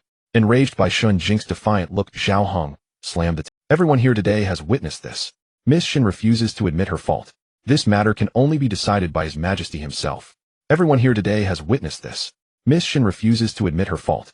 This matter can only be decided by His Majesty himself. The household guards closed and poised to strike. Shen Jingque instinctively shut her eyes, her breath quickening. Damn it, this old man was actually serious. Lu Yi's eyes reddened with anxiety as she stepped forward to block them. Don't you dare touch my young lady. The next moment, the voice of the home mansion's steward rolled in from the corridor. Her Highness the Grand Princess has arrived. Shen Jingque whirled around, and by the time she took into sight, everyone in the room had already knelt. We pay our respects to the Grand Princess. Though she carried no blade nor donned armor, an aura of killing intent radiated from her. Shen Jingque's eyes lit up. She lifted her skirts and scampered over. Mother. Though she carried no blade nor donned armor, an aura of killing intent radiated from her. Shen Jingque's eyes lit up. She lifted her skirts and scampered over. Mother. She then clung to Xiao Mingyu's arm, raising a finger to point accusingly. They're bullying me. Xiao Mingyu's gaze settled on the servants who had been reaching for her daughter. I wasn't aware the Yangon home mansion had grown so formidable, daring to lay hands on someone from my household. Several servants trembled uncontrollably, cowed. Spare us, Your Highness. Xiao Mingyue looked down at her, her eyes sweeping over the mud stains on her sleeve. How did they bully you? Shen Jingque's little face crumpled, and she began her torrent of accusations. I came to the banquet today, and first I was chased by a snake in the garden, then I was pushed down, and now they falsely accuse me of deliberately destroying the gift bestowed by the Empress Dowager. She buried her face in Xiao Mingyu's embrace, feigning sobs. The Marquis even said, "Head, take me to see the Emperor." Mother, I'm so scared. Your Highness, please see clearly, it was not my intention to make things difficult. Zhao Heng stepped forward reluctantly. Miss Shen publicly destroyed the 9-petal blood jade peony bestowed by the Empress Dowager, and not only refused to admit it, but also falsely accused her own elder sister of pushing her. The old madam clutched her prayer beads, forcing a look of elder composure onto her face. Grand Princess, this old woman knows you dote on the child, but items bestowed by the Empress Dowager are of grave importance. If we let this slide today, how will the home mansion answer when the Empress Dowager inquires about it in the future? Xiao Mingyue let out a cold laugh, but said nothing, and for a moment the atmosphere in the hall became charged and tense. Xiao Jingshan then took half a step forward, easing the tension at just the right moment. And with so many guests present today, if we continue this dispute in the Flower Hall, it will only tarnish the reputations of both the home mansion and the Grand Princess residence. Why not move to the inner court where the marquis and the old madam can clarify the matter face to face and avoid disturbing the guests? Zhao Heng immediately chimed in. What the third prince says is most reasonable. Shen Jingque frowned. These two were playing a game of good cop, bad cop. They were probably trying to manipulate the grand princess behind the scenes. She tugged at Xiao Mingyu's sleeve about to speak when she heard her ask in a leisurely tone, "Is this the 9-petal blood jade peony that mother bestowed upon the Yangon home mansion last month?" The question was so sudden that the old madam answered without thinking, "Indeed it is." Xiao Mingyu stepped closer, a meaningful smile curling at the corners of her lips. The blooming period of a peony is usually no more than 5 to 7 days. Even for renowned varieties with proper care, it's rare for one to remain in full bloom for a month without wilting. She reached out and gently touched a leaf nearby. This one in the Yangon home mansion is truly a rarity. Zhao Heng's heart jolted and cold sweat began to bead on his forehead. Your Highness, you wouldn't know, but when the Empress Dowager bestowed it, she instructed the gardeners to tend to it with the utmost care. Shen Jingque blinked, catching the implication in Xiao Mingyu's words. Right, what kind of peony could stay so resiliently in bloom for a whole month? She looked down at the flower in her own hand. When she had fallen earlier, she had gripped it too tightly, and a smear of dark red clung to her fingertip. She rubbed it, and the red smudged. Shen Jingque, huh? Xiao Changqi leaned in. What's wrong? Shen Jingque showed him her finger. Second brother, look at this. Xiao Changqi stared at it, his expression turning odd. It's losing color. Shen Jingque brought the flower to her nose and sniffed. Mixed within the floral scent was a hint of dye along with the faint bitter tang of peony bark. She touched the broken stem. A notification suddenly popped up in her mind. Wazy peony, its root bark can be used medicinally to clear heat, cool the blood, and invigorate blood. Shen Jingque's eyes widened. No wonder touching the petals earlier hadn't triggered the system's identification. It was the root bark that was medicinal, and this plant was clearly identified as Wazy peony. She raised the broken flower. Wait a moment. Everyone in the flower hall turned to look. Shen Jingque showed the red on her fingertip to the crowd. This flower has been dyed. A murmur rippled through the hall. She pinched the broken stem and held it up to Xiao Mingyu. Mother, this isn't a 9-petal blood jade peony at all. It's a fake Wazy peony that's been dyed. Xiao Mingyu raised an eyebrow. Oh, then I'd like to ask, what exactly is the Yangon home mansion plotting by using a fake peony to frame my daughter? Zhao Heng's face turned ashen. Your Highness, please choose your words carefully. How can you allow this girl to slander an item bestowed by the Empress Dowager? Xiao Mingyu's gaze fell upon Xiao Jingqian. Since we are at an impasse, let us submit this matter to the Court of Judicial Review. The old madam's expression shifted. They had thought Xiao Mingyu was merely being protective, so they sought to find fault with Shen Jingque and let the third prince offer a way out. That way they could curry favor and complete the third prince's task. But now with this attitude of Xiao Mingyu's, she clearly wasn't afraid of making a scene. Zhao Heng also looked displeased. It's just a misunderstanding at a back garden banquet. Why must we trouble the Court of Judicial Review? Xiao Mingyu looked at him. Just now the marquis was insisting on taking Jingque to the emperor for judgment, calling the destruction of an imperial gift a grave matter. Now that I propose having the court examine the flower, the marquis calls it a misunderstanding. Marquis, your sense of what is grave and what is trivial seems to change rather quickly. Seeing Xiao Mingyu's firm stance, the old madam grew increasingly panicked. If the flower was proven to be a fake, the Yangon home mansion would transform from the aggrieved party into fraudsters who had deceived the throne. Even if this was the third prince's scheme, if it failed, he would simply watch from the sidelines and dismiss it as the home mansion's incompetence. They couldn't go to the Court of Judicial Review. A thought struck her, feign a fainting spell. The old madam's chest heaved, and she suddenly raised a hand to her forehead, her body swaying. Zhao Heng immediately turned and caught her. Mother, are you all right? The old madam kept her eyes shut, muttering vaguely dizzy. Chest feels tight. Let's not make a fuss about today's matter. We mustn't damage the harmony between our two houses. Shen Jingque curled her lip in disdain. That's it. That's all you've got. Fainting at the critical moment. Why don't you just drop dead? The flower appreciation banquet broke up in discord. As Shen Jingque was leaving, she was stopped by Shen Tingyun. Queer, I'm sorry about today. I was just so frightened that I said the wrong thing. Shen Jingque wordlessly sidestepped her sleeve slipping through Shen Tingyun's fingertips. Shen Tingyun said, we are sisters by blood. Are you really going to let a few words from outsiders ruin our bond? Shen Jingque listened, then suddenly smiled. Shen Tingyun, do you think that just because you cry a couple of times you'll go soft? She took a step forward, her small frame closing in, her face cold and imposing. You know exactly what happened today. In the past, when you were forced into things, I didn't blame you. But today you personally tried to harm me, and I will not forgive you. As for this so-called sisterly bond, you've severed it yourself today. When Xiao Jingqian eventually destroys you, don't come begging me to save you. A gust of wind swept through the corridor, and the copper bell under the eaves chimed twice. Shen Tingyun's expression gradually turned cold and numb. Then without a word she turned and walked away. Her attempt at reconciliation had simply been a way to secure a back. Since they couldn't reach an agreement, so be it. She would cling tightly to the third prince and fight for her own chance to escape this mire.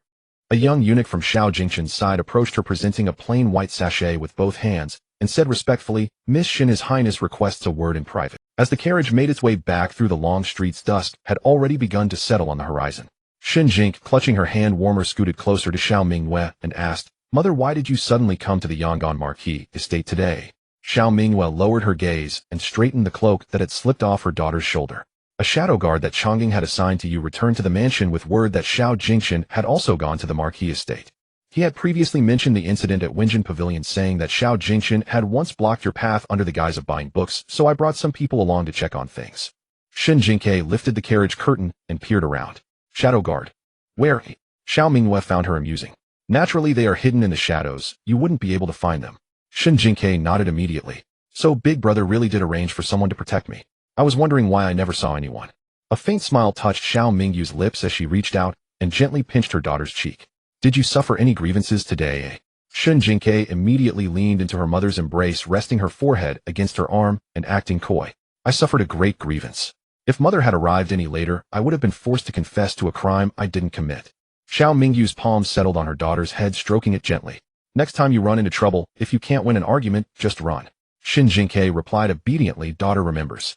Xiao Changqi, who was sitting opposite them, watched the affectionate display and leaned forward to rub his face against his mother's sleeve.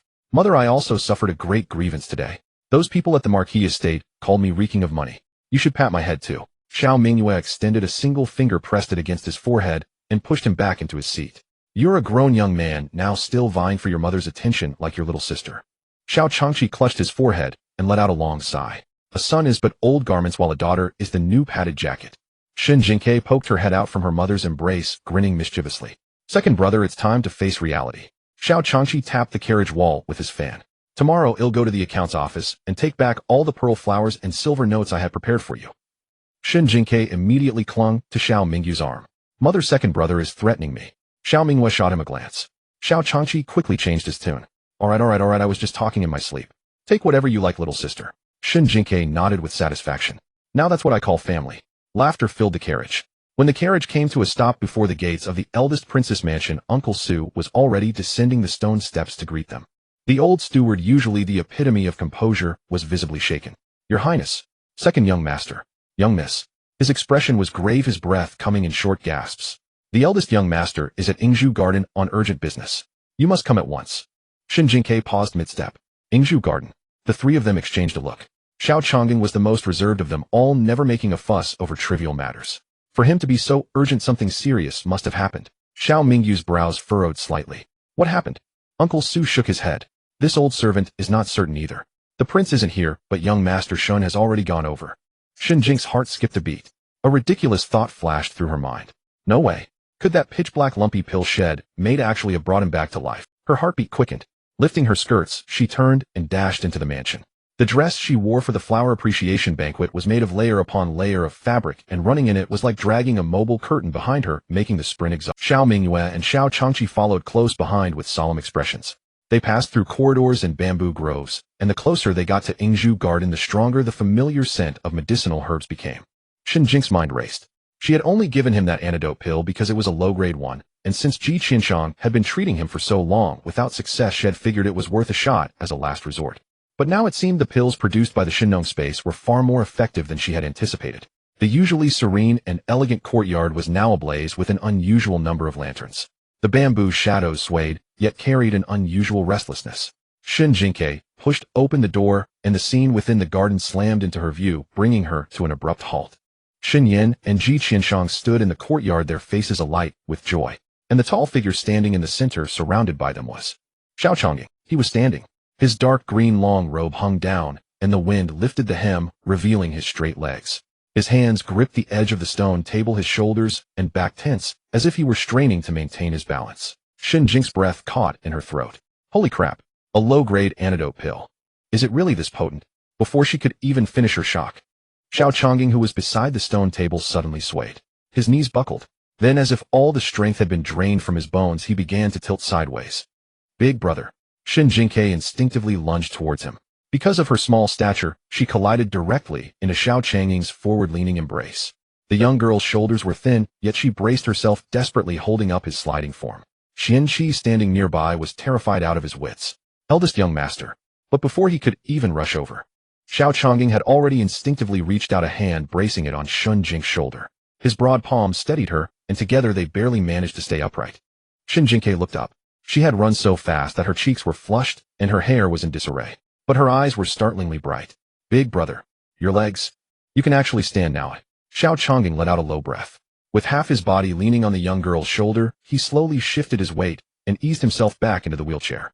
Then he reached out a hand and smoothed her tousled hair. Not fully recovered yet. His voice was still low and cool, but it carried a warmth that hadn't been there before. But the numbness and stabbing pain in my legs have mostly subsided. Xiao Changqi walked over in a daze, crouched down, his voice trembling with excitement. Big brother. Was that really you standing up just now? Just as Xiao Chongying was about to answer, he felt a pinch on his left thigh. He looked down to see the young girl extending 2 fingers, poking and kneading his leg. Like this. Can you feel it? He couldn't help but let out a soft, amused laugh. This little wild monkey, doesn't she have any sense of propriety between men and women? Are a man's legs just something to be touched casually, even if he is her brother? But still he nodded. Ji Qianshang, who had been strangely quiet the whole time, suddenly jumped up, as if had been launched. Incredible. Absolutely miraculous. His shout nearly startled the sparrows right out of the trees. He rushed over in 2 or 3 strides and grabbed Shen Jingque by the shoulders. Girl, what exactly is the formula for that pill you gave the eldest young master yesterday? What's the main ingredient? What processing method did you use? What about the heat? What was the catalyst? Shen Jingque. Oh no, the academic maniac is online. She instinctively took a half step back. Well, I just kind of threw some stuff together. Ji Qianshang's eyes nearly bulged out of his head. Nonsense. A pill that can rapidly break down the residual poison of erosion bone powder could not possibly be made by just throwing things together. Write it down for me. Quick. Shen Jingque's scalp prickled. Ji Qianshang was genuinely terrifying when he got like this. It wasn't that she couldn't write the formula down, the herbs in the antidote pill weren't exactly rare. But what made it truly effective were the special ingredients from the Shenong space. Spirit spring water as the base and spirit spring grass to neutralize toxicity and amplify the effects. Ordinary herbs mixed according to the recipe might not be nearly as potent. She would never reveal the space. But luckily right now she was just a 12-year-old girl. She had the right to act spoiled. And so in the next moment Shen Jingque's acting mode kicked in, and she let out an incredibly long yawn. Oh dear. Master Ji, you see, there was one main ingredient in that formula that I happened to find in the courtyard. It had star-shaped leaves and a purple stem. I only ever found one, and I've never seen another since. So even if I tried to write it down now, I couldn't. She backed away as she spoke. Then with a thud she collapsed into Shun Yan's arms, rubbing her eyes and snuggling into her father's embrace. Father, I'm so sleepy. I'm exhausted from the flower appreciation banquet. I can't even keep my eyes open right now. Shen Yan. He could clearly see that his daughter was just trying to weasel out of this. But lately she had been acting with a sense of responsibility and never caused trouble. Perhaps she really was tired, or maybe she had her reasons. If he as her father didn't help her, who would? So he let out a helpless yet affectionate sigh. Young Master Ji Queer is still young and a bit flighty. If she stumbled upon this formula by accident, perhaps it was simply fate. She's had a long day today. Why don't we let her rest first? She can try to recall the formula tomorrow. Ji Qianshang was so anxious he was practically stomping his feet. Stumbled upon it by accident. This is clearly a stroke of medical genius. The sooner she gives me the formula, the sooner I can develop an antidote and purge the remaining poison from the eldest young master's body. Shen Jingque's eyes rolled around slyly at that, not writing down the formula and letting him figure it out himself. That might work too. So she promptly fished the last 2 low-grade antidote pills from her waist pouch and shoved them into Ji Qianshang's hands. Here, take the last 2. You can study them slowly. I'm really dying of sleep here. If I don't get some rest, I'll drop dead. With that she flopped back into Shun Yan's arms, closed her eyes, and started to fake snore. Ji Qianshang's eyes lit up at the pills. Ignoring the little girl's obvious act, he turned and dashed off towards the pharmacy. Shun Yan nodded to Xiao Mingyue, then carried Shen Jingque out of Yingzhu Garden, leaving the 3 members of the eldest princess household staring at each other in bewilderment. After a long moment, it was Xiao Mingyue who let out a resigned laugh. Never mind. She'll tell us when she's ready. The little girl wouldn't do anything to hurt you anyway. At that moment, a familiar chime echoed in Shen Jingque's mind as she pretended to sleep in her father's arms. Ding! A key plot point is about to unfold. The midnight banquet shock at the palace feast. The host will share a perilous trial with the child of destiny, Xiao Jingchen, and their bond will deepen. Shen Jingque's fake snoring came to an abrupt halt. Oh my god. She wasn't even close to that Xiao Jingchen. Deep in my ass. And this damn plot line, is it ever going to end? The next day, news arrived from the palace. The Imperial Observatory had set the Grand Princess' wedding date for the 6th day of the 2nd month after the New Year. The eunuch who delivered the message specifically noted that the Grand Princess could bring her newly appointed commandant escort and his daughter into the palace early to pay their respects. Shen Jingque shook her head like a rattledrum.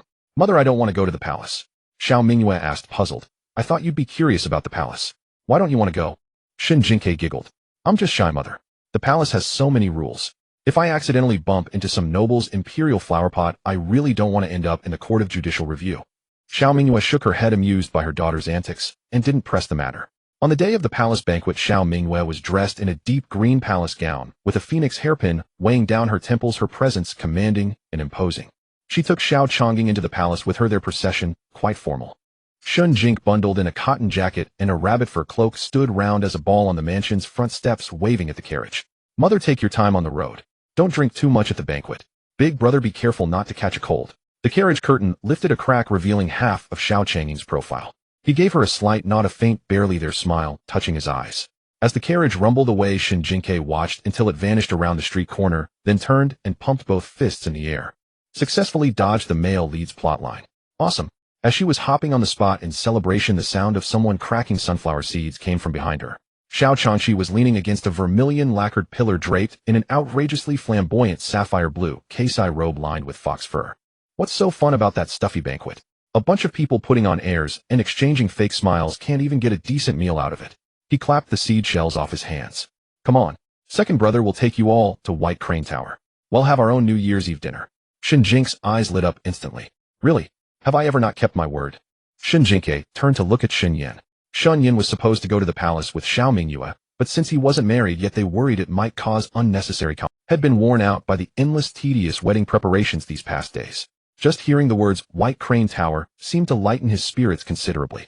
Shen Jingque cheered, grabbed green calyx, and dashed off towards Shiling residence, shouting as she ran, "Second brother is the best." Ji Qianshang shook his head helplessly behind her. "This little wild monkey." He then walked towards the door alone. Xiao Changqi asked, puzzled, "Qianshang, where are you off to?" Ji Qianshang turned back, raising an eyebrow with an extremely smug expression. "Naturally off to meet a fair lady." He even added teasingly, "Unlike you, who's been chasing after one for 3 years without success." Xiao Changqi, "Hey, what did he do to deserve this?" Half an hour later, the group left the mansion with minimal fanfare. Shen Jingque had changed into a bright red RU skirt, looking for all the world like a walking little lantern. Xiao Changqi produced a giant candied hawthorn stick from Waknoshire and handed it to her. The sugar coating on the haws sparkled in the twilight. Shen Jingque bit one off with a crunch, her cheeks puffing out as she mumbled, "Second brother, I've been meaning to ask you something." "Ask away." "What about my third brother whom I've never met? Why hasn't he come back to the mansion for the New Year this year?" Xiao Changqi tapped his folding fan against his palm, twice the usual roguish grin on his face unusually fading. "The third brother commands the military forces of the 3 northwestern garrisons. According to the laws of Great Yong, he cannot leave his post without an imperial edict summoning him for a report. Otherwise it would be a crime punishable by the annihilation of his entire clan." Shen Jingque frowned and whispered, "That's so pitiful for third brother. Can't he come back every year?" Xiao Changqi said, "Not every year. He used to be able to come back once every 2 years. He sighed, using his fan to point towards the northwest. "But this year the northwest is restless. Since the start of winter there have been endless blizzards. The northern barbarians are short on food and medicine. In years like this they surge southward like starving wolves. Third brother can't get away." Shen Jingque suddenly felt a sense of the plot being off-kilter. The hawthorn in her mouth no longer tasted sweet. No. In the original novel, the northern major invasion south happened in the autumn of the following year after the harvest, when they'd raid the well-stocked granaries of Great Yong. But what Xiao Changqi was saying was that they were already stirring this winter. It was a full half-year earlier. Her first thought was that Xiao Jingshan must be behind this. But no matter how she racked her brain, she couldn't recall any connection between Xiao Jingshan and the northern D. Shen Jingque chewed on the stick of her candied hawthorn, her brow furrowed in a tight knot. Xiao Changqi noticed her bitter expression and thought the little girl was scared by the talk of war. He plopped his large hand onto her head, ruffling her hair until the velvet flowers pinned in it were all askew. "What's there to be afraid of? Our northwestern army deeders all directions. Even if the northern D folks had 3 heads and 6 arms, they'd still get a few slaps before scurrying back." He withdrew his hand, snapped his folding fan open with a flick, and pointed it towards the brightly lit restaurant ahead. "The sky won't fall. Tonight you just focus on eating, drinking, and having fun. The rest is for your brothers to handle." Shen Jingque forced the hawthorn down, pushing her unease aside for the moment, and managed a smile for him. Alright, but second brother, you're not allowed to limit what I order tonight. I wouldn't even mind if you ate the entire White Crane Tower kitchen dry. White Crane Tower was adorned with red silk lanterns, warm lights spilling from the carved window lattices, dyeing the snow in front of the entrance a festive shade of orange. The restaurant manager, upon seeing that it was the second young master Xiao of Chiyun Money House, personally led the way. Second master Xiao, your private room is ready. Charcoal tea and snacks are all prepared. Please follow me upstairs. Just as the group was chatting and laughing their way to the turn of the stairs, Shen Jingque suddenly looked up. A group of people was coming down towards them. Their clothes were luxurious, with brocade robes and jade crowns adorned with sachets and jade pendants clinking softly. The young man in the middle wore a robe of verdant green brocade. His features were wild and unrestrained, his stride leisurely, carrying a composure that belonged. Shen Jingque's action of biting the candied hawthorn paused mid-motion, and she mumbled, "Huh." Xiao Changqi followed her gaze, and just as his folding fan tapped his palm, he let out a chuckle. Well, if it isn't this one again. It was the young master Rong who had spoken up for Shen Jingque at the flower appreciation gathering. Rong Jing's gaze swept past the crowd and settled upon Shen Jingque. She was still holding a half-eaten candied hawthorn stick, a trace of sugar frost clinging to her cheek. Flustered by his attention, she instinctively tried to hide the treat behind her back. A hint of amusement flickered in Rong Jing's eyes as he gave her a slight nod. "Miss Shen," she returned a half-bow, replying, "Young Master Rong." In the next instant, the young man brushed past her, leaving a wisp of peculiar fragrance in his wake. The bitter freshness of herbs mingled with the cool bite of menthol. It was an alluring scent. When she turned back for another look, young Master Rong and his party had already entered their private chamber. The innkeeper himself was personally escorting Xiao Changqi and his companions to room Tianzi No. 2. Inside, warm incense perfumed the air. A carved low couch sat by the window, fresh seasonal fruits adorned the table, and charcoal blazed cheerfully in the bronze brazier. Beyond the window, the lantern-lit street stretched into a seamless tapestry of light. Truly, wealth dazzles the eye.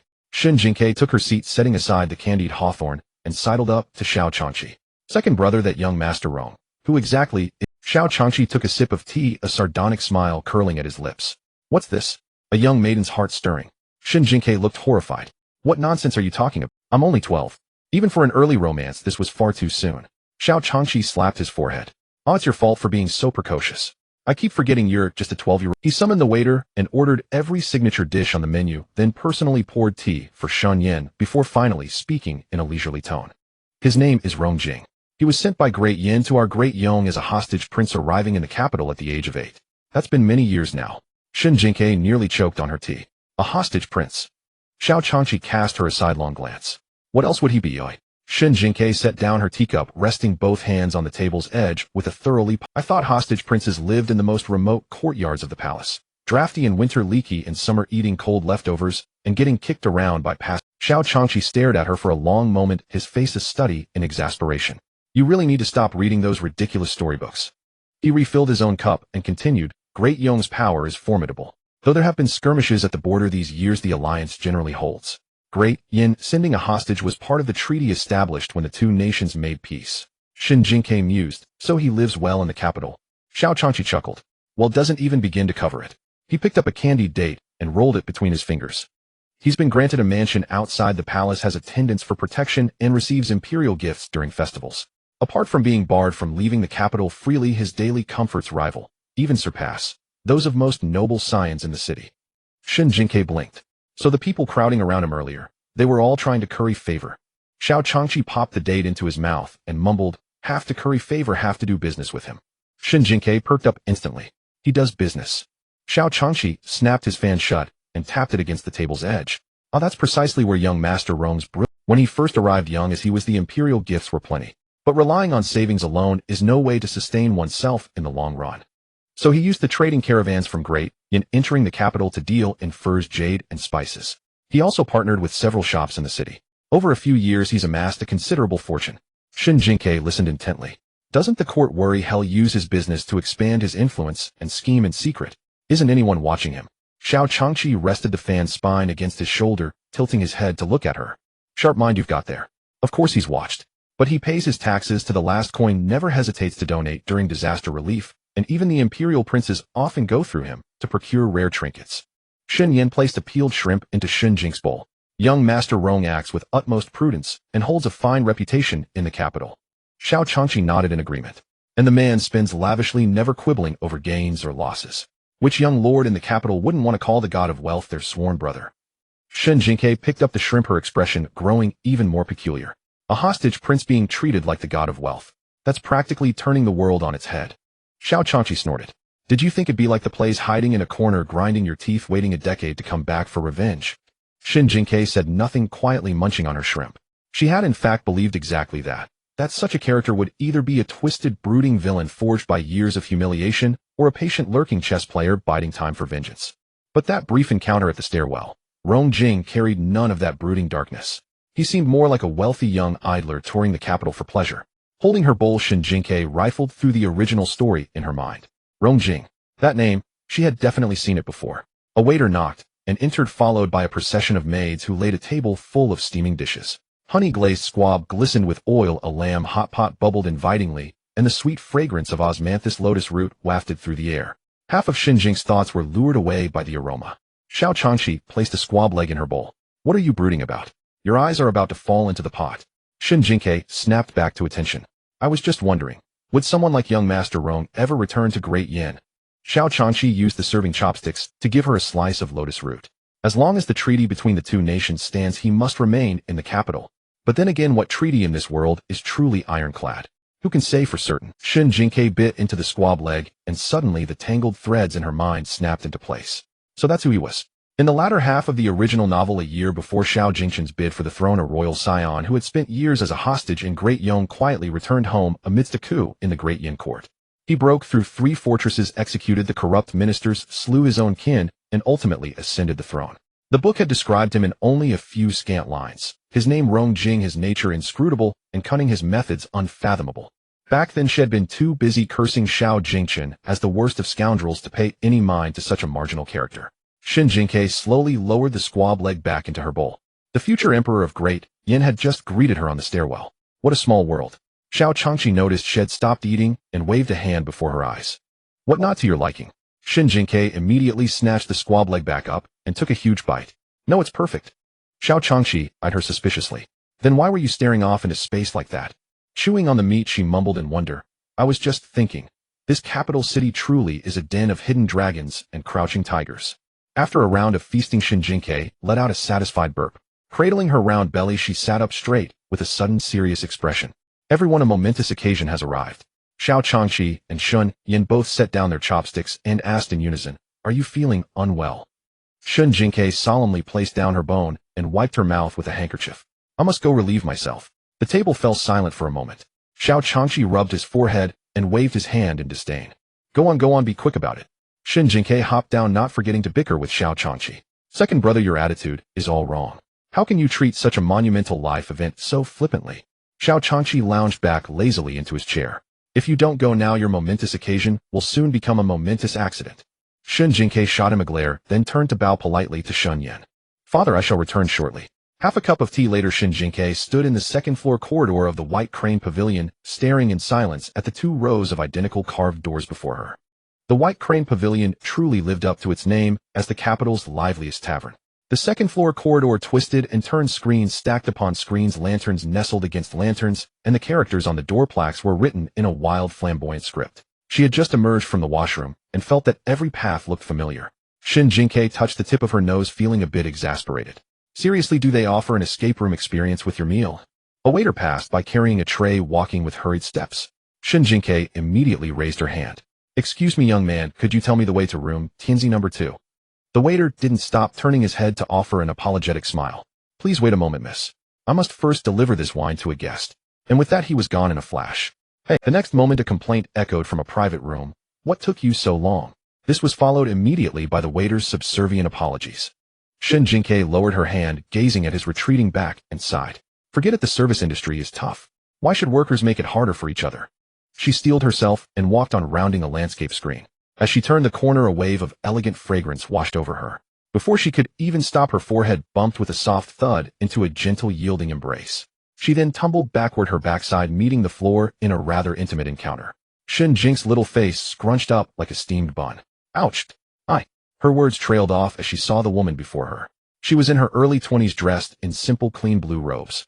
A green jade ornament hung from her waist, and a single jade hairpin adorned her hair.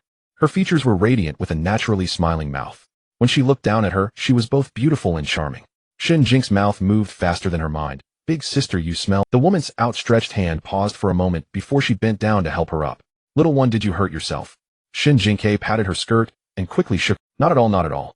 I think the floor took the brunt of it. The woman looked at her, then at the floor, a hint of amusement dawning in her eyes. Which private room are you from? Why is no one accompanying you? Shen Jingque answered obediently. Room, Tianzi number 2. The decor of this white crane pavilion is just too. The woman took out a handkerchief and gently wiped a speck of dust from her hand. Room Tianzi number 2 is on the west side. You've wandered to the east corridor. It is rather maze-like here. Follow me. Shen Jingque immediately followed, taking quick little steps by her side. Big sister, you are so kind. The woman looked at her sideways. I bumped into you just now, and now I'm kind. Shen Jingque looked up and answered with utmost sincerity. Big sister is beautiful, so everything you say is right. The woman slowed her pace, slightly, a smile bloomed. Which family are you from, little one, with such a sweet tongue? The two chatted as they walked, finally arriving at the door of room Tianzi number 2. Just then the door opened from within. Xiao Changqi, holding a fan in one hand and the doorframe with the other, was about to step out.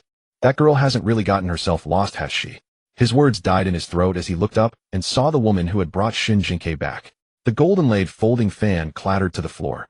Xiao Changqi's tongue seemed tied in knots. Fan shopkeeper, what are you doing here? Shen Jingque's eyes widened abruptly. Wait a moment. So this beautiful woman was the legendary dream girl who made her second brother's heart flutter daily and reduced his IQ to 0. Fan Suyao. Fan Suyao was slightly surprised to see Xiao Changqi, but then nodded gracefully. So it's shopkeeper Xiao's family. Today the White Crane Pavilion ordered some incense from my shop. I came to settle the accounts and happened to meet this young lady who was lost. Seeing her brother's foolish grin, Shen Jingque quickly stepped forward and gently tugged at Fan Suyao's sleeve. So your sister Fan. Thank you so much for bringing me back. Otherwise my second brother would have been worried sick. Fan Suyao patted Shen Jingque's hair, her eyes crinkling with warmth. Since the little one is safely delivered, I shall take my leave. Shen Jingque, not about to miss this chance to play matchmaker, immediately looked up and asked Sister Fan, if you have some free time another day, could I come and visit you? Fan Suyao replied, it would be my honor if you were to visit. Shen Jingque smiled sweetly. That's wonderful. My second brother always says you are beautiful, kind, intelligent, and capable, truly rare in the capital. Xiao Changqi nearly dropped the fan he had just picked up, clearing his throat awkwardly. Queer. Shen Jingque ignored him completely, holding Fan Suyao's hand and saying, Sister, my name is Shen Jingque. From now on you can call me Queer. They'll definitely come to find you to play later. Fan Suyao nodded. Then I'll be waiting for Sister Queer at Fan's fragrance shop. With that she gave a slight bow and turned to leave. Even after her figure disappeared at the end of the corridor, Xiao Changqi remained standing at the door, holding his fan upside down without realizing it. Shen Jingque commented dryly, second brother, right now you look like a silly deer that's had its soul stolen. Xiao Changqi snapped back to reality and reached out to pinch her cheek. You ungrateful little thing, you scared me half to death just now. Shen Jingque nimbly dodged behind Shen Yan. I was helping you. Sister Fan agreed to let me visit. Aren't you happy? Xiao Changqi's hand froze midair and he cleared his throat again. It's alright, I suppose. Shen Jingque peeked out from behind her father. Second brother, can Master Ji cure that stubborn mouth of yours?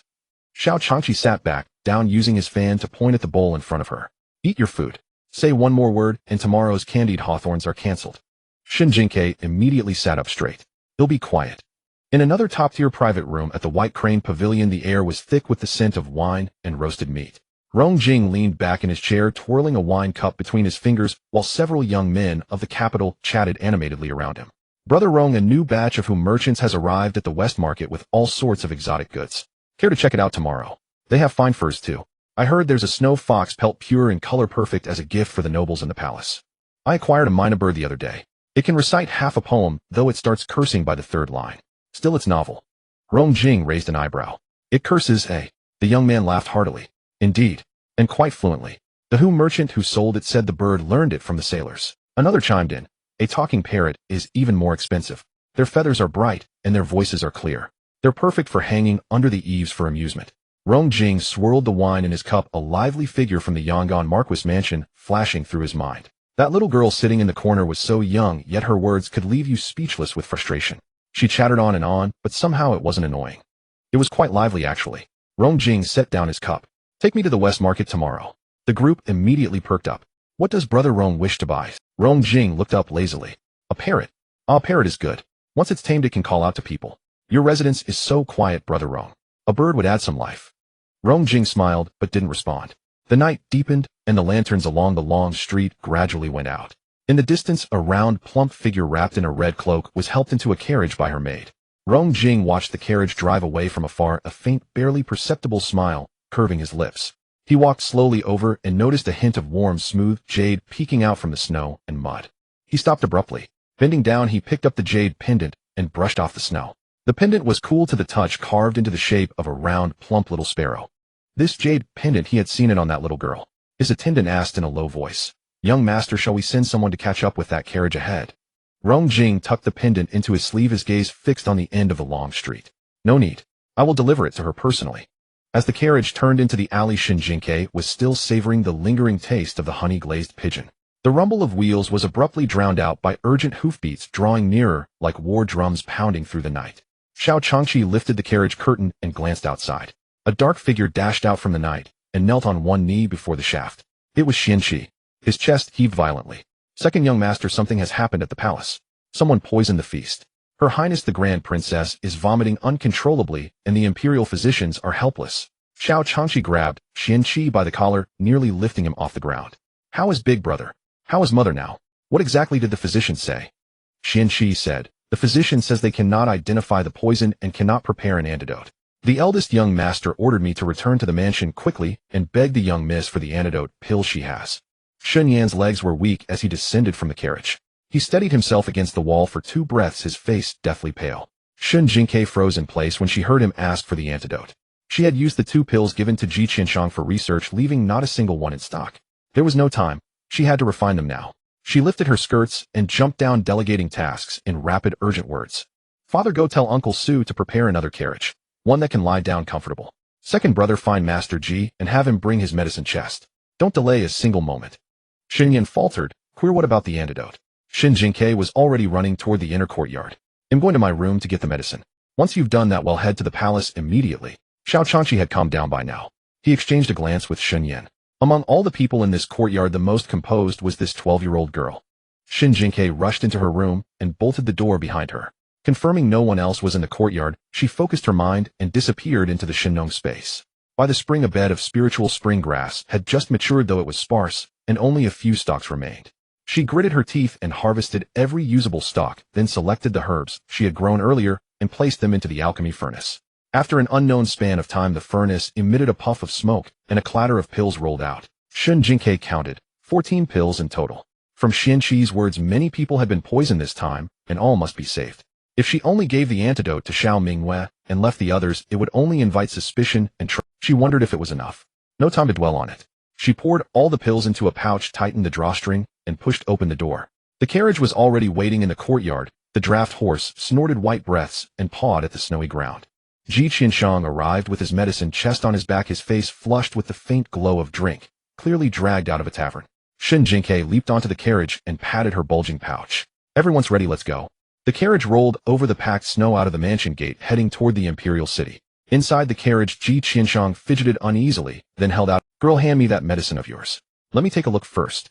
Shen Jingque untied the pouch, poured out a few pills, and passed them over. Ji Qianshang examined them closely under the carriage lamp, scraping off a tiny amount and touching it to his tongue. After a long moment, his brow relaxed slightly. "The potency is pure. It's indeed the same antidote you gave me that day." But then his tone shifted. "Last time you swore that the main ingredient was gone, that you could never brew another batch. Now where did these 14 pills come from?" Shen Jingque lowered her eyes and didn't answer immediately. She had anticipated this suspicion. This time there was no way to brush it off with a few words like before. If she made up another lie, someone as shrewd as Ji Qianshang would eventually grow suspicious. Better to offer a sliver of truth now than to let a rift form later. She raised her head, the lamplight from outside flickering swiftly across her eyes. "Master Ji, I do harbor a secret. But my heart is too troubled now. My mind is full of mother. Once mother is safe, I will tell you everything all right." Ji Qianshang stared at her for a long time. This girl possessed a strange contradiction. Mature, yet innocent, carefree, yet decisive. And it was precisely this contradiction that made one want to trust her. At last he let out a long breath and nodded in compromise. "Girl, I've never cared for any junior as much as I do for you. I treat you as my own disciple, yet you keep holding back." He paused, his tone growing heavy. "When this is over, I hope to hear the truth from you." Shen Jingque nodded firmly. "All right, I promise you." Having dealt with that, she shrank back into the corner of the carriage, but the string inside her tightened even more. The palace banquet had been so carefully guarded. Why did this happen right before mother's wedding? Was someone taking the opportunity to strike, or was there something else? In her heart, she silently asked the system, was Mother's poisoning forced by the power of heavenly Tao to drag the plot along? Sorry host, this question exceeds your current authority and cannot be answered. Shen Jingque cursed inwardly. At the critical moment it played deaf and dumb, utterly useless. She lifted a corner of the carriage curtain. The outline of the palace walls emerged in the night, tall and imposing with faint flickering lights. The carriage stopped steadily at the palace gate. Ji Qianshang was the first to lift the curtain and jump down, landing firmly. He reached back toward the carriage. Shen Jingque gathered her skirts and leaned out. With his large hands supporting her, he set her down onto the snow. Girl, stay close. Save the most important ones first. I know. The hall door was half open, filled with the sounds of weeping and coughing. The candlelight flickered in the draft, and on the floor lay several people with livid faces. Shen Jingque spotted the blue-green figure below the high platform and dashed inside, lifting her skirts. Mother!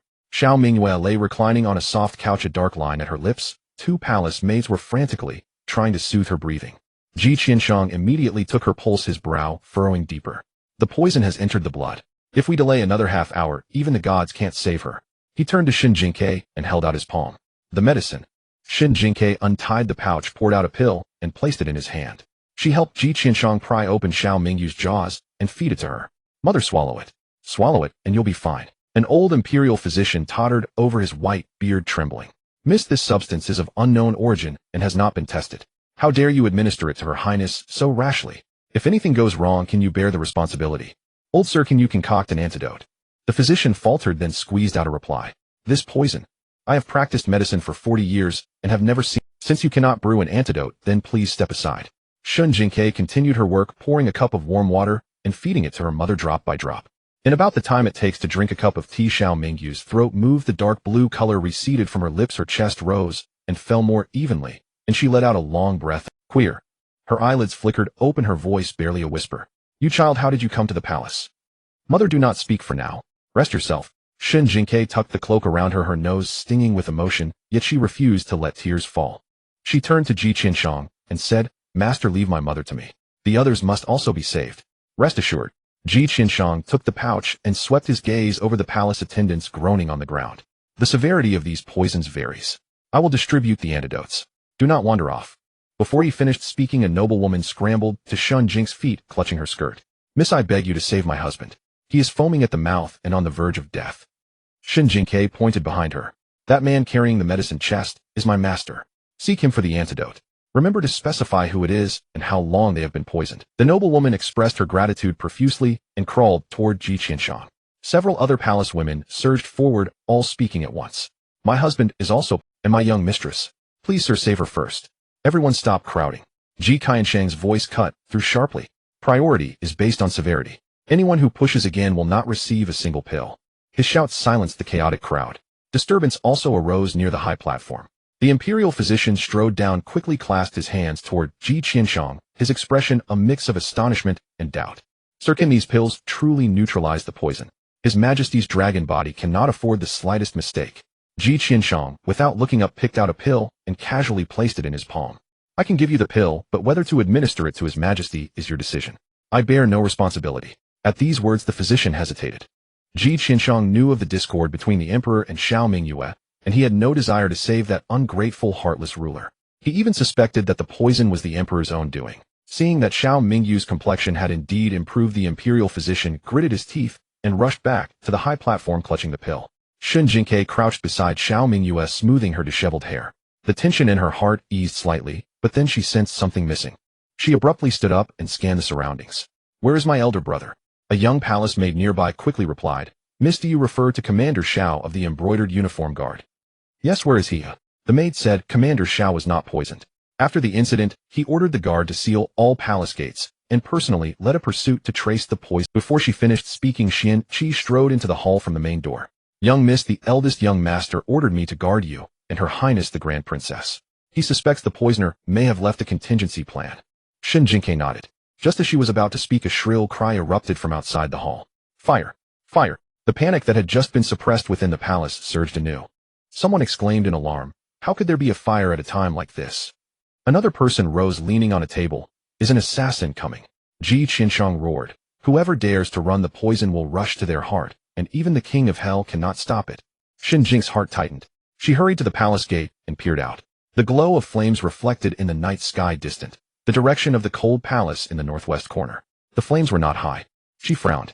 This fire was suspicious. It neither burned the main hall nor the bedchamber, as if deliberately designed to divert attention. She turned to return to Xiao Mingyu's side, but suddenly felt a hand grip her ankle. Shen Jingque looked down. Xiao Jingshun was half leaning on the ground, one hand supporting himself against a pillar, the other clutching her ankle tightly. His forehead was covered in cold sweat, his lips ashen gray. Every rise and fall of his abdomen seemed to suppress surging agony. His moon-white brocade robe was stained with someone else's vomit, his jade crown, tilted to one side, strands of hair clinging messily to his cheeks. The young eunuch attending him trembled, unsure whether to help. Xiao Jingshun muttered to himself, lifting his dazed eyes. Physician, summon the physician. Shen Jingque glanced toward the high platform. The physicians were crowded around the dragon, thrown their shadows blocking the view completely. Xiao Jingshun saw it too. A young eunuch rushed past. Xiao Jingshun reached out and grabbed the hem of his robe. Go call the physician. This prince have been poisoned. The eunuch glanced at him fearfully, then toward the high platform, his face showing hesitation. Forgive me, your highness. The imperial physicians are currently attending to his majesty. The director said he will come to examine your highness shortly. Xiao Jingshun's fingers slipped from the robe. The eunuch scurried away. Xiao Jingshun collapsed back to the ground, then slowly pulled himself up, leaning against the pillar, his chest heaving violently. His gaze fell upon the dragon throne illuminated by the lantern light, and he curled his lips into a mocking smile. Ridiculous. He was a prince, yet he felt as insignificant as a speck of dust in this world. He was neither the legitimate heir nor the eldest, neither the most brilliant nor the most favored. At a life-or-death moment, even treatment was deferred. His survival instinct drove him to grasp at anything within reach, repeating over and over, save me, save me. Call the physician to save me. Yet in the next moment a face leaned in close. Snow-white skin, rosy cheeks, a round visage, and eyes like glass beads staring at him in the dim light. Her delicate brows were tightly furrowed, fierce, as if someone owed her 800 taels of silver. Xiao Jingshun thought he must be dying. Why else would he hallucinate?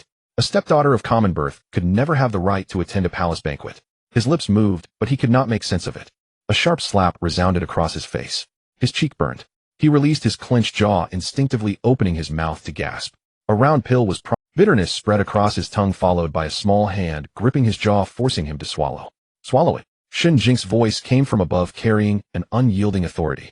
Xiao Jingshun's Adam's apple bobbed as the pill slid down his throat. Shen Jingque released her hand, wiped her fingers on her robe, and stepped back half a pace, her expression displeased. Xiao Jingshun, remember this. You owe me a life now.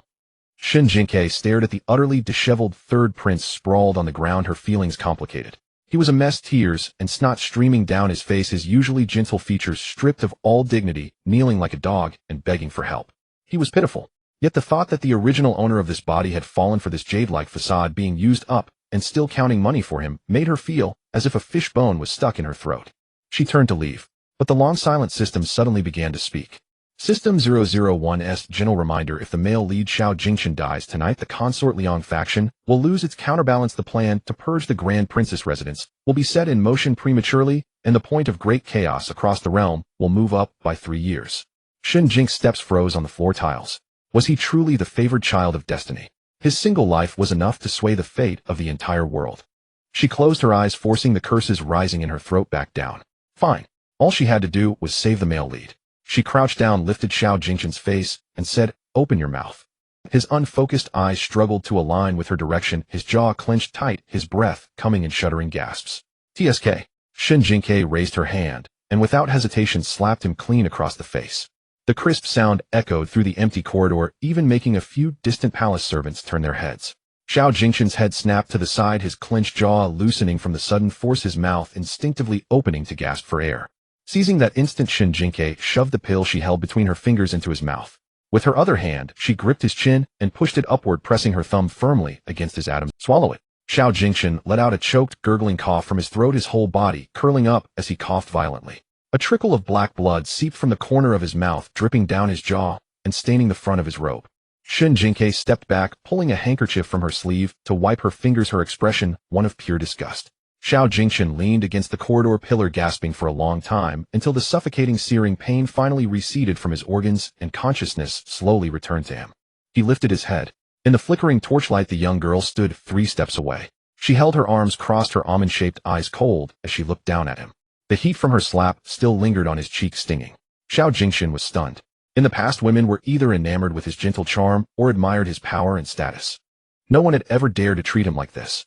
A feeling he had never known surged within him, something like anger, yet it made his heart pound violently. He opened his mouth, his voice hoarse. Shen Jingque. One antidote pill, 10,000 taels of gold. Shen Jingque cut him off, wagging a finger. Deliver it to the Grand Princess residence within 3 days. If you're even 1 copper coin short, I'll personally brew a poison and poison you back. Just try me. Xiao Jingqian stared at her small fair hand, his face a complex mix of emotions, as if a basin of cold water had been dumped over his head. Shen Jingque withdrew her hand, turned, and walked away without a hint of reluctance. Behind her came the steady rumbling of wheels. Xiao Chang'an was pushed in from outside the hall. He wore a dark green long robe under a black cloak, the killing intent in his brows not yet dispersed. His gaze fell on Shen Jingque, then shifted to Xiao Jingqian, who was leaning against the pillar, and a layer of coldness deepened in his eyes. Qianqi. Yes, my lord. Take the young miss back to the Grand Prince's side. Qianqi acknowledged the order, stepped aside, and extended his hand to guide Shen Jingque, placing himself between her and Xiao Jingqian. Shen Jingque obediently followed, and as she passed by Xiao Chang'ing's wheelchair, she secretly tugged at his sleeve. Big brother, mother's poison has been cured, don't. Xiao Chang'ing lowered his eyes to look at her, gave a slight nod, and gently pressed his hand on the back of her head. Because each person had been poisoned to a different degree, Ji Qianshang had to ration and distribute the antidote, and it was just barely enough. From the high dais, a loud cough broke through the continuous wails. Xiao Qingyu, supporting himself on the armrest of the dragon throne, sat up. His complexion was still somewhat ashen, but his breathing had stabilized. The chief physician of the Imperial Medical Academy knelt at the foot of the imperial steps, his forehead thumping loudly against the golden bricks. Your Majesty is blessed by heaven. The emperor, in the prime of his life, hid a simmering anger between his brows, shoving aside the physician beside him. A bunch of incompetents. Even in his haze, he had heard that the antidote was brought by the miracle doctor from the Grand Princess residence. He was both relieved and annoyed. Relieved that such a remarkable person existed so he wouldn't be dragged down by those fools in the Imperial Medical Academy. Annoyed that he now owed his good imperial sister another favor. Xiao Qingyu half closed his eyes, softening his tone. We owe this to the imperial sister today. Otherwise this fine banquet would have turned into a great disaster. Xiao Mingyue, having just recovered herself, was too lazy to spar with him verbally. Your subject does not dare to take credit. It is enough that your Majesty is safe. The emperor's imposing gaze swept past Xiao Mingyu's shoulder and landed on the small round figure. That child, come here. Xiao Mingyu's eyes turned instantly icy, glancing towards the throne. A palace maid gently nudged Shen Jingque, who was picking at her fingers. Young Mrs. Majesty is calling you. Off. She stood up, looking bewildered at the face half hidden in the shadows on the imperial seat. What was this about? This old geezer wasn't going to renege on his payment after taking the antidote, was he? She then walked to the foot of the imperial steps, knelt down, and performed a proper kowtow. Your subject Shen Jingque pays respects to your Majesty. Xiao Qingyu nodded. We heard from the physicians that you were the one who sent the antidote pill. Shen Jingque's movements paused. This emperor had a poor relationship with Xiao Mingyue. Letting him know she had such skills was definitely not a good thing. To answer your Majesty, that medicine was concocted by my master Ji Qianshang. I am merely the errand-running disciple by my master's side. She added, my master's medical skills are divine. After years of studying antidotes for all poisons, any ailment, no matter how difficult, is cured upon receiving his medicine. The esteemed physicians of the Imperial Medical Academy can bear witness to this. The chief physician of the Imperial Medical Academy nodded repeatedly. Indeed, a true miracle physician. Ji Qianshang, hearing this wild flattery from behind, twitched the corner, but he quickly understood and gave Shen Jingque an almost imperceptible nod. The girl was clever, her talent indeed should not be exposed in front of the emperor. Xiao Qingyu hummed in acknowledgement, his gaze lingering on her for a moment longer. You are the daughter of Shen Yin, the consort to the princess. Yes. Since you have rendered meritorious service by offering the antidote, it would not be right to let your efforts go unrewarded. He glanced around. Issue the decree, ennoble the Shen daughter as Shaoning County mistress, and bestow upon her the golden book and jade seal. The hall fell silent. The clansmen who had been whispering moments ago all raised their heads, simultaneously exchanging bewildered glances. Since the founding of the Great Yong dynasty, those in theft as county mistresses had always been daughters of the imperial clan. Shen Jingque, a daughter from a common second marriage background, despite her father marrying a princess, carried no drop of imperial blood in her veins. This reward was highly unusual. Shen Jingque frowned slightly. She didn't understand what the emperor was playing at, whether it was to bestow favor and curry her allegiance, or if he had other motives. But with the eyes of the entire hall upon her, she couldn't hesitate for long. She bowed down, her forehead touching the ground. Your subject thanks your Majesty for your immense grace. A faint smile flickered at the corner of Xiao Qingji's lips, his fingers tapping lightly on the dragon throne's armrest, as if he was quite pleased with her tactfulness. Shaoning County mistress, from now on you may accompany the Grand Princess in and out of the palace without needing to submit a petition and wait for summons. Xiao Mingyue stood to the side, her fingers clenched within her sleeves, her expression unreadable. Shen Jingque finished her kowtow, stood up, and retreated behind Xiao Mingyue. Xiao Changqi sidled over, covering half his mouth with his folding fan, and whispered to her, "Why is this old? His Majesty suddenly being so generous." Shen Jingque shook her head, speaking softly, "I don't know, but I feel like it's not a good thing." Her gaze swept past the messy remnants of the feast, landing on the emperor's figure half hidden in the candlelight on the high dais. He was bending his head, speaking to the physician, a hint of a gentle smile at the corner of his lips. That smile was exactly the same as the one Xiao Jingqian had worn when he struck up a conversation with her in the bookstore. Like father, like son. Both equally chilling. The grand banquet dispersed under a cloud of gloom. The emperor ordered Xiao Changqing to conduct a thorough investigation into the fire and the poisoning. It was said that a few palace servants had been apprehended, but they were mere minnows. There was still no clue as to the mastermind behind it all. On the way back to the residence, Shen Jingque and Xiao Mingyue shared a carriage. Shen Jingque lounged lazily against the window frame. The lantern light filtered through the carriage curtain, casting fragmented squares of shadow that fell one by one upon her knees. Between drowsy half-thoughts, a sudden jarring chime sounded in her mind. Main storyline quest: startling incident at the night banquet completed. Bonding event with the child of destiny during a crisis achieved. Shen Jingque. What does that mean?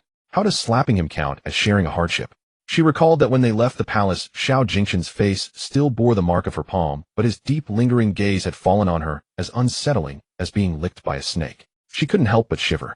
Xiao Mingyue noticed her movement, and instinctively pulled Shen Jingque closer into her embrace, asking, "Are you feeling unwell?" Shen Jingque buried her face into the edge of her cloak, her voice muffled. "It's nothing. The charcoal fire in the hall was too stuffy, and the wind outside has made my..." Feeling a hand gently stroking the back of her head in comfort, Shen Jingque only grew angrier, grinding her teeth in frustration. That damned system had used her mother as kindling, fabricating this incident just to force her into the palace. If it had a physical form, she would have stuffed it into her alchemy furnace tonight and refined a batch of too-late pills. At the gates of the princess residence, Shun Yin and old Su waited with the servants under the eaves. Seeing the carriage come to a halt, they immediately stepped forward. As Xiao Mingyue was helped down from the carriage by her maidservant, seemingly whole and unharmed, Shun Yin hurried over and supported her by the elbow. "Mingyue." Xiao Mingyue grasped his wrist in return, then reached up to straighten his collar, which the wind had ruffled. "Don't worry, haven't I returned safe and sound?" She took Shen Yan's hand and led him towards the courtyard. "Come, it's all over now." Shen Jingque followed behind the couple, her head lowered, quickening her pace in an attempt to slip away towards her own quarters. "Little girl, you stop right there." Ji Qianshang's voice came from behind her. "What did you promise me?" Shen Jingque quickened her steps, trying to burrow into the folds of Xiao Mingyue. Seeing that the little one had no intention of stopping, Ji Qianshang shoved his medicine box into old Zu's arms, took 2 strides forward, and grabbed the back of her collar. "What are you running for? Didn't you promise to give me a straight answer once we got back?" Xiao Mingyue and Shun Yin ahead also stopped. "What's the matter? Has queer upset you?" Shen Jingque glanced at the servants around them, who were pricking up their ears, and felt that there was no way to dodge this today. Of course, she didn't think there was anything shameful about it, and perhaps now was actually a good time to confess. Everyone present was someone she trusted. Telling them the secret of the Shinong space would make things easier in the future. She sighed. "Have the servants withdraw. Let's go into the main hall to talk." Xiao Mingyue immediately ordered. Old Su ensure no one comes within 20 paces of the main hall. Inside, fresh candles were lit. Xiao Mingyue, Shun Yin, and the 2 adopted sons sat down, their faces etched. Their gazes burned intently upon Shen Jingque. She clutched her sleeve, and only after a long moment spoke. "First, you all have to promise not to send me to a Taoist temple or invite monks to chant sutras over me." Ji Qianshang raised an eyebrow. "As long as what you say is the truth." Shen Jingque bit her lip. "Do you remember how I once said I received the gift of pharmacology from a dream?" She paused. "That wasn't entirely a dream." Xiao Changqing frowned. "What do you mean?" Shen Jingque said, "Since then there's been a small courtyard in my dreams with a spirit spring, herbal fields, and even a place to refine pills. The antidote pill I gave to Big Brother today, and before they all came from there." The hall fell into dead silence. Ji Qianshang hissed, finding it utterly bizarre, his face full of disbelief. "Are you saying you can make the herbs from your dreams appear in reality?" Shen Jingque nodded. Ji Qianshang was still somewhat skeptical. "Prove it." Shen Jingque sighed, realizing she wouldn't get through this without a grand display of conjuring a plant out of. She closed her eyes and focused her will. Entering the spirit spring space, she plucked a few leaves from the spirit spring grass, then exited the space. To everyone watching, the little girl simply closed her eyes and moments later opened them to find a small whole herb in her palm. The faces of everyone present registered shock. The girl's hands were clearly empty just a moment ago. How had she done it? Ji Qianshang snatched the herb, held it up to the lamplight, sniffed it, and tasted it. "No mistake, this is it. This is the ingredient in the antidote pill whose flavor I couldn't identify. Xiao Changqi was dumbfounded, the golden-laid folding fan in his hand clattered. Good heavens, little queer, you've become an immortal. He rubbed his hands together, his eyes gleaming. Can you grow gold in there? If you can grow gold, well, be rich. Shen Jingque shot him a glare. Second brother, you're obsessed with money. It can only grow medicinal herbs. Shen Yan's brows were tightly knit, his face full of worry as he asked, Queer, who else knows about this? Shen Jingque shook her head. No one except you all. I know it's bizarre, so I've never dared to mention it. Even Xiao Mingyue, who had maintained a calm facade, was visibly shaken. Such an ability was too wondrous and strange, her instincts screamed of the danger it harbored. This is not just bizarre, it's a priceless treasure that could drive anyone to madness. She made a decisive, stern order. From this day forth, you are to remain silent about this matter. Anyone who speaks of it regardless of relation will face military discipline. Xiao Changqi nodded with unusual solemnity. Ji Qianshang was still absorbed in the medicinal properties of the spirit grass, but a sharp look from Xiao Mingyue snapped him to attention.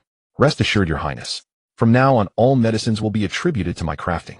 No one will learn of Queer's secret. Shen Yan's heart ached deeply at this moment. He walked over to Shen Jingque, crouched down, and met her gaze at eye level. Keeping this secret all this time. It must have been hard. She hadn't expected Shen Yan to ask that. She opened her mouth and forced a smile. It's not that bad, father. It's not like him at a loss. Growing herbs and refining pills is fun, much more interesting than embroidery. But Shen Yan knew these words were just her way of comforting him. She was at an age that should be filled with innocence and joy, yet she had to worry about his affairs and guard her own little secret. Shen Yan didn't reply, just reached out and ruffled her hair. Shen Jingque, unaccustomed to such sentimental scenes, deliberately said in a loud voice, all right, enough with the sentimentality. It's nothing. Xiao Changqing, who had been silent for a long while, suddenly spoke up. Does such an ability harm your body? Shen Jingque was taken aback. Right, to people of this era, such heaven-defying abilities must come at a price. Maybe her lifespan, maybe her health. Xiao Changqing was worried about her. She quickly waved her hands. No, it won't, big brother. Perhaps this is. She thought for a moment, then mumbled softly. A compensation from heaven. After all, she had been torn from her home and transported to this world. Lu Go asked Steward Su for a hoe. Lu, holding a cup of freshly brewed hot tea, lingered at the threshold. Miss, you said.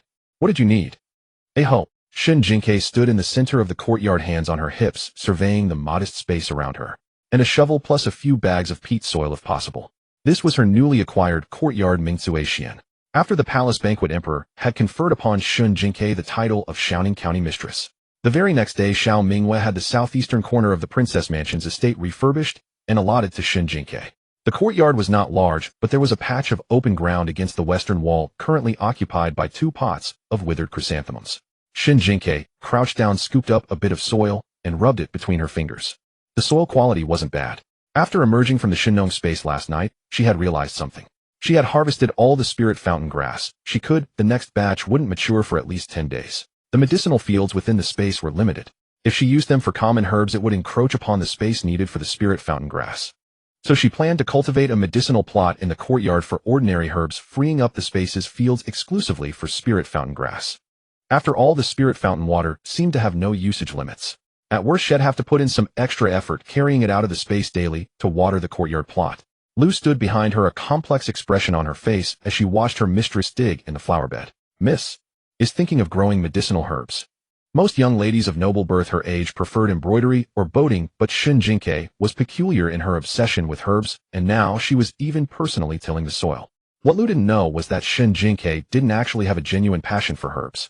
She simply knew this skill could prove invaluable in the future. In this era where human life was as fragile as grass, having more skills meant having more paths to survival.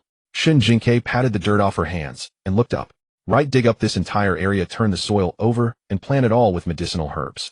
Lu nodded and hurried off to find Steward Su for the tools. Shen Jingque was still crouching, making her calculations, when a dazzling peacock blue figure appeared at the Xiao Changqi strolled in, waving his folding fan, glanced at the flower bed, then raised his chin slightly at the crouching Shen Jingque.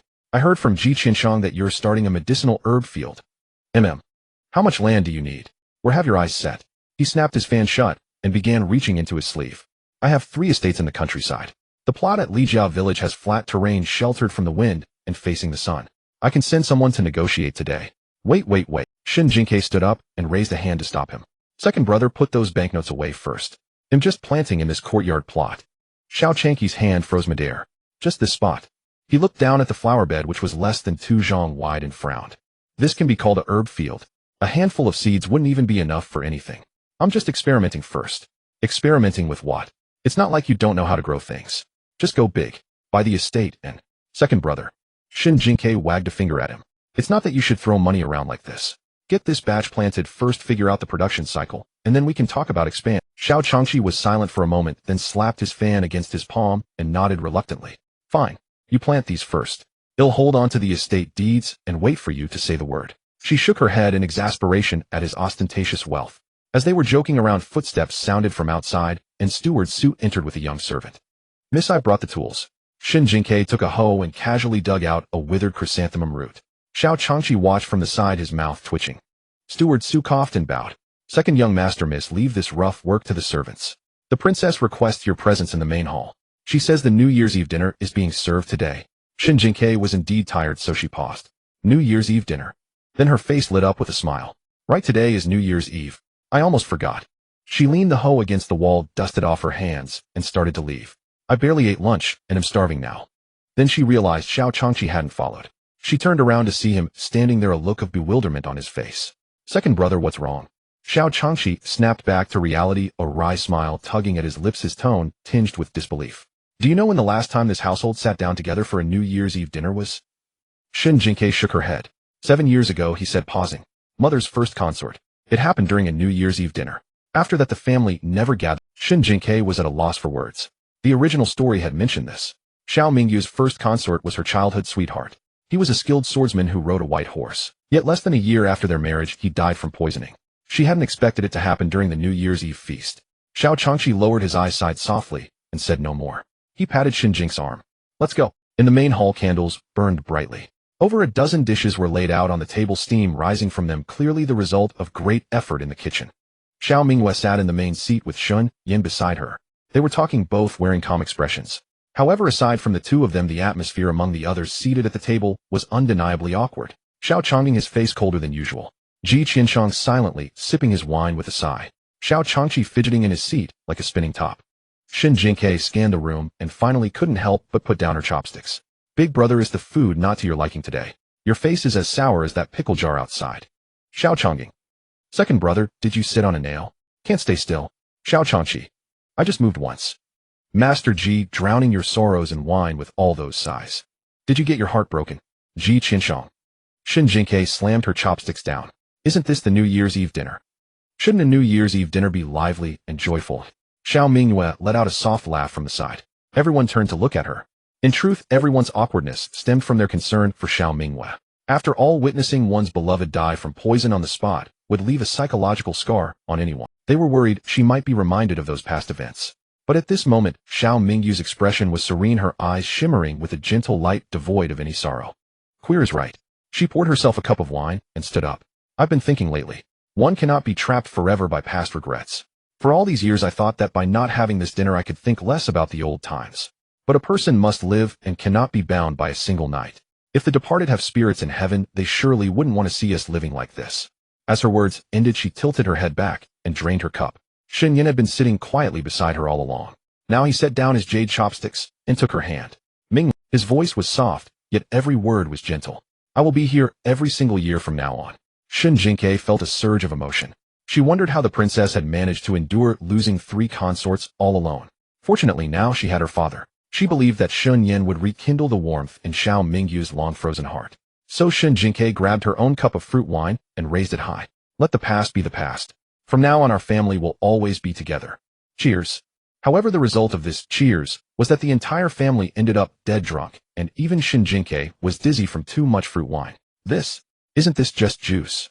She stared at the double vision of everything around her and hiccuped. She usually had a decent tolerance for alcohol, so why was she so dizzy now? As the cups multiplied before her eyes, 4 becoming 8, Shen Jingque collapsed onto the table with a thud. Young miss, wake up.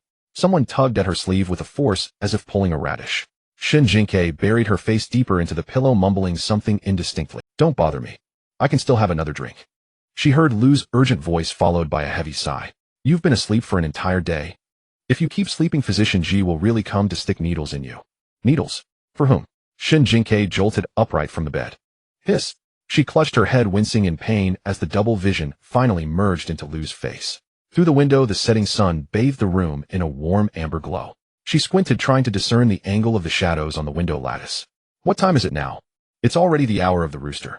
You've been asleep since the hour of the rat last night. Shen Jingque rubbed her temples. Her head throbbed, as if someone was hammering away inside her skull.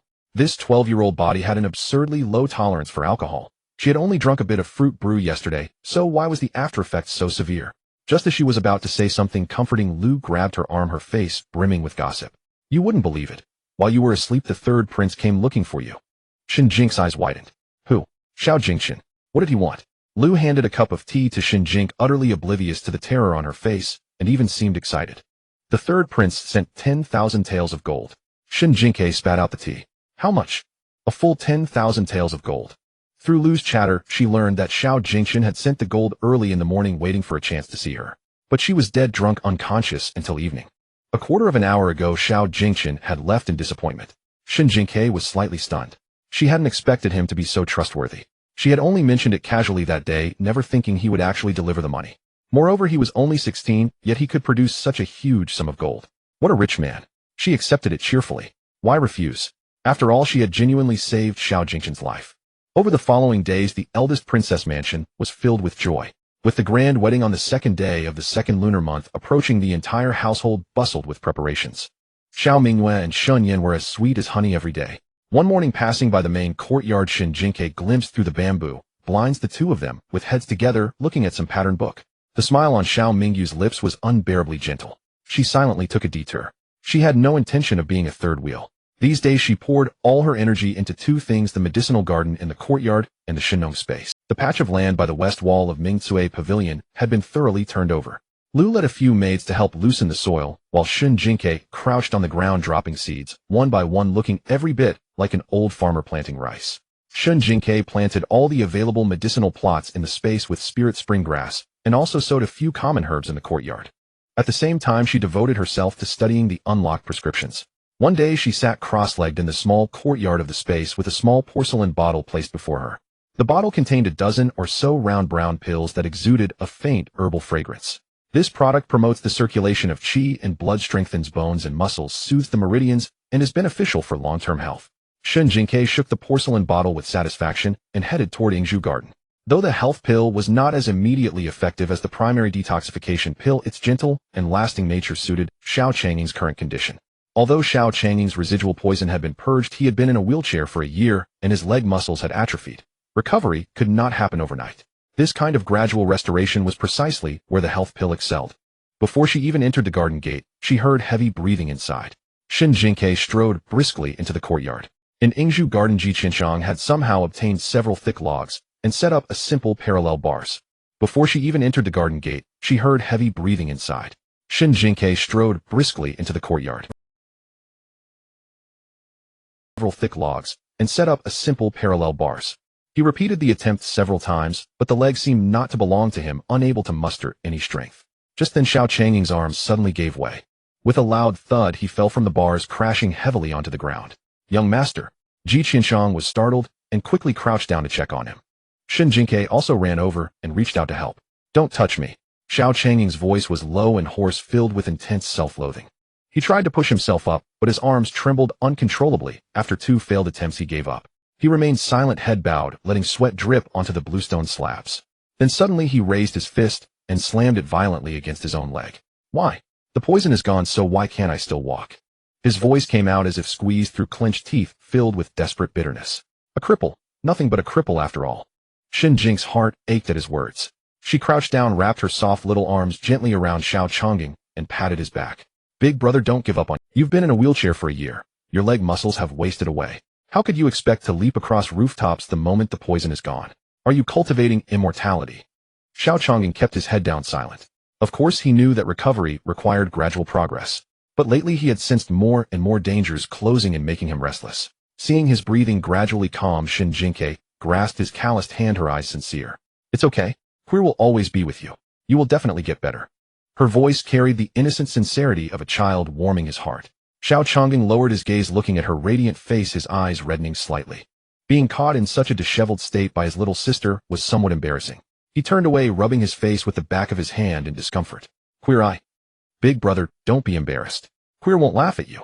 Shen Jingque stood up, brushed the dust off his leg, and pulled out the small porcelain bottle from her pocket, pressing it into his palm. This is a new special medicine I made. Take one pill every day along with exercises and I promise you'll be walking as fast as flying. Xiao Changing looked down at the bottle in his hand. This medicine. Shen Jingque proudly made a figure-8 gesture under her chin. It's a supercharged version of the spirit spring water, very effective. Ji Qianshang, who had been nearby, leaned in eagerly. He snatched the bottle, pulled out the stopper, and sniffed it. His eyes lit up instantly. This formula, he murmured. I need to study it. The long-suppressed gloom in Xiao Changing's heart began to ease, and a long-lost gentle smile spread across his face. Big brother believes you. Shen Jingque was satisfied. She reached out and patted Xiao Changing on the shoulder. That's the spirit. Stop internalizing the pain. If you're sick, just take the medicine. Ouch, ouch, ouch, Sister Lu, be gentler. No need to tie it so tightly. Shen Jingque sat before the bronze mirror held in place by Lu as she combed her hair. It was the 15th day of the first month. The Empress Dowager, who had been ill for nearly half a month, had finally recovered enough to summon the imperial relatives to the palace for an audience. Early in the morning, Shen Jingque was forced to dress up and prepare to make her debut as a county lady. Lu ran the comb through her hair and pinned a small gold hairpin into it. In the bronze mirror, the young girl appeared delicate as carved jade with a round face and bright sparkling eyes. She was dressed in a light crimson silk jacket embroidered with gold, a moon-white long skirt patterned with sparrows, and a jade pendant bestowed by the palace hung at her waist. She sighed wistfully, thinking about the sparrow jade pendant her father had given her, which she had somehow lost. She and Shun Tingyun each had one of those pendants. Hers was carved in the shape of a sparrow, his in the shape of a cloud. Unfortunately, it was nowhere to be found now. After her hair was done, Shen Jingque shook her head, the jeweled gold hairpins swaying and glittering brilliantly. She was quite satisfied. When she walked out the door, Xiao Mingyue had already been waiting for quite a while. Today Xiao Mingyue was dressed in a dark blue palace gown, her hair coiled high, and a small gold ornament on her forehead added to her dignified bearing. Seeing Shen Jingque shuffle out with small steps, she curved her lips into a smile. In the carriage, Xiao Mingyue once again reminded her of the palace etiquette and the important people she might meet. Besides the Empress Dowager, you might also meet the birth mothers of several princes. Consort Chun is the mother of the eldest prince, Xiao Jingyan. She comes from a prominent aristocratic family and has a bright temperament. I've always gotten along reasonably well with her. Concubine Liang is the mother of the second prince, Xiao Jingyu. Her rank is not high, but she knows her place. And there's Consort Liang, who is the mother of the third prince, Xiao Jingchen. Shen Jingque paid extra attention when she heard Xiao Jingchen's name. What is Consort Liang's family background? Xiao Mingyue glanced at her, a little surprised by her interest. She is from the Zhao clan, the Empress Dowager's family. Shen Jingque understood. So Xiao Jingchen was connected to the Empress Dowager's line. It was strange, though. If he had such a close relationship behind him, why did the original story say the emperor didn't like him? She hugged the hand warmer closer to her chest. Mother, rest assured. Today I'll try my best to be well-behaved and keep a low profile. Xiao Mingyue smiled, reaching out to tap her forehead. You? After a moment's thought, she added, I know you're not one to actively cause trouble. There's no need to be overly. After all, she had the entire princess residence backing her. Don't provoke trouble, but don't fear it either. When the carriage entered the palace, the guards at the gate were noticeably stricter than last. The Jinui and the imperial guard stood on either side, and the palace attendants passing by all kept their heads down.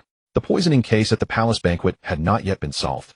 It was said that Xiao Changing had arrested several servants who served the food and dragged 2 charred corpses from near the cold palace, but the trail had gone cold. Outside the Sinaying palace, several eunuchs were waiting. A woman in a lotus root-colored palace gown was the first to come forward, bowing gracefully to Xiao Mingyue. Greetings, princess. Concubine Liang. Xiao Mingyue nodded. Concubine Liang was gentle and delicate with fine lines at the corners of her eyes. She seemed to have a good temper. Her gaze fell on Shen Jingque, and she smiled warmly. Is this the newly titled county lady, Xiao Ning, by your side? She is indeed very pretty. Shen Jingque performed a proper. You flatter me, Lady Liang. I am unworthy of such praise. Behind Concubine Liang stood a young man of about 16 or 17, dressed in a dark blue robe. He had a handsome face, but his brows held a hint of shyness. This is Jingyu. Concubine Liang gave him a gentle push. Xiao Jingyu's ears turned slightly red as he performed a proper salute. Greetings, Aunt Princess. Greetings, County Lady. Shen Jingque returned the greeting. In the original story, this one was a standard wallflower. He was eventually made a prince and sent to his fief to live a life of leisure, a completely harmless. As they were talking, another group approached from the palace path.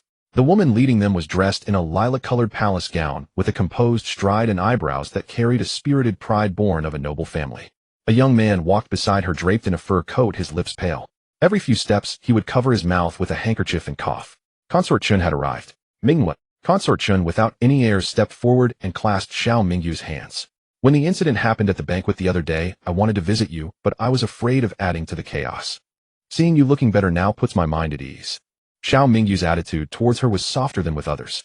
I appreciate your concern. Shen Jingque followed suit and bowed.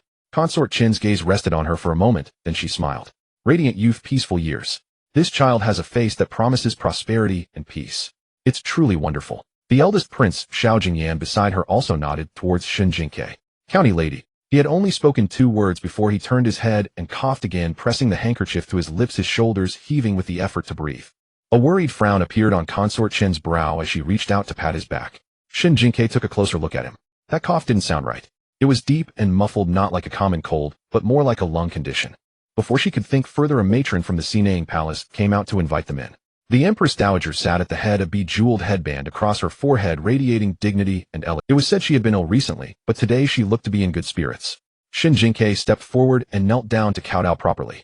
Your subject Shen Jingque kowtows to the Empress Dowager. May the Empress Dowager enjoy boundless fortune and health. The Empress Dowager smiled and bade her rise, her gaze resting on Shen Jingque as she gave her a subtle appraising look. You were raised among the common folk. Now that you are a county lady, you must learn the rules of propriety. It sounded kind, but Shen Jingque felt it wasn't exactly. This was a critique of her origins. Shen Jingque naturally wouldn't refute it. Firstly, it was the truth. Secondly, she didn't plan to stand out among these shrewd people today. She just wanted to pass this test safely. So her tone became even more respectful. The Empress Dowager's instruction is absolutely right. Your subject has been graciously bestowed a title by His Majesty and dare not disgrace the imperial family. I will never forget the rules. If it's about putting on an act, who can't do that? The Empress Dowager squinted slightly, but said nothing more. Just then a eunuch's announcement echoed from outside the hall. Consort Liang has arrived, third prince has arrived. The curtain lifted and a graceful woman entered. Consort Liang was remarkably well preserved with soft, beautiful features that bore a slight resemblance to Xiao Jingqian. Her voice was gentle and soft. So this is the little county lady who saved the entire palace.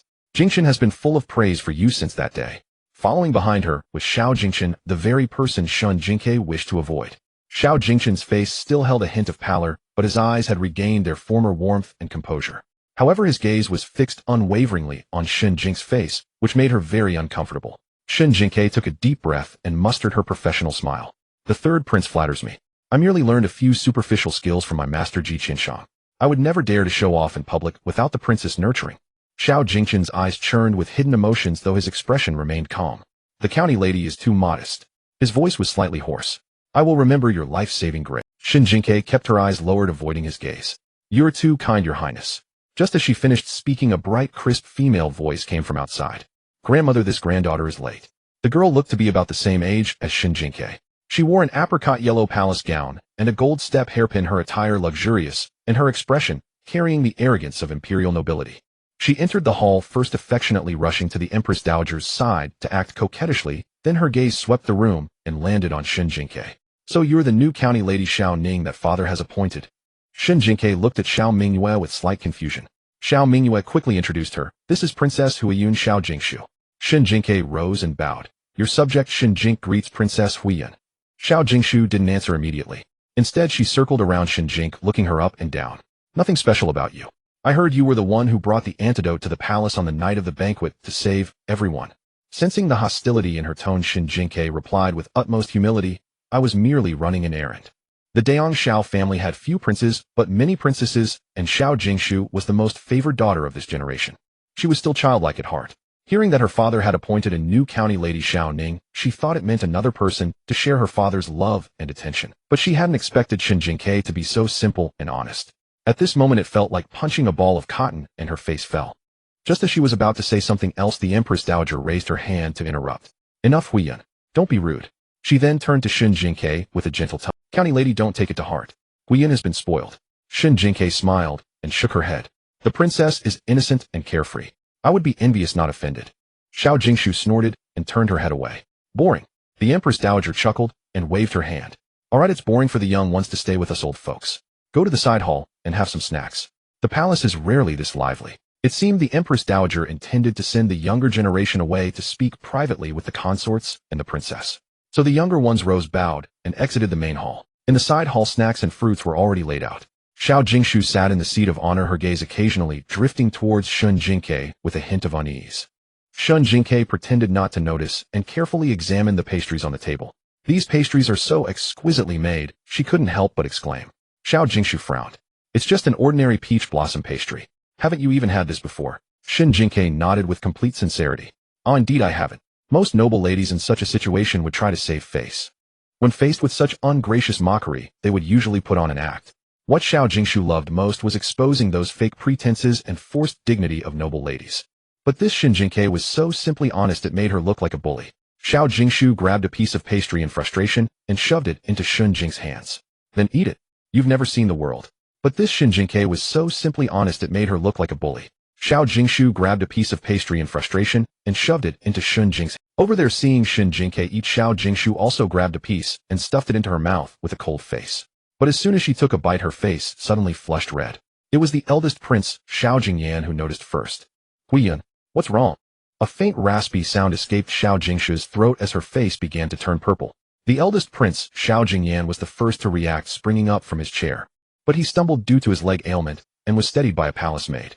Huiyun. The second prince, Xiao Jingyu, turned pale with fright, his teacup crashing to the floor, shards scattering. Chaos erupted in the side hall. Princess! The attendants nearby cried out in alarm, and one elderly maid hurriedly patted her on the back. Another maid actually raised a teacup to pour water into her mouth. Darkness flickered before Shen Jingque's eyes. Was she trying to hasten the girl's death? She had intended to stay out of it, but these attendants' actions were utterly appalling. Watching the young girl's slender body tremble violently, the sounds from her throat growing weaker and weaker. It was over. If she delayed any longer, someone would truly die. Shen Jingque rushed forward, pushing aside the two maids in her way, and disregarding all decorum, she swiftly reached Xiao Jingshu's back. Everyone get out of my way. The eunuchs and maids were stunned by her shout. In that moment, Shen Jingque wrapped her arms around Xiao Jingshu from behind, hugging her tightly at the waist. Then she began the standard Heimlich maneuver. She made a fist with her right hand, placed the thumb side against the soft spot below Xiao Jingshu's ribs, grasped her own wrist with the other hand, and thrust sharply upward. The young girl's body jerked upward with each thrust, then fell back heavily. The posture was far from graceful, resembling someone yanking a stubborn carrot from the ground. The managing matron finally snapped to her senses, shrieking, "The county lord of Shouting has gone mad. She's assaulting the princess. Men, seize her at once." Two guards responded immediately, reaching for Shen Jingque's arms. "Get lost." Shen Jingque snapped without turning around, her curse sharp and clean. "Do you want the princess to die right here?" The guard's hands froze midair. Just then a figure in dark robes darted in from the side, placing himself between Shen Jingque and the guards. Xiao Jingshun raised his hand to stop the lead guard's wrist, his voice low. "Did you not hear the county lord?" With the third prince intervening, the guards dared not move. Xiao Jingshun stepped aside, making room, his probing gaze fixed on Shen Jingque. She had no time to heed the sticky stare behind her. She clenched her teeth and engaged her core. Cough.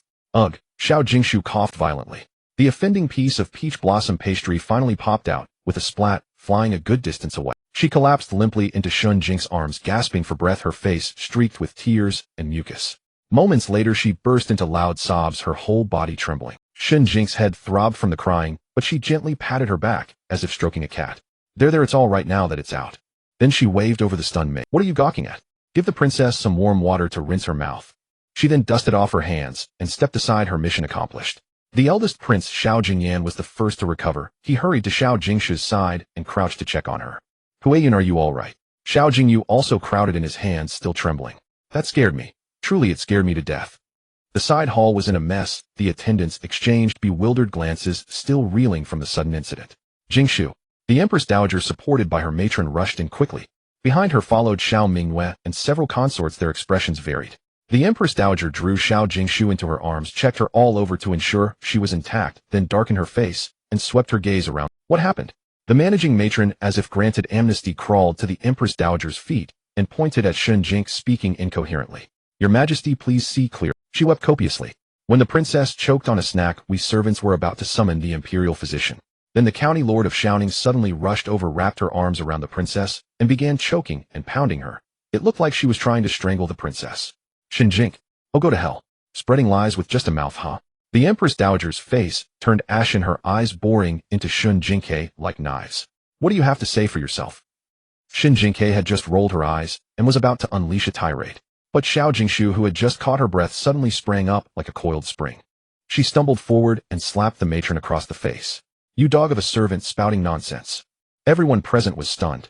"Grandmother." Xiao Jingshu turned and grabbed Shen Jingque's sleeve. "She saved me. If not for her, I would have choked to death on that piece of peach blossom pastry." The Empress Dowager frowned. "Peach blossom pastry?" "Yes."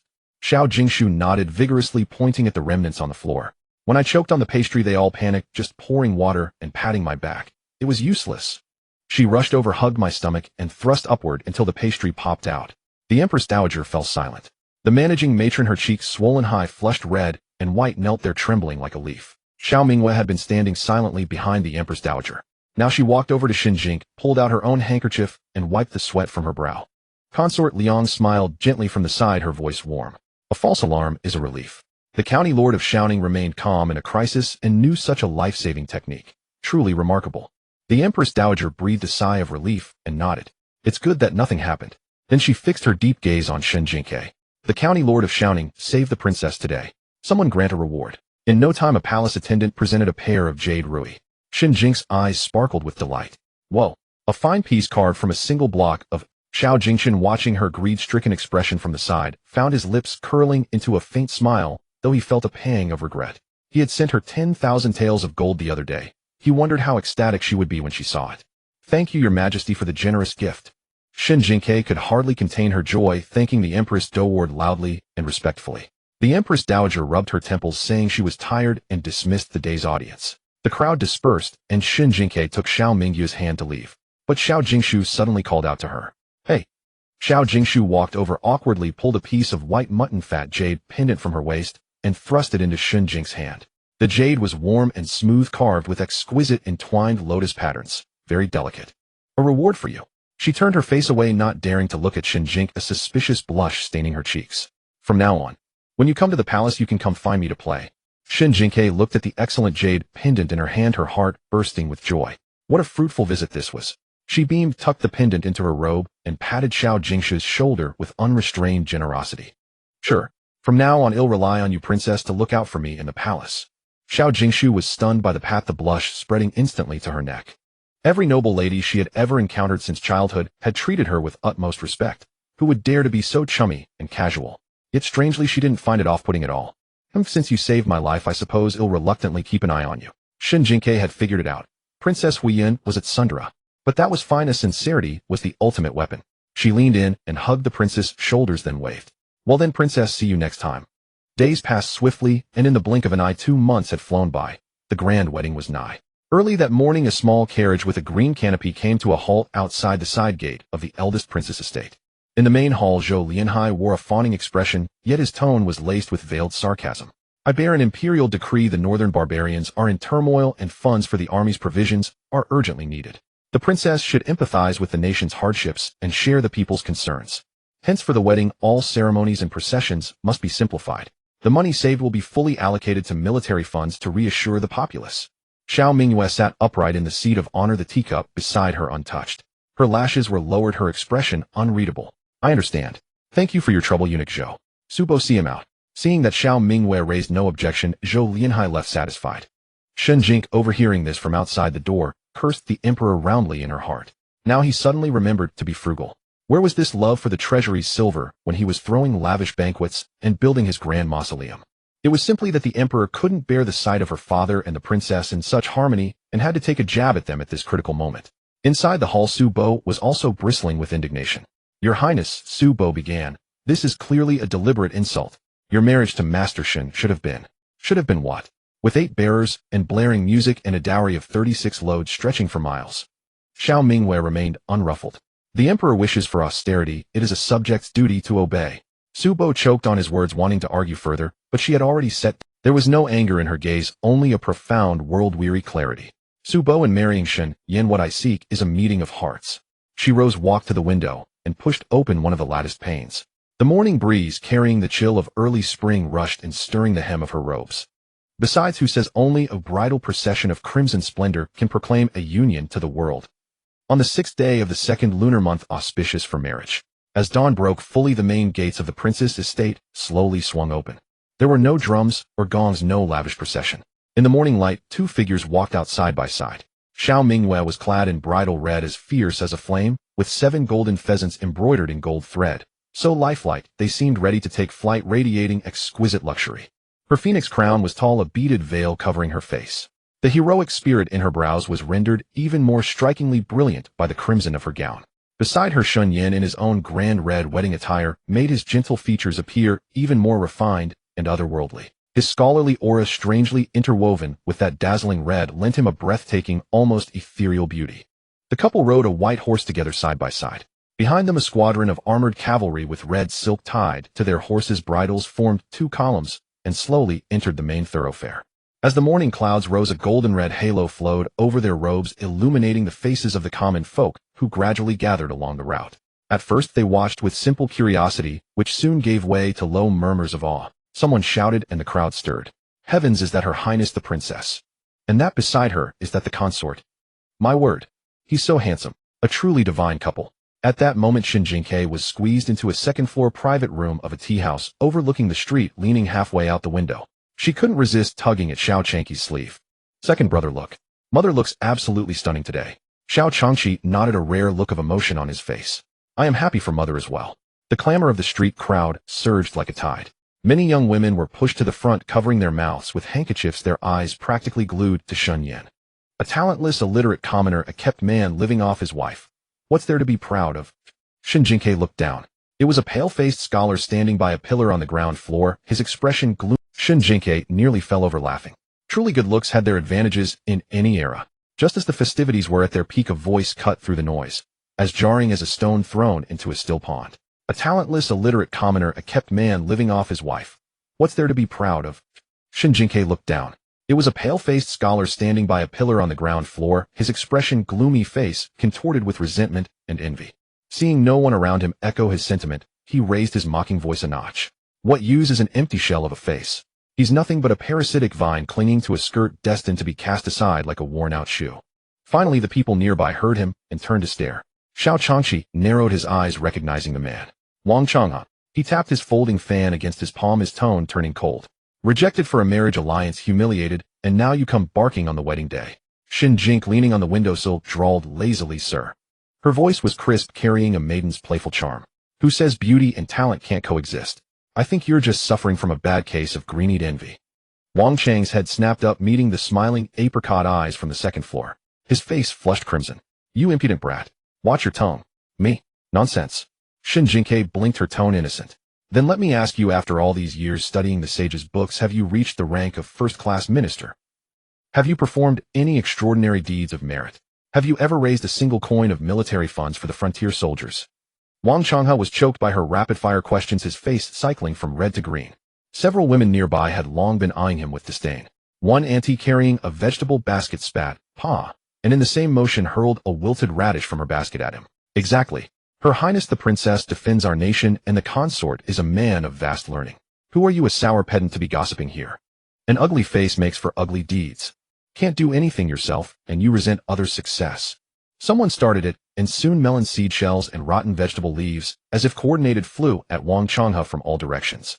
He dodged left and right, his blue scholar's robe instantly dotted with stains, utterly disheveled. How dare you? You rabble. This is an affront to decency. He flailed his sleeves to ward off the projectiles, cursing in a fury, but he failed to watch his step and slipped on a slimy vegetable leaf. Hey! He pitched backward, tumbling down the wooden steps outside the tea house, landing hard. For a long moment he lay on the ground, groaning, unable to get up.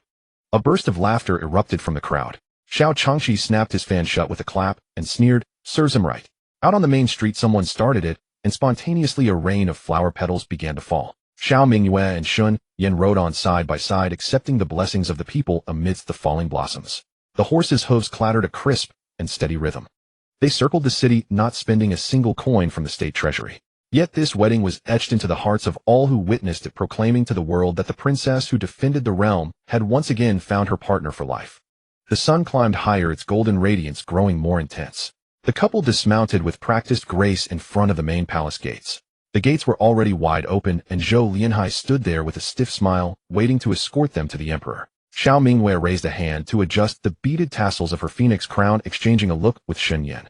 They smiled at each other and side by side stepped into the deep, imposing. In the hall of Yanhe, the fragrance of dragon saliva incense was stirred by the wind that passed through, causing it to waver uncertainly. Xiao Qingyu sat high upon the throne, his fingers silently tapping against the gilded armrests. At the lower end sat the Empress and the Empress Dowager, both silent at this moment.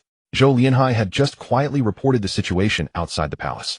Xiao Mingyue and Shun Yan paraded through the streets on a white horse, prompting the citizens of the entire city to spontaneously throw flowers in farewell, praising the Long Princess as simple, yet grand a heavenly couple. In retrospect, that grand spectacle still felt blinding.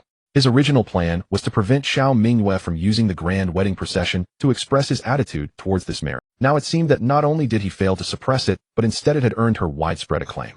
This was even more irritating than swallowing a fly. Princess Xiao Mingyue, the town guardian, and Duke Shun Yin present to pay their respects. Xiao Qingyu slowly opened his eyes, quickly concealing the remnants of his cold demeanor and replacing it with a gentle and benevolent mask. The palace doors opened wide. Two figures stepped in side by side.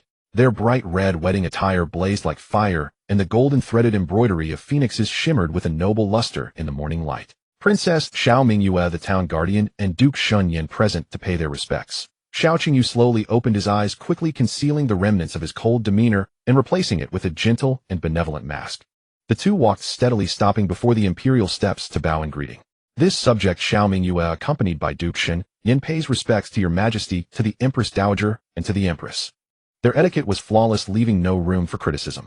This calm and composed posture transformed into a silent provocation in Xiao Qingji's eyes. He suppressed the turmoil in his heart and shifted his gaze onto Shun Yin. Shun Yin stood with his hands at his sides, his back straight, and even in the presence of the imposing throne his gentle scholarly aura remained unyielded. Instead it radiated a peculiar sense of integrity. Xiao Qingyu sneered coldly inside. A down-and-out scholar with nothing but his appearance had ruined his plans. The voice of the high and mighty emperor was slow and heavy, echoing through the vast hall. Shun Yin, since you have married the princess, you must learn to be obedient from now on. The Long Princess is of noble birth, and henceforth all household matters must naturally prioritize her. He paused, speaking again with subtle malice. You must adhere to the wife as the husband's guide. Can you manage that? The palace attendants standing by held their breath, lowering their heads, not daring to make a sound. Although marrying the princess was akin to entering the family, the customs of Daong still favored men. Generally, princesses and their husbands would behave like ordinary couples behind. At this moment, Shun Yin was publicly ordered by the emperor to adhere to the wife as the husband's guide, which was tantamount to throwing a man's face and dignity into the mud. Everyone in the hall had their own ulterior motives, all waiting to see what expression the gentle and handsome new duke would reveal. Embarrassment, humiliation, anger, regardless of which, Xiao Qingyu was eager to witness it. However, the anticipated emotions did not manifest. Shen Yan's expression was unexpectedly calm. He gracefully lifted the hem of his bright red wedding attire and knelt. His gaze was pure and clear, devoid of any trace of shame or resentment, only clarity. This subject will diligently follow the emperor's wishes. The Long Princess is a pillar of the Daong nation, having served valiantly for a lifetime, safeguarding the borders and contributing greatly to the state. As a mere scholar with no strength to hold a chicken, to have gained the favor of Her Highness is a fortune beyond my wildest dreams. His words rang with conviction, fervently passionate. Xiao Qingji's brow furrowed slightly, searching for signs of discontent and resentment on his face. However, Shun Yin seemed utterly oblivious, his gaze resting on Xiao Ming. At this moment his wife stood a few steps away, her brows arched and bright eyes shimmering with an uncontainable soft smile. Like a spring breeze it swayed his heart. Shun Yin withdrew his gaze and looked back at the throne, his tone growing increasingly earnest and each word resonating. From now on I will certainly regard the Long Princess with utmost respect, manage the household affairs, and do my utmost to support Her Highness, serving the nation with loyalty. This near declaration of love echoed repeatedly in the solemn hall of Yan'an. Xiao Qingyu felt his blood surge, nearly rushing to his head. What dignity did this Shun Yin possess? Did he not feel humiliated? Being subordinate to a woman, did he not feel shame? This man had effortlessly turned his humiliation into a declaration of unwavering loyalty. Xiao Mingyue remained quietly standing beside him, now moving closer and holding Shun Yan's hand tightly. The hall was so quiet that one could hear a pin drop. Xiao Qingji's chest heaved a few times, ultimately unable to utter any more harsh words. He squeezed out a few words through gritted teeth. Rise, and from now on assist the Long Princess well. Subsequently, in the heavy atmosphere, the couple paid their respects to the Empress Dowager and the Empress before exiting the hall of Yan'an. As the palace doors opened and closed, that blinding red finally disappeared from view. Xiao Qingyu sat alone on the dragon throne, his face pale with anger, suddenly raising his hand to knock a small teacup off the imperial table. The sound of porcelain shattering was sharp and piercing, startling all the palace attendants to kneel down. Absurd. Simply absurd. His chest heaved violently as he pointed towards the palace doors, his voice trembling with rage. How can there be such a man in this world, utterly devoid of integrity, willing to be a subordinate beneath a woman's skirt? Is he even a scholar? Have the classics he studied been devoured by dogs? The Empress had been sitting in silence at the lower end at this moment, lifting her teacup and casting a sidelong glance at the furious figure on the throne. The steamy warmth obscured the fleeting hint of disdain in her eyes, which quickly vanished. The Empress Dowager, playing with her prayer beads, lowered her eyelids, and after a while spoke slowly. "Your Majesty, excessive anger is harmful to your health." Xiao Qingyu closed his eyes, and when he opened them again the surging anger had subsided, leaving only a deep gloom. Mother is right. After all, no matter how resentful, it was useless. In the matter of selecting a husband, they had ultimately been outmaneuvered. Outside the palace, Xiao Mingyue and Shun Yin walked side by side. "Don't you feel humiliated?" Shun Yin shook his head calmly, his gaze sincere. "From the first time I saw you, I felt as if a celestial being had descended, and I was filled with admiration and affection."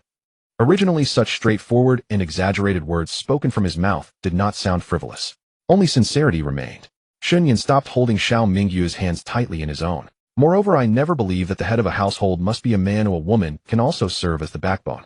If I can take the imperial examination, I will definitely strive for success, becoming a support for you in court, sharing your burdens." He paused, a fleeting hint of regret passing through his eyes, quickly replaced by a warmer glow. "If I have no hope of taking the examination in this life, I will still stand behind you, managing everything well, so you have no worries." The wind swept through the palace path, lifting the hem of his bright red wedding attire, gently brushing against her skirt. Xiao Mingyue stood silently, staring blankly at Shun Yin. The world honored her for her military achievements, yet confined by societal prejudices, they secretly criticized women commanding troops as contrary to propriety. Later, after losing multiple husbands, she believed her life would only revolve around the nation, hard to find a confidant. Yet unexpectedly, after enduring countless hardships, she found a kindred spirit at her doorstep. Facing thousands of troops, she remained unmoved, but in this moment warmth filled her heart. All the grievances of being unaccepted by society for so many years dissipated. She finally met someone who understood her aspirations, cherished her true self, and stood by her side. Xiao Mingyue's eyes grew warm, her delicate fingers intertwined with Shun Yan's, their fingers locked together. "I guard the mountains and rivers while you keep my heart at peace for a lifetime." The grand wedding of Xiao Mingyue and Shun Yin became the most talked about affair in the capital. Storytellers on their platforms held the crowd spellbound with animated tales. The consort rode a white horse in crimson robes, his visage unparalleled in the capital. Elegant and refined, he drew young maidens from every corner to toss handkerchiefs and fruits. The petals scattered were enough to carpet half of Vermilion Sparrow Avenue. The audience erupted in cheers, with someone slamming the table and shouting, "Tell us more about the eldest princess." I heard her phoenix coronet and rosy wedding attire were exceptionally magnificent, and her escort of armored soldiers was awe-inspiring. At the corner of the long street, a theatrical troupe hastily staged a new play called The Consort's Tale. Tickets were nearly impossible to come by. Women buying vegetables on the roadside huddled together, their whispers laced with schadenfreude. Back then, when Du divorced Master Shun, she left with such finality, grinding him into the dirt. Now look at her. She must be kicking herself. Master Shun is now the consort. She probably slaps herself twice every night before bed. This is what they call losing the watermelon while picking up the sesame seed and stepping in dog droppings along the way. Rumors swift as the wind drifted over the high walls of the Tranquil Heart courtyard in the Yangon Marquis estate. Inside, a sharp crash echoed as a teacup shattered against the floor, breaking into several pieces. The maid flinched in fright, hurriedly crouching to clean up the mess while pleading, "Please calm down, madam. You are 5 months pregnant. You must not give in to anger." Du Yuerong placed a hand on her swollen belly, her chest heaving with agitation. "The entire capital is now gossiping about me behind my back. When I entered this estate, I was the epitome of grace and status. Everyone looked up to me. Now, I can't even drink a sip of tonic without enduring the disdain from the second and..." She had schemed meticulously to secure the divorce, remarrying into the Yangon Marquis estate with her daughter Tingyun. She had believed she was climbing to a higher branch destined for endless wealth and glory. Who could have predicted the complex web of relationships within the Marquis household? The second and third wives, previously locked in a bitter power struggle, had now united in their efforts to ostracize her. The old madam, citing her advanced age for childbirth, had confined her to the courtyard for rest, barring her from any influence over the household's affairs. If not for the Marquis Zhaoheng treating her decently, even her daily necessities might have been withheld. All she could do now was focus on safeguarding her pregnancy, hoping for a son. Then she could rely on her child to secure her position within the household. At that moment, the sound of soft footsteps came from outside the courtyard. Shen Tingyun entered, head bowed, and offered a respectful salute. "Daughter greets mother." Du Yuerong looked her daughter up and down. Shen Tingyun wore a plain green dress, her hair adorned only with a simple silver pin. She appeared utterly drab, devoid of any vitality. "What have you been occupying yourself with? Have you been to visit the eldest Miss Zhao?" Shen Tingyun lowered her lashes. "Zhao Yuan looks down on me. Going there would only invite humiliation." Du Yuerong slammed her hand on the small table. "Humiliation or not, you must go. We are like floating weeds in this household now. If you don't try to curry favor with her, do you expect me to go and serve them with this big belly? Shen Jingque's temper flared, her eyes reddening. Why should I go out of my way to be tormented by Zhao Yuan? Am I destined to be worthless? Du Yuerong, angered by her defiance, retorted, we are mother and daughter bound together. Zhao Yuan is just a teenage girl. Isn't she easier to deal with than the old madam or the other two wives? Growing more frustrated, she spoke recklessly. If I had known you'd be this useless, I would have brought Queer along. That girl is full of cunning schemes, certainly more clever than you. Shen Jingque finally raised her head. She stared at Du Yuerong's face, twisted with rage, and felt only absurdity. Mother, since marrying into this household, have you ever once cared about my situation? You claim to act for my benefit to secure a good future for me. But why is my life here in this household more miserable than ever before? Was I or my sister just tools for you to please the Zhao family? You can't even protect your own child. Aren't you ashamed? Du Yuerong opened her mouth, but found no words to refute. How dare you? Struck to the quick, she flew into a rage and hurled the teacup from the table at Shen Jingque. Ungrateful wretch. How dare you defy your mother? The teacup whizzed past Shen Jingque's temple, and the shattered porcelain shards cut into the skin of her forehead. Beads of blood welled up and trickled down her cheek like tears of crimson. Chilling the maid beside, Du Yuerong gasped and moved forward to help. Shen Jingque calmly wiped the blood from her forehead. Her eyes held only a profound coldness. Mother, perhaps you should refrain from breaking so many teacups. Her voice was eerily calm, devoid of emotion. I noticed the marquis doesn't seem particularly fond of you. Who knows if you'll have such fine things to use in the future. With that, she turned and walked out without another glance. The door curtain fell, separating the room into two distinct worlds. Du Yuerong collapsed into her chair, trembling uncontrollably. When had her daughter, who once wouldn't even dare to speak loudly, changed? When exactly had she become so impervious and unyielding? On the corridor outside, Shen Jingque walked faster and faster into the shadows. Resentment burned within her.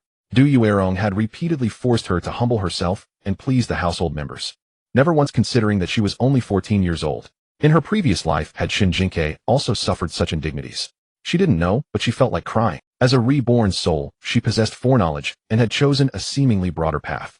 Why was her life still so difficult? Meanwhile, Shen Jingque, who had lost the wealth and status of the marquis household, was thriving in the eldest princess residence. She had even been granted the title of county lady, and now even Zhao Yuan had to bow to her. Fate truly shows no mercy when it toys with people. Once Du Yuerong's child was born, she would truly become nothing more than a burden and an encumbrance. She had to find a way out for herself. Lost in thought, she arrived at the estate's side gate. A young servant in blue had been waiting by the wall for some time. Seeing her emerge, he glanced around, then produced a letter from his sleeve and presented it with a bow. Miss, His Highness ordered me to deliver this into your hands personally. Shen Jingque took the letter, her fingertips trembling slightly. She opened it. The handwriting was elegant and precise, and a vermilion private seal at the end was glaringly conspicuous. It was a letter of recommendation that would grant her entry to Qishan Academy. It was the most prestigious academy in Dayong, a place where countless aristocratic youths scrambled for a single spot. She was well aware that her own family background was too humble to match a prince's status. That was why she had requested this favor from Xiao Jingshan. If she could gain entry, she might befriend some noble ladies, or even a young master from a prestigious family, and perhaps find a way out of this quagmire. Why would His Highness help me? She asked softly. I am but a stepdaughter living under another's roof. I don't deserve such consideration from His Highness. The servant kept his head bowed and answered respectfully, His Highness' thoughts are beyond my humble ability to fathom. Shen Jingque carefully tucked the letter into her sleeve, then handed the servant a few taels of silver. Please convey my thanks to the third prince. Should he have any commands, Shen Jingque will not refuse. The servant accepted the silver without hesitation and took a step closer. Speaking of which, His Highness does have a matter he wishes to trouble you with. Shen Jingque raised her eyes, waiting for him to continue. His Highness said there is a person at Qishan Academy he would like you to keep a close watch on. The setting sun sank inch by inch, casting the wounded side of her face into shadow. Her eyes, deep as a cold pool, shimmered with a hint of intrigue. Oh. She raised a hand to trace the dried blood on her forehead, a slow smile curling at the corners of her lips. And who might that be to warrant such attention from His Highness? Her gaze held a glimmer of cold amusement as she awaited the answer, the weight of the letter a promise of a new path fraught with its own dangers. After the spring equinox, the day for enrollment at Qishan Academy arrived.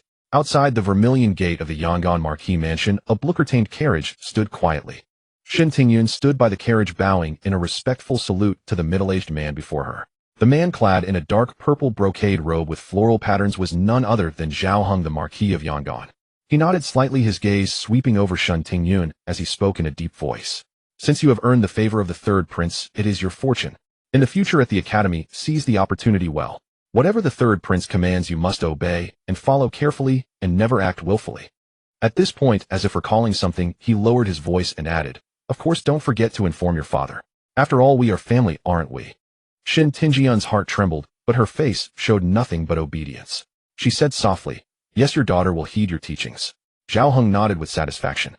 That day the third prince specially sent someone to inform him, and only then did he realize that this usually unremarkable girl actually possessed such ability to catch the eye of that. Although the current emperor had many sons among the three elder ones, the eldest prince was frail, the second prince was dull and of low birth. It seemed that only the third prince had some promise. Now that the crown prince had not been established, the court situation was treacherous and unpredictable. The Zhao family had to plan early. If they could use this to strengthen the bond between the Yangon Marquis mansion and the third prince, he would welcome it. "Go now, don't delay." Zhao Heng waved his hand. Shen Tingyun boarded the carriage. The driver cracked his whip and the carriage rumbled off towards Qishan Academy on the outskirts. Heading towards Qishan Academy in the same morning light was also Shen Jingque. Inside the carriage, Shun Yan's face was worried as he admonished, "Queer, the academy rules are strict, and it's crowded with aristocratic children. Don't be too sharp." Shen Jingque was lifting the curtain to look at the spring scenery outside. Hearing this, she turned around and laughed. "I know, father. Am I the kind of person who causes trouble?" "That's not possible." After all, the Shen Jingque in the original story didn't have such good fortune. She had been at the Marquis mansion for a year, and then Duoron gave birth to a son, after which she never had any energy to spare for her. The Yangon Marquis mansion naturally wouldn't specially hire a renowned teacher for her stepdaughter. Instead, they let her learn some needlework and etiquette alongside the concubine-born children raised in the inner quarters unknown to the world. During this period, the original protagonist was noticed by Xiao Jingshan, and after coming of age, she was taken into the palace, becoming the only female official by his side, beginning a tangled love-hate relationship with him. Toiling with heart and soul trapped within the palace walls. Now Shen Jingque had the opportunity to come to Qishan Academy entirely, because she had followed the elder princess. Although she didn't miss those classics and ancient texts, she couldn't disgrace the elder princess. After all, the place was crowded with aristocratic children, and she now represented the face of the elder prince's mansion. Lost in thought, the carriage came to a stop. Father and daughter alighted and walked to the academy entrance. Shun Yin was about to give a few more words of advice when his gaze passing through the crowd suddenly froze. Not far away beside the carriage, bearing the emblem of the Yangon Marquis mansion, a slender figure in a lotus root-colored dress was looking back. It was Shen Tingyun. A father's instinct drove Shun Yin to step forward a few paces. Shen Tingyun's eyes were also red. She quickly came up and tightly grasped Shen Yan's sleeve, her voice choked with tears. "Father." A few strands of hair stuck to her cheeks, and the scab wound on her forehead was especially glaring. She looked utterly wronged. Shen Yan's heart tightened. "You know what happened. Who bullied you?"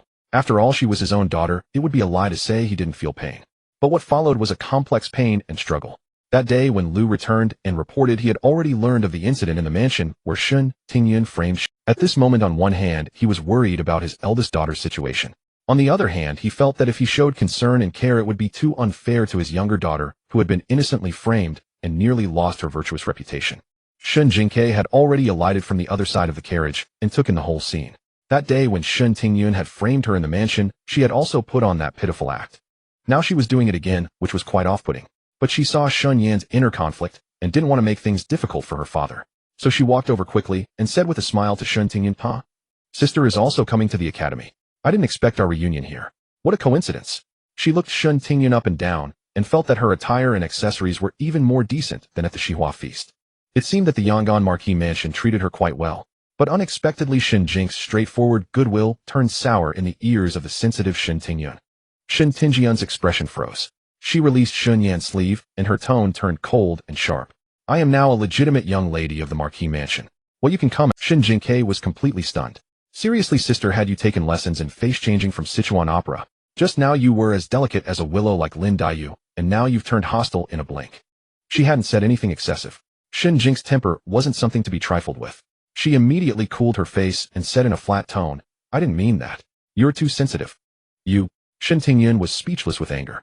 Shun Yin, watching his two daughters suddenly start quarreling again, a flicker of pain passed through his eyes. Why had his once gentle and obedient daughter become like this? Had she truly lost her true heart in the midst of wealth and power in such a short time? Shen Tingyun also calmed down at this moment. She said nothing more, bowed to Shun Yan, and then turned and left. Only Shun Yan's sigh remained. Well, each person has their own fate. Now the most important thing was his younger daughter before him. He turned and handed the book box to Lu. "Take good care of the young lady, don't let Queer get caught in the rain." "Yes, Lord Consort." Lu answered crisply, then followed Shen Jingque bouncing into the academy. As soon as they entered the mistress and maid both exclaimed wow. The stone archway at the academy entrance was majestic, and the ancient cypress trees in the courtyard were dense, exuding an aura of time-honored elegance. Shen Jingque took a deep breath, feeling that the air was filled with the scent of knowledge. At this moment, several older students came to introduce Qishan Academy to the new students. Most of the information was similar to what she had learned before. But when they talked about the class placement system, Shen Jingque felt a bit uneasy as she listened. Qishan Academy divided classes by age. Girls before coming of age and boys before 15 entered the Enlightenment class, where they studied the 4 books and 5 classics for foundational education. Boys after 15 entered the Excellence class, where they studied poetry and policy essays related to the imperial examinations. Girls after coming of age entered the Women's Studies class, specializing in women's virtues, needlework, and the etiquette of managing a household and raising children. A few older aristocratic young ladies nearby were huddling together, covering their mouths with handkerchiefs, excitedly whispering. I heard that teacher's son of the Women's Studies class is from the palace and has the strictest rules, but as long as you get an excellent in evaluation, your future husband's family will think highly of you. Oh, isn't that right? I'm just looking forward to going to the Women's Studies class as soon as I come of age. Now, studying these tedious 4 books and 5 classics in the main hall is so boring, and besides, I'll never use them later. Shen Jingque frowned silently. This kind of class system forcibly cut off women's infinite possibilities. Even if aristocratic women had the right to receive education, it was only to train them into qualified appendages and reproductive tools. As for common women, their fate was sealed from birth. Even more terrifying was that most women in this world had already accepted such conditioning and even took pride in it. Shen Jingque sighed. This was not only a world of suffering for the original female lead. For all women, it was a world lacking fairness, where their value could not be recognized. Just then a teasing voice came from the side. So young, why are you sighing? Shen Jingque turned around and met a strikingly handsome face. The young man wore a blue robe with a jade belt, his dark hair casually tied up with a loose strand falling over his forehead, his gaze clear and bright. He was leaning lazily against a corridor pillar, watching her with a faint, enigmatic smile. It was the young Master Rome. She blinked, somewhat surprised. Oh, it's you. She hadn't expected to run into an acquaintance here. But wasn't he a hostage prince? Could hostages even attend the academy here in Daeon? As if reading her thoughts, Rong Jing gently waved his paper fan. Are you wondering, County Lord Shouting, how I, a hostage, managed to live so comfortably in Daeon, and even gain admission to study here? Shen Jingque blinked. This man was certainly perceptive. She nodded. That was my initial thought. Rong Jing, oh. And now? Shen Jingque replied. Later I heard some things about you from my second brother. I realized it's only natural that you live so freely in Daeon. After all, a capable person can thrive anywhere. Rong Jing was momentarily taken aback, then let out a low, clear laugh like snowmelt dripping from eaves on a spring day. County Lord Shouting, I must say your words are most pleasing. Shen Jingque waved her hand. Don't keep calling me County Lord, it sounds so distant. My name is Shen Jingque. Rong Jing nodded. Allow me to formally introduce myself. I am Rong Jing. His bearing was refined, his presence radiant. His name truly suited him. A morning breeze passed by, lifting strands of Shen Jing's hair. Rong Jing's gaze followed the drifting hair, landing on her face. The girl's round, apricot-like eyes sparkled brilliantly in the morning light. Her skin looked delicate and smooth, tinged with a soft blush. It stirred an inexplicable, inappropriate itch in his heart, a sudden urge to reach out and pinch her cheek. A fleeting glance over the eaves, rippling the calm spring lake of his heart. Then he suddenly came to his senses. It seemed living so leisurely in Daeon had bred such restless thoughts. Rong Jing let out a soft chuckle, said no more, turned and waved at I'm off. Until we meet again, Shen Jingque. Shen Jingque was bewildered. This man was strange, approaching her out of nowhere, then leaving just as abruptly, leaving her puzzled about his intentions. Just as she was about to look away, her peripheral vision caught something hanging from Rong Jing's waist. A jade pendant, white and lustrous, its patterns glinting in the sunlight. Shen Jingque paused mid-step. Why did it look so familiar? It resembled the one she had lost long ago. But how could her pendant be with him? Before she could ponder further, the academy attendant guiding newcomers urged them on. All new students follow me to the main courtyard. Coming. Shen Jingque along with Lu hurried to catch up. Beneath the shade of a tree, Shen Tingyun watched Shen Jingque leave with a cold, piercing gaze. A scar on her forehead was half hidden by her hair, her lips pressed tightly together, making her look exceptionally pale. She had been ordered by Xiao Jingshin to watch Rong Jing. Yet she unexpectedly witnessed Shen Jingque and Rong Jing chatting amiably. She couldn't understand why Shen Jingque was so well-liked wherever she went. Even the young Master Rong, favored by the third prince and sought after by the young nobles of the capital, showed her special regard. Her hands hidden in her sleeves slowly clenched, crumpling the embroidered threads on her cuffs. A maid from the marquis household beside her whispered a reminder. Miss, we should be going. She immediately averted her gaze, replacing her expression with one of feigned obedience. "MMI no." The noise in front of the main courtyard gradually grew. Lu handed the bookcase to Shen Jingque and tidied her collar. "Miss'll bring your lunch at noon and wait for you at the crane singing pavilion." Shen Jingque acknowledged with a sound and carried her bookcase into the room. The study hall was already quite full, mostly with youths her age gathered in small groups and talking in hushed tones. As she entered, the murmur abruptly ceased and dozens of gazes turned towards her in unison. Some eyes held scrutiny, others curiosity, envy, and a few barely concealed disdain. After all, her sudden appearance as a commoner county lord set her apart from these children of aristocratic families. Shen Jingque didn't mind, as she had no intention of forcing herself into any circle. With a calm expression, she chose an empty seat by the window. The sunlight was pleasant, and outside the window stood an apricot tree with tender new buds on its branches. A perfect spot for daydreaming and people watching during class. Her desk mate was a fair-skinned boy. He had been looking down, but upon hearing the noise, he looked up, his eyes meeting Shen Jingque's curious gaze. Shen Jingque gave him a sweet smile. "Hello there, deskmate. I'm Shen Jingque, what's your name?"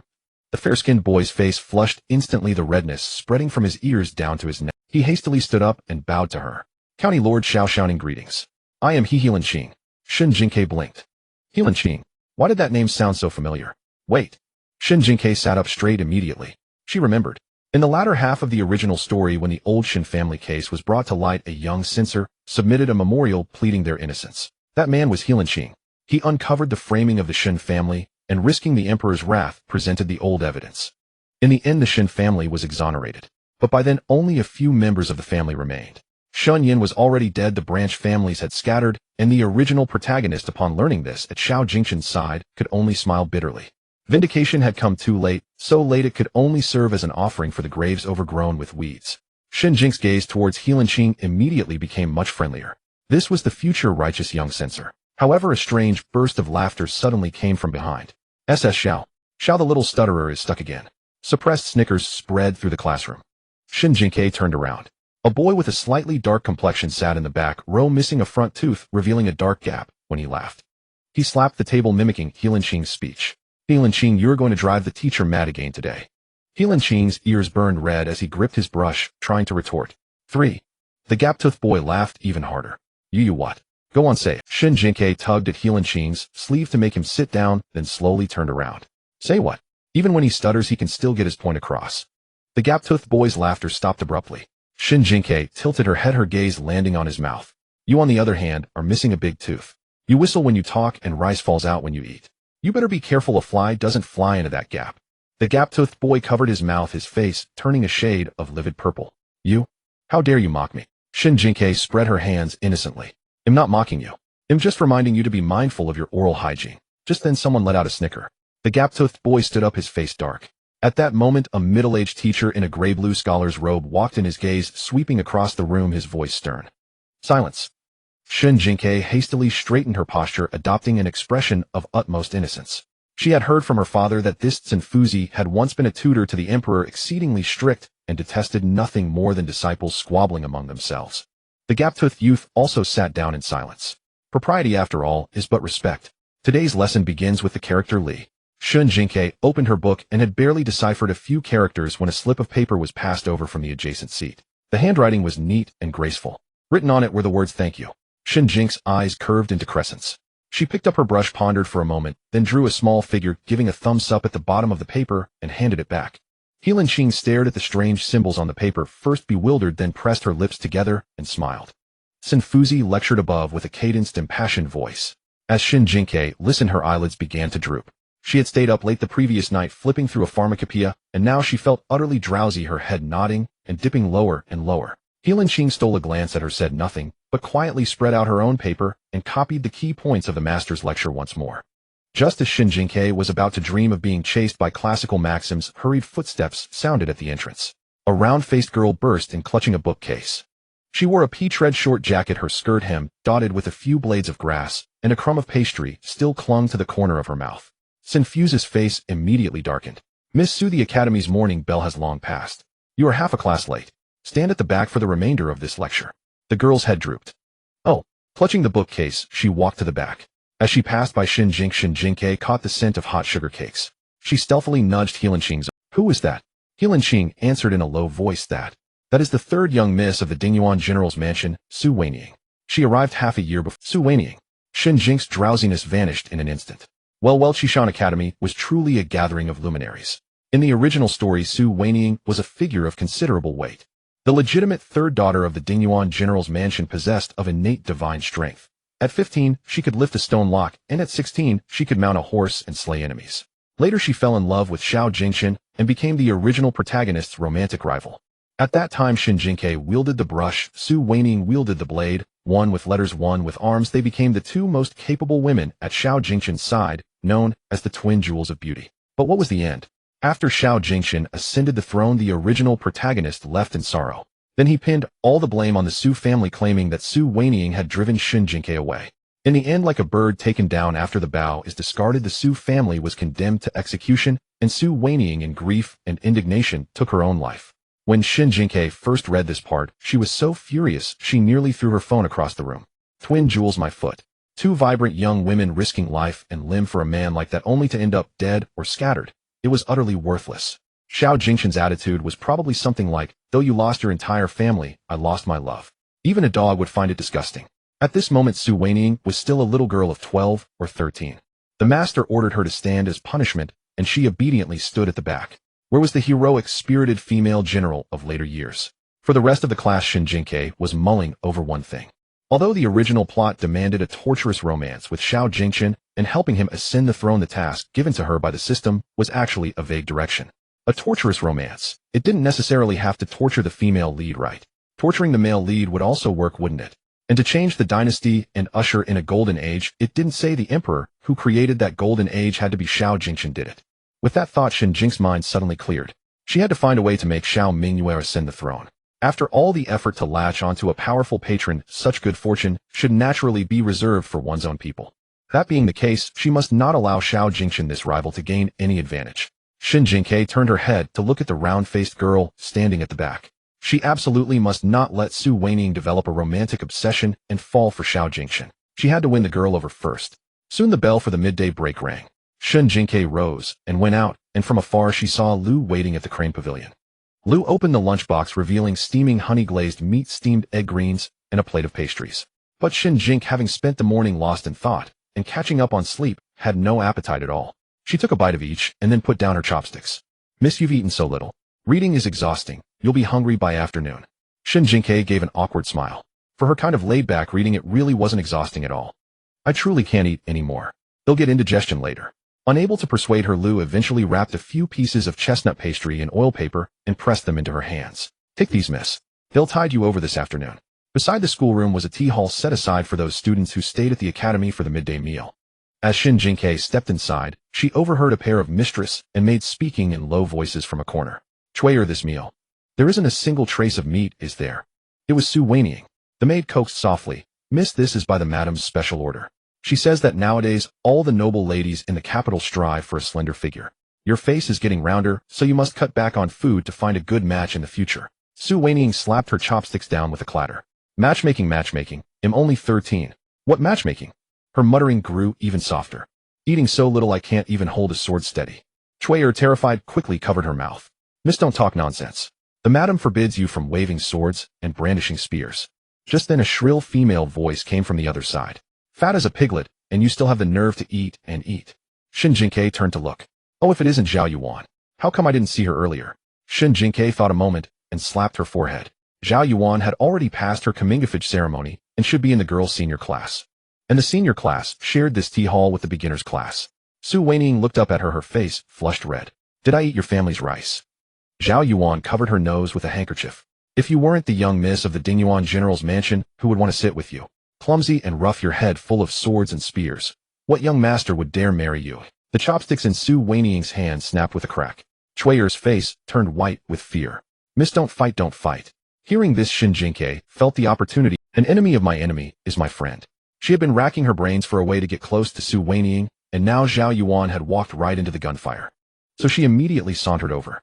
Oh, who didn't rinse their mouth this morning, spewing filth and stinking up the place? Zhao Yuan turned and saw her, her face turning ugly. You? She started, but then stopped, her momentum somehow deflating. Shen Jingque raised an eyebrow. What about me?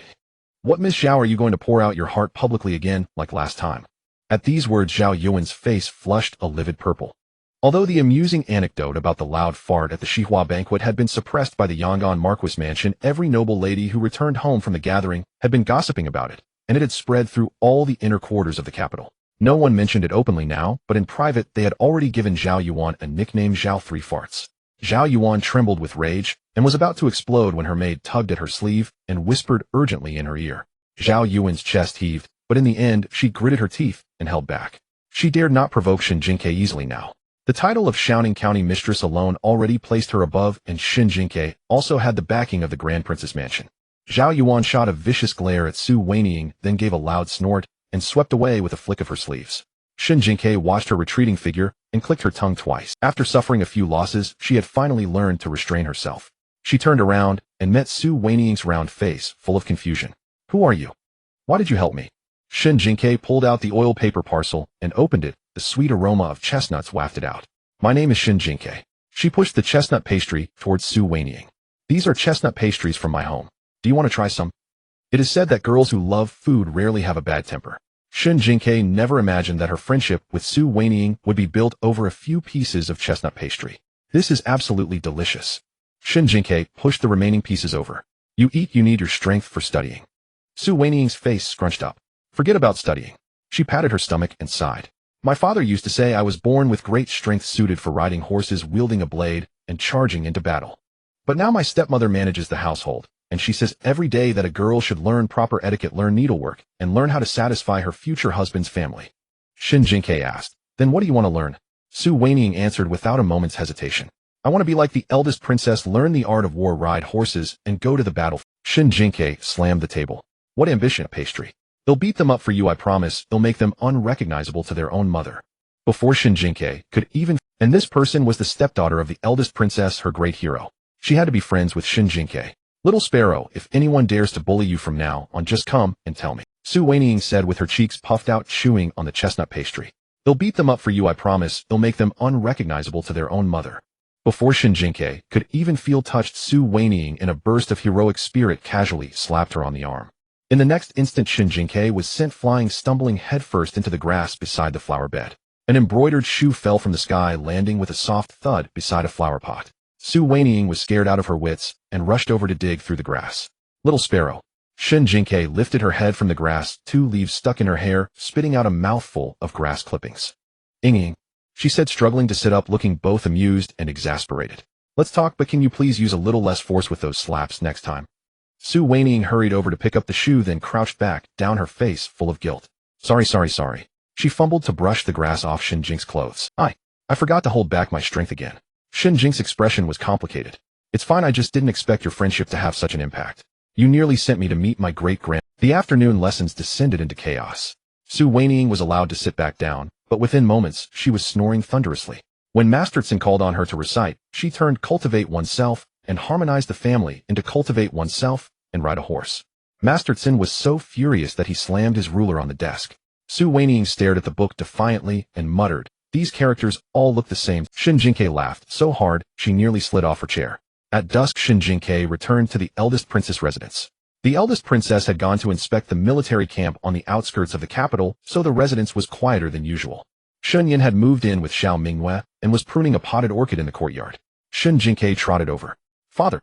Shen Yan put down the shears and wiped his hands with a handkerchief.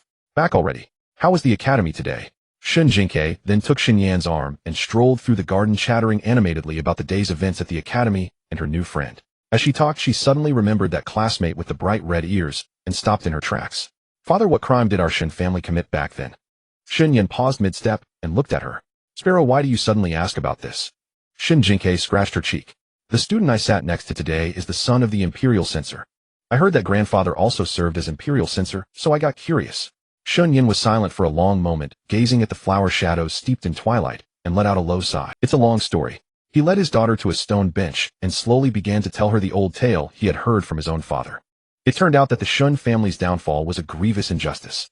That year floods ravaged the Jiangnan region, and the court dispatched Imperial Commissioner Chen Song to oversee disaster relief. But 3 months passed, and the disaster only worsened. Corpses littered the fields and the people's resentment boiled over. Her great-grandfather Shen Jingque, who was then the imperial censor, conducted several secret investigations and uncovered irrefutable evidence that Shen Song had colluded with Vice Minister of Revenue Wang Yuanchang to embezzle relief funds. Her great-grandfather Shen Jingque, who was then the imperial censor, conducted several secret investigations and uncovered irrefutable evidence that Shen Yan's voice grew heavy. But he didn't anticipate that Wang Yuanchang had already laid his trap. Oh, what kind of trap? Shen Jingque pricked up her ears. First, he openly declared that he had no personal connection with Shen Song. Then he readily admitted that Shen Song's embezzlement was true, speaking with great sincerity and demanding severe punishment. Shen Yan paused. Then through some means he had his bribed witnesses take the stand and recant their testimony on the spot, falsely accusing grandfather of coercion and fabricating the account books. Shen Jingque's brows knitted tightly. Such blatant distortion of truth. The worst was yet to come. A flicker of pain passed through Shen Yan's eyes. Wang Yuanchang accused the Shen family of secretly inciting the Imperial Academy students and commoners to besiege the prefectural offices, manipulating public sentiment to pressure the court, all in a bid to eliminate rivals and shift the blame onto him. And so an imperial edict came down and grandfather was convicted of forming a faction for personal gain, slandering loyal officials, inciting the masses, and deceiving the emperor. But considering his years of clean governance, they deemed it an act of senile folly. So he was stripped of his post, and his descendants were barred from the imperial examinations for 3 generations. Later my father did think about petitioning for a retrial, but by then the late emperor had passed, and no one cared to revisit such an old case. A nameless, suffocating heaviness welled up in Shen Jingque's chest. Her great-grandfather had been upright and unyielding, but he had underestimated the emperor's paranoia. What the emperor feared most was anyone stirring up public sentiment or forming faction. Wang Yuanchang's move was nothing less than a strike to the heart. She silently mused that the men of the Shao family had inherited their suspicious, petty nature, a flaw passed down. What happened next, she pressed. Did the Wang family rise to nobility and enjoy meteoric success? Shen Yan thought for a moment, his expression uncertain. That's the strange part, he said slowly. Not long after, the Wang family also inexplicably fell into decline. No outstanding figures from their ranks ever entered the court again, and they gradually faded into obscurity. Just then a clear, melodious female voice came from behind them. Why are you suddenly talking about the Wang family? Shen Yan turned at the sound, his features instantly softening, and rose to greet her. Mingyue, you're back. Xiao Mingyue was still in her dark riding attire, a hint of cool night dew clinging to her hair. She stepped closer and naturally placed her hand on Shen Yan's wrist. Sparrow asked about the Shen family's old case today, so I told her a little. Xiao Mingyue nodded. Speaking of the Wang family, there are still members of their clan in the court today. Shen Jingque immediately perked up. Mother knows. A faint smile curved at the corner of Xiao Mingyue's lips, her tone laced with a hint of meaning. Wang Chang's father, Hanlin academician Wang Huijin. Shen Yan stood frozen in place, a look of bewilderment on his face. Mingyue, are you saying that Wang Chang's father, Wang Huijin, is a descendant of Wang Yuanchang, the former vice minister of revenue? Xiao Mingyue sat down on the stone bench, casually brushing a fallen petal from her robe. Wang Yuanchang retired from office citing illness and passed away within a couple of years. His legitimate eldest son was a wastrel who squandered most of the family fortune. However, there was a concubine-born son who studied diligently and passed the imperial examination. But he was pedantic and ignorant of court politics, spending half his life compiling texts in the Hanlin Academy. That man is the current Hanlin academician Wang Huijin. Shen Jingque gasped sharply. After all these twists and turns, the emperor had nearly tried to marry off a descendant of the Wang family to Xiao Mingyue as her consort. And a descendant of the Shen family had in turn thwarted the consort position the Wangs had schemed to secure. My, what a small world and an old grudge indeed. Shen Yan never expected such a twist of fate and marveled at the irony of destiny. Xiao Mingyue turned her face towards him. The moonlight made her features look deep and tender. She suddenly spoke. Knowing this is an unjust case, why haven't you sought to overturn it? Shen Yan lowered his gaze and let out a slow breath. An old case like this, overturning it for a retrial, is no simple feat. He unconsciously twisted the hem of his robe, which was already creased from his restless fingers. Xiao Mingyue took note of this habit, knowing it was his tell when he was anxious. After your grandfather was stripped of his position, he died of a broken heart within 6 months. The family scattered, and no one dared to associate with the Shen name. My mother passed away early. My father set aside his scholarly pride and went into business, working from dawn till dusk to raise my sister and me. She eventually married far away, and we never heard from her again. Standing nearby, Shen Jingque felt a pang of sorrow. The wound in this family's history was far deeper than the few brief lines she had read about it in the book. On his deathbed, my father held my hand and repeated the same few words over and over. Don't fight the authorities. Don't act rashly. Don't act rashly. I have always heeded his words, seeking only a peaceful life. Moreover, the evidence from that time had long since been lost. Who could he even ask to reopen the case? Xiao Mingyue stared at him for a long moment. Then she reached out and took his wrist, which rested on his knee. Shen Yan, I will help you. As if fearing her promise wasn't solemn enough, she repeated it. Heaven's justice is clear. The loyal and virtuous should not suffer in obscurity. I, Xiao Mingyue, will seek justice for the Shen family. However, Shen Yan did not react with the gratitude and emotion she had expected. Instead, he waved his hands repeatedly. No, you mustn't. Xiao Mingyue frowned. Why not? A shadow of worry crossed Shen Yan's brow, and his voice became urgent. Our marriage has already sown discord in the emperor's heart. He didn't get his way with the White Horse Parade incident or the scolding in Yinha Hall, so his resentment will only have grown. If we bring up the old Shen family case now, what do you think he'll assume? He will say you are colluding with a disgraced family, using this to gain fame and win over the hearts of all the upright officials in the realm. Xiao Mingyue let out a cold laugh. If he dared to attack me with such accusations, he would have done so already. The fact that he still can't touch me shows he's nothing but weak and cowardly. Shen Yan tightened his grip on her hand and shook his head. He is the son of heaven. He doesn't need to speak directly. He only needs to drop a few ambiguous hints, and there will be plenty in the court eager to fling the mud for him. Public opinion can be a deadly weapon. Even if you are completely innocent, they will say the Grand Princess has ulterior motives, trying to build a reputation among the scholar officials. Xiao Mingyue pressed her lips into a thin line. She knew Shen Yan was right. But thinking of how the Shen family had been punished for their remonstrance filled her with a sense of absurdity and anger. Her father was a mediocre emperor. In his 30-plus years on the throne, he had achieved no great feats, but also committed no major wrongs. The Shen family's suffering, however, made her feel a deep sense of guilt as a member of the royal family. Shen Yan looked at her, his voice turning soft and gentle. Mingyue, our life is good now. The worst that has happened is I can't take the imperial exams. Worldly fame is like a floating cloud to me, but your safety is as heavy as Mount Tai. I don't want you to take such a risk. Xiao Mingyue's eyelashes trembled. The moonlight fell upon her face, casting a soft glow. Shen Yan was a reserved man, rarely expressing his innermost thoughts so directly. So at this moment, Xiao Mingyue's heart surged with emotion, and her eyes. She turned her face away, not wanting Shen Yan to see the thin sheen of tears in her eyes. Knowing how she felt, Shen Yan looked down at their intertwined fingers and smiled. I may not be able to be your sword in the court, but if I can be the lamp behind you, that is enough for me. Moonlight filtered through the gaps in the flower trellis, scattering into a mosaic of light and shadow on the ground. Xiao Mingyue's throat tightened, and it took her a moment to squeeze out a few words. You?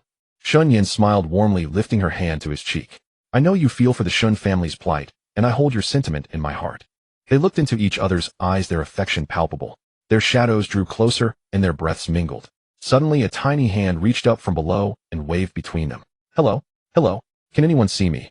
Both of them started and jumped back half a step. Shen Jingque's expression was one of utter exasperation. She had tried to give them some space and had quietly stepped back a few paces. But these two had closed the distance so quickly that she nearly got squashed right between them. Shen Yan's face flushed crimson, starting from his ears, and his eyes darted around nervously, looking embarrassed and guilty. Jingque, why are you still here? He cleared his throat. It's getting cold. You should head back to your own courtyard and rest. Shen Jingque pointed at her own nose, then at him, and finally at Xiao Mingyue. So we were just discussing the old Shen family case, and somehow it turned into the two of you gazing into each other's eyes with such deep affection. Shen Yan's ears grew even redder. Nonsense. There's no such thing. Xiao Mingyue, however, was much more composed, though she couldn't quite suppress the smile tugging at the corners of. Shen Jingque let out a deep sigh. All right, I'm leaving. You two carry on. She turned and walked away. This little one has to bear far too much for her age. At the entrance of Ming Sue Pavilion LVE, he was pacing back and forth with a lantern. Seeing her young miss running towards her, skirts flapping, she hurriedly raised the light, and, Miss, why are you running like that? Is a dog chasing you? Shen Jingque bent over, panting for a moment, then grabbed LVE's arm. Worse than a dog chasing me. She lowered her voice, her face full of lingering fear. Parental love is like an old house catching fire. The blaze was too intense, I almost got trapped inside. LVE was utterly confused. A fire? Where? I didn't see anything. Shen Jingque rubbed her arms. Sigh, you wouldn't understand if you don't ship them. In the days that followed, Shen Jingque attended school, as usual. One day she walked in carrying her bookcase, only to find He Lanqing already seated, 2 sets of notes spread out before him. Seeing her approach, he slid the set on the right towards her. Yesterday's key points from the master's lecture. Shen Jingque's eyes lit up, and she cupped her face with both hands. He Lanqing, you are my saving grace. She simply couldn't sit through those Confucian classics. Every day in class, she either dozed off or doodled turtles. Being able to answer the master's questions in class was entirely thanks to He Lanqing's notes. He Lanqing's face flushed again, and he lowered his head to tidy his brush stand. I just did it casually. Shen Jingque tucked a small oil paper package onto the corner of his desk. A gift in return, some mung bean cakes. He Lanqing looked at the package of snacks, his ears turning so red they seemed ready to drip blood. Thank you. A heavy snort came from the back of the room. Shen Jingque didn't need to turn around to know who it was. Wang Jichuan. Talk about enemies on a narrow road. It wasn't until her second day at the academy that she learned the gap-toothed boy was actually the grandson of Wang Huijin and the nephew of Wang Chang'e. Ever since learning his identity, whenever Shen Jingque looked at him, she felt those dark, empty gaps in his teeth spelled out 4 big characters born to be a nuisance. But she had promised her father that the primary rule of attending the academy was to avoid trouble whenever possible. Master Tsun stepped into the lecture hall and began the lesson, which was on the analects that day. The master said of all people, girls and servants are the most difficult to deal with. If you are familiar with them, they lose their humility. If you keep your distance, they resent you. Does anyone have any thoughts on this passage? Shen Jingque was of course not the type of diligent student who eagerly answered questions. She just buried her head pretending to flip through her book. But a voice came from the back of the room. This student believes the sage's words are absolute truth. Women are naturally emotionally volatile, lack reason, and are not suited for scholarship. That is why they are considered difficult to deal with. Whispers rippled through the classroom. He paused, then shifted his argument, his gaze sweeping blatantly towards Shen Jingque, Su Weiniang, and the other female students. In this student's view, some people should just stay home learning needlework and embroidery instead of insisting on studying alongside us, men wasting precious spots at the academy. Shen Jingque. Seriously, buddy. Can't study properly, so you start picking fights. Su Weiniang, sitting in front of Shen Jingque, turned around, her round face full of murderous intent, but Shen Jingque held her back. Master Tsun frowned slightly. Wang Jichuan, when discussing academics and philosophy, one should not drag fellow students into it. Wang Jichuan cupped his hands. Forgive me, master. I was merely speaking to the point. Shen Jingque raised her hand. Master Tsun glanced at her and nodded. Shen Jingque, go ahead. Shen Jingque said, Master, this student believes that fellow student Wang's interpretation has significant problems. Wang Jichuan snorted. I follow the sage's original text. What problem could there be? Shen Jingque said, the term women here should be understood as pampered concubines, a critique of a specific type of person, not a blanket statement about all women. Taking it out of context and applying it to all women under heaven is probably not the sage's intention. The classroom immediately buzzed with murmurs. One student whispered, can it be interpreted that way? Another whispered back, I've heard my elders mention that in ancient texts women could mean you all, referring to a group of people. Wang Jichuan's face darkened. You're a woman, so of course you'd defend women. The sage clearly wrote the word women. Are you trying to spin black into white? Shen Jingque looked at his missing front tooth and barely suppressed a laugh. Wang Jichuan, when you read, you must consider the context and the circumstances. If you see the saying a gentleman is not a vessel in a book, would you literally interpret gentleman as a bowl or a pot? Someone in the front row snorted, unable to hold back a laugh. Su Weiniang was bent over her desk, her shoulders shaking with laughter. Wang Jichuan's face turned bright red. Stop twisting everything around. Shen Jingque glanced at him. The master asked us all to share our views. Why is what you say a personal opinion, but what I say is twisting things around? Wang Jichuan gritted his teeth. Because every word you say is sophistry. Women are simply incapable of great achievements. Throughout history, how many women have governed the state and brought peace?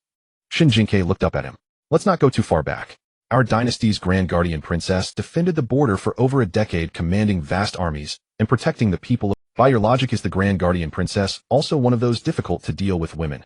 The classroom fell silent. The grand guardian princess' achievements were an undeniable fact that no one at court could ignore. No one would dare to say that the grand guardian princess was only fit for embroidery at home.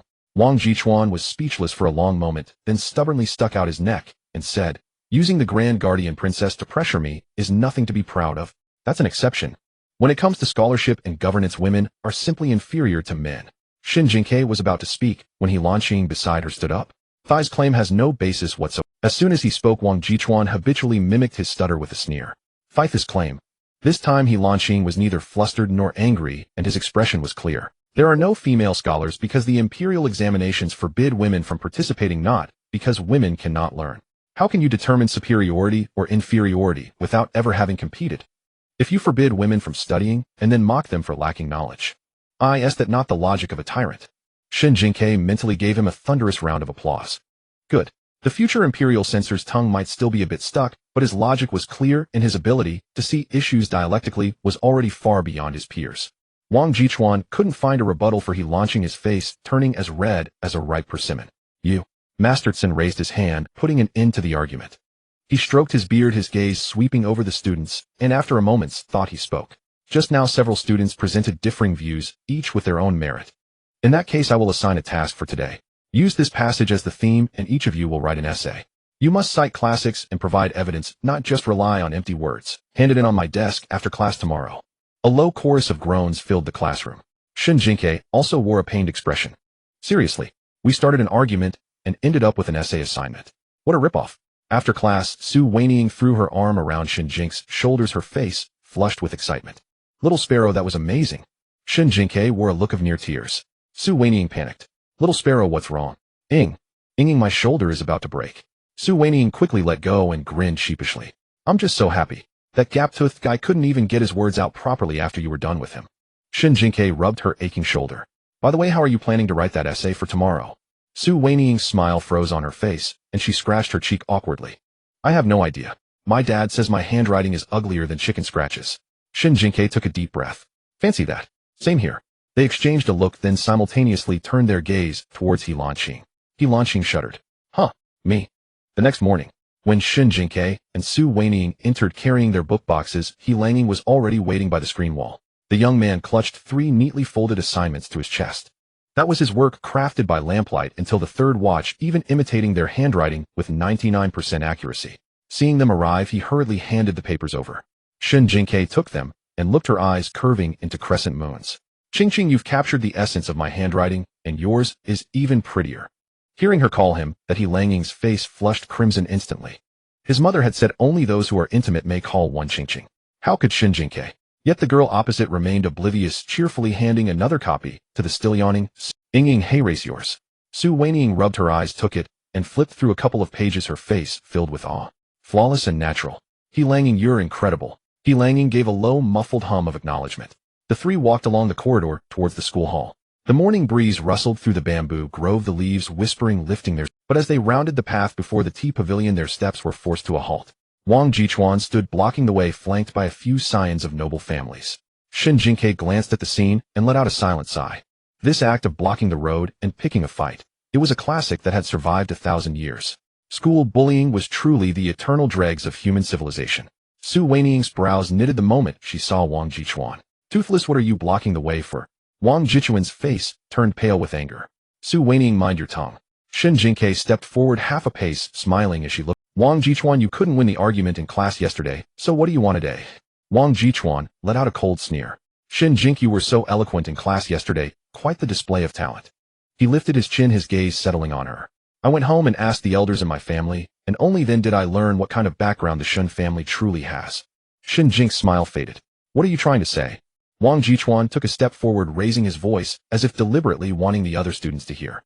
Your grandfather Shen Chongshan back in the day forged account books, bribed witnesses, slandered my Wang ancestors, and even incited the common folk to besiege the prefectural office, intending to pressure the sovereign with the mob. Wang Jichuan stared at Shen Jingque, his face brimming with smugness. As the descendant of a criminal, what right do you have to debate right and wrong with me in class?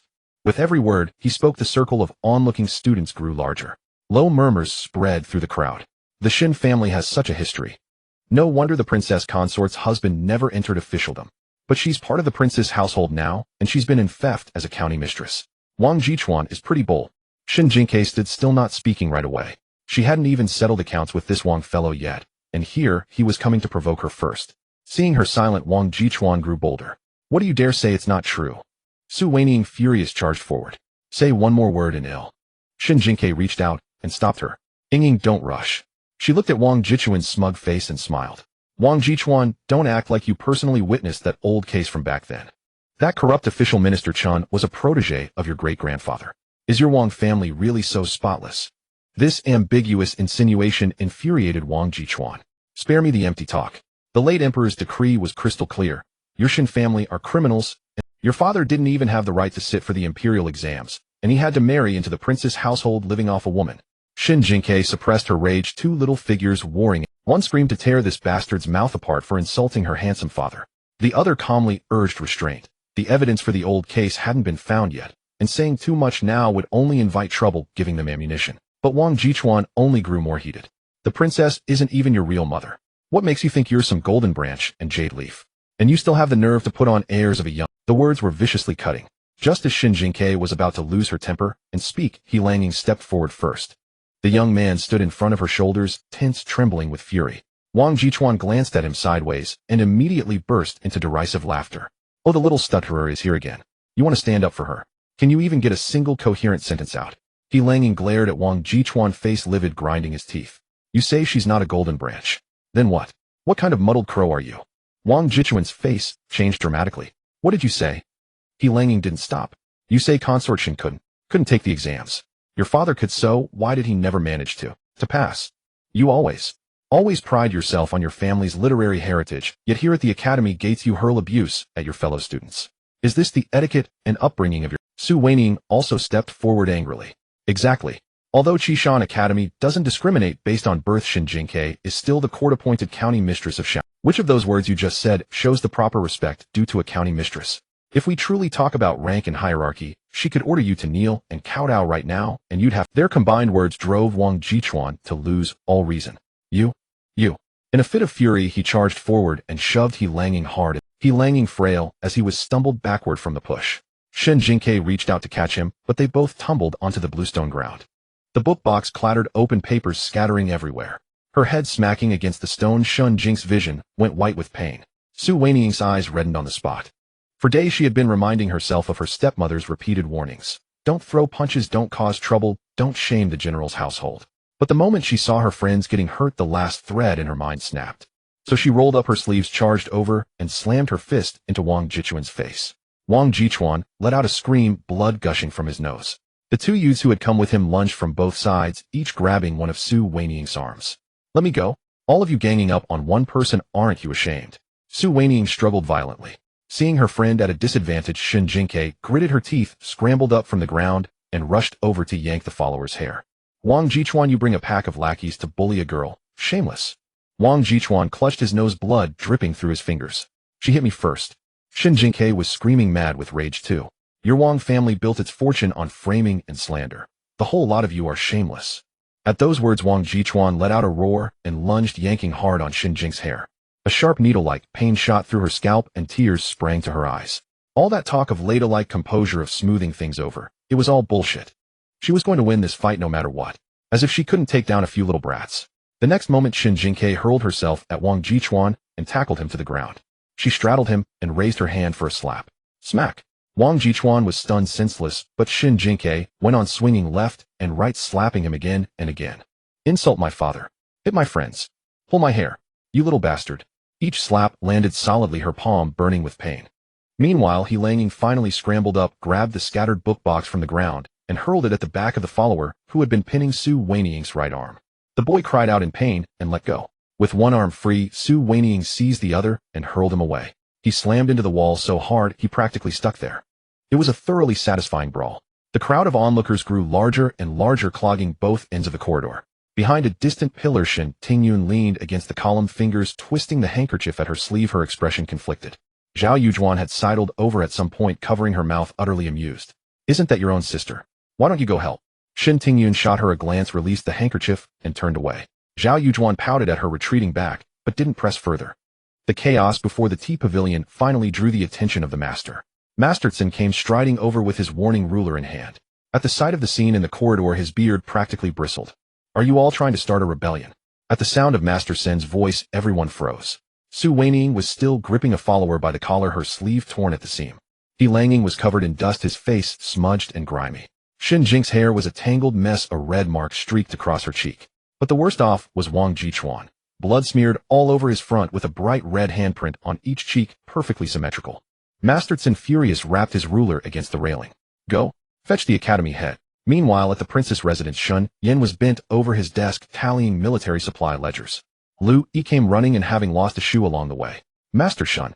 Shen Yen set down his brush and looked up. Didn't you take queer to the academy? Why are you back? Lu Yi stamped her foot anxiously. The young lady got into a fight at the academy. The academy head requests your presence. The brush tip fell, and a drop of ink bled. And queer. In a fight. Lu Yi nodded frantically. The young lady, along with General Zu's daughter and the censor-in-chief's son, beat up academician Wang's. Shen Yen took a deep breath. Then he set down his brush, rose, and smoothed his robes. Prepare the carriage. An hour later, in the Hamo study of the academy, the headmaster by Helling sat at the head of the table, his grizzled eyebrows twisted like hemp ropes. He swept a stern gaze over the row of bruised and swollen little children standing before him. On the headmaster's left sat Shen Yin and Wang Changhe, both with lips tightly pressed and eyes fixed straight ahead, each wearing an expression that screamed they would rather die than acknowledge the. On the right sat Su Weiniang's stepmother, Mrs. Zeng, and He Lanking's mother, Mrs. Liang. Mrs. Zeng kept her eyes lowered while Mrs. Liang appeared far more. Wang Changhe stared at Wang Jichuan's multicolored face, his own complexion turning ashen. Jichuan, who beat you like this? Wang Jichuan's eyes reddened immediately at the sight of his protector. Uncle, he sobbed, pointing at the other three. They bullied me. Bai Heling had already learned the gist of the matter from other students, and now hearing Wang Jichuan's words, he furrowed his brows. Wang Jichuan, you say they bullied you. Then tell us from beginning to end what happened. Wang Jichuan spoke indignantly. I was talking with classmates in the corridor when Su Weiniang rushed over and hit me, and Shen Jingque jumped on me and slapped me. I am truly. He wept bitterly, mucus stretching into strings that quivered with his sobs. Mrs. Zeng immediately curtsied to the headmaster. Headmaster, it is my daughter Weiniang who has caused trouble for the academy. Su Weiniang's eyes widened. Mother. Mrs. Zeng did not look at her, only lowering her eyes and saying, this child has grown wild in the military camp, never knowing her own strength. When we return home, I will surely inform her father and discipline her strictly. Su Weiniang puffed out her cheeks in anger. Bai Heling raised a hand. The matter is not yet clear, Madam Su. There is no need to apologize on the child's behalf yet. The other two nodded in unison. Bai Heling's gaze turned scrutinizingly to Wang Jichuan, whose face alternated between pale and Senfuzi led 3 students in from the side door. One of them cupped his hands and said, Headmaster, it was Wang Jichuan who first pushed He Lanqing. He Lanqing and Shen Jingque fell, and then Su Weiniang struck. The other two nodded in unison. Bai Heling's gaze turned scrutinizingly to Wang Jichuan, whose face alternated between pale and flushed. Wang Changhe stepped forward, cupping his hands with a smile. Headmaster, pushing and shoving among children is common. Jichuan has always been well-mannered and disciplined. I suspect there must be some misunderstanding. Before his words had settled, Mrs. Liang could not help but interrupt. Does Your Excellency Wang mean to say that my son Qing'er threw himself forward to be pushed? Wang Chang's expression shifted slightly, but before he could respond, Wang Jichuan blurted out, He Lanqing called me a worthless chicken and clay dog first, so I pushed him. Mrs. Liang continued, my son has always been introverted and barely speaks outside. He would never argue with anyone unless he was pushed to his limit. He Lanqing also said. Wang Jichuan spoke vile words about the county princess of Shaoning, insulting the ancestors of the Shen family. I could not stand by and let it pass. Su Weiniang stepped forward and said, I saw them push He Lanqing first, so I struck. They were 3 against 1, and now they come crying to accuse us of bullying. Mrs. Zeng's eyes flashed with impatience. Weiniang, show respect in front of the headmaster. Bai Heling's gaze shifted to Wang Jichuan. Wang Jichuan, why did you insult Shen Jingque? Wang Jichuan stiffened his neck and said, I wasn't insulting her. I spoke the truth. The Shen family are descendants of a disgraced minister. A silence fell over the Hamo study. All eyes turned to Shen Yan. A faint contemptuous smile curled at the corner of Wang Chang's mouth. Headmaster, my nephew's words may be blunt, but they are not baseless. His Majesty's consort's ancestors did have some old ties with my Wang family's ancestors. This is a well-known fact among the court. Shen Jingque's nails dug into her palms, but Shen Yan's hand rested on her shoulder and gently pressed down. He stepped forward and bowed to Bai Heling. Headmaster, may I say a few words? Bai Heling nodded. Please speak, His Majesty's consort. The sages said, do not punish the innocent. Of fathers, sons, and brothers shall not be held accountable for each other's crimes. This is an ancient. Why should the grudges of ancestors become grounds for reproaching the children? Shun Yin continued. Young Master Wang placed second in the imperial examinations last year. He must have the classics at his fingertips. I need not teach him this lesson. Wang Chang has sneered. His Majesty's consort now holds a different status, and your words have grown bolder than before. Shen Jingque's temper flared. Headmaster, I too wish to speak. Bai Heling raised his chin slightly. Regardless of who struck first, I believe the root of this entire incident lies with Wang Jichuan. In yesterday's lesson, Wang Jichuan belittled women and questioned the academy's rule of admitting female students. Had he not stirred up trouble, there would have been no argument in class. Today he blocked the way with others, brought up old cases against the Shen ancestors, and insulted my. Had he not blocked the way and hurled insults, there would have been no fighting afterward. I did strike him, but he brought it upon himself. Wang Chang's face darkened, and he was about to speak, when Bai Heling lightly tapped his ruler on the desk. The room fell silent. Enough. I have already learned the full story from other students. I summoned you all today only in the hope that you would recognize your own mistakes. The old man swept his gaze around the room, his voice cold and stern. The Qishan Academy is a subsidiary of the Imperial Academy established exclusively for the children of noble families. It is a place to nurture pillars of the state and refined ladies. How dare you brawl like this? Wang Jichuan incited trouble repeatedly and shoved a fellow student first. Punishment: copy the analects 20 times and the disciple rules 20 times. Shen Jingque Su whinnying, he launching impulsive in the face of conflict, disregarding academy rules. Each of you will copy the disciple rules 10 times. Shen Jingque's lips twitched. Though the full text of the disciple rules was only 1,000 characters, 10 copies was still a considerable amount. Bai Helling closed the booklet beside him. Submit the copies to the academy for verification before resuming classes. Does anyone object? Wang Changhe was dissatisfied with the punishment, but he merely moved his lips and said nothing. Wang Jichuan was only his nephew. Had it not been for his father drowning in drink, Wang Changhe would not have bothered to come. He saw no reason to offend Bai Helling over someone else's child. Wang Jichuan was only his nephew.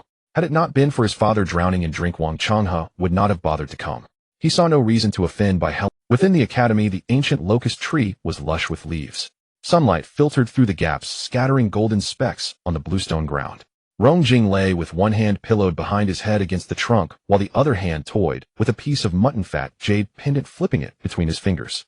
He watched the small figure being led away by Shen Yin disappearing through the moon-shaped gate, and a faint smile touched his lips. Then he turned over and dropped down from. Wenrindu stepped out from the shadows and asked, "Master, shall I teach that Wang boy a lesson?" Rongjing shook his head, brushed a few fallen leaves from his sleeve, and smiled, his eyes curving like crescent moons.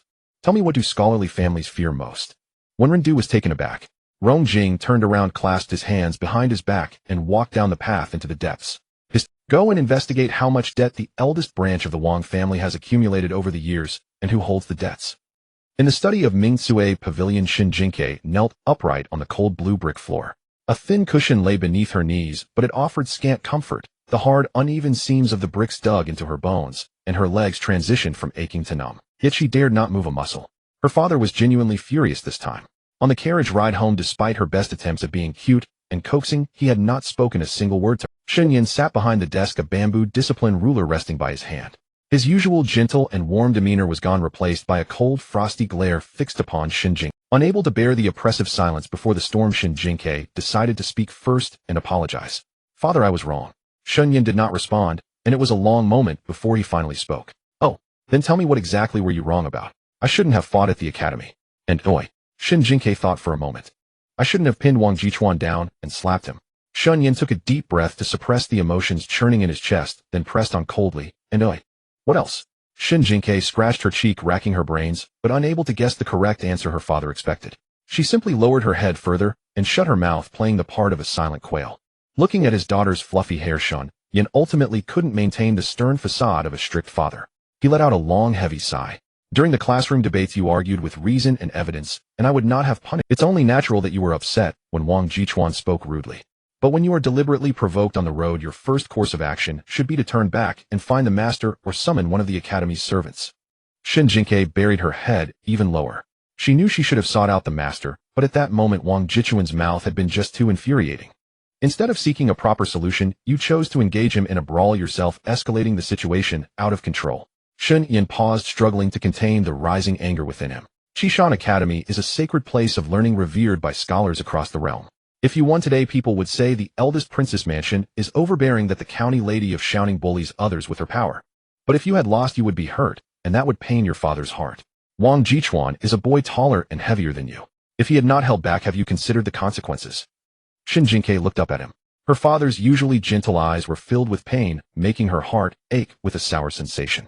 She would have preferred him to slam the table and rage rather than face this kind of soft, piercing honesty. Seeing the red marks on her face, Shen Yin resisted the urge to reach out and soothe her. He spoke earnestly, "Queer, ever since His Majesty bestowed upon you the title of County Lady, countless eyes have been watching you. If you make a misstep, others won't call you naive. They will say the eldest princess mansion lacks discipline, raising a spoiled and arrogant child."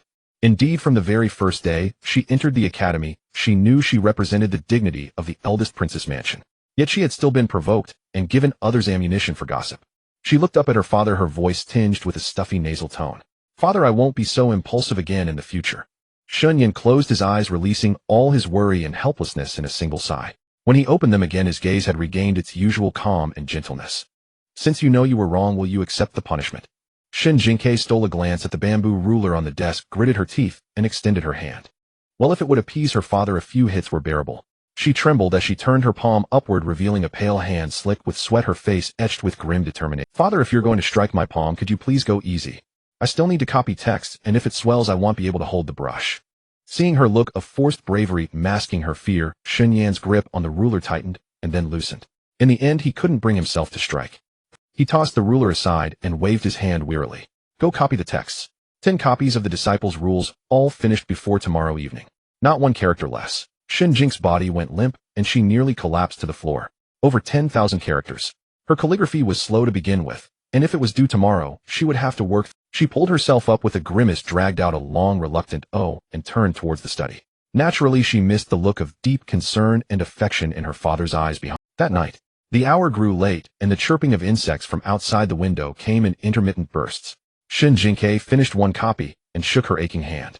Looking at the ink marks on the rice paper that resembled scratches from chicken claws, she was too embarrassed to admit these were characters she had written. The first half was barely legible as script, but the latter half had devolved into chaotic scribbles that looked like they might ward off evil spirits. She pressed her cheek against the pile of paper, desperately calling out in her mind to the system that usually played dead. 001, come out and work. Can't you have a little mercy and copy-paste this for me? System 001, sorry dear, this system does not provide secretarial services. What use do I have for a broken system like you? Other people's systems can tear apart the heavens with their bare hands, or at least grant skills like photographic memory. Sigh. She let out another long, heavy sigh. Lu Yi was grinding ink beside her, her face etched with worry. Miss 10 copies. Can you finish them? I don't know. They'll just write as much as I can. And with that, she buried her head in the task again. Outside the window, the insects chirped on and off, and the gauze lamp's light swayed twice in the night breeze. Suddenly, from beyond the courtyard gate, came the faint sound of a wheelchair rolling over the uneven brick seams. The door opened.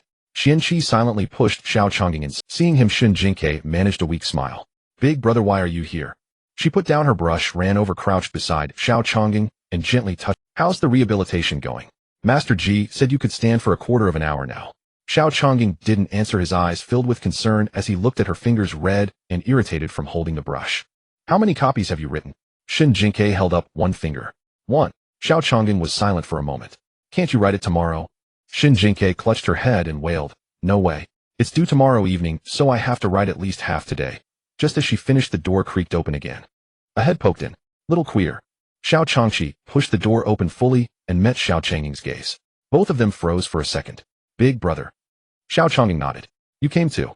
Xiao Chongqing, seemingly producing a food box from thin air, raised it and said, heard little sister was punished with copying, so I brought some. As he spoke, he walked to the desk and shuffled through the pages Shen Jingque had copied. After barely glancing at 2 sheets, his expression turned complicated.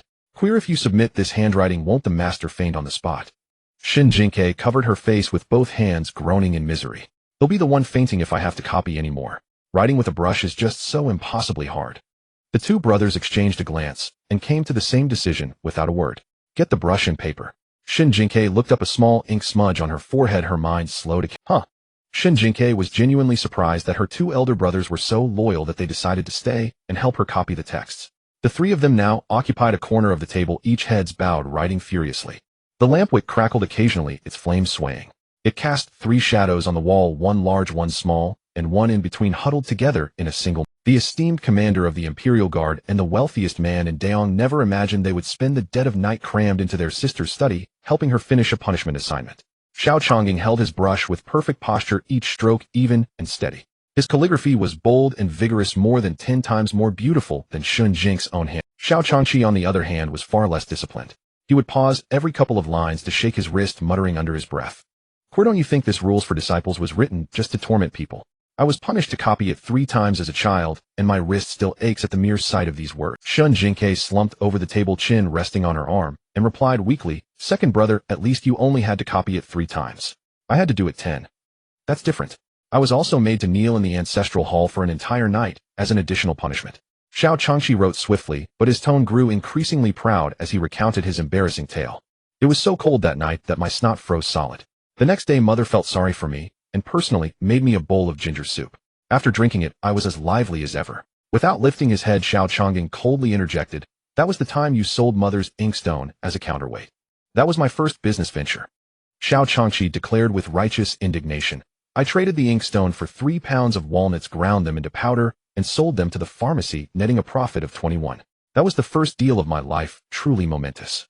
Shen Jingque laughed so hard her shoulders shook, dispelling most of her drowsiness. Second brother, you've had a head for business since you were little. Xiao Chongqing gave a proud snort. Of course. Your second brother was born to do business. Xiao Chongying set down his brush, neatly stacking the 2 finished pages aside to dry. He glanced at the red mark on Shen Jingque's face, his gaze darkening. Does it hurt? Shen Jingque touched her cheek. It stopped hurting long ago. It's just a bit embarrassing getting scratched in a fight with such a little brat. Xiao Chongying's lips curved, slightly amused by her words. She was still a little thing herself, yet she called others brats. He steadied his mind, writing swiftly through another copy. When he looked at Shen Jingque again, he found her clutching the brush, her head drooping lower and lower. Xiao Chongying gently pulled the brush from her hand and draped a robe over her shoulders. If you're sleepy, go to bed. We'll finish the rest. Shen Jingque shook her head drowsily. That wouldn't be right. I'm not going. After all, her brothers were being so loyal, she couldn't just abandon them. But her body had already betrayed her, slumping onto the table. Xiao Changqi looked down at her, shook his head with a smile, and trimmed the wick of the nearly spent oil lamp to brighten it. Outside Mingsue Pavilion, Shen Yin approached the porch carrying a food box, reaching out to push the door. Lu Yi's face turned pale in an instant, and she scrambled to block the door. Master Shen. The young lady. She's diligently copying her texts right now, very diligently. No need for a midnight snack. Shen Yin noticed the sweat beading on her forehead and cast a glance through the crack in the door. Inside, under the lamplight, 3 shadows were cast upon the wall. He didn't expose them, simply handing over the food box. Inside are lotus seed soup and a few small dishes. There's enough for 3. Don't let it get cold. Lu Yi took the box, stunned for a moment, then stole a glance at him. Shen Yin had already turned and was slowly walking back along the corridor. But after a few steps, he paused, turning back to look at the window glowing with warm light. Back at Zhaohua Garden, the room was filled with a subtle, fragrant warmth. Xiao Mingyue sat before her vanity mirror, combing her hair. Her long locks cascaded over her shoulders like a waterfall. She ran a horn comb slowly from the crown of her head to the ends, her movements graceful and unhurried. Seeing his reflection in the mirror, she asked mildly, "Want to check on them?" Shen Yin walked up behind her, took the comb from her hand, and gently ran his long fingers through her dark hair, combing it for her. Chongying and Changqi are both helping her copy. Xiao Mingyue studied his expression in the bronze mirror and let out a low chuckle. Copying text is just a way to teach her a lesson. Queer is a clever child, she learns from her mistakes. Just turn a blind eye. Shen Yan's hand paused with the comb, resuming only after a few breaths. Don't I know it? His voice was muffled, carrying a hint of suppressed emotion. I'm afraid she'll develop a habit of acting on impulse. If she causes a bigger incident later, it could bring disaster upon the whole family. Xiao Mingyue saw the deep furrow between his brows in the mirror, and her heart softened. She leaned back, pressing her entire back against his chest. Then she took one of Shen Yan's hands and placed it over her face, gently nuzzling against it. Teach the child slowly. Don't wear yourself out. Her voice was soft and clear, like coaxing a sulky child. And don't worry about being a burden to me. People outside have long called me arrogant, Xiao Mingyue. As they say, when you have many lice, you stop itching. If Queer gets into a fight at the academy, others will just say she takes after me. Shen Yin knew Xiao Mingyue was trying to comfort him. He bent down until his nose nearly touched the top of her head, breathing in the faint, pleasant scent of her hair. You're not arrogant at all. His voice was laced with amusement, his warm breath brushing against her sensitive ear. You're the most reasonable person I know. Xiao Mingyue raised an eyebrow, watching in the mirror as he tried to maintain his composure while his ears turned red. A mischievous glint flashed in her eyes. She suddenly stood up, pressing a hand firmly on his solid shoulder, and gave him a push, not too hard, not too soft. Caught off guard, Shen Yin fell backward onto the brocade quilt. In the next instant, Xiao Mingyue leaned over him, one hand bracing beside his ear. Her dark hair cascaded down, brushing against his cheek, tickling slightly. The candlelight from the sides softened her usually sharp, heroic features, outlining a gentle, graceful curve. She looked down at him from above. Oh, the most reasonable person. She tilted her head slightly, using one finger to lift his chin, her thumb tracing his lips. Her eyes shimmered with allure and mischief. Then let me show you, Shen Lang, just how arrogant I can be. Before she could finish, she leaned down and pressed her lips to his. Shen Yin let out a soft gasp, the corners of his eyes flushed red. He pulled her closer by the waist, pressing her against him. The gauze curtain fell, concealing the room's springtime splendor, leaving only the flickering candle shadows and the gentle rustling of the red drapes. Tonight in Zhao Yuan's courtyard, the atmosphere between mistress and maid was one of cheerful satisfaction. She reclined on the soft couch, setting down her chopsticks with contentment, feeling that the pent-up frustration in her heart had finally begun to dissipate. Qiuju attentively brought a handkerchief for her to clean her hands. The young lady is in excellent spirits tonight. Zhao Yuan took the handkerchief and slowly wiped her hands. That wretched girl Shen Jingque was beaten so disgracefully today and even punished by the academy head to copy texts. Doesn't that warrant me an extra bowl or 2 of rice? Qiuju handed her a cup of tea to rinse her mouth. It's just strange. The academy was so lively today, yet Miss Shen didn't even step forward to lend a hand. She didn't help, nor did she utter a single sisterly word. She just stood there, watched it all, and left. Zhao Yuan's hand holding the teacup paused. A scene from the daytime suddenly surfaced in her mind. In the academy corridor, the brawl was in full chaos. Shen Tingyun leaned against a pillar, standing aloof with a cold expression. Even when Zhao Yuan approached to strike up a conversation, she merely glanced at her and turned away. At the time, Zhao Yuan was too absorbed in the spectacle to pay it any mind. But now reflecting on it, the more she thought, the more something seemed off. That time at the White Jade Bridge, when we openly humiliated Shen Jingque, Shen Tingyun still defended her. Even if they grew distant later, at least on the surface, she maintained the semblance of a sister. She slowly rubbed the rim of the teacup with her thumb. Now she can't even be bothered to put on an act. It's as if her mind is elsewhere entirely. Qiuju nodded, lowering her voice. I heard from the maidservant in her courtyard that she often goes out after classes. No one knows what she does. Zhao Yuan's brow furrowed deeper. Shen Tingyun had a reserved nature, and the noble ladies looked down on her lowly origins, so she had no friends to speak of. If she wasn't meeting friends, and she had fallen out with Shen Jingque, then what was she doing going out all the time? She narrowed her eyes. Come on, let's go check her courtyard. In another corner of the Marquis Manor, Shen Tingyun sat at her desk, rolling a written note into a thin strip and tucking it into the copper ring on a gray pigeon's leg. This carrier pigeon was specially trained by Xiao Jingxian to deliver messages for her. Every day she would meticulously record the movements of Shen Jingque and Rong Jing as instructed, then send the information back to him via the pigeon. However, Rong Jing was in the elite class and was always elusive. She had lost track of him many times and had no valuable information on him yet. As for Shen Jingque, she still couldn't understand why the third prince was so fixated on her younger sister. After much deliberation, she guessed it was because his scheme to control Shen Jingque at the flower appreciation banquet had failed, and he was seeking revenge. But today, for some reason, she felt an inexplicable reluctance to report the details of Shen Jingque's fight. She only mentioned it vaguely without naming anyone. The gray pigeon flapped its wings and flew into the night. Shen Tingyun watched it disappear beyond the eaves. Just as she turned to close the door, she heard footsteps coming from outside the courtyard. Zhao Yuan, accompanied by her maid Qiuju, pushed the door open and barged in. Her sharp gaze swept across the sky, just catching the tail feathers of the gray pigeon vanishing. A fake smile curled at the corner of Zhao Yuan's lips. What are you up to so late at night? Shen Tingyun's expression remained unchanged as she calmly smoothed. Nothing much. Elder sister, what brings you here at this late hour? Zhao Yuan was irritated by her lukewarm attitude and stepped forward to interrogate her. Shen Tingyun, don't play dumb. That pigeon is a carrier pigeon, isn't it? Who are you sending messages to? Have you taken a lover outside? Are you doing something to disgrace the Marquis name behind our backs? Her voice was shrill and her words were harsh, showing no regard for Shen Tingyun's reputation as a young lady of an inner chamber. Shen Tingyun's face darkened. Zhao Yuan, you'd better think before you speak.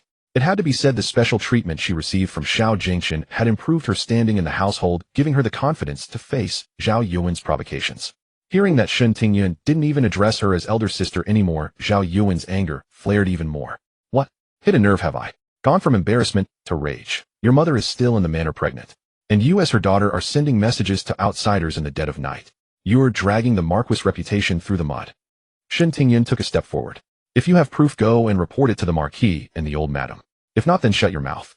Zhao Yuan was furious and raised her hand to slap her. But just then an old but steady voice came from behind Shen Tingyun. Stop. Nanny Lu was already standing at the door, having arrived unnoticed. She had served the old madam for 20 years, and even the younger generation in the manor had to show her some respect. Zhao Yuan frowned. Nanny Lu, you've come at the right time. Shen Tingyun is acting suspiciously, releasing carrier pigeons in the middle of the night. She must be questioned. Nanny Lu walked into the courtyard and bowed to Zhao Yuan. Eldest young lady, it's late. Please return to your quarters and rest. Zhao Yuan's eyelid twitched. Nanny Lu, what is the meaning of this? Nanny Lu turned to her, the lamplight illuminating the silver strands at her temples. I am here on the Marquis' orders to attend to Miss Shen's needs. The Marquis has specifically instructed that Miss Shen is destined for great things, and no one in the household is to slight or trouble her. Zhao Yuan's expression changed. Her father held this stepdaughter brought in by his second wife in such high regard that he sent his own mother's trusted servant to protect her. She looked at Shen Tingyun's imperturbable face, and an inexplicable feeling of suffocation rose in her chest. Nanny Lu stepped aside and gestured with her hand. Eldest young lady, please. Zhao Yuan gritted her teeth and stormed out of the courtyard, flicking her sleeves. Back in her own courtyard, she swept the teacups off the table with one furious motion. Qiuju tried to soothe her. Young lady, please calm down. Perhaps the Marquis is just worried about gossip about people saying the Marquis household mistreats a stepdaughter. Zhao Yuan paced back and forth in the room, her expression ferocious. Even I, his own flesh and blood, have never received a single word of praise from my father. And now he says Shen Tingyun will achieve great things. What could that wretch possibly achieve? Qiuju trembled in fear and dared not speak. Finally Zhao Yuan stopped pacing and gave her orders. Qiuju, starting tomorrow, I want you to have someone keep a close watch on her. Where she goes, who she meets, I want a full report of everything. Meanwhile, deep within the imperial palace, the third prince, Xiao Jingqian, was seated across from his trusted advisor Fu Yibai, playing a game of chess. Fu Yibai picked up a white stone and placed it, speaking as if casually. Your Highness, the reports Shen Tingyun sends back are as mundane as a daily ledger. Why do you keep this rather dull-witted pawn? Xiao Jingqian twirled a black stone between his fingers and said slowly, a person trapped in the mud will grasp at any straw. She is alone and helpless, which makes her easier to control. Moreover, her background is complicated. She can keep an eye on Zhao Heng's little schemes for me within the Yangon Marquis Manor, and she is also Shen Jingque's sister. Blood ties are a natural bond. Fu Yibai stared at the chessboard and sighed. Your Highness, if you wish to use the county lord of Xiaoning to gain access to the eldest prince's household, I'm afraid it won't be easy. That girl is slippery as an eel and keeps her distance from you. What he didn't voice was his suspicion that His Highness' interest in that girl seemed to have gone beyond mere utility. Xiao Jingqian didn't respond. His gaze was on the chessboard, but his thoughts had drifted far away. He recalled that day in the Yinhe Hall when the little girl's slightly damp palm had slapped him across the face. Before the slap landed, he had caught the fresh scent of gardenias mingled with a hint of candy sweetness. She had raised a finger demanding 10,000 taels of gold from him, her fingertips tinged with a faint red. It made one want to bite it, then pin her down and give her a sound. Xiao Jingqian looked at him. What happened? Fu Yibai replied. She got into a fight with the youngest son of the Wang family at the academy. The imperial truly, an exasperating girl. Seeing him hesitate over his move, Fu Yibai steered the conversation to today's incident at the academy. Your Highness, the county lord of Xiaoning stirred up quite a commotion at the academy today. Have you heard? Xiao Jingqian looked at him. What happened? Fu Yibai replied. She got into a fight with the youngest son of the Wang family at the academy. The imperial consort's husband came to take her home personally. Xiao Jingqian's face betrayed nothing, as if he had heard a trivial piece of news. But in his heart, suspicion quietly began to take root. For such a major event known throughout the entire academy, the note Shen Tingyun had delivered merely brushed over it with a vague sentence without even mentioning a single. Who was she trying to protect? The black stone in Xiao Jingqian's fingers hovered in the air, slow to fall. When Shen Jingque woke, sunlight was already streaming through the window in broad swaths. She sat up from her brocade quilt, looking around in a daze, her mind a complete blank. Last night, she had definitely fallen asleep hunched over her desk. How was it that she woke up in bed? Remembering the punishment copy she had been working on yesterday, she threw off the covers and ran barefoot to the desk. The desk was neatly tidied. Shen Jingque picked up the stack of paper and flipped through a couple of pages. Her own chicken scratch handwriting was mixed and standing out conspicuously. There were also a few pages deliberately written in a crooked scrawl, clearly her second brother attempting to imitate her, but achieving a kind of soul-departing aesthetic instead. But regardless, all 10 full copies had been completed for her by her brothers. Shen Jingque hugged the paper, so moved that tears nearly spilled from her eyes. Having brothers is wonderful. A child with brothers is a treasure. At that moment, Lu Yi entered with hot water. Young Miss is awake. Shall this servant deliver the copied disciple's code to the consort's study? Shen Jingque immediately stuffed the stack of copied pages into a book box, then raised a finger and wagged it. No. We can't give it to father now. Louis was puzzled. Why not? Shen Jingque sat back on the edge of the bed to put on her shoes. Once I hand in the punishment copy, it means I have to go to the academy today. Xishan Academy had 5 days of classes and 2 days off. If she delayed handing it in until evening, she could stretch it into 3 consecutive days off, essentially scoring a mini vacation. Lu Yi nodded, half understanding. So what will the young miss do today? Shen Jingque pondered for a moment. Let's do something to repay my brothers for their life-saving help yesterday. Thinking about it, Xiao Changying's supply of health pills was almost depleted. She needed to restock for him. And she might as well make some beauty pills for her second brother to use in pursuing Manager Fan.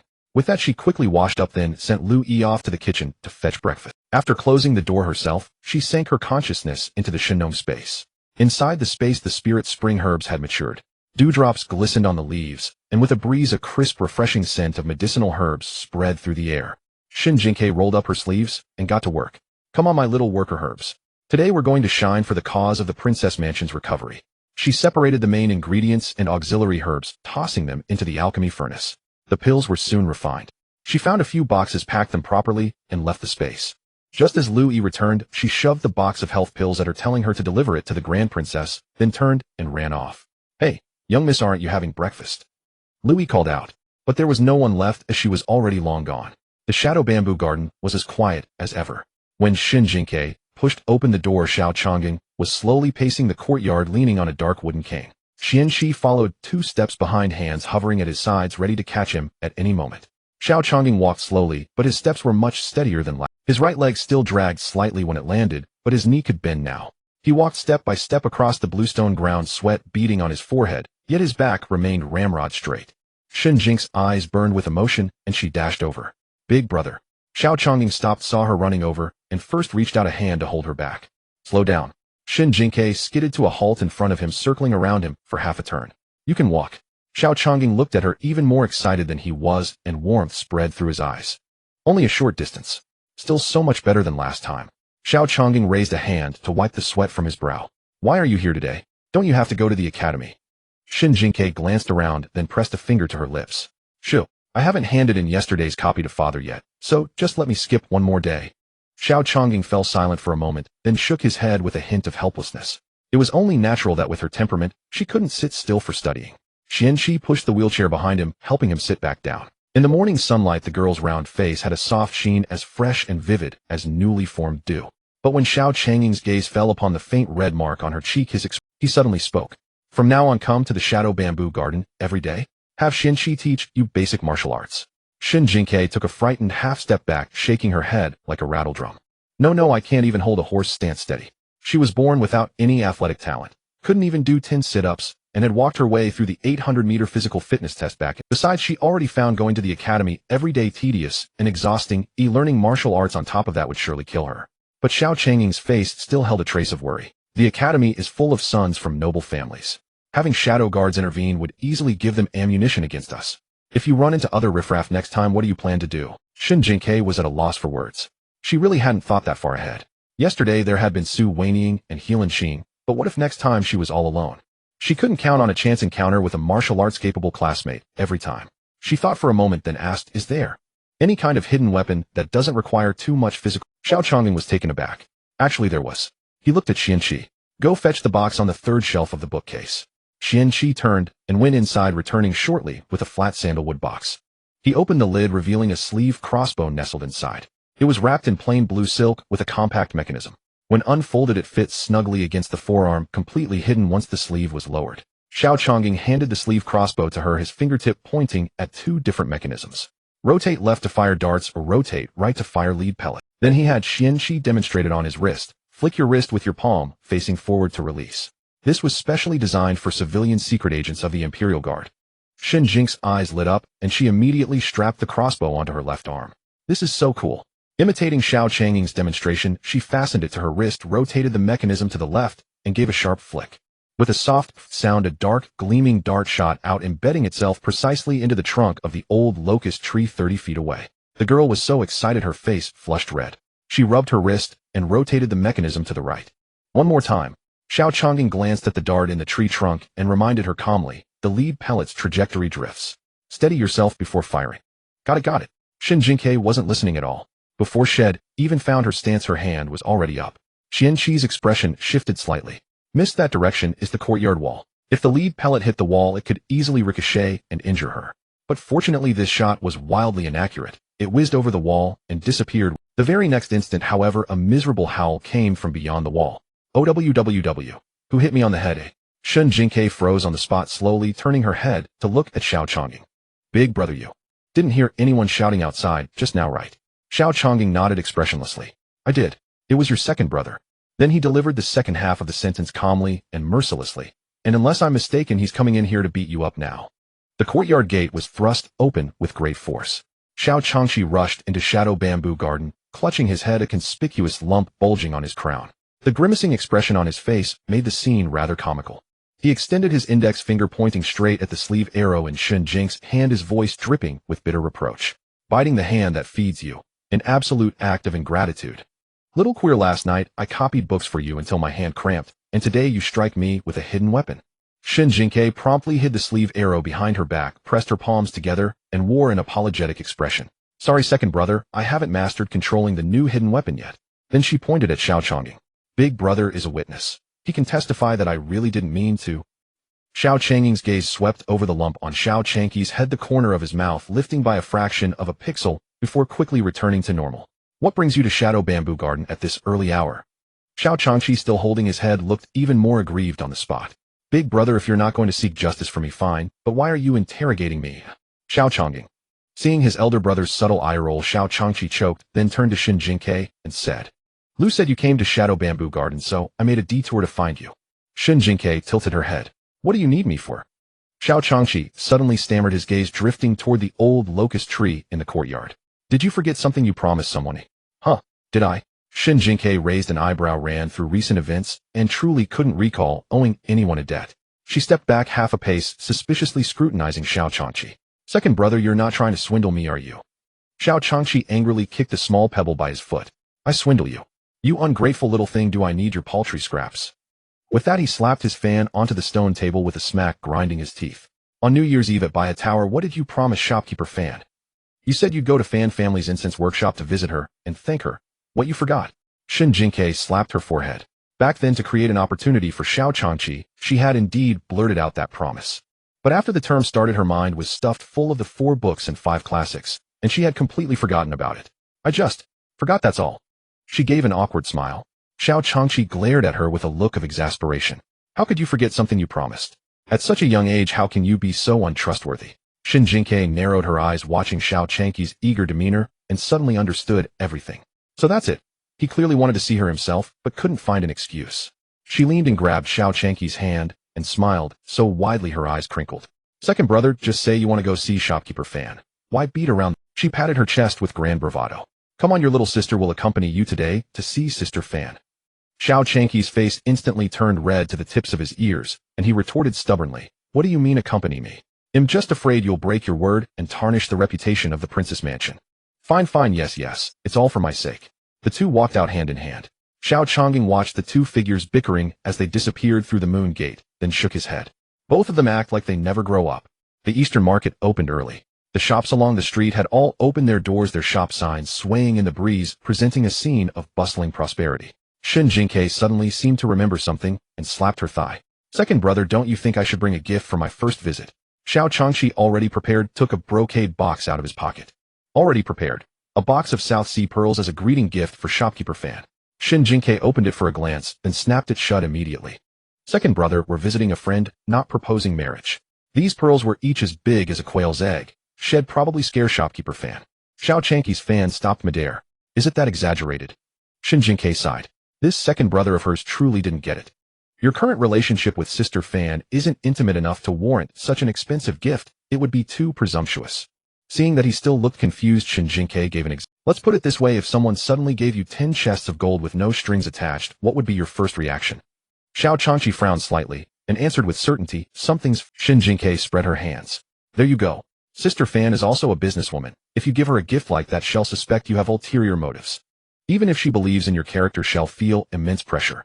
Xiao Changqi looked dazed, nodding with vague understanding. So according to you, what should I give?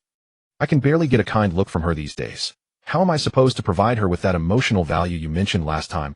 Shen Jingque smiled mysteriously and pulled a small. Sister Fan works with spices and deals with floral oils and balms every day, as she knows skincare best.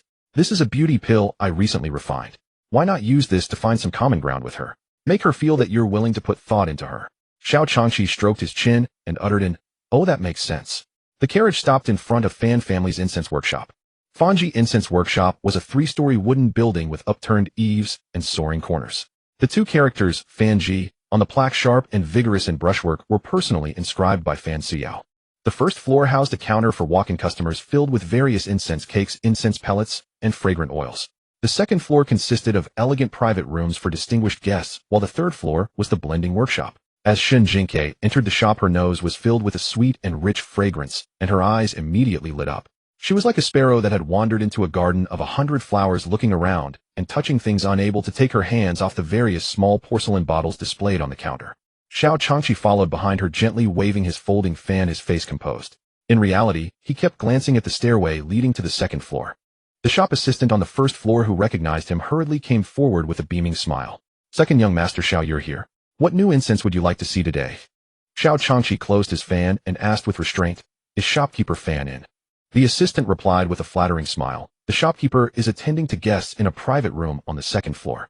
If you two have urgent business, I can go up and inform her. Xiao Changqi immediately waved his hand. No rush, no rush. We'll just look around. Then he began to wander absent-mindedly around the shop. Shen Jingque turned to look at Xiao Changqi. Second brother, do you come here often? The assistant was quick to speak. Second young master Xiao came 8 times last month, and each time he bought the most expensive incense materials. Shen Jingque couldn't help but laugh. 8 times in a month. It seemed he hadn't managed to see his sweetheart even once, and finally at his wits' end he had dragged her along as an excuse. Xiao Changqi coughed uncomfortably, about to say something to cover his embarrassment. Suddenly a dull thud came from the second floor, as if something heavy had struck the ground, followed by the sharp sound of shattering porcelain. Shen Jingque's smile froze on her face. The assistant was also stunned, muttering, perhaps the shopkeeper accidentally knocked over a teacup. Please excuse us, esteemed. Before he finished speaking, another sound came from upstairs, a rustling, dragging noise muffled, as if someone was struggling. Shen Jingque's heart skipped a beat. Something was wrong. In a private room meant for entertaining guests, why was there no sound of conversation, just these noises? She reached out and tugged at Xiao Changque's sleeve. Second brother, something's off up there. The redness hadn't yet faded from Xiao Changque's face, and he was taken aback by her words. What's not? Then another very faint sob drifted down. He recognized that voice. Xiao Changque's face changed drastically. His folding fan dropped to the ground with a slap, and he had already rushed forward. Xiao. Shen Jingque lifted her skirt and hurried after him, her heart pounding wildly. What was this? She had originally come to help her second brother pursue his wife, and incidentally earn some goodwill from her future sister-in-law. Who would have thought that on her first visit she would stumble upon the scene of an accident? The private room's door was only half closed, and the two rushed in one after the other. Before them lay overturned tea sets scattered across the room, with shards of porcelain everywhere. Tea had soaked half the carpet, leaving a dark spreading stain. A woman in a moon-white ruchuan stood before the cabinet, her hands still on the cabinet door, as if she had just stuffed something inside. Hearing the noise, she turned around. To their astonishment, it was Fan Suyao. Shen Jingque took one glance, and felt a jolt in her heart. The face was indeed the beautiful sister she had seen at White Crane Tower that day, yet there was a strange, unsettling dissonance. Fan Suyao immediately forced a fawning smile upon seeing Xiao Changqi. Second young master Xiao, what brings you here? Her voice was soft and cloying as she reached out to take Xiao Changqi's arm. I just accidentally knocked over the tea set, and was about to call someone to clean it up. This place is a mess. Ew, I wouldn't want to dirty the shoes of 2 honored guests. Why not come downstairs with me for some tea? Xiao Changque's expression was unexpectedly cold, his gaze burning as he fixed it on the face before him. The features were 70 or 80% similar, but this fawning, ingratiating demeanor was unmistakably not the aloof, noble woman he knew. That woman, upon seeing him, would usually only give a faint glance, too stingy, even for a polite greeting. You are not Suyao. The room fell silent for a moment. The next moment the woman's face changed, and she grabbed the bronze incense burner from the altar and hurled it at Xiao Changqi. Xiao Changqi yanked Shen Jingque behind him and sidestepped to evade. The bronze burner grazed his shoulder and smashed into a pillar, scattering incense, ash all over the floor. Shielded behind him, Shen Jingque's nostrils filled with the smell of incense and dust, and she nearly sneezed on the spot. She looked up at Xiao Changque's profile. The man who usually wore a lazy smile now had a clenched jaw and eyes so dark and fierce they were frightening. The woman, having missed her strike, kicked over the incense stand. The stand tilted and fell onto Xiao Changqi, sending porcelain vases crashing to the floor. Meanwhile, the fake Fan Suyao took advantage of the opening to retreat to the back window, bracing one hand on the sill and leaning half her body out. Damn, she's going to escape. In a flash of lightning, Shen Jingque remembered the sleeve arrow her elder brother had given her just this morning, still strapped to her left arm.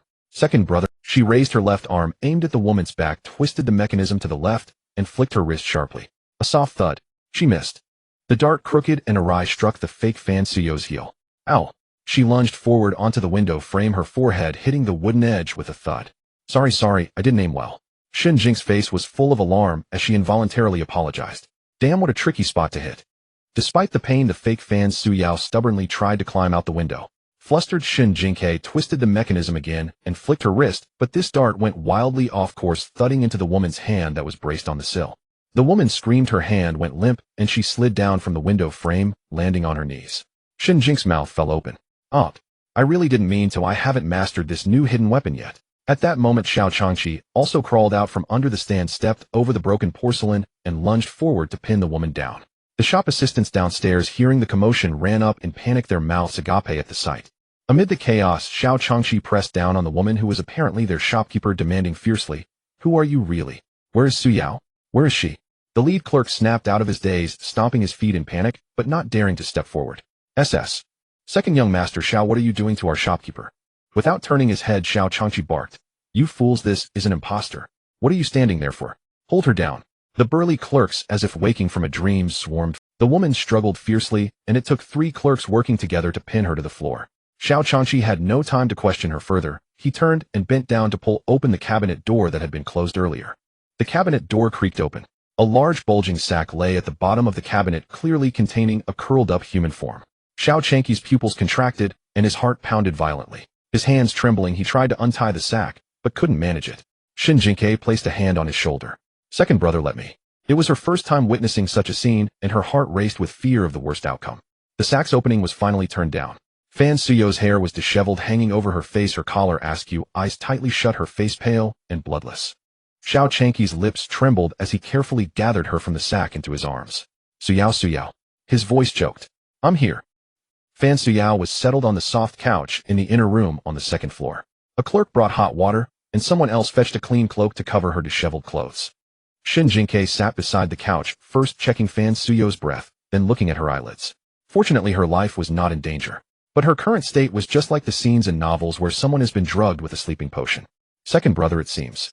Just an ordinary sleeping drug. She'll wake up after sleeping it off, but it won't harm her constitution. She took out a universal antidote pill from her sleeve, pried open Fan Suyo's teeth, and pushed it in. This pill was an antidote, though she wasn't sure if it worked against sleeping drugs. She was just trying anything. After settling Fan Suyao, Xiao Changqi, his face full of murderous intent, turned and grabbed the woman's chin with a backhand grip. "Speak. Who sent you, and what is your purpose?" The woman suddenly let out a sinister laugh. "I was unlucky to fall into your hands today. But if you think you'll get a single word out of me, dream on." Before she finished speaking, she suddenly erupted with brute strength, struggling so violently that she nearly threw off the 2 clerks. Shen Jingque, quick-eyed and nimble, pinched the woman's jaw and shoved a pill into her mouth. As luck would have it, a few days ago she had been studying recipes and casually made a few galloping as the name suggests, they could make a person so bent over in the latrine they couldn't straighten up. Originally she had planned to treat Wang Jichuan with them at the academy. She had casually tucked them into her sleeve before leaving today, never expecting to use them here. "Fine, you won't talk, huh?" She clapped her hands with a smile. "Then just wait for your intestines to rot and your belly to burst." The woman was stunned by the pill, and after a moment sweat beaded on her forehead like beans. Her stomach churned violently, and intense pain made her tremble uncontrollably. Shen Jingque squatted in front of her chin, resting on her hand, her expression carrying an innocent cruelty. "What I just fed you is Physician Jis exclusive viscera-melting pill. Without the antidote, your internal organs will dissolve inch by inch into pus, and you'll expel them yourself." The woman's face turned from green to white, the abdominal pain growing more intense, making her voice tremble. You're so young, how can you be so vicious?" "Vicious?" Shen Jingque tilted her head, her smile growing even sweeter. "When you stuffed my sister Fan into a sack, didn't you think you were being vicious?" The woman curled up on the ground, clutching her stomach, cold sweat soaking her hair. She was about to give in. Just then the private room's door was pushed open and Xianqi slipped in. Shen Jingque spoke in surprise. "Brother Xianqi, why are you here?" Xianqi's gaze swept across the disheveled room. Seeing that Xiao Changqi and Shen Jingque were unharmed, he finally let out a sigh of relief. He explained succinctly, "I was investigating a case and discovered that an accomplice was supposed to rendezvous at Fanji Incense Workshop today. I just remembered that you two were here, so I rushed over." A flash of insight struck Shen Jingque. The imposter had stuffed Fan Suyao into a sack, clearly intending to transport her away. It was only upon hearing the footsteps of Shen Jingque and Xiao Changqi ascending the stairs that she hastily shoved the sack into the cabinet. And she had disguised herself as Fan Suyao, evidently planning to take her place. Could it be? That sister Fan in the sack was the very cargo they were meant to exchange. Shen Jingque slapped her thigh and stood up, pointing at the woman on the ground. "Brother Xianqi, could the accomplice you're looking for be her?" Xianqi's gaze fell upon the figure, trembling all over, her face contorted and his brow furrowed. "What exactly happened here?" Shen Jingque quickly recounted the whole story. After listening, Xianqi's expression grew even more solemn. He glanced around and lowered his voice. "This matter has far-reaching implications. It's not suitable to delve into it here." He bent down, twisted the woman's arms behind her back, and tied them swiftly. "They'll take her back for secret interrogation. For now, don't mention what happened today to anyone." Shen Jingque's curiosity burned like a cat scratching at her heart, but she knew the gravity of the situation and nodded obediently. The woman, clutching her stomach and unable to straighten her waist, could no longer hold it in as Xianqi lifted her. Suddenly a series of crackling sounds erupted, and an indescribable stench spread from her as the epicenter. Shen Jingque pinched her nose and stepped back 2 paces. What a stench! She had actually soiled her pants. Remembering the lie she had just told, Shen Jingque mischievously leaned in to add, "Your intestines have already come out, you know." The woman's face turned pale, her eyes filled with terror, and she rolled her eyes back and fainted. Shen Jingque, so easily scared and still out doing evil deeds. Qianqi held his breath and took the woman away. On the soft couch in the inner room, Fan Suyo's eyelashes fluttered, and she slowly regained consciousness. Her vision was blurry at first, then gradually focused. The first thing she saw was Xiao Changque's face, so close to hers. That face, usually all smiles, was now tightly drawn with lingering terror and fear in his eyes. Fan Suyao was startled. Her throat was dry and sore, and her voice was as faint as a mosquito's. Xiao. Second young master. Xiao Changqe trembled all over as if her voice had called his soul back. You're awake. Are you still feeling unwell? Dizzy? His voice was urgent, completely devoid of his usual composure. In a moment he realized he had lost his composure and stood awkwardly by the couch. Shen Jingque snickered on the side. Second brother was too innocent. She tactfully stood up. Sister Fan is awake, that's great. They'll go check on how the shop assistants are tidy. As she turned, she winked at Xiao Changqe and slipped out briskly, even thoughtfully closing the door behind her. The inner room fell silent. Xiao Changqe stood by the couch for a moment before moving to sit on an embroidered stool. He reached for a cup of warm water. As he handed it to her, his fingers brushed against Fan Suyo's cool hand, and both of them stiffened. He quickly withdrew his hand, lowered his head, and muttered, I didn't mean to barge into your resting inner room. Please don't be angry with me. Fan Suyao took a sip of water to moisten her parched lips. Her gaze at Xiao Changqe was no longer as cold as before. If you hadn't come, I would have been in grave danger today. How could I be? Xiao Changqe jerked his head up. For 3 years, no matter how he flaunted himself in front of Fan Suyao, she had turned a blind eye. Now for the first time she was speaking to him, so calmly, even. Xiao Changqe sat on the edge of the couch, restless, as if in a dream. Both excited and unreal. Fan Suyao, listless and drowsy, leaned against the bed, apparently still under the influence of the drug. So Xiao Changqe tactfully stood up, tucked the thin blanket around her, and said, You rest well. They'll handle things outside. He turned to leave, but his sleeve seemed to... He looked down and saw it was Fan Suyo's fingers. Second young master Xiao, thank you. Xiao Changqe stood still, the blush on his ears spreading again all the way to it. He mumbled a response and walked out almost mechanically, his arms and legs moving in unison. Through the crack in the door, Shen Jingque saw everything and smirked widely. She had a feeling that her brother might finally have a chance at the table. Zhao Prison. This was where the Imperial Guards held their captives. Perpetually dark and damp, it was filled with a rusty metallic stench. The smell of blood. The flickering torchlight cast half of Xiao Changqe's face in shifting shadows. His wheelchair stopped outside the cell door. Qianqi stepped forward and unlocked the heavy iron lock. A wave of stench mixed with excrement and sweat hit them, making them frown. In the corner of the cell, a woman was bound to a torture rack. The hem of her dress was soaked, emitting a foul odor. The disguise mask had been removed, revealing a face with high cheekbones. Qianqi reported, I have examined the mask. The material is special, not the usual sort from the martial world. According to the information from the young lady, her original plan was to kidnap shopkeeper Fan and take her place lying low in the incense workshop for a long time. Xiao Changqe's gaze swept over the disheveled face. His voice was as cold as ice. Why Fanji Incense Workshop? The woman lifted her head, a mocking curve on her lips. Kill me or torture me. Do as you please. You won't get a single word out of me. Xiao Changqe gazed at her silently for a long time, then suddenly smiled.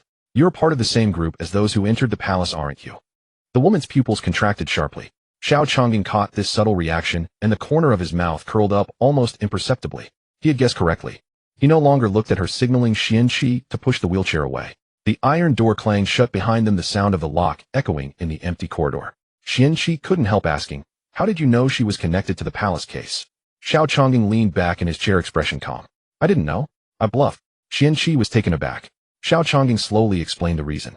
A few days ago, a palace maid's dried corpse was found in a dry well in a side hall. Someone recognized her as a maid from Consort Liang's palace. But the person who recognized her said they had seen her on duty in Consort Liang's palace just the day before. A person who had been dead for a long time was still walking around the palace the day before. Xiao Changqe tapped his fingers lightly on the armrest. I suspected then that someone had killed the maid and disguised themselves to take her place. He didn't alert the enemy, only ordering someone to secretly keep an eye on every move of the fake maid. And today's fake Fan Suyao used the exact same method. The same leather mask, the same substitution technique. Such elaborate efforts to impersonate someone must have a hidden agenda. Xiao Changqe closed his eyes, and when he opened them again, only a cold, clear lucidity remained. Tell the officer watching the maid not to alert the enemy. Wait for a bigger fish to take the bait. Over the next 2 days, Xiao Changqe practically flew to Fan's fragrance shop. Each day he returned beaming, often breaking into a foolish grin as he walked. Shen Jingque let out a faint sigh. Love makes people lose their minds. Xiao Changqe too had abandoned his usual idle ways, leaving early and returning late, dark circles forming under his eyes. Xiao Mingyue and Shun Yin learned of the incident at the Fan family shop that day, but asked no questions, presumably because Xiao Changqe had already spoken to them.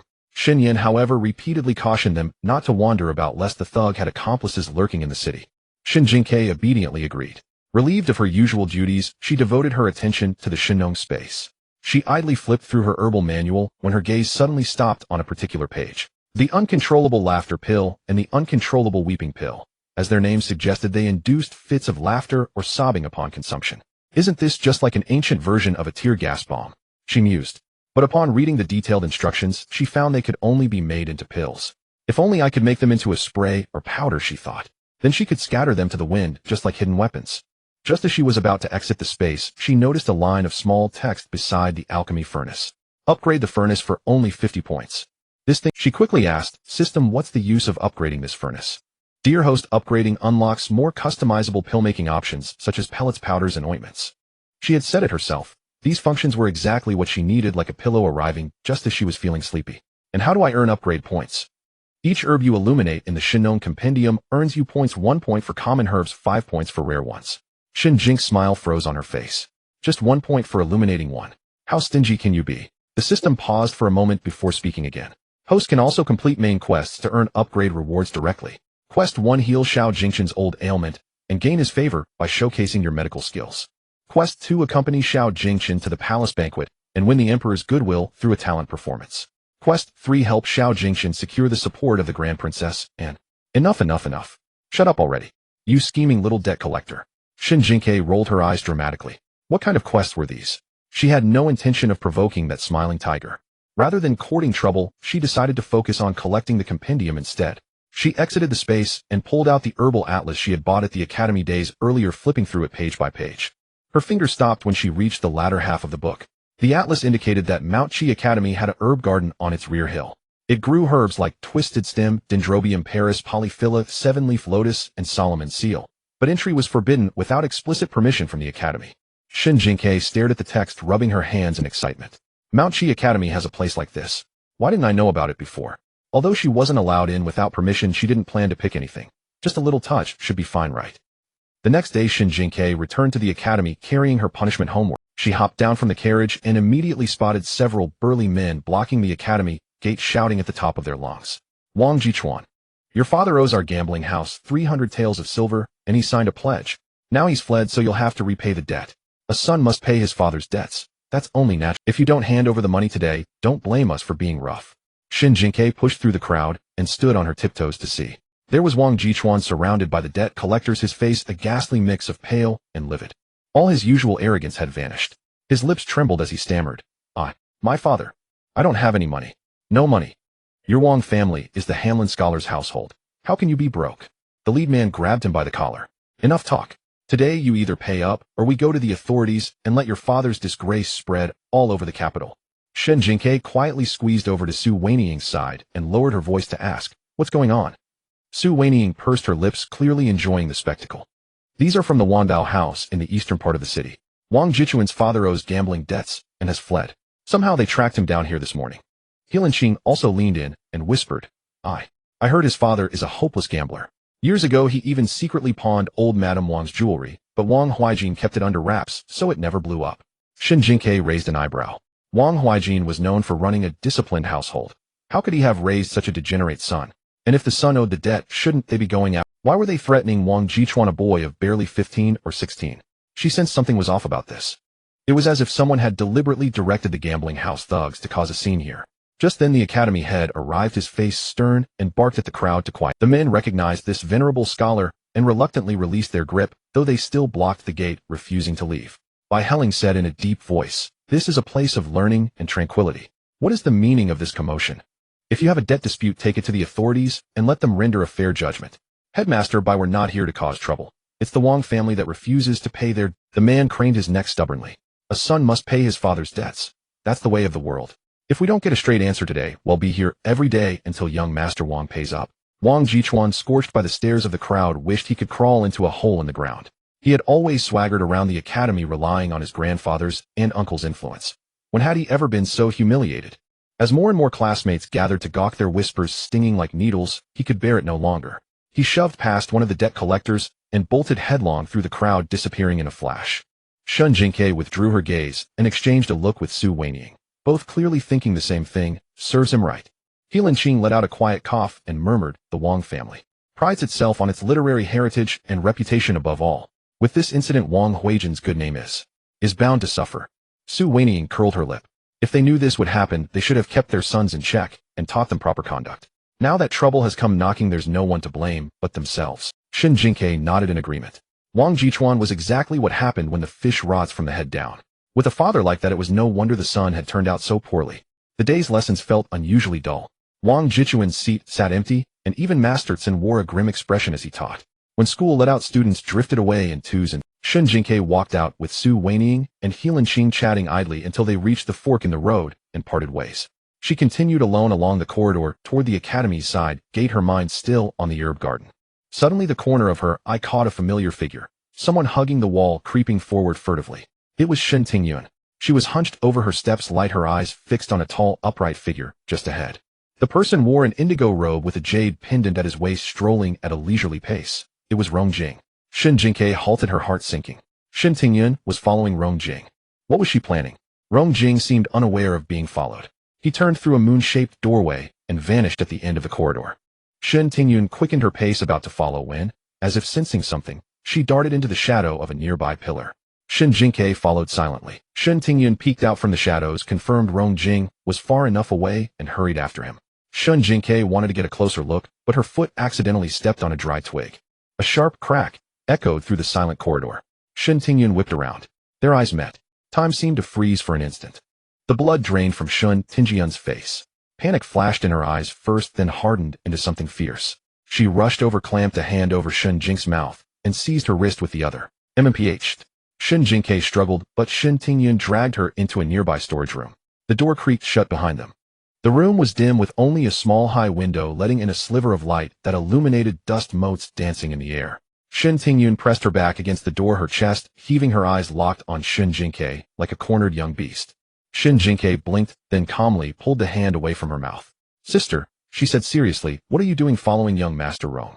Shen Tingyun pressed her back against the door, straining to listen. Only when she was certain no footsteps lingered in the corridor did she slowly turn around. I don't understand what you're talking about, Shen Jingque retorted. You've been skulking behind him ever since he left the academy. Don't tell me you weren't tailing Rong Jing. Shen Tingyun's lips twitched. I was merely going to the back mountains library to borrow a book and happened to share the path with young Master Rong. Why are you making such a fuss? The library of Qishan Academy was indeed open to its students, and it held rare classical texts, so the excuse wasn't entirely flimsy. Shared the path. Shen Jingque's gaze swept over her, full of scrutiny. If you were just sharing the path, why were you acting so sneaky? I followed you for quite a while, and I saw everything clearly. Shen Tingyun's fingers clutching her sleeve tightened again, her nails almost digging into her palm. Aren't you also following Rong Jing? She suddenly countered, her voice turning cold. If you weren't following him, how would you know I was? Shen Jingque narrowed her eyes, turning the tables on her. If it weren't for the fact that this was the original Boda's biological sister, who had even considered helping her on the White Jade Bridge, she would have gone straight to Rong Jing by now, giving her a chance to confess, and she bites the hand that feeds. Fine. Shen Jingque nodded, turning to slide the door bolt open. They'll go catch up with Rong Jing right now and tell him someone's been tracking his movements. Her tone was casual. What do you think he'll do when he finds out he's being watched? Stop. Shen Tingyun practically lunged over her palm, slamming down on the door bolt, her chest heaving violently. Move aside, Shen Jingque said. You can't go. And why not? Shen Tingyun bit her lip, and only after a long moment squeezed out a response. He's a hostage from Great Yin. If you alarm him so carelessly, aren't you afraid of causing trouble for the eldest princess estate? No, I'm not. A brow arched on Shen Jingque's face. I've discovered someone threatening the hostage's safety. I'm just giving him a heads up, so if something happens later, it won't affect the alliance between our two nations. Her face was full of fearless confidence. Maybe Rong Jing will even thank me. Shen Tingyun's lashes trembled.